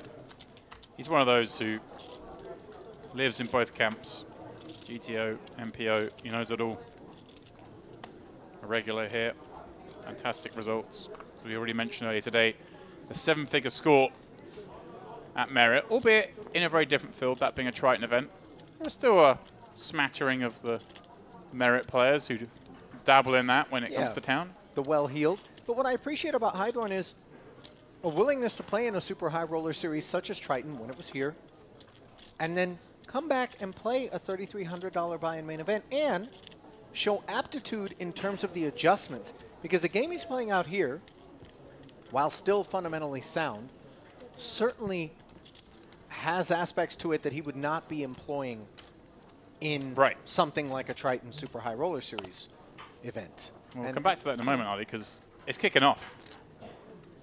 Barake, pocket tens, made it 10,000 to go. Shuang with ace-7 suited has decided from the button to wag her finger at a man who has V-pipped his way up a bit. Yeah, and he's playing the most hands at the table. It could be just that and that alone, which has left Shuang predominantly choosing to take this line, though the ace suited is never bad. Yeah. Well, we're nearly 50 big blinds deep now. Yeah, she thinks it's easier if she just 3-bets here, kind of gets it heads up if he wants to continue, but he keeps turning up with some non-premium hands, should we say. Obviously, they won't have seen the last half an hour, but she may be aware of other hands that haven't been tabled at the table, but have been on stream. And they all saw the Jack-4. They all know he's out here fighting. Look at this. Diaz thinking long and hard about this with ace-6 offsuit. Oh, hello. Hello. Has he found what he thinks is a green pasture? He knows exactly what's going on here. He knows Shuang's going to be up to no good on the button here with great regularity. My. A 4-bet to 77,000 from a hand, which I confess as I looked out at it, even though he was stalling, I never thought was going to be a participant. And yet, here we are, and this is the blender for Barake. He finally gets a decent hand, and he has to bin it. Yep. And Nice size from Diaz as well, because it leverages the fact that barricade's in the middle. He bet basically a third of his stack. It doesn't look like he's ever going to fold to barricade, so therefore he must have a good hand. Certainly a hand that rates to be better than ace-7 suited, but... Shrang just saving face here. Because she can make out she's got a good hand here. Oh, apart from the 7 flash. But she can make out like she's 3-bet with something decent here that doesn't want to play against a 4-bet. Like, she can have ace-queen here, or ace-jack suited. So you can save a little bit of face there, at least for half an hour. Wow, great stuff from Diaz. Ace-6 offsuit. Incredible that he was able to get the 2 10s out. I mean, it all worked out perfectly for him. And obviously, Lo Shuang contributing. Yeah, I mean, that's why. We see the sort of the ace-5 suited slip into that 4-bet range sometimes. Those kind of hands, ace-4 suited. In case you get peeled, still got decent equity. The ace-6 off is the worst ace. Can make no straights.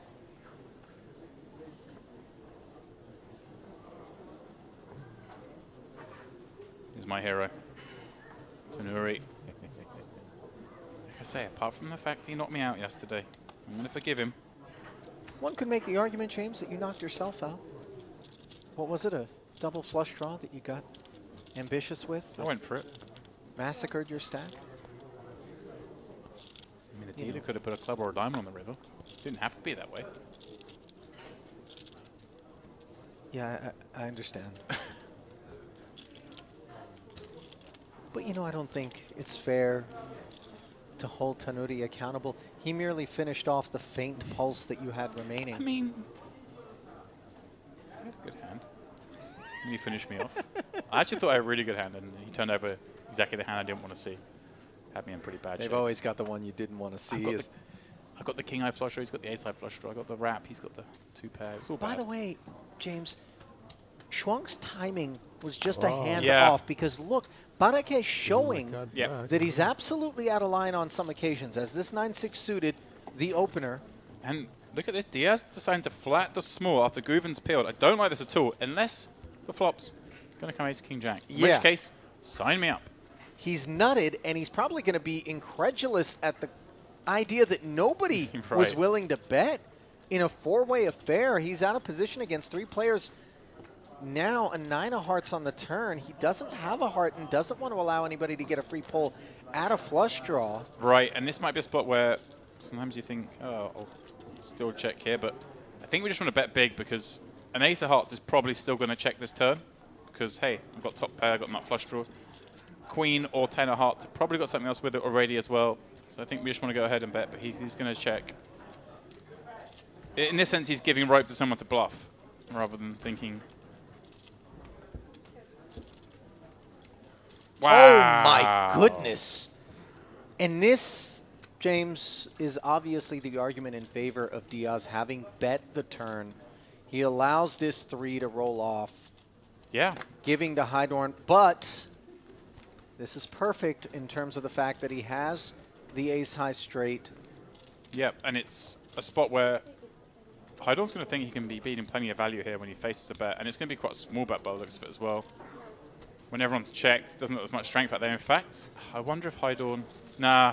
I was just thinking the same thing you were, though. If all of a sudden he were to raise... Because Diaz is still the most likely to have the flush the way this is played out. And he did tank quite a long time on the small line from the small before checking the turn.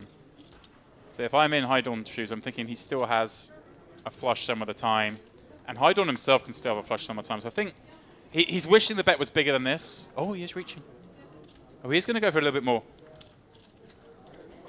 He is going for that additional value. 12 becomes 40, and we await Diaz's response as 9-6 and 7-7 will make the easy folds. He does not have a heart in his hand, and you see he just decided to flat. And I don't think Hydorn's expecting to see Queen 10 there. There's some flushes, but again, maybe he's thinking, what flushes have called from the small blind? Like how low is he calling? What suited connectors? Does he have the nut flush? A kind of a weird hand. I'm not sure I can get on board with the Queen 10 off peel from the small, but it worked. That it did. Hydorn really unlucky that Diaz checked it the second time. Give him that 3 and also went with that really small sizing. Hydon perhaps just trying to tax her. And like ace jack, Nice king turn jack. Yeah. Let me get there. I want to see what you have. I know what they. I want to see what you have. A post-mortem Unlucky river. between the boys.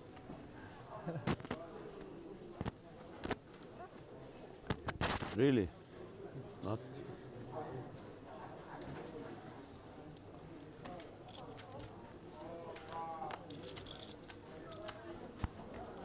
Ace 10 now for Guven.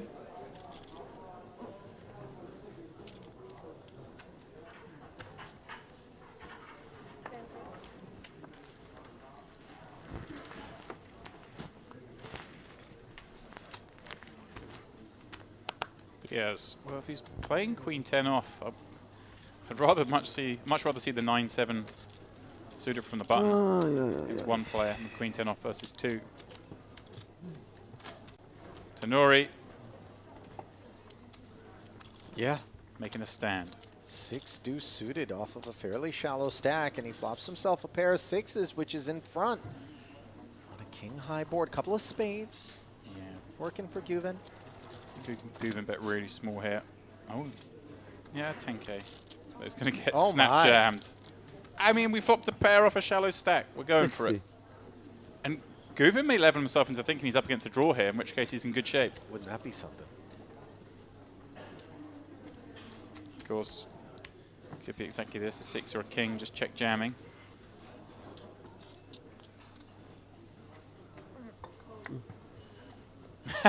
He shows him the deuce of clubs. It's my backhand. That is definitely the one to show if you want to get people talking to themselves. Tanuri's the kind of guy that you want to invite to your home game. You know, he's got all the personality you could hope for. Yeah, no game to try when he's Must around. be rich. Like this, nobody can steal you. Fresh meat to the blender, Ollie. Mm-hmm.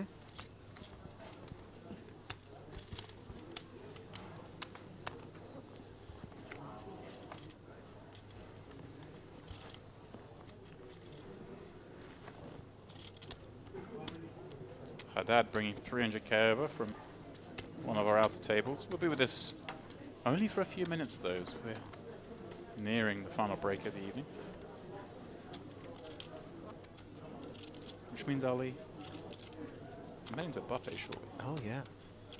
Do you know it's my favorite time of the day? No, not this lady. I cannot beat her. Nobody can beat her. Look at Tanuri just saying, this Shuang Open is daunting. Nobody can beat her, was what he muttered. It's not wrong. It's going to be tough to beat her when we've got King 5, as Hydorn does. Yeah, have a little peek at the flop. Suited king. How many levels is today, you know? You tell me? I don't know. You are the rock. How can I know? I'm the rock. No, you are young, you know. I don't know. Really, I don't know. I'm so tired. 3 more, my king. 3 more. Gut shot, straight 3 draw, more? and the back door. Hard 3 draw more for level? this King 5, that which develops. But I can't After mind you. this? After this, 2 more. Are we going to stay here? And he's in front with a pair of fours. Shuang's still reaching James, and I'm not sure on this particular board texture with the King Queen. Granted, she's got that King of Clubs working.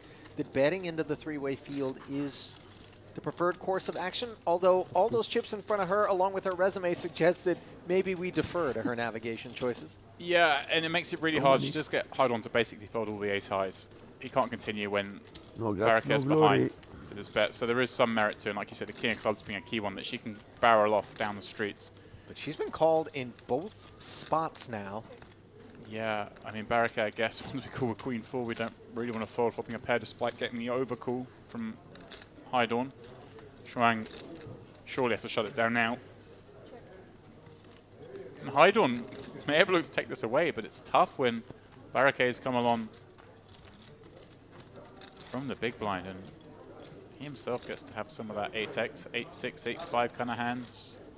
But I guess when we got King 5, we got to start bluffing. Otherwise, what are we doing in here? Especially once that pre-flop aggressor and post-flop better decides to pump the brakes. Hydorn pouncing for 45,000. And this is an adjustment he's making that he thinks Barricades perhaps going to peel the flop too wide, which, having what I've seen, I probably conclude as well. So nicely done. Turns the worst into the winner. Mm-hmm.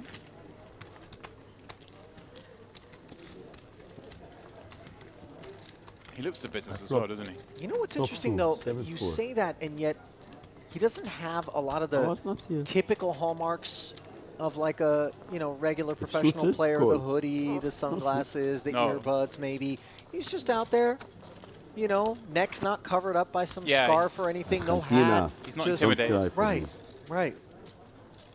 He's confident. I love this country. I used to go to Punta del Este. Argentina. Oh, nice. Uruguay. Uruguay is nice. I like. You been? Really? Yes. Okay. Was 80s. 80s. Which part? Montevideo? Montevideo, Punta. Punta. Punta. Couple of. Where are you from? Argentina. Ah. Punta. Girlfriend is from Argentina. Really? Some stories in there, are we? Yes. Punta. Discussing one of the popular destinations, in particular for poker players if you're ever in South America. Punta del Este, a beautiful part of Uruguay that has a casino. World Poker Tour event was held there once upon a time. As you see, Govorov's pocket threes has company in the form of pocket fives. No. Tenuti able to find the fold with the queen jack.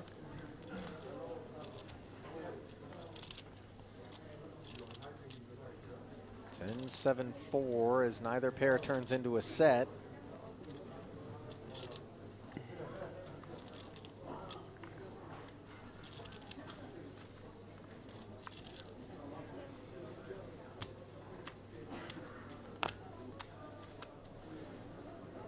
You came all the way here from Argentina, or where did you live?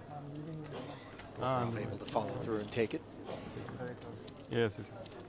But I'm coming back this end of year to Argentina, and I also have a son in Uruguay. Oh, you have a son in Uruguay, nice, okay. To visit. Yeah, it's a good time. Well, there's a peek at what looks to be our next feature table. And who do we spy out here?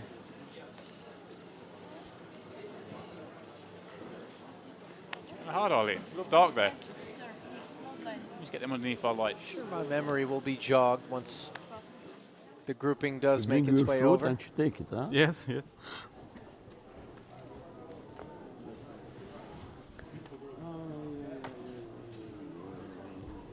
Yeah, I worked every Party Poker Millions live event, bar the one that went to Del Este. It's the one I missed. Definitely missed out. I didn't miss the one in Nottingham. No, made it to that one. Singing a porter cabin in a car park. I was there for that, don't worry. Govorov, Jack-9 offsuit, choosing to open here. James, this feels deeply ambitious. Do you think this is we're nearly moving off the table, it's nearly break time, let's open up?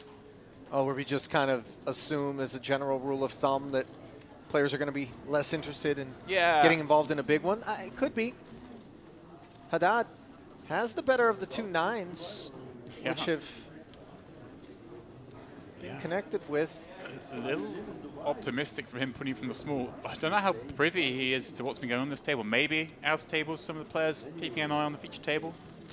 Coming in here, but look at this.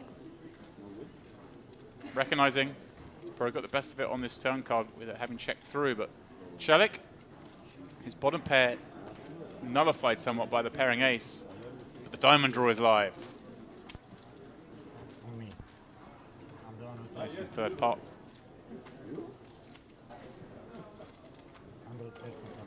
You never feel great about an 8-high flush draw in a Not only multi-way that, pot. but you never feel great about flush draws when there's a pair on board. In particular, when that pair is an ace, which could very well be present in a four-way affair, thus creating a full house. Whoa, Govorov. From time to time. I'm surprised to see him overcall there. I suppose Chelik with just 30k behind, you can exclude an ace, would have been ripping. 2 flush draws on board. Oh, Celik. He's got there in the worst way possible. So strange. 4's full for him as he downs. Haddad's got to be concerned, though, when 2 players call him on the turn, that he could be up against an ace, especially one of them being the pre-flop raiser who did check a multi-way pot on ace-9-4. He's Govrov's going to check some of that ace-x on the flop. Does he still think he's got the best bet? Wants to put out like a little block bet. Well, he's put more than a block bet. And this is now grim for Celik because he's backed into the boat.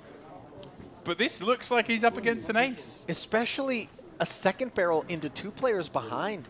Well, he can't fall for 30k, he says. Cool. Be very happy to see the news that it was thin value.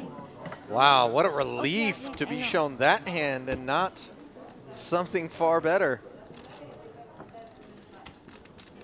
Haddad. Credit to him, by the way, because that 4 didn't have to be a call, but maybe he needs to size up. The fallout by this end of the day, it's 30. He has 30k left. His gazillions Whatever. out there. It's, you got it. You got it. Your table is going to be over there, all right? Please. Yeah? Which one? It's going to be around the wall. I will direct the Hai car? Hai car? Hai car? Table. Oh. Oh, no high card. No high card. Table. Table remains. Just gets relocated, Ali.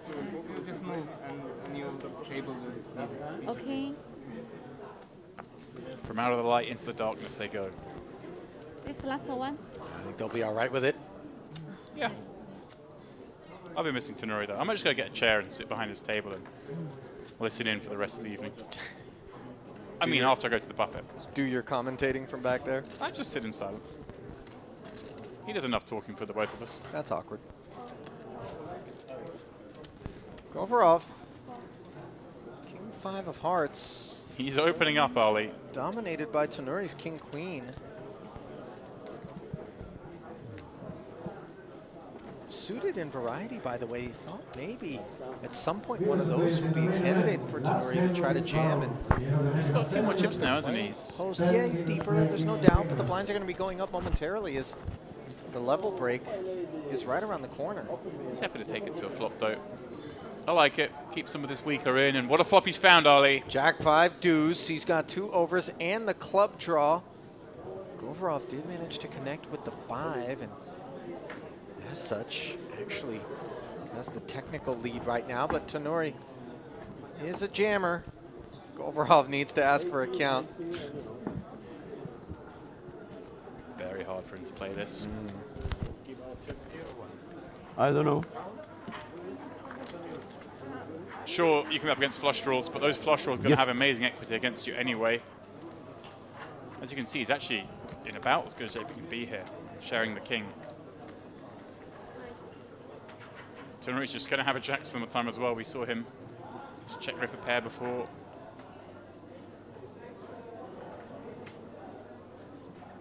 Govorov suspicious. Would he do this with a jack? Would he not look to get a bit more action? If it really is flip at best. Oh. Perhaps trying to get a read, Ali? Pull the chips, see if you get reaction. Yeah. I think you have to try a little bit more than that against Tenuri. He's seen it all. Inbounds. This is the man that was knocking around Uruguay in the 80s. Wow, here we go. Yeah, the call has been made, and as Tenuri is about to find Oh, out, he's nice going hand, to need my to friend. improve, and a Good king luck. isn't going to cut it. Good luck to me. Flush me. So easy. The pre-tip.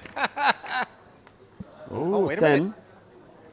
Broadway draw now. So many outs. 10, queen, club, and there is the club. I love and you. Tenuri Excuse me. is spared. Can I tip you 100?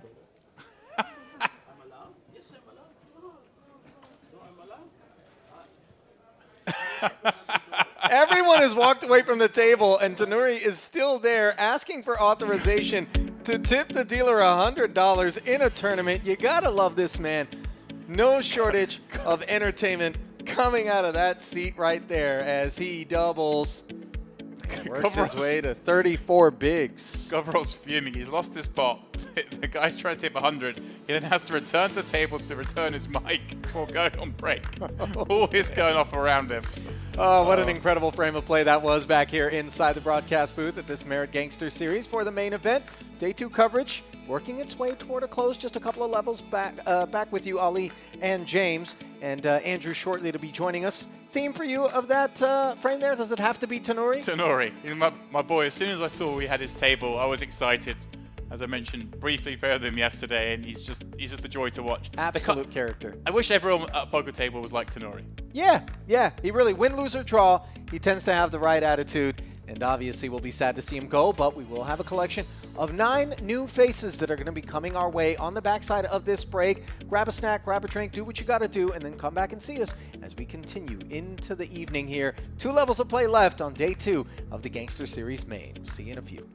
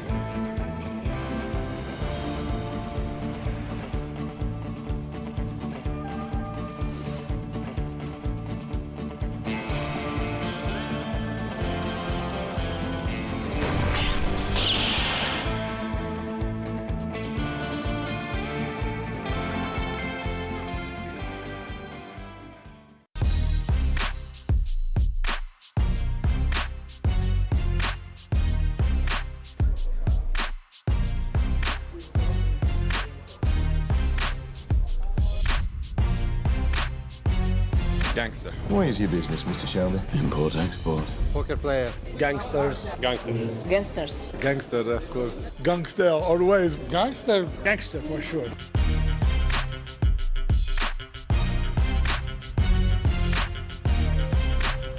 Queen 10. Take queen off. Queen 10. Jack 10.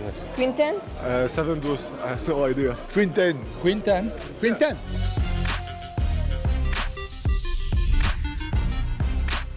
Escobar. Al Capone. Al Capone. Al Capone. There he stands alone.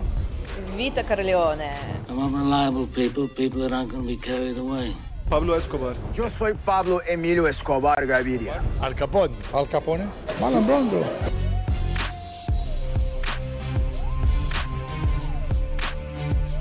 Making re-entry. Rebuy. Rebuy. He's firing on the turn. Rientri? Re-entry. And you re-entry one more time. Okay, one more time. Re-entry. I don't know. I really don't know why they should do it like this. Make sure there's no more action. To make people aware. To make sure that everybody make all bets. To get the attention of the players. To wake up the player sleeping. To wake up the old guys like me.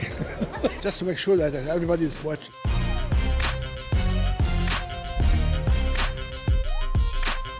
Cadillac maybe? Lincoln. Cadillac, I guess. Old school car. Rolls Royce. 4-wheel car, big cars. Cadillac. A Volga. You a Buick or Cadillac.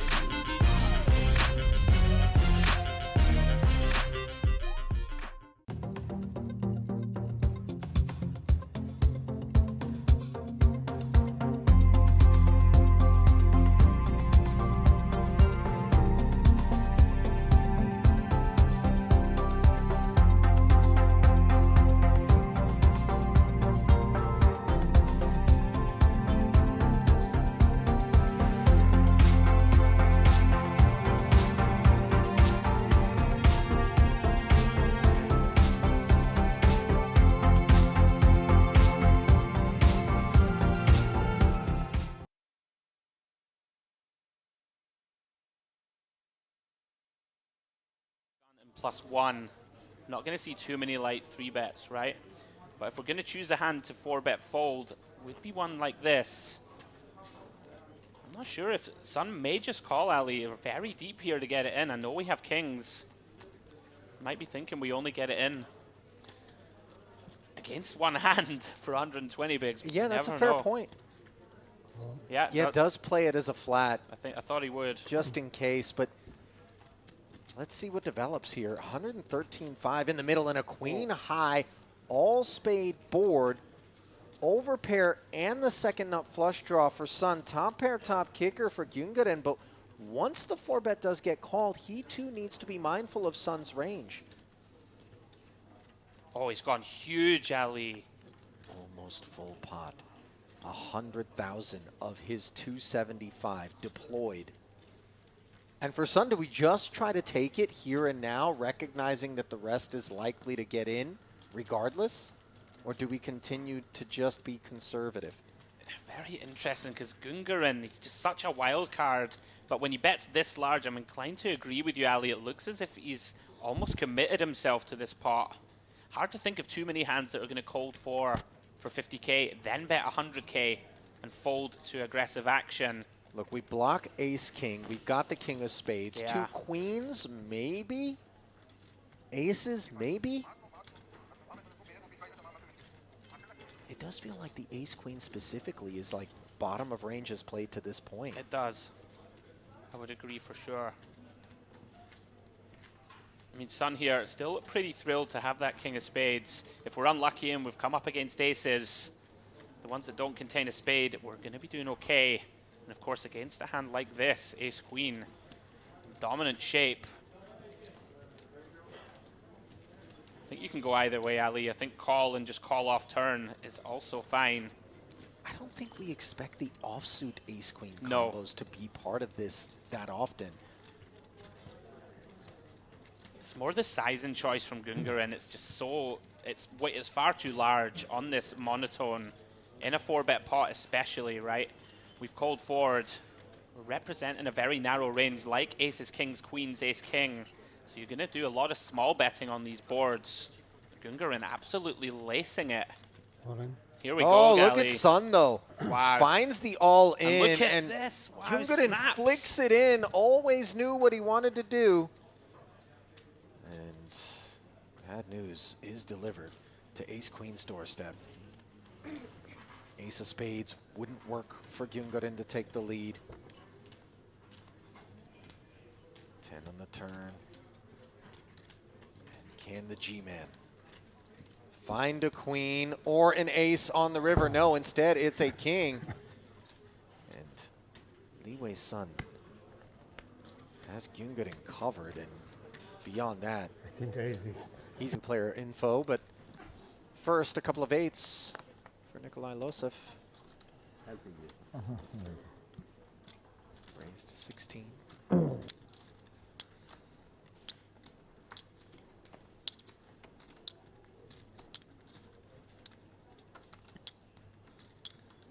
My friend. Atias Sarakoglu is that new player. Oh. I thought only together. Look Note at this, a Ali. flat from the small blind.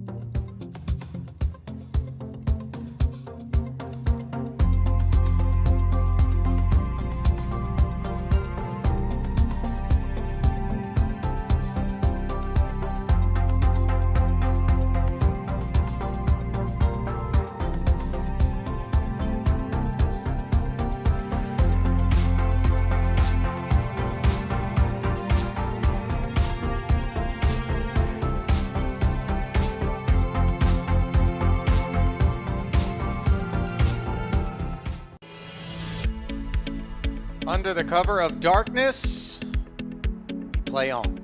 With just a couple of levels left here at the Merit Gangster Series main event, live from the Merit Crystal Cove Hotel, Resort and Casino. Bring you back to the broadcast booth, Ali Najad, joined now by Andrew Headley to take us through the home stretch. Andrew, I know you mentioned you caught a little bit of the action toward the tail end, obviously driven in large part by Issam Tanuri, his personality and his willingness to kind of ruffle some feathers a little bit in a very jovial manner, it should be said. By the way, just want to zoom out a little bit to the overall event at present. We talked about the fact that the payouts are now available, considering that registration has come to a close. $295,500 is going to go to first place, and then you've got $217,000 and change for second, $133,000 for third. Those are 3 six-figure payouts in a $3,300 buy-in main event. Min cash is going to be worth $4,840, and that might not be enough to get people even in this one, because you know multiple bullets do get fired. Absolutely, Ali. Yeah, just a shade short of 100 buy-ins for the win. As you mentioned, there's been lots of re-entries and stuff going on, and the sun might have set outside, but the action has not. No inside. question. I did catch a little bit of that level, as you said.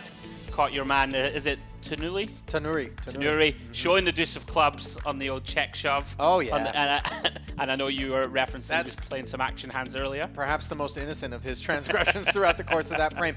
Was going to touch on some of the big stacks that have developed. Obviously, we saw Luo Shuang. She's doing very well for herself out there, breached a 7-figure barrier, but we've got a couple of other really big stacks out there. As I'm looking at the updates online, Alexei Petrov, 1.33 million in front of him. Razvan Sabau, 1.2 million in change, a man coming from Romania. So these are some of the people to maybe begin to keep an eye on as we work our way toward the end of tonight, toward day 3, and then eventually day 4 and our champion. Who will be the storylines as we carry forward? Just about ready to get down to the feature table once more for our first, maybe our second look, as we do tease before we go to the break, who the collection of players are, and this is them officially. There is Petrov. 1.265, the official count right now. Maybe lost a few just prior to the last update en route to our feature. On the other side, we have Cem Agur. 18 big blinds, 109,000. Blinds at 3 and 6K. 6K big blind Annie, 15K in orbit. That is the price of poker as it stands. And I can't wait, Andrew, for the first time that you have to say the words Vasco Boinicau. Vasco Boinicau. Look at that, easily. I might be Scottish, You know my what? friend. It might be Boinyaku. I don't know. I'll leave I'm that sure one. producer Milditas will shortly step into our ears to advise the appropriate pronunciation, but it is among the more difficult names that we've had to give us the work our way correction. through. I will just touch on Gabdullin here, Ali, under the gun. He's been on the feature throughout. He went deep in the warm-up event and was evidence in the high roller, so a bunch of pedigree. And working with a shade under 100 bigs, Ali, clearly, very experienced. No, he's not had any huge scores as yet, but one of these players that's definitely knocking on the door in terms of breaking out. I really enjoy watching guys who don't have the big scores going to those resumes to learn that and being surprised because we're so impressed by the way that they've played that if we had our eyes closed or we didn't know who it was that was in the cockpit, steering the ship or flying the plane, we would think it's any number of professionals that we've commentated on throughout the years. 100%, and that's one of the things about especially modern poker. It's so accessible now. There's so many different players, different backgrounds, online, live, and sometimes you can be a little hoodwinked. You check the hand and mob. It's nice to have a guideline, but sometimes, as you say, Ali, there are players under the radar with a very impressive skill set. Gabdullin, one of them. Almost more scared of going to Hendon and not finding a player's profile because that suggests that they're asking Hendon not to publish their results, oftentimes for tax implications, but maybe just to keep people off their scent, as Gabdullin has himself 3 cohorts here in a deuce 3-9-2 club board where the nut flush draw and a pair is that which develops for Kai Gorodziev. Now that one was impressive, sir. Yeah, very interesting as this develops, working with 30 bigs behind. This is one of those boards, relatively friendly for a pair of 5s, but of course, you're not happy about this 4-way. is some argument to make a very small bet here, potentially some equity denial, but you're not expecting Ali to get it through here too often. You know, I like the small bet, help sift through the flour. Yeah. See what's what, create some clarity moving forward. Yeah, we do see that Akbar has one jack, probably doesn't have two Ali. I think with stack depth, he likely would have gone all in pre here with a hand like jacks. And you can see this small bet has succeeded in thinning the field, but Kygo Rodchev behind here with bottom pair and the nut flush draw, obviously going nowhere. Just a question of how he wants to play it. You can make an argument for both here, Ali. Yeah, he's got 170 back, but that's still a good chunk of blinds. Yeah. Off of which to operate in the event that you're unimproved in this one and fall to the fives at showdown. So he will play it as a flat for the time being, adding another 36,000 to the middle. A king rolls off on the turn. Yeah, it makes a lot of sense. I mean, Gabdulin here c-betting into this field of 4 already looks pretty strong. So, you know, likely going to have a stronger holding than fives that we can see he has. But, you know, if he has an overpair here, unlikely to be dissuaded if Kygo had check raised. Now, interesting decision point now for Gabdulin. Does he try and target a hand, you know, like pocket 7s, pocket 8s, perhaps even like a hand like 9-10 suited and try and bluff it out? This king, in theory, better for him than the small blind. He's going to go for it, Ali, basically turning his hand into a bluff. And look at this. Big size in. 67k into 96. All of a sudden, Kygo Rodchev in a pretty nasty situation. You know, if he calls here, Ali, going to be left with less than half pot. Around about 40% behind, but we have such a strong draw still. I mean, surely a muck is not anything we could consider, is it? I don't think so. I mean, I think we have a little too much hand.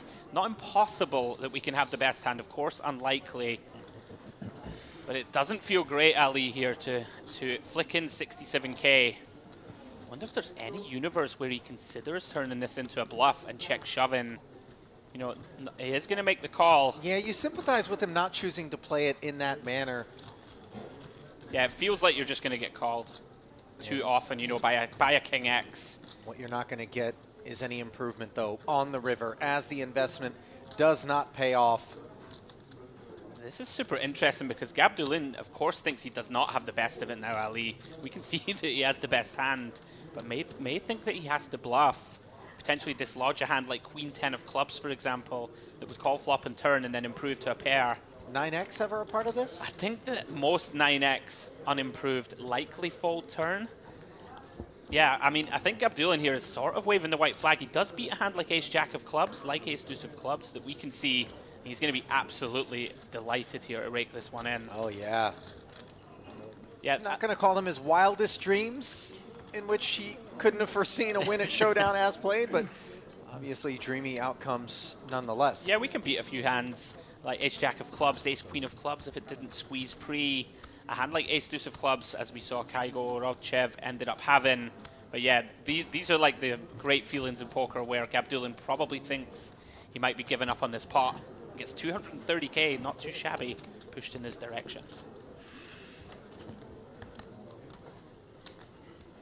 Yeah, showing some chops there to c-bet multi-way, and then, you know, bomb pot, basically, or, excuse me, 3/4 pot on the turn.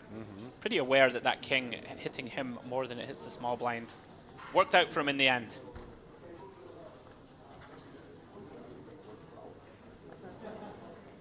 Tasiulik and Petrov laying down.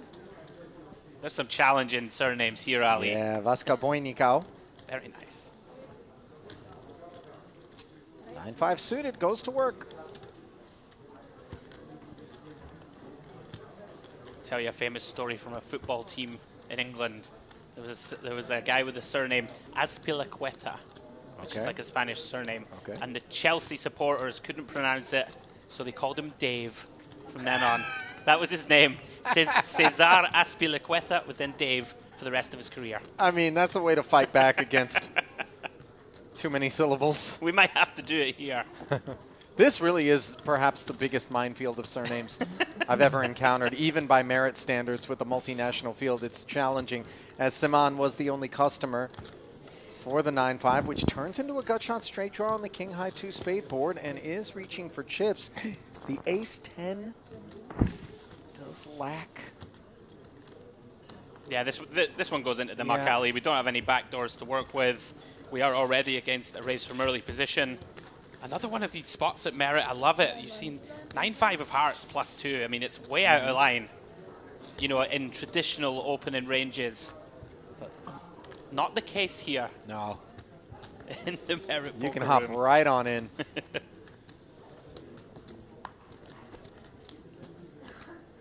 It's tough out there, as you It's really experienced, difficult. to take maybe the body of knowledge that you've compiled throughout your years as a poker player and tournaments beyond these borders and then try to apply it within them. Absolutely. Not always effective.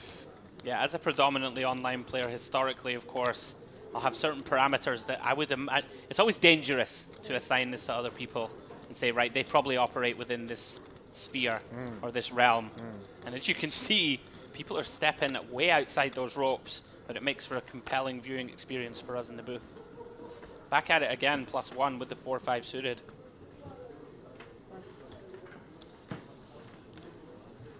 Every now and again, we'll see gear changes that could be the product of observations that maybe the field has grown too passive. You know, maybe looking up at the blinds and recognizing that they're not of the stickier variety. Sure. The immediate reward for Oscar Boinicao is a flush draw on the ace-10-9 board, and for Tasvirek, who defended with this king-7, he lacks future. Yeah, quite like this size-in. Pretty dynamic board. Chooses 2/3 pot. You know, if the big blind has middle pair here, even a hand like 10-6 suited can be dissuaded from continuing. He takes it down. He's here to play alley. Always, you can see right off the bat. Two very speculative hands from EP, both opened and both barreled on the flop. He's also here to make us nervous, as that white and blue stack there doesn't appear structurally sound. You know, I'm no engineer, but a sneeze and suddenly we could really find a spewy collapse. We were of the talking spire. about this, Ali, the other day. What's your go-to when building your chip tower? Like, is this a play from him to try and assert dominance? This very phallic one tower. I don't ever compile enough chips to worry about you designs. do. I saw you the other day. I'm neat. I'm kind of tidy. You know, I just keep them in 20s. Same. And then build the Great Wall if I'm running good, or just go back to the cashier and buy more building materials. Yeah, this is a very interesting spot for Agpur. I actually really like this fold. You know, from under the gun open from Vasca Boinicao, and we're sitting with 16 blinds, but with 5 live ranges behind us, ace-10 off really starts to shrink. The issue for me is more so the fact that the VPIP has clearly all of a sudden gone way up for him. You know, back-to-back-to-back opens. Yeah, I mean, it's interesting. This table, they were all on this table before, right? Right, they're together. So it's a question of whether Vasca Boinicao has been extremely wide throughout. Like, we're not privy to the info. Maybe got a big double up and now is feeling himself. Petrov, though, out-flopping him. Yeah, hits the side card, the 7, despite having a dominated king pre-flop. And this 7-4 deuce board doesn't rate to be the one that connects with the pre-flop opener under the gun, but stories are being told here to the tune of 10K. Yeah, two extremely deep stacks. You know, typically at this depth, we're not going to start raising with just top pair. You know, if we were like sub 25 bigs or something like this against under the gun, we might consider starting to try and get our 7s in. But Petrov is going to raise. Going to go ahead and go for value and protection. Makes it 33K. Obviously, one of the problems with the check raise with a hand such as this is the overpairs could very much make things uncomfortable for us, or the king jacks can present themselves as overpairs in the form of a 3-bet, and I think that could be what's on Vasca Boinicao's mind, but he will put it into the muck. I thought maybe without a club, he could have some ideas on blocking the flush draws. Yeah, I think potentially more likely if he does have a club, he might just go ahead and float one here, call the check raise. You know, if we have a hand like queens or jacks, we're probably not going to look to 3-bet flop, but we could peel there in position with 2 overs and make things difficult for the big blind on certain runouts. Sure. But without a club there, not enough backdoor equity, just lets it go. Could be an interesting dynamic there, though, Ali, both sitting side by side, both with mountains of chips, 130 bigs and close to 200.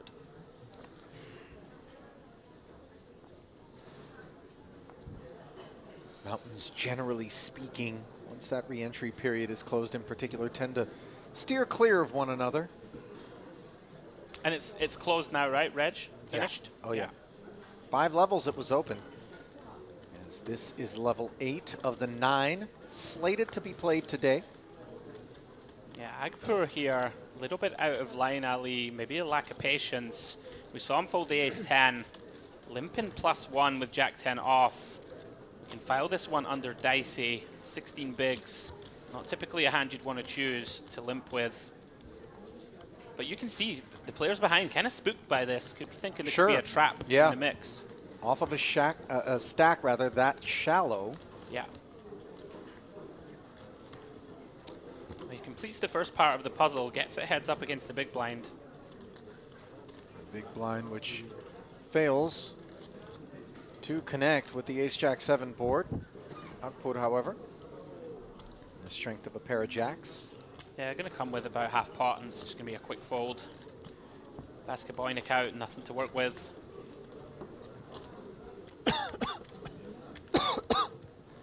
Certainly another non-standard play, but worked out. Cem Akpur, beneficiary on that occasion. He tries to spin his way up. Just $2,390 in career tournament earnings. And you might be tempted to think it happened earlier this week. Maybe it's his first visit.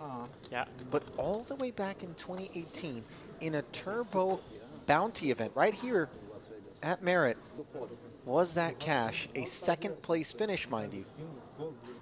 Yeah, so Agpur, a little bit of an enigma. Could potentially be a cash player. Maybe just getting in the mix here this week. That happens. Yeah, as we see Cheng opening +1. Beautiful looking jack-10 of hearts. Priestley here behind Ali. King-jack of diamonds. Gonna make the call.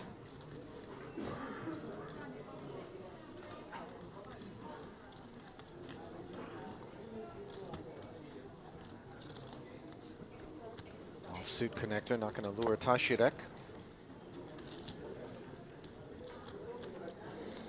And Siman here is going to make a pretty wide complete. They are fairly deep. We do have low cards likely to be very live. Still on the speculative side, but flicks it in. Queen high flop, 2 spades, really lack of interaction for all but the big blind of Saman, which turns into a gut shot straight draw. Understandably, he checks it. Yeah, Cheng has a hand, I think, that really benefits from just giving up here. You know, we don't want to have 2 hearts in our hand. We'd like our opponents to be holding something like King-Jack of Hearts, right, that could just fold to a flop C-bet. Like this give up. Priestley could have decided to have a little stab in position. Well, he certainly could decide to continue as Saman. Credit to him. Thinking no one's got a queen. 7x and 4x aren't supposed to be a part of the equation as played pre or post. So let me get after it to the tune of 13,000. Cheng is going to make the fold. But the king high flush draw now for Priestley. Yeah, she's going nowhere. Yeah, hops right on in. Interesting to see what the river is here. Saman can still potentially rep some value hands. This makes it a bit harder to do so. 7 of spades completes the board. Priestley here, king high is good. So the board is double paired. The spades come in. Ace highs feel like they could very well get sticky. And so you see Saman. Yeah, Saman decides to give it up. Interesting one. He does arrive at the river alley with basically the worst hand he ever has. 5-3 off. Could have felt compelled there, you know, to put out a little bet. Doesn't need to be huge. You can maybe dislodge king high and diamonds, jack 10 of diamonds types. I hear you though. It's such a specific combination there. It's tough. Feels a little bit to me like maybe the 8s. H3 jacks could get sticky. Yeah, I don't know if the 10s and jacks wouldn't have been hurt from pre, but In any case, it's only upon being shown king high that we lament our decision. Of course. To check instead of bluff there, as Sinead Priestley of Thanet, England, taking that one down, $110,000 in career live tournament earnings for her. She was up in Rosvedov just a few weeks back. Yeah, being a UK reg myself, first time I think I've seen Sinead, so interested to see how she approaches things. See Gabdulin, King 10 of spades. As I mentioned earlier, we've seen him go deep a few times this week already. Tazurek with the King Queen in the hijack. He's reaching Ali. 36. The 3-bet comes in to 36,000. Petrov's ace-jack shrivels promptly.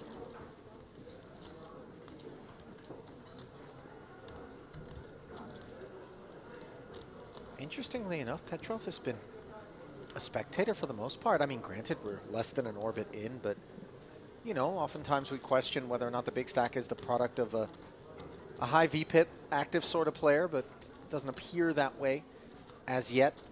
Meanwhile, back over to pre-flop openers King 10 suited, which is dominated and faced with a decision for an extra 23,000. Yeah, intrigued to see how Gabdulin approaches this. You know, when our opponent 3-bets of sort of 50 bigs, wouldn't be the worst candidate to 4-bet bluff in the world. Decides to call, it's dominated. Ace 6-4 board, not going to be either player's favorite here, as concerns about an ace-X are ever present in both King High's minds. Yeah, typically we should see a very small c-bet size here in position. Tashirek, of course, aware, holding a king and a queen does block some of those Broadway combos that Gabdulin would continue with. Might weight him slightly more to ace-X, but he's going to come in with the small c-bet. Pretty much nothing for Gabdulin to continue with Ali. No backdoors, scary board. Yep. Let's go. And you know, it may seem too elementary to point out, but some praise for Tashirek for not freezing. A lot of times, especially if it's kind of an earlier position raised from a credible opponent, when we 3-bet and we get called and we don't have an ace, we think to ourselves, oh, there could be some ace-X in there. Granted, the king-queen performs well because it blocks ace-king and ace-queen. Granted, ace-king, we usually would hear from in terms of a 4-bet pre-flop. Ace-queen specifically would be the one that might be there as a flat. Ace-jack doesn't always get interested at that price, but he finds the c-bet, recognizing that he's got some range advantage there, and earns himself the pot. Already had the best hand, but you don't want to have to deal with turns and rivers there. Absolutely. Continuing to execute the fundamentals, always important. Got to continue to find those c-bets with the betting lead. Down to just 130 players total in this field. Feels like it's gone pretty quick. Yeah. That's another thing I've noticed to feature at Merit. People are in there to play.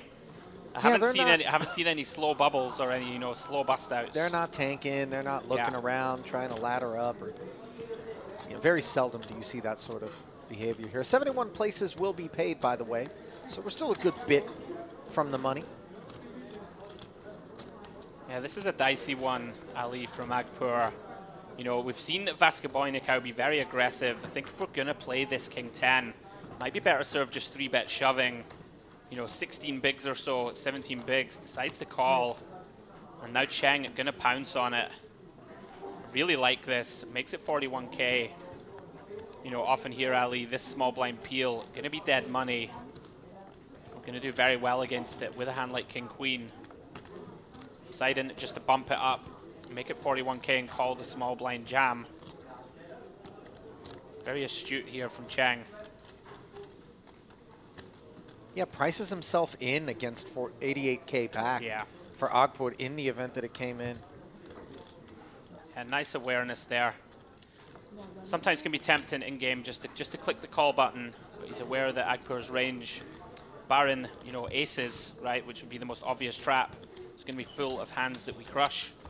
Nicely done. What's interesting about that one also, for me, Andrew, is it kind of informs us as to skill level for Cheng, because awareness of all of the other chip stacks at the table is, I think, one of the simplest ways that you can deduce somebody is a very experienced tournament player, because it's such a fundamental part of the game. And it can be very tedious, in particular, as we're here in the last couple of levels in the night. All day you've been keeping track of this. But when you're on form and when you're somebody who understands the importance of that and it's being demonstrated there, you know that you've set yourself a little bit apart. And for Cheng, I have to imagine this is a guy who, when I peer into his resume, I'm going to find some results somewhere along the way. Yeah, intrigued to see. Yeah, absolutely. Also, just aware there that Vaska Boynikau has been opening loads. He's got the big chip stack. He's going to be wide from the cutoff. And then, of course, Agpur on the short stack. Unlikely to have too many traps. Yeah, beautifully done. Producer Milbutas, by the way, in spite of the fact that we don't have a Hendon available for Zhao Cheng, advising that it's his second time here at Merit. His first was during the EPT, which was the last series held on property. So another one of these talented players. Yeah, got some experience here at Merit. Yeah. As we see here, Saman peeling in the cutoff alley. This is very out of line. You know, +1 open from Gabdulin. Should be a pretty tight-ish opening range. Peeling ace deuce off here. We'll file this one under optimistic. Extremely wide. Gabdulin flopping the nut flush draw.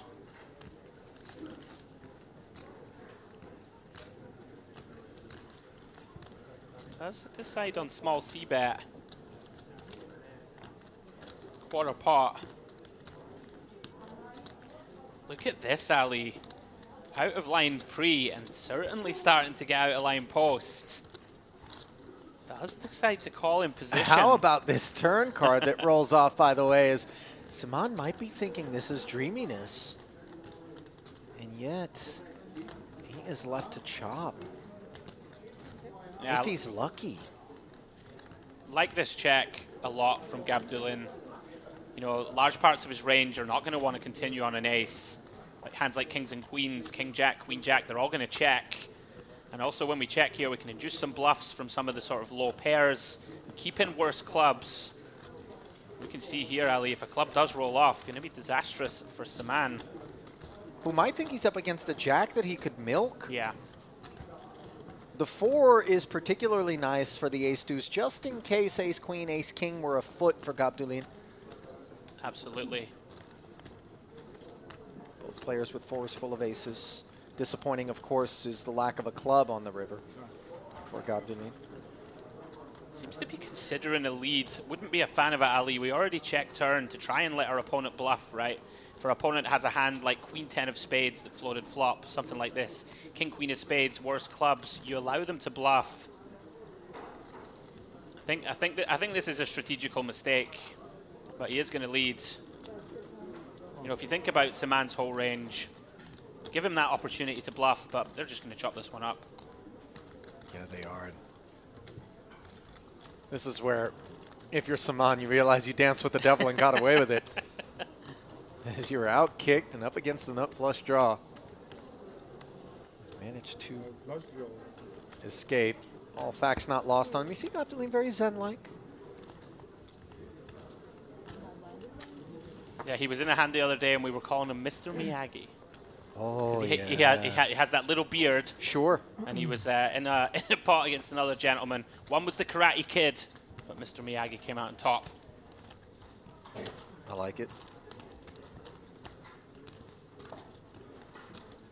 With the amount of downtime that we get between hands, obviously we get a bit, you know, mischievous, looking for nicknames, especially when you've got... It's with love. It's all with love. You know, the sort of minefield that I've touched on. Nicknames can serve us quite well, avoiding having to actually pronounce. We need them with these surnames, I'm telling you. I think I've done a good job of Vaska Boynikau. Yeah, that one you've nailed. I've nailed it. I've got it. That one took me a stop or two to really get my head around, but you must have 20 to 30% Eastern European lineage. I do have a little bit. I was going to say, there's something. Hungarian grandmother's in there. There you go. This is what I'm talking about. Yeah. Oh, wow. Uh-oh. 12 became 36, and it's going to become more than that as Zhao Cheng on the button, a couple of aces, and I almost think we leveraged the button to look like we're up to no good a little bit, which, as we can see, Boynikau, 8-6 suited, was the real man up to no good. Simon's going to be in an awkward spot momentarily. Yeah, this is tough. Certainly a spot that Cheng could consider some light cold fours. I think this is an example, Ali, of, you know, you said about skill level, just nudges it up to 75k. That strikes me as someone who's played a lot of poker. You know, he is in position, it doesn't need to make this too large. Has a relatively invulnerable holding, of course. I like the sizing a lot. You know, some players get a little greedy here, make it in the realm of 90 to 100k. You want to keep in the sort of lighter 3-bet bluffs, of which ace-queen offsuit is one of them. Relatively speaking, of course, it is a strong hand. You want to keep it in there against your cold four. He's counting down the artillery here. Dangerous waters, Ali.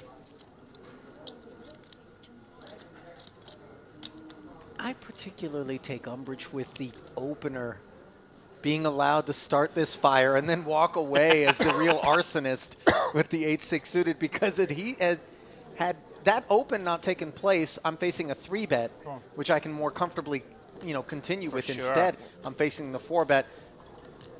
And now Simon in a world of hurt, but on a queen-free board. Yeah, he doesn't know it. Probably one of the best flops for him. Right. Provided that he doesn't get up to no good, as we saw him very capable of doing with the ace-deuce. Yeah, it'd be interesting to see the size and choice here from Cheng. Of course, typically in these cold 4-bet and call spots, we see a lot of very small betting. This board, somewhat dry. You know, if you consider the range that Saman should have, right, calling the cold 4. He's going pretty big. Looks like he wants to make this a 2-street hand.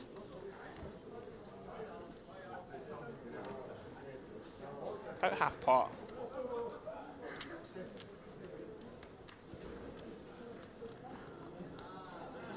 And this could work, Ali, of course, against 10s, jacks, queens, right? They're all going to want to continue. Yeah. Unfortunately for Cheng, Saman with the ace-queen off, no club, sends it into the muck. I think with the ace of clubs in there as well. You can go smaller for sure. It's not only smaller, maybe even get cute with a little check back from time to time. You know what I mean? You love the It game. does feel like a lot of hand. It And I does. don't It imagine does. that 10 jack, queen 10 are going to be in there. I don't think they're in You know there what I too mean? So you don't often. need to worry about giving a free draw to straight. Şeyi deklar et burada. Yeah, don't mind it with specifically club in hand. Manita istiyorum. I think if we are going to bet, right, we're targeting Mikrofonlara these sort of deklar et. jacks, queens. And we're not really too vulnerable against these holdings. I like a little smaller for sure. Maybe allow your opponent. There's always a non-zero chance that people do something crazy. Right. The If you thing about bet opening really up small. the action, exactly, especially Sure. if you get cute with your sizing. Yeah. Now all of a sudden somebody might just take a hand they were ready to muck and go, grab my cape and do something heroic, and 100%. obviously regret it pretty quickly. But Yeah, I agree with you completely. nevertheless, Cheng able to collect another pot. Yeah, Akpur now in this awkward 15 big blind realm.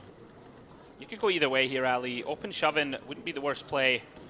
15 bigs is going to just come with open.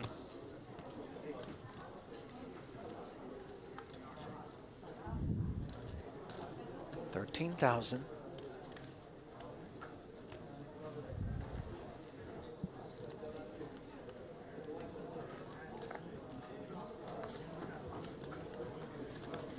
Abdulin here, ugly looking queen 4.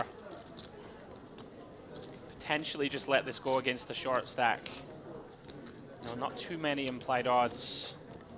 But he may look to defend.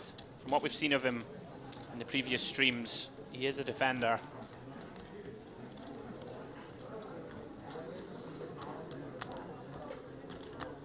Does click it in. Tell you what, these blinds don't like to give up too easily. Oh, wow. This is bad for Akpur. He's got the ace of clubs and a Broadway gutter, but he's up against trips. 2 quick checks, dry turn. Finds the discipline to check it back. when the check back comes in that quick, I don't know about you, but I really, you know, whether or not there's any merit to reading into it, I just kind of feel like those ace highs are ever present. Absolutely. I mean, it's almost always sort of some kind of showdown, right? Right. You know, a queen, of course, going to think about it a little more. A hand like tens even is going to think for a moment before deciding what to do. Right. So it is very typical that it's sort of weak showdown-ish hands. I think the underpairs too will kind of just go to work to not allow something to happen on the turn that would be awkward. For sure. Gabdelin, you know, he knows his queen's good. Somewhat scary 9 of clubs river. But, you know, against a bunch of the hands that continue from Agpur, still going to be more than good. And he only has 90% pot behind. A couple of ways you can play this, Ali. I mean, does your opponent have many flushes? Arguably not. You know, if he has a hand like ace-10 of clubs, something like this, king-8 of clubs, is he not going to bet and look to go with it at depth? You know, if Akbar was deeper stacked, yeah, this could get interesting in terms of the relevance of both the ace of clubs and the 10 on this particular board, where you could represent a straight or a flush. This would be absolutely heroic to jam here, because nobody has ever bluffed here in the history of the game. No, just another 21,000 back, but I just think Gabdelin would flick it in at that price and say, show me. Yeah, very likely. Even though I promise you he would be hating life. Oh, it would be absolutely loathsome to hear the words all in cross the lips of the opposition in this spot. No. You know, he looked up he's at... thinking about making the hero call. Gonna get the bad news, Ali. I thought he was gonna do it for a moment. I'm shocked that he just flatted there. Consider just how much of the rest of his stack that 38,000 represented, Andrew, of all the outcomes. Yeah, probably the least expected. I'm with you. I mean, calls off 65% of his remaining stack. Just ace high. I mean, there are hero calls, Ali, and then there are those calls. You know, having a 10 in his hand, not great either. Blocking a bluff like 10-7, something like this. It's hard to think of many pure bluffs for Gabdelin here whatsoever. Yeah. King 10 got there, King 9, if it was bluffing, Psychologically speaking, and I don't want to be presumptuous as I'm trying to find a means by which to sort of sympathize with whatever the mindset was for Akpur in that spot. You get dwindled down, and you kind of, the resignation begins to creep in a little bit. And you look up at a pot that's already brewed to a size that you're not going to be able to enjoy maybe off of the remaining, you know, 59,000 that you have. And you're thinking, well, maybe he's bluffing. Maybe, you know what I mean? Yeah. Non-zero that I'm just getting stabbed at here by something dusty. But yeah, that felt like a bit of a futile effort. Yeah, inclined to agree. Painful one for him now, down to 3.5 bigs. I mean, if I had to decide what I thought was more likely to happen on the river there, given just two choices, the jam, which was deeply improbable, or the flat, I think I'd lean toward the jam being that which happens more often than a flat. Me too. That really was not what we expected. Yeah, left to lick his wounds. Saman opens the ace-3 of clubs. Tasirek. Queen 7. With the defend. Heads up. Once more, 33K in the middle, monotone ace-king tray board as its top and bottom for Saman. Spoils. Yeah, that will be the end of that. Yeah, Queen 7, Black's future. Imagine for a moment, if you will, Andrew, that just based upon the way that Ashkan Baghi and Songul Beken kind of come together to orchestrate these schedules here at any given Merit Series,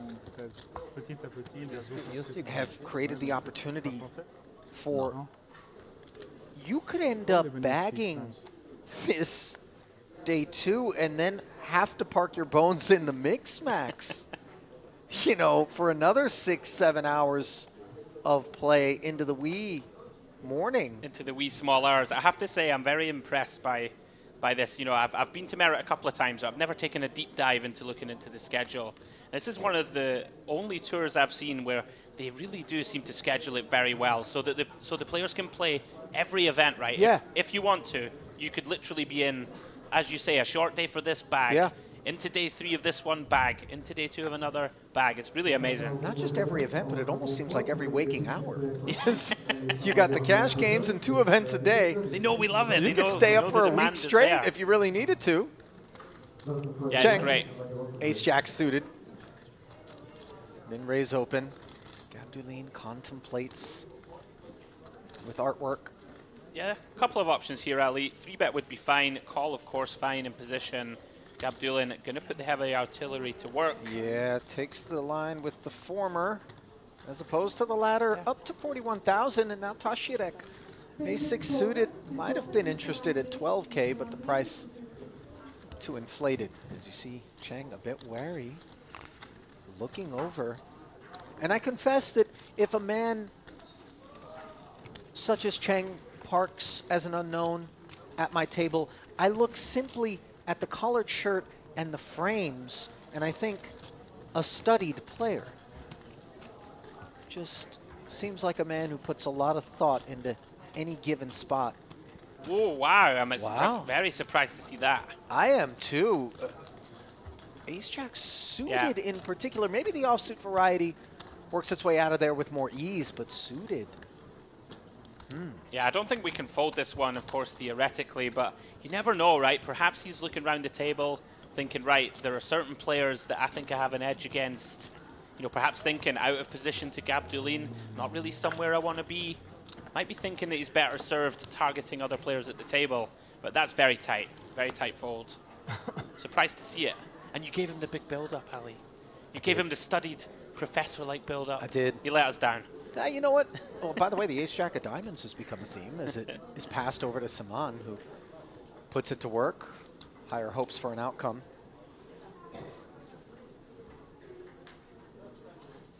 I suspect that Ace-Jack suited isn't 100% fold for Cheng. I think maybe in particular against Gabdulin, who he respects and maybe views as a guy who's made some deep runs here, you know, been at the feature. Maybe he's observed his navigations and thinks, okay, this is a guy that I don't really want to play one out of position for 41,000 ahead against. I'm with you, definitely. Perhaps looks around the table and thinks there are weaker targets. It's definitely part of the game. Black 6s defending the big blind and holding on a 10-9-4 board. 60% of a royal? Is that how we describe this? That's enough, isn't it? 10 of diamonds. Certainly enough to get it done. Yeah. Yeah, solid C-bet size from Suman. Of course, has the overpair advantage. Get to start leveraging pressure on some of the 4X. Nice hand. Always so nice when you don't have to face sticky opposition. You know, there's those sessions where it feels like every C-bet you make, somebody's peeling, no help comes on the turn, you check back, they barrel into you, you muck, and it just repeats itself all session long. And you look around and everybody else's ace-kings and ace-queens tend to hit the flop and get paid 3 streets, and you're like, what? Why me? Yeah, particularly on the feature here at Merit this week. We have seen a lot of action. Not many cheap pots to be won. You've got to be in there battling. Me and Demps were referencing it in one of the previous frames, Ali. I don't think I've ever seen a raise and take it here. Maybe once over across 4 days of coverage. People are in there battling, going to war. Love to see it. Makes for very compelling viewing for us. And to be fair, I've seen some balanced defense. It's not just like only dust from the big blind will flat. We've seen some king-queen suiteds flat call, some suited aces, you know, hands that could be candidates for 3 bets. And so when balanced, obviously things become tricky as for Tashirek. The small blind will be heard from, and I don't need to explain to anybody out there why. This is particular trouble, Ali, because it's cut off versus small blind.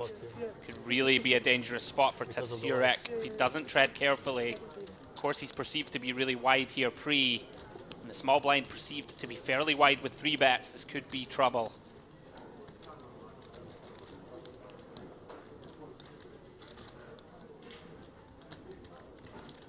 33,000.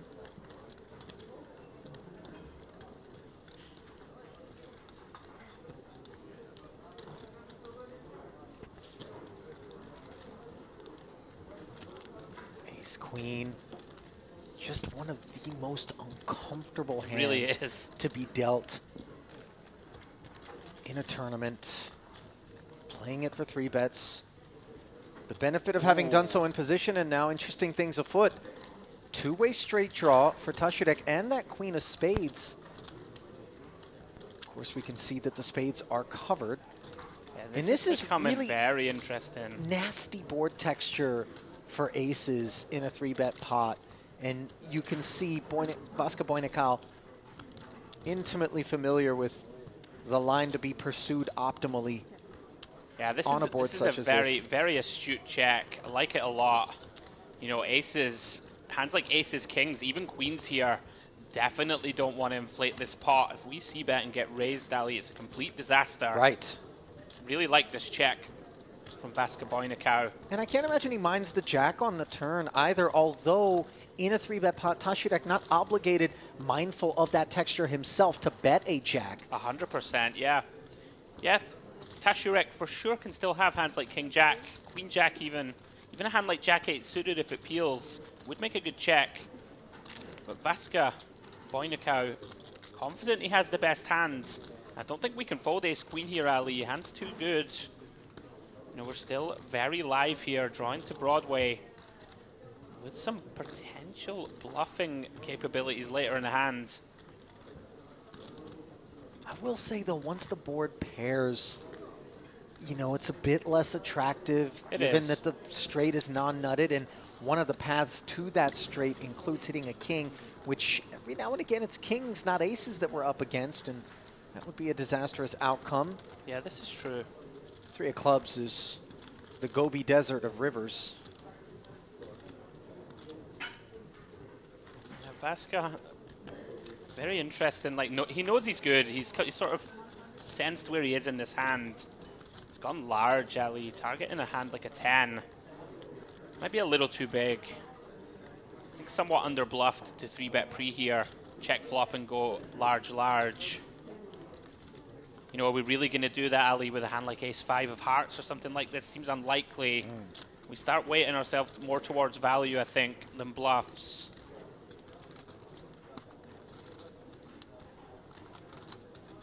Yeah, Tashirek, nice laydown. Of course, have to, I think. That would be really putting on the cape. If he found a shove there, that would have been some TV. Speaking of river shoves, I just want to see the fanciness. You know, it's funny, though. You mentioned it, and it was kind of on my mind. I didn't necessarily want to bring it up because it's so infrequent, but when a line is taken that begins to feel very weighted toward an overpair, and then you recognize the real blender that you can stick an overpair in particular when an innocent card like the 3 comes off, and it could just be that delayed, I have so much hand here, Jack 10 suited, for example, and I don't want to lose my customer, and in comes that big jam. And the aces are like, well, I've got aces, and what can I beat? Absolutely. I mean, if he found a heroic shove there, aces would have been in a horrendous spot. I mean, that's where you need to grab a sick bag. And then re-engage your brain as Kaigo Rodchev finds it, Ali. 12 bigs, +1. Surely this is it. Yeah, this is going to be it, but you could raise call here also. I think I like this the most. You know, our hand's very strong. He's kind of gone somewhere in the middle, Ali. He's gone for the raise commit. Yeah, 30 of his 70 pushed forward, so anybody that decides to become a 3-better here against this sizing, which is already pretty big at 5x, understands that it's going to be for a minimum of 70,000 that they play, barring anyone else's involvement.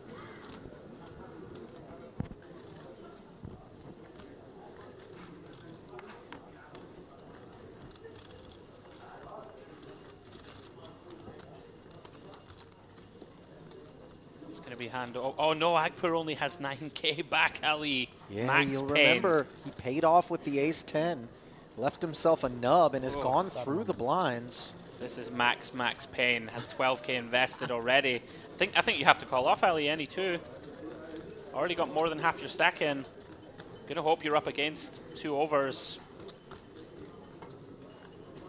Oh, wow. The fold. Oof. That's gross. Yeah, painful. Yeah. Блин, я хотел шоу-даун. Deeply unpleasant. The spot there.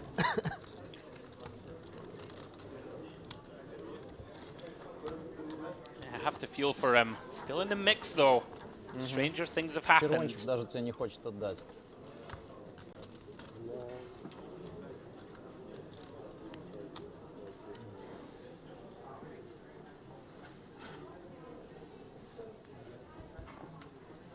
Just 9K, now the small blind, and The flop was for me really bad. boy, it does put a lot of pressure on us to spin multiple times, you know, relative to maybe the low water mark, which we could bounce back from had we defended the big blind there and won. But obviously we know 4 deuce offsuit is never performing well against anything. It's just, you know, sometimes you gotta take a stand. better served, I think, to just not even look. In this particular spot where you have 12 of 20k in. Interesting, yeah. Don't want to talk yourself out of it. Right. To be fair, we could see he was in horrendous shape. So you never know. Might find the recovery.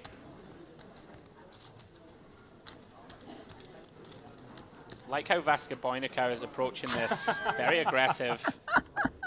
Good luck, Odin. So Akpur 7-5 suited. Here we go, Ali. He's in decent shape for the quadruple up Yeah, here. exactly. 2 clean cards and Yeah. multi-way is a good thing for him, although it puts more pressure on his hand having to face off against 3 different holdings. Good news, though, the king nines are interfering with each other. And the ace high board with 2 hearts does give Akpur hope as he flops the flush draw. Both king nines should be out of there in the face of this follow-through from Saman. Gonna be pretty thrilled with this situation. That likely gets protection here. Got some backdoors working for him also. Is there life in Akpur yet? 9 clean outs, Ali, for that unlikely quadruple. Nice, flush draw. We're not supposed to have favorites, but I think I'm rooting for it. Sure. 42K pot.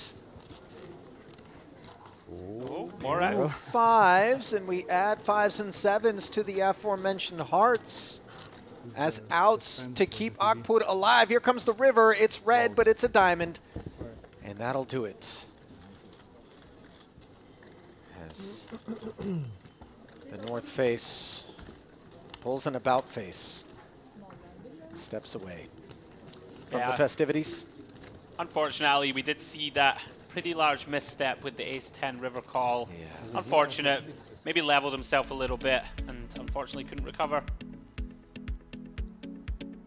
Well, has anyone seen Alexei Petrov? He's at the top of the chip counts, but he's just been fairly content to sit back and observe that which is unfolding before him here, namely a spin-up of sorts for Vasca Boynikau. Not that he was short stacked, but Okay, next time. he is ascending. There is Petrov. Fold it around to him. He's had enough of your insults, Yeah, Ali, and he comes. yeah. No insults intended, just, No, I know. you know, big stack not doing what we might anticipate typically. But here he is with King 9 in the hijack. And Here we go. getting Interesting. 3-bet Yeah. by the second in chips, man.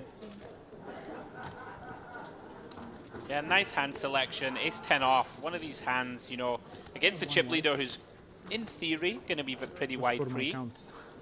Thank you. Can just play nice and simply as a 3-bet. Just takes it down. I've been impressed with him, Ali. He's like pushing the action, but showing awareness. Found a check with the aces on the Jack 10-9. Hasn't, you know, liberally c-bet every board when he's opened. Like his style. It's that. Agree with you. One tower continue. It looks even more unstable, Ali. It really does. I think particular floors 40 through 50 where you don't want to buy real estate in this particular tower. You know, there's a building in San Francisco called Millennium Tower. My sister used to have a unit there. which is sinking and twisting. And this is a glass behemoth, you know, akin to like the Shard in London. Okay. Really high end. And I remember seeing a video on YouTube of someone who put a marble at one end of their hallway, let it go, and no, I think he rolled it up the hallway and then it rolled back to him. And that's when you know things are not great. That plays some havoc with my anxiety. Yeah. I don't want to live in a large building that resembles the Titanic, going up and down over the waves. Yeah. Vasca Boinacau Construction, by the way, were the developers Hang on of a that second. particular property. I'm only kidding. As we do look up What is going at on here, Ali? Kagorotchev, King 5 offsuit, small blind finger wag, Wow. a jam. Jams over the limp. Gangster stuff here at the Gangster series. Sorry, I was somewhat shocked to see the King 5 offsuit selected. You know, during the prior frame, James Dempsey I have only ace said five. something that his good buddy Tyler Patterson had said to him at one point. It isn't every hand, it's any hand. Any hand will do. Right? It's just, you never know when all of a sudden they're going to pop up. I used to refer to it as RBF, Random Berserk Factor. Nice. You know, just the incongruence that we see. You know, a guy will, as we saw, you know, with Tanuri, he'll jam 3-5 suited, and then the next hand will look down at ace-5 and think, not this one. And timing is everything. it doesn't have to add up, and it's in fact the awareness that that sort of behavior is afoot out here at Merit that makes these, you know, feature tables, I love final it. tables, and events so entertaining from a viewership standpoint. And by proxy, from a commentary standpoint for us in the booth, as Vasca Boinacau goes to work with a suited ace, gets flatted by Cheng's cutoff king-queen. Yeah, another look at Priestley here. She's been pretty tight. She hasn't really been dealt much to deal with. Yeah. But like, I'd like to see her complete here. She does get in the mix. Good to see. She really has been mostly dealt out. Just intrigued to see how she would approach this spot. Certainly deep enough to take a peek from the small, which she does. Diamonds are smothered, of course, by the pre-flop opener, unfortunately for her. But she does flop top pair on a very dry 9-6 deuce board. Straddling that deuce of diamonds is Vasca Boinacau, and maybe sensing that neither of these players should be in this territory, he will c-bet for 17,000, although to be fair, both of his opponents also might be sensing he's not supposed to be in this hood. Yeah, pretty trivial check call, I think, for Priestley. Or a little too deep to start raising. Diamond here would be very interesting. But board pairs deuces, excuse me. And that's just fine by Sinead. You see it go check, check, and note the speed with which Vasca Boinacau shut it down on the turn. I'm not necessarily a fan of the quick checkbacks here because they do tend to skew themselves to divorced, you know, holdings. 100%. You know, even if you had a hand like pocket eights or something like this, you're going to take a little time, right, to have a think. Yeah. When you snap check, it's just like waving the white flag. Yeah, exactly right. Unless you're doing it balanced, you know, and you've got People some never huge do, hand. though. They never I find agree it. with you. I tend to agree with you. I don't ever feel like the snap check back there is with a huge hand. Yeah. Don't want to told him. Don't want to bluff. Nice pickup That's for what I told Sinead. him. You can't bluff. Not with you, like the hand. I'm can with be you though, bluffed Ali, during call. agreed. You have a good I'm never a big fan of like snap act, and we saw it with Agpur when he snap checked the queen, queen, jack with that ace-10, ended up leveling himself into the hero call. And you know, he snap checked the flop, and it does tend to be a sign of weakness in the long term. Vasca Boinacau here, relentlessly opening pre. King 10-0 here, +1. Certainly towards the bottom of an opening range, but more than enough when you are working with 800k.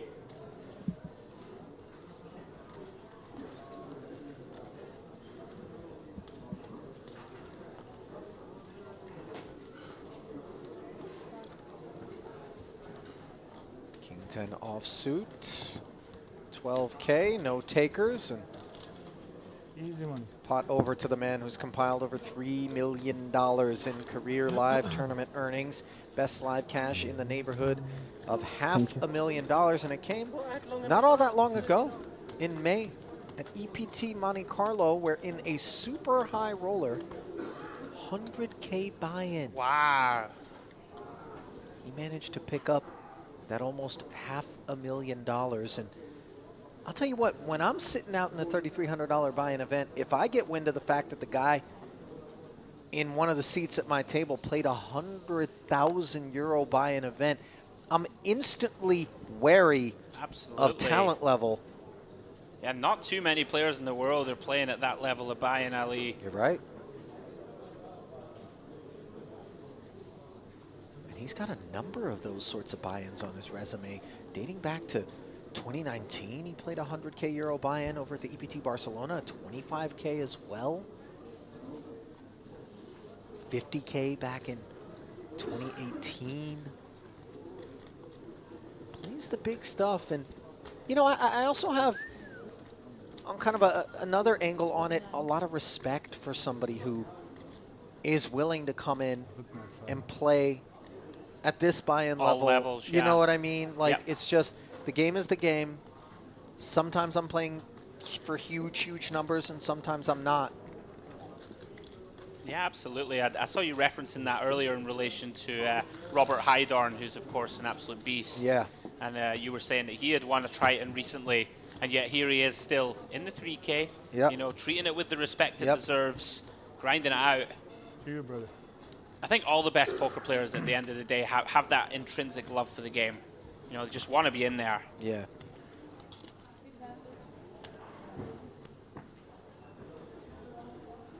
So, producer Milbutosh stepping in to advise that, and I'm not sure if this takes away or detracts Yeah. in any way from Hydorn's, you know, the point that we're making here, willingness to play all the events, but he does live in Cyprus, so obviously never more than about an hour's drive from... I will defend Hydorn's honor. He would have been here anyway. Yeah. Yeah. Unclear, but, you know, it is tough to argue with this being in your backyard. Yeah. Meanwhile, in Tashirek's front yard, he finds ace-3 suited. Takes his interest from the small, and that's why. Might we finally see activations for Alexei Petrov? Against a button open over here, he could very well get curious, as the baby-suited aces are an idea of sorts for 3-bets. Yeah, he's definitely in there. Just a question of whether he's going to 3-bet this one, Ali, or peel. Looks like aggressive action. 46K. Yeah, it doesn't take a campaign manager to know we've got ourselves a candidate. 46,000. Yeah, interesting spot now for Tashurek. I don't think we ever fold, but there is very occasionally going to be some 4-bet shoving here. Side discretion is the way. Makes the call in position. Hand's a little too good to fold pre. And here we go. Hearts on the board. Not 3 of them, but 2 of them. Should be just fine by Tashirek. Nut flush draw. He'll be going nowhere, and this is really ugly texture for Petrov. We'll Yeah. see if he just walks away from it or decides. Yeah, again, one of these combos, Ali, that really, there's no shame in finding combos that are just going to wave the white flag. Ace-4 of spades, no board interaction. You know, a Broadway heavy board, our opponent's going to hit this a lot. Like, he can potentially be all over this. And, you know, we really just have no way to improve. And I like this a lot from Petrov. Essentially waving the white flag. And it's potential that you could still bluff later here. Get a hand like 7s or 9s to fold. You don't have to c-bet, you know, 100%. Hello, 10 of hearts. Hello, 10 of hearts. So as it goes check, check. Now, Petrov drawing dead. Does pick up a Broadway gutter, which is more than we can say for his prospects on the flop, but just dire straits here for the man who inflated this one pre-flop.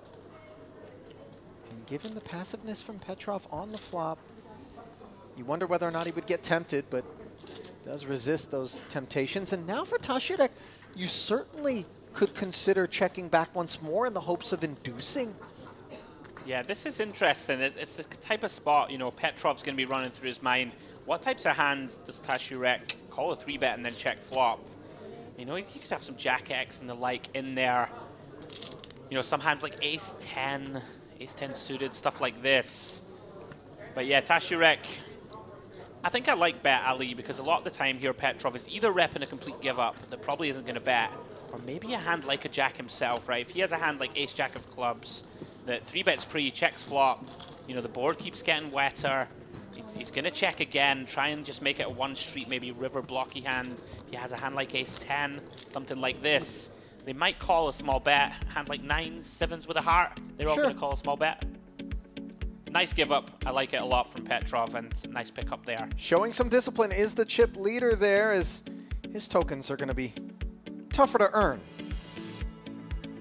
1.2 million now after losing a small package. Short stack of Kai Garotsiev now is worth only 11 big blinds as the dealers change, and so do those blinds. 4 and 8,000 with an 8K big blind Annie, 20,000 in orbit. That'll be how much it costs to work your way through 8 hands here as we battle on day 2 of this $3,300 main event at the Merit Gangster Series.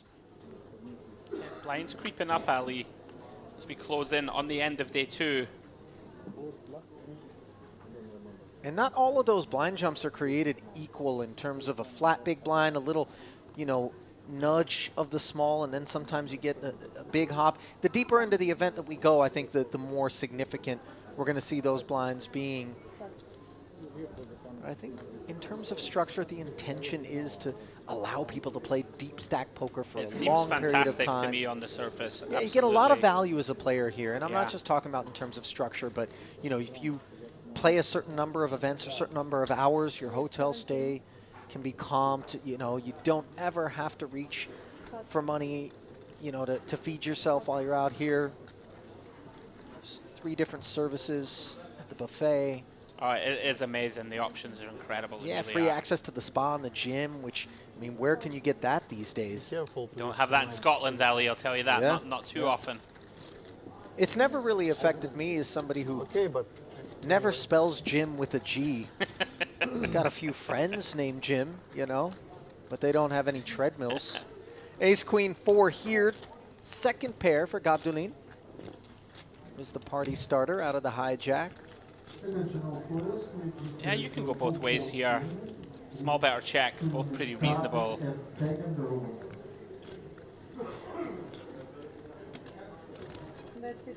Yeah, let's go with that small bet. Basket point account, not enough interaction. We'll let this one go.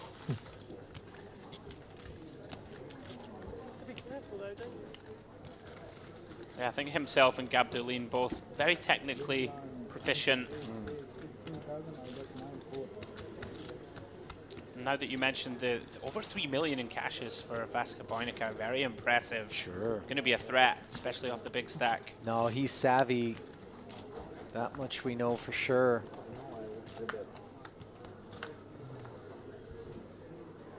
And there's little things that kind of you observe as you work your way through a day 2 in an event such as this at a featured table that tend to inform you with respect to what sort of talent level you're observing. I mentioned kind of the keeping tabs on people's chip stacks, knowing exactly what's in the pot. You know, you see the exact half pot, exact 3/4 pot sort of sizings, and that's not by accident. Although it's a lot easier when you're working mouse in hand, you know, in the online streets where it's all pre-done for you. It really is. I had big problems adjusting to this when I first started to play live. Sure. Especially in like big pressure moments and the sort of first few times I dipped into the live realm. It's a skill in and of itself. So we see Saman here peeling out the small with pocket 5s. Around about 40 bigs, the effective stack here. Cheng completes the big with the ace-6. Massive flop alley for Gabdulin, top 2. Demir, Gabdulin. Kings and 10s. Absolute chokehold on this pot.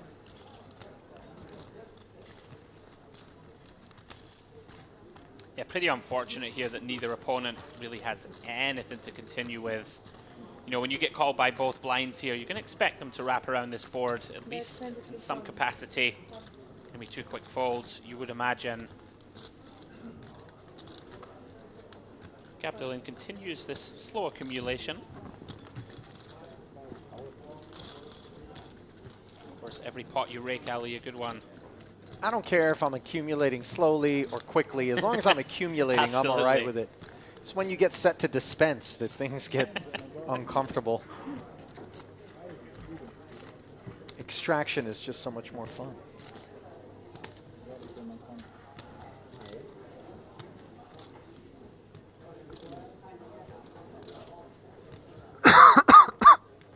As you touched on, Ali, but relatively short day today with that mix max to come later on. Tomorrow, I believe it becomes a much longer day, or it's not so bad. Day 3 with the mix max in the books and no Yeah. other I don't events think there other are than anymore. maybe some little turbo yeah. kind of, you know, for those that aren't in the main any longer, where it isn't like it's being staggered to start after the main wraps up. I do think the bulk of the work will be put in to get ourselves as close to a final table as possible. Yeah. Interesting spot here as Petrov and Vaska Boynikau likely to play another one together. Already saw Vaska Boynikau 3-bet him once. Goes for it again, Ali. Shade under 6 bigs in position. Petrov this time, much stronger holding. Had the king-9 off last time. Don't think he'll be letting this one go at stack depth.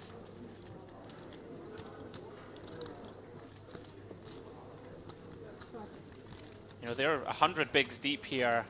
Have a suited ace. Drawing to the nuts. Can't imagine he's ever going to fold this one. 3 scoops required, though, to proceed. 45K.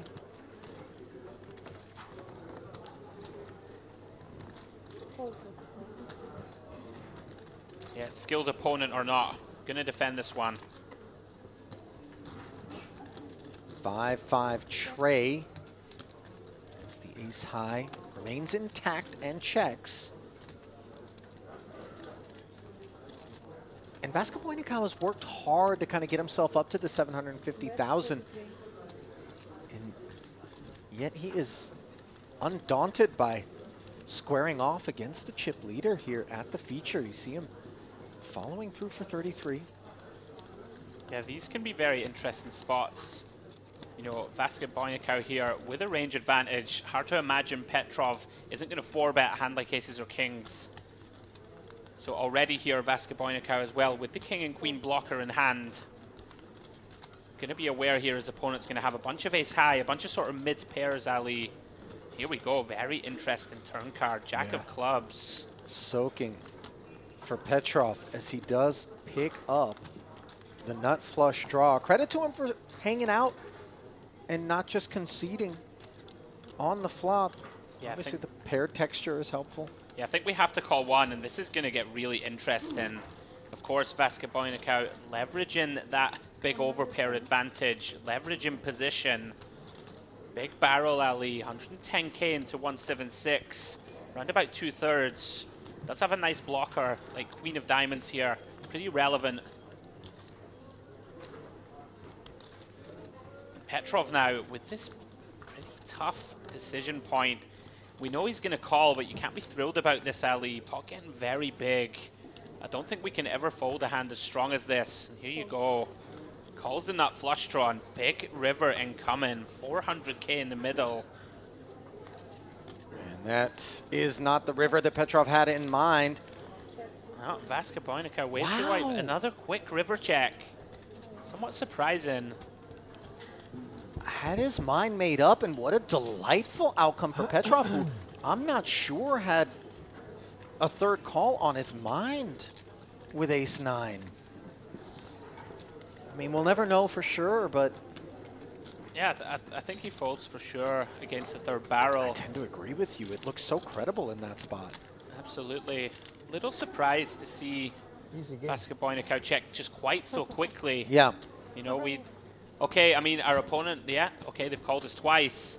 Still going to have some sticky hands in there that have to call flop and turn. Sometimes it is like a courtesy reflection of the idea that the thought had been front-loaded on the turn in terms of if I get called here after I bet, shutting it down. I am going to shut it down, unimproved, of course, on the river. as he just didn't feel like he was going to be able to move that big stack of Petrov off of whatever it was that he was lurking with, and yet, as we could see, ultimately at Showdown, it did feel like the ace-9 could have been shown the exit there. But Vasco Boynikau declining to usher the holding in that direction with a riverbed. So then, we march forward with Tashirek, king-queen suited and an open to 16, minimum.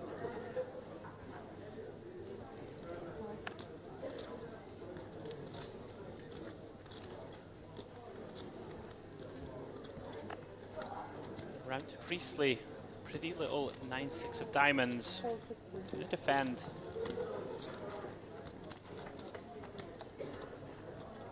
Ooh, and flop itself a flush draw here. Jack of spades interacting. But Tashirek declining to follow through, and now he will draw dead against Priestley's 9-high flush. Decide to check turn. Somewhat interesting. I think we're going to have quite a lot of semi-bluffs out of the big blind, Ali. You know, to go with some kind of smaller bets also. You know, we're going to bet, you know, hand like queen 9, queen 10 with a diamond. I think we're going to have quite a few bluffs. No one wants to bluff the lady. Does decide just to check it through. Goes for river value. Fortunately for Priestley, no customer.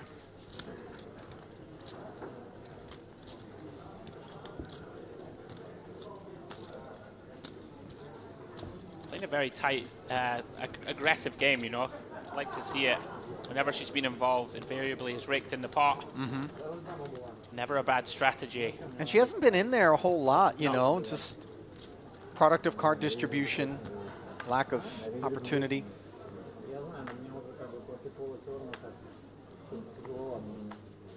There are certain phases in the tournament where it does feel as though patience is more rewarding than others.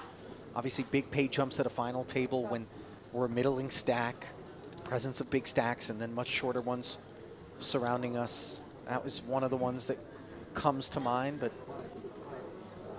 during the more chisel-y portion of the program, when you've got a couple of big stacks that are driving action, tables such as this, Priestley sensing that she's just better served to wait, pick spots. You can really batten down.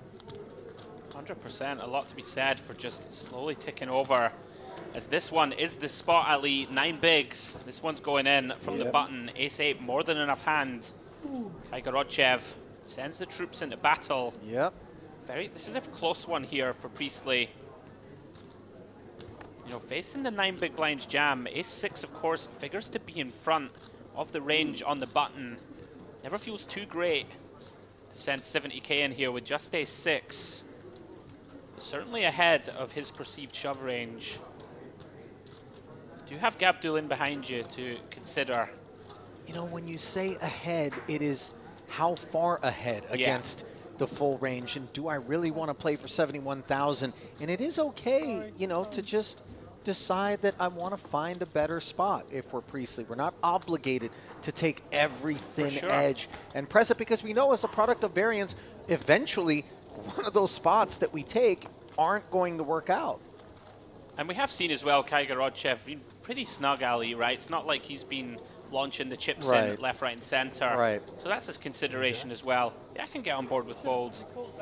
Do still have one active range behind us too. I think in the big blind we just side flick it in. From the small, seems reasonable enough. So then, Kaigorodchev getting a rebate after having gone through the blinds.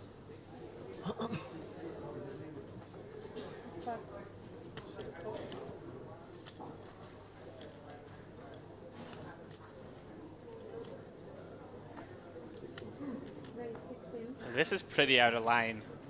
We've seen Vasco Boynikau trying to use his experience, Ali.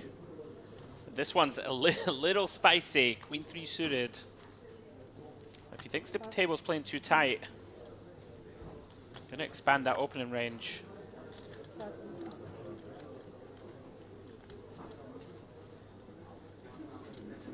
Abdulin here with a very playable holding, 8-9 of clubs.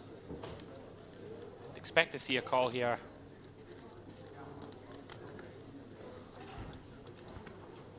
Call 16.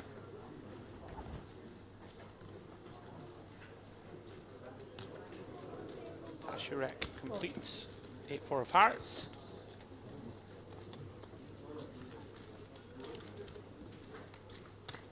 Three players to the flop as the opener picks up both blinds for the ride, and it comes ace 7-4. Tashidik's pair of fours. Last hand. Of course, he doesn't know that as the story begins to be told by Vasco Boinicao.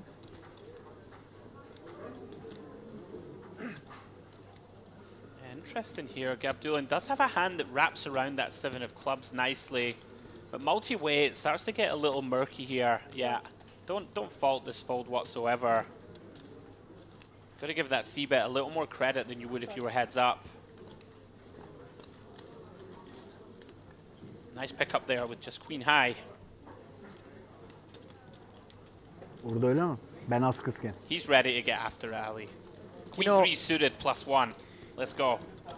I'll tell you something. Between clearly all that one can absorb when you're out there playing super high rollers against a field that is largely comprised of the best to ever do it, and then also his body of experience specifically here at Merit, he's got the arsenal that's required to really make deep runs, you know, because a lot of times people are die hard, I guess, in terms of thinking this is the appropriate way to play any given spot. I don't care if I'm at Merit or not. This is what I'm going to do because it's right. But eventually, you have to come off of that stubbornness and recognize that adjustments need to be made. And we've witnessed those adjustments being made by Vasco Boinicao, who's doing things here that I can't imagine that he's going to be doing in those super high rollers in which he's cashed on so many occasions. It's a very, very salient point. Yeah, I like it a lot. For sure, I think recognizing that, you know, that large chunks of this table, not being disrespectful, a lot of them are playing pretty tight. Nobody really, we haven't seen many 3-bets. We haven't seen much getting out of line. And he's content here to kind of push the boat out. Take it to the streets, take it post-flop.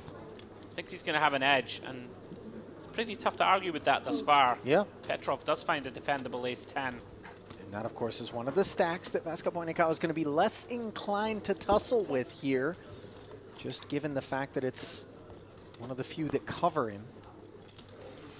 Yeah, to the king-queen 9. This, of course, going to be c-bet a lot from early position. Pocket 5s with a spade. One of these interesting holdings, Ali, in theory world, where we can load up the barrels, as scary as it can be on such a connected board. Our opponent's going to have a lot of sort of one-pair hands, gut shot type holdings. Intrigued to see what happens here on a blank turn. We do kind of get one. Wow, and blistering pace is the check on that turn, as Petrov makes the nuts on the river, courtesy of this jack. Really a hopeless pair of black 5s for pre-flop opener, and I'm not sure that Petrov gets even 1 second worth of consideration. Yeah, interesting. Vasco Boinicao perhaps deciding that he's going to play a lot of pots, but he's going to keep pots small. Probably thinks that people aren't going to defend too wide. Maybe thinks he won't get floated or the like by too many holdings. Probably thinking he can do lots of little probing, pick up lots of small pots, rather than, you know, go for the big heroic treble offs. And that would make some sense, I think, in the field. Sure.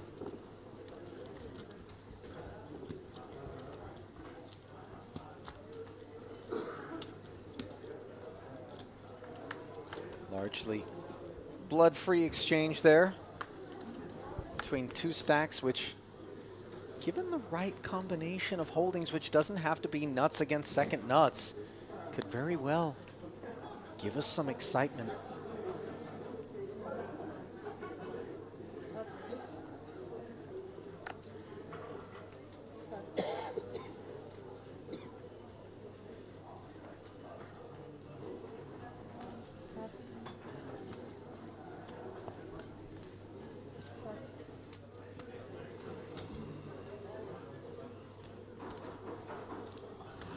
Now the boys are blind versus blind.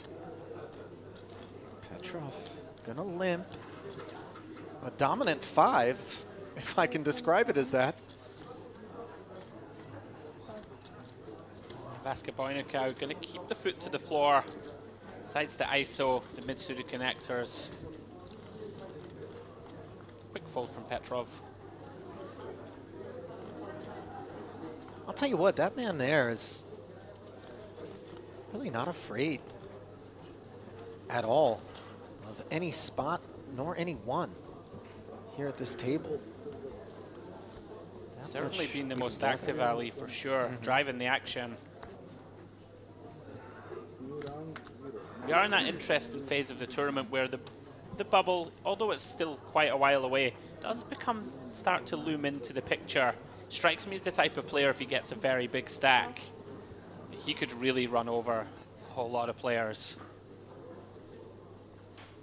Ace-king suited now for Kaigarotsiev.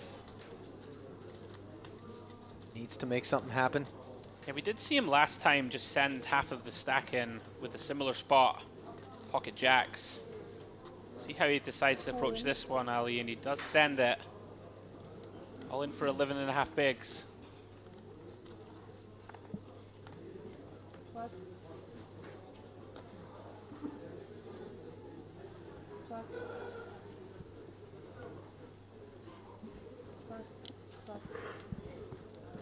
I'm sure he'd be happy to get called here, Ali. Ooh, and might this ace-10 be a curious candidate?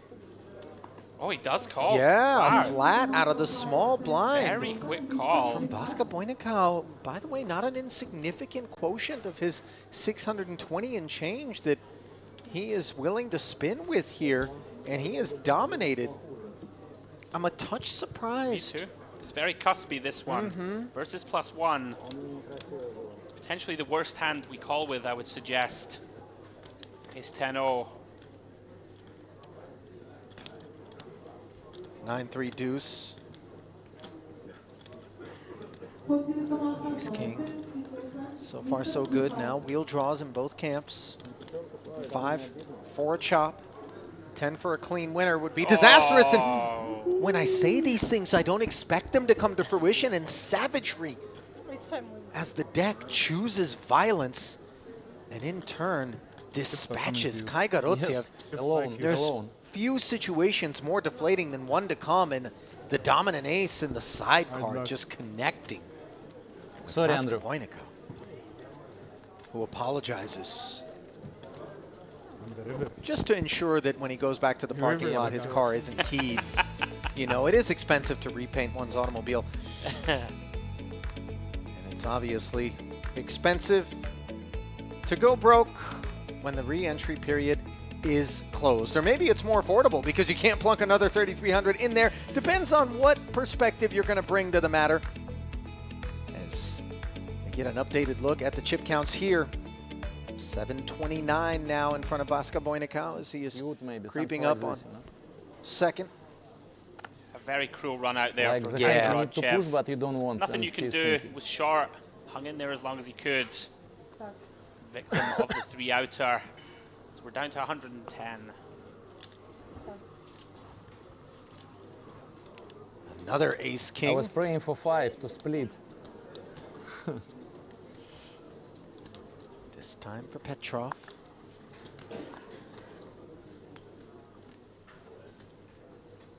You can see Vasca Boynikau wants to VPIP Ali as often as possible. Take advantage of that position, especially on Petrov. Been very aggressive, really has. With 3-betting him, goes for it again, 50k. Look at this. Potential blood on the carpet here. Chen Cold finds 10s. Boy, but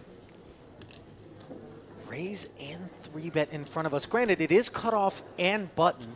It is Vasca Boynikau who has been very active.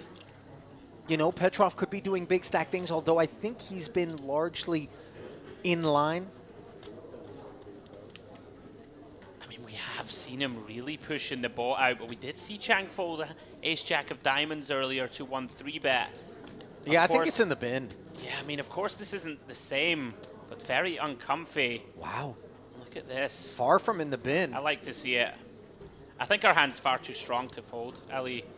You know, 50 bigs deep against an aggressive player in the cutoff and an aggressive 3-better. I like to see this, and wow, super intrigued to see what Petrov does now. This is bold. I think there is some argument for him to just cold 4 rip there, Ali. Somewhat make the decision less complicated. I know it's 50 bigs. Pocket 10s and jacks are the type of hands that don't mind to just send it. Like, do we really want to cold 4 fold with less than 50 bigs with a hand as strong as 10s? I would argue not. And this is going to be really nasty if Petrov sends it. Big moment here on the feature.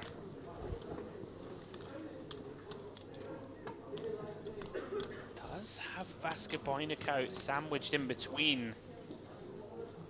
Here we go, Ali, in it goes. Yeah. Cheng now in a somewhat gross spot. Gets 5-bet ripped on. All of a sudden, what was a robust birthday balloon turns into a half-filled Mylar satchel. Part of the problem here of not just cold 4 jamming. I know it feels like a lot, 50 bigs. But we're putting ourselves in a position here, Ali, where we're going to cold 4 and potentially fold 35% to 40% of our chips, right? That, of course, is the downside to taking this line. It does feel a bit weak for Cheng to simply flat. Yeah. You know, you want to give yourself some equity denial. You don't necessarily want to tempt a 3-way affair. Wow, and he does let it go. I think Ali cut off and button, you know, the 2 big stacks. That was the issue, wasn't it? I'm just all in, I think. Pre-flop, it may be a tad too many chips. Boy, but that's so risky. It's not that risky though, right? You're picking up there 11, 12 big blinds pre-flop here. No, but in the event that you're up against, you know, the jacks plus, sometimes happens, right? Just accept your I fate. think so. Well, if we have 40 bigs here and pocket 10s, it just goes all in pre. Sure. Cold 4 jam, 40 bigs. 10 bigs more, is the difference really that monumental? Well, you know, it is a game of splitting hairs at certain times, you know. A guy raises to just a touch more pre-flop, and suddenly the chart changes, and we're not supposed to defend. There does. Why you need all in with your ace queen? Is it black and white or is it know gray? what? I'm going to have a little look at Ace that queen? spot. Okay. Let's see. Let's see what the theory world wants to do. That's what you're here for, Professor Headley. I'm willing to bet it's all in. Ace 5. Yeah. Yeah. Off of that depth. What do you want to bet? A free drink at the Look, bar. I'm with you. I'm not against you. I'm looking to kind of help support, I think, the choice made by Cheng there, as we tend to do, as it's so much easier from here in the booth when the pressure's not mounted upon us. Yeah, it feels almost like, you know, to cold 4 a hand there, like ace 8 suited is better, right? Blocking the ace X, blocking the ace king and the aces that could potentially 5-bet jam, whereas pocket 10s, it's just one of these really horrible ones where it's a really strong hand. But I can understand the fold also. Tough spot. Very tough. I think he feels as though he didn't need to send all of the soldiers to the battlefront to get it done in case of emergency. The 4-bet at that size felt like it should have been adequate. Unfortunately for him, he ran into just one of those combos, which is the jacks plus and the ace kings of the world, which were willing to come back over the top of Cheng. Although I'm not even sure what the jacks would have done. You know, it's not a given. Meanwhile, we march forward here in a pot where Tashirek has flopped himself a king-high flush draw on a queen 5-3 board. Saman, with ace 3, has decided to fire.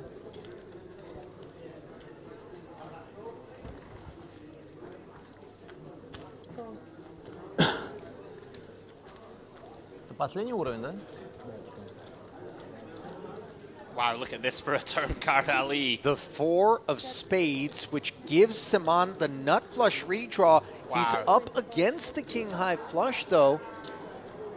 Got a wheel draw to go with the pair now, and all of that comes together to find him firing 25,000. Very intriguing spot developing. Tashurek here with a decision. Likely just calls, Ali, I think. Allow your opponent to continue firing. I mean, do we really have enough bluffs here to check raise with the SPR? I would argue not. It does seem to be reaching. And Saman Ali with that ace of spades in hand. I mean, this is very uncomfortable. Absolutely. But as you mentioned, that ace of spades. He's going to He's send gonna it. jam, yeah. Semi-bluff. I think I like it. Very unfortunate to run into the second nuts. Yeah. But the check raise in a spot such as this is certainly emblematic of real strength. It is. Just like that. 550k Ali flicks out. One to come, 7 of diamonds does not get it done, and deep wounds sustained by Saman, who will be left with vapors. You see him shaking his head. Difficult to critique him there, Ali has played. You know, we Yeah. have that hard blocker to Yeah. the nut flush, have that blocker to the wheel. We block a set of threes, which is also a potential value hand. Hard to fault him for jamming. Unfortunately for him, runs into one of the flush combos. Tashirek, big double.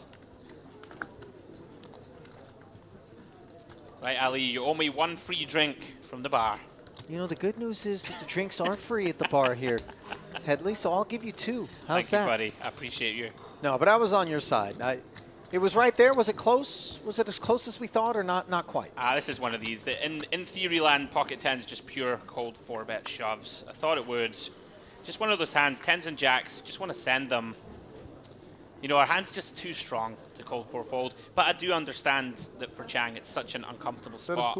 Especially when the opener is the 1 to 5-bet shove. Yeah. His hand becomes real strong. Ace-King's about the best case scenario. And let's face it, you know, sometimes I've been in those spots where I'm like, look, I really think he might have the Ace-King here. But if I call and I'm right, but I lose, and this is flawed logic, I admit. Yeah. I'm going to have a far leaner stack. You know, if I jam, he calls, and then I lose after we C5, I'm showered. Yeah. If I flat... Okay, remind me again, because I'm trying to go through the permutations here. He chose to 4-bet, he got shoved on, and he folded. Correct. If I call off and I'm wrong, I'm done. If I fold here, right, because I'm not performing all that well with 2 10s against Ace-King with 5 to come, the edge is rather lean. If I fold and I give myself this stack back, I can fight on. I can recover. But if I take this one spot, and I'm looking out at this table and I'm thinking, I don't necessarily need to do it here and now, and I just concede, knowing that I've got some equity, knowing that I'm giving away 35, 40% of my stack there, you know, I'm just trying to sympathize with the thought processes. You know what I mean? Yeah, I can understand it. It's just one of these spots that just, by not 4-bet shoving herself pre and just taking the decision away, we've just made it very complicated for ourselves. But hey, still in the mixer and against, I think, the overall range of the original Razor's 5-bet jam seems reasonable to full 10s. Well, one way to avoid having to make difficult decisions is to just make one single decision. And for Saman, that is to move all in with pocket 3s off of the 53K after the failed semi-bluff with the ace of spades up against the king high flush. Yeah, has decided it's time to gamble, Ali. That he has. Vaska priced in. He's facing the 7 big blind jam. Off to the races. No. 2 overs for Vaska Boynikau, one of which finds the board. King, queen, 10. Top pair, open-ender, 3s. In dire straits, the 4 was in the neighborhood, but belongings being gathered, and with good reason. Saman wishes the remaining field good luck. Okay. As he will not be among those who find the money here, as he becomes the 106th place casualty good ways away from the money, and that's always demoralizing to put in a solid body of work across 2 days of play, only to be left on the outside looking in as the remains of his stack get absorbed by the man who has been very much soaking up chips left and right. Vascaboinakal. 752,000 in front of him. Zhao Sheng decided to get out of there with 2 10s, 4-bet folding, leaving himself 33 bigs. Let's see.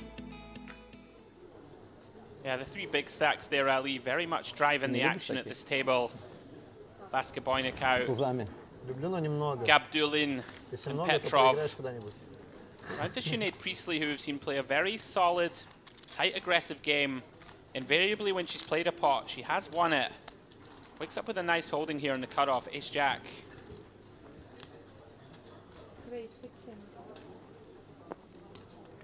Takes us upstairs.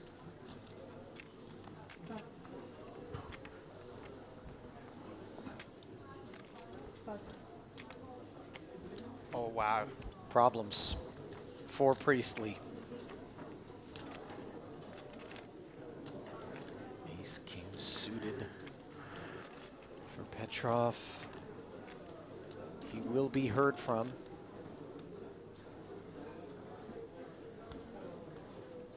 And see the decibel level. This isn't a whisper. 66,000 in total. And with these ace-jacks, we wonder, is the 3-bet the product of a big stack that is suspicious of our cutoff open range? Or is this real kit? As we can see, it's the latter. Yeah, absolutely, Ali. In general here, I think we do need to defend against this 3-bet. It does have a lot of chips. And as you just mentioned, we're pretty high up in our cutoff opening range. But Priestley, continuing that sort of tight, aggressive style, decides to get out of the way, and perfectly timed, Ali. She was crushed. Yep. Very nice awareness.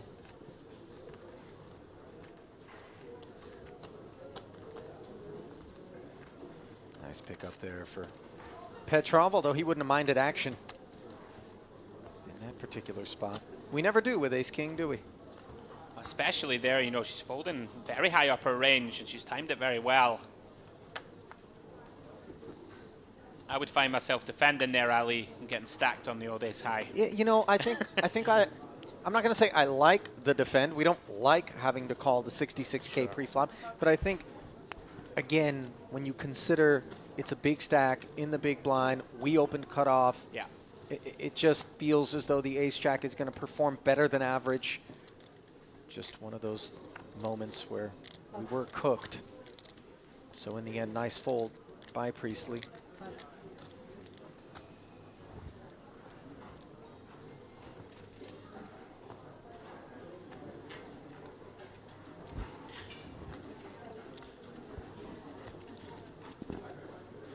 Fairly long tank here. With the 5-6, Tashirek out of the way.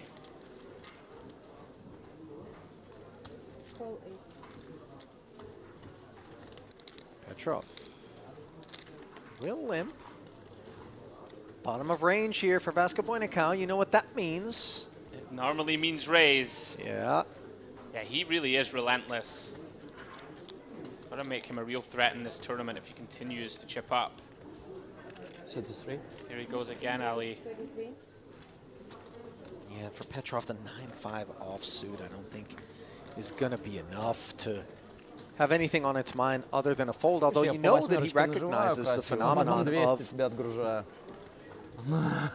bottom of range raising sure out of the big, and so we can limp 3-bet, but not with holding such as that. I think just the factor of your seat at the table, out of position directly to Vascaboinakal. We can proceed with caution when he is still in pots. 9-5, certainly not good enough. Let's call a raise. Strange, Petrov with 1.7 million, Ali, and it feels like we haven't really seen him do too much. No. A few inflated pots where in the 3-bet one where Vascaboinakal barreled twice and gave up. Yeah. And there with Cheng cold 4 in, yep, around about 200K in there, just picks it up pre. Great place to be in, over 200 bigs.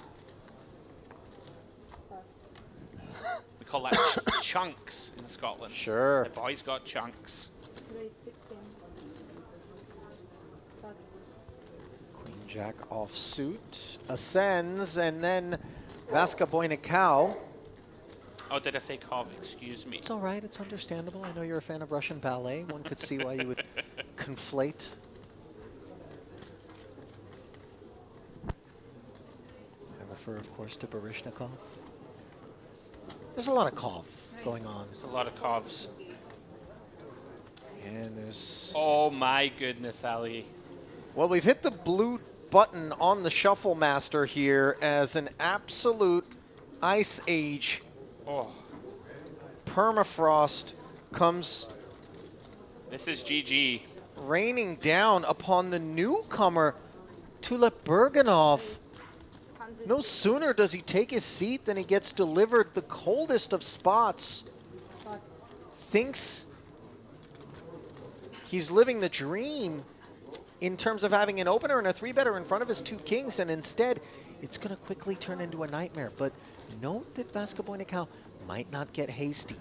He could very well think to himself, a flat here and then make sure that I can get even more out of my man would be the optimal path, although Headley with 113 committed, 339 back.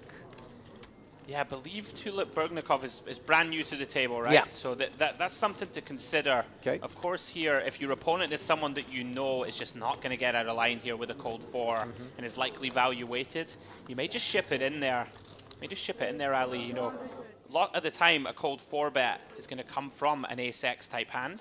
When we hold 2 aces in our hand, weights our opponent a lot more to the high pocket pairs, like the jacks, like the queens, like the kings. Vasca Boynikau deciding on the other option, Ali, just to click it. Makes it 2:30 to go.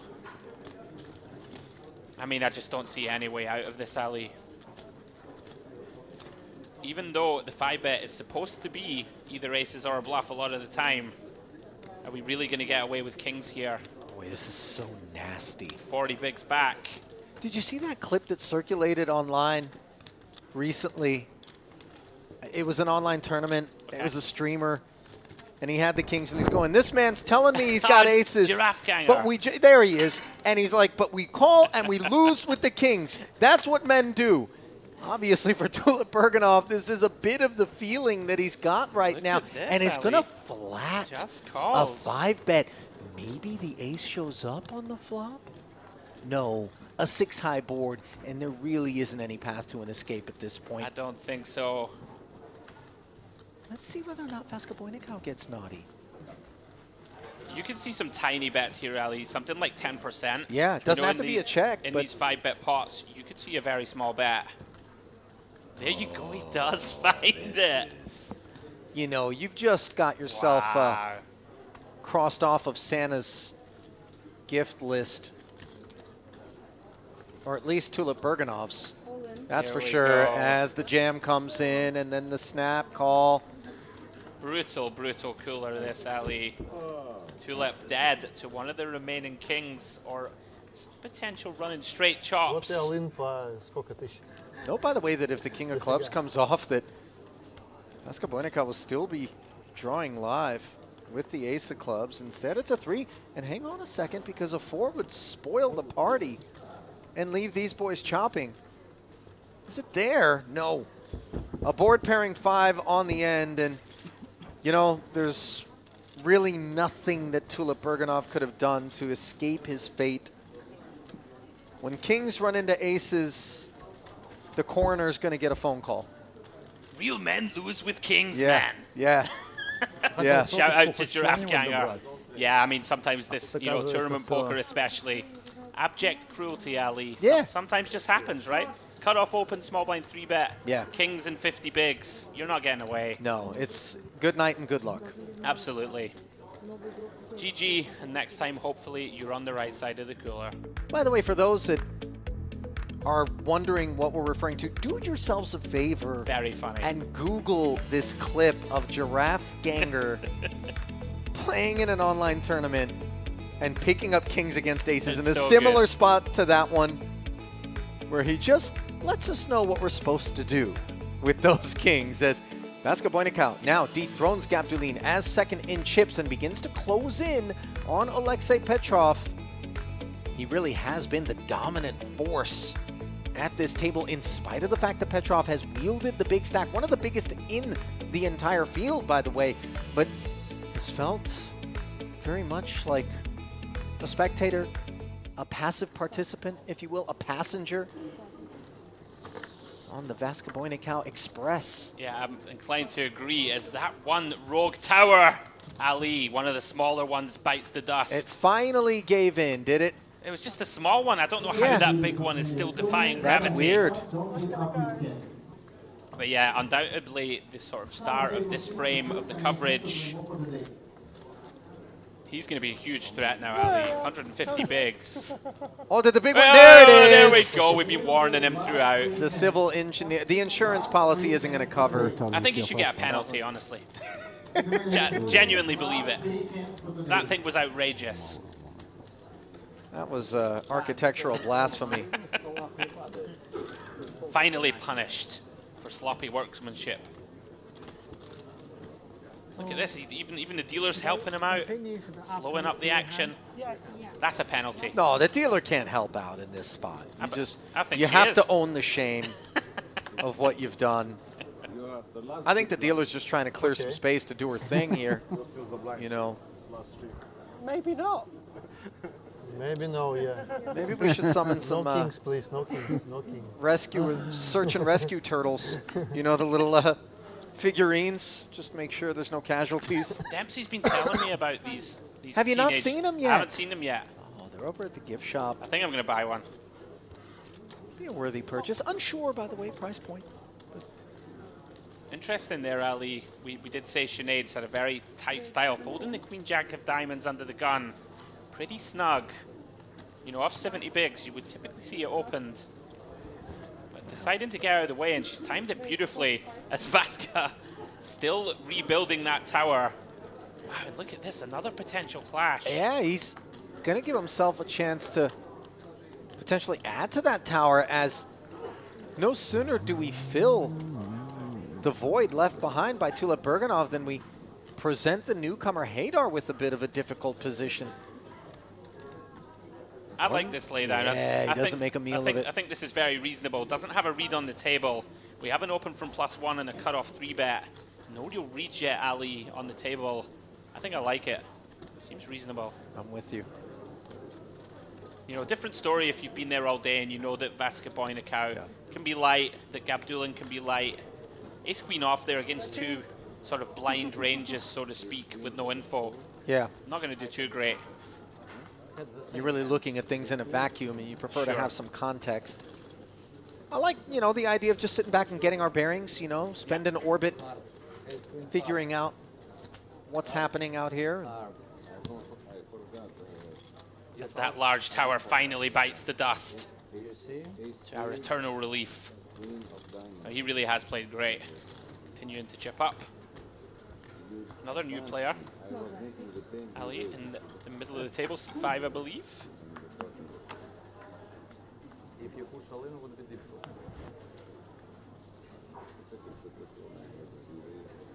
Efforting.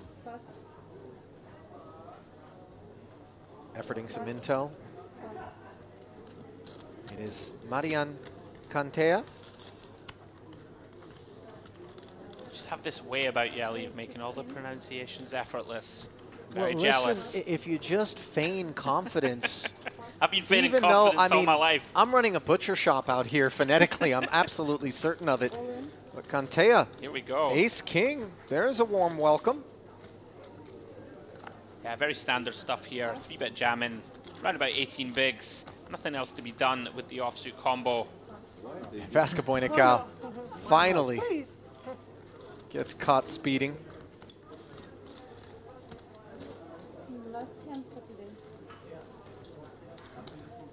Creeping towards the end of play here on day 2, a day that really has been filled with some injustices for a select few players. And very fruitful developments for others, as tends to be the story. It has been another fantastic day of coverage. Yeah. Lots of exciting stuff. Looking forward to tomorrow, Ali. Yeah, absolutely unbelievable commentary as well. Oh, I thought the same. You know, I'd love to be humble about it, Andrew, but just the reality is that we stole the show. Vasco Boynikov, sure, he's done some things out there, but, you know, we're the story. You know, not Dempsey so much, but you and I. Yeah, I think so too. We kid, of course, as the real stars are those that we celebrate on the screen to the best of our ability as we seek to defer to the table talk and the action as much as possible and allow you guys to experience what it's like to be a part of a Merit Poker main event, an experience unlike any other out there in poker, dare I say. It really is. For anyone not being here yet, fantastic. I think that might be the last hand of the day, Ali. Wow. I did think I heard the dealer announce it. Yeah. Could be wrong. Crept up a little quicker. I thought we had a couple of hands left, but that'll do it as we're going to draw the curtain on the day's play. And we're going to do so with Alexei Petrov maintaining his position as one of the biggest stacks in the room. Vasco Boynikov, though, really was the story, it must be said, as we bring you back inside the booth here at the Merit Crystal Cove.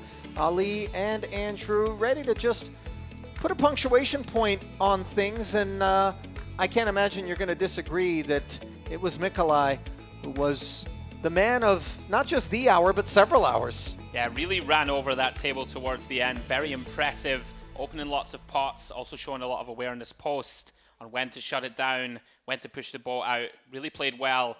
And of course, the beneficiary being on the right side of that huge cooler. Always nice. It's basically a free 500,000 chips going into your stack. He's going to be a huge threat. 100 left or so now, inside 100, I believe. Yeah. He's going to be one to watch tomorrow as we go into day 3, Ali. No shame in it. 71 players will be paid. We anticipate that the money bubble will be burst. Unclear exactly when tomorrow, which should be a long day of play, one in which we certainly hope that you'll come back and join us for right here on the Merit Poker YouTube stream. That's going to start at 12:30 p.m., I believe, just like it did today, if I'm not mistaken. And, of course, we certainly hope that you'll be right there with us. So then, on behalf of my broadcast partner, James Dempsey, and our producer, Emil Butas, along with Andrew Headley, this is Ali Najad saying thanks for joining us, and we'll see you tomorrow from right here at the Merit Crystal Cove as we march our way toward a champion here at this Gangster Series in the main event. Good night, everyone.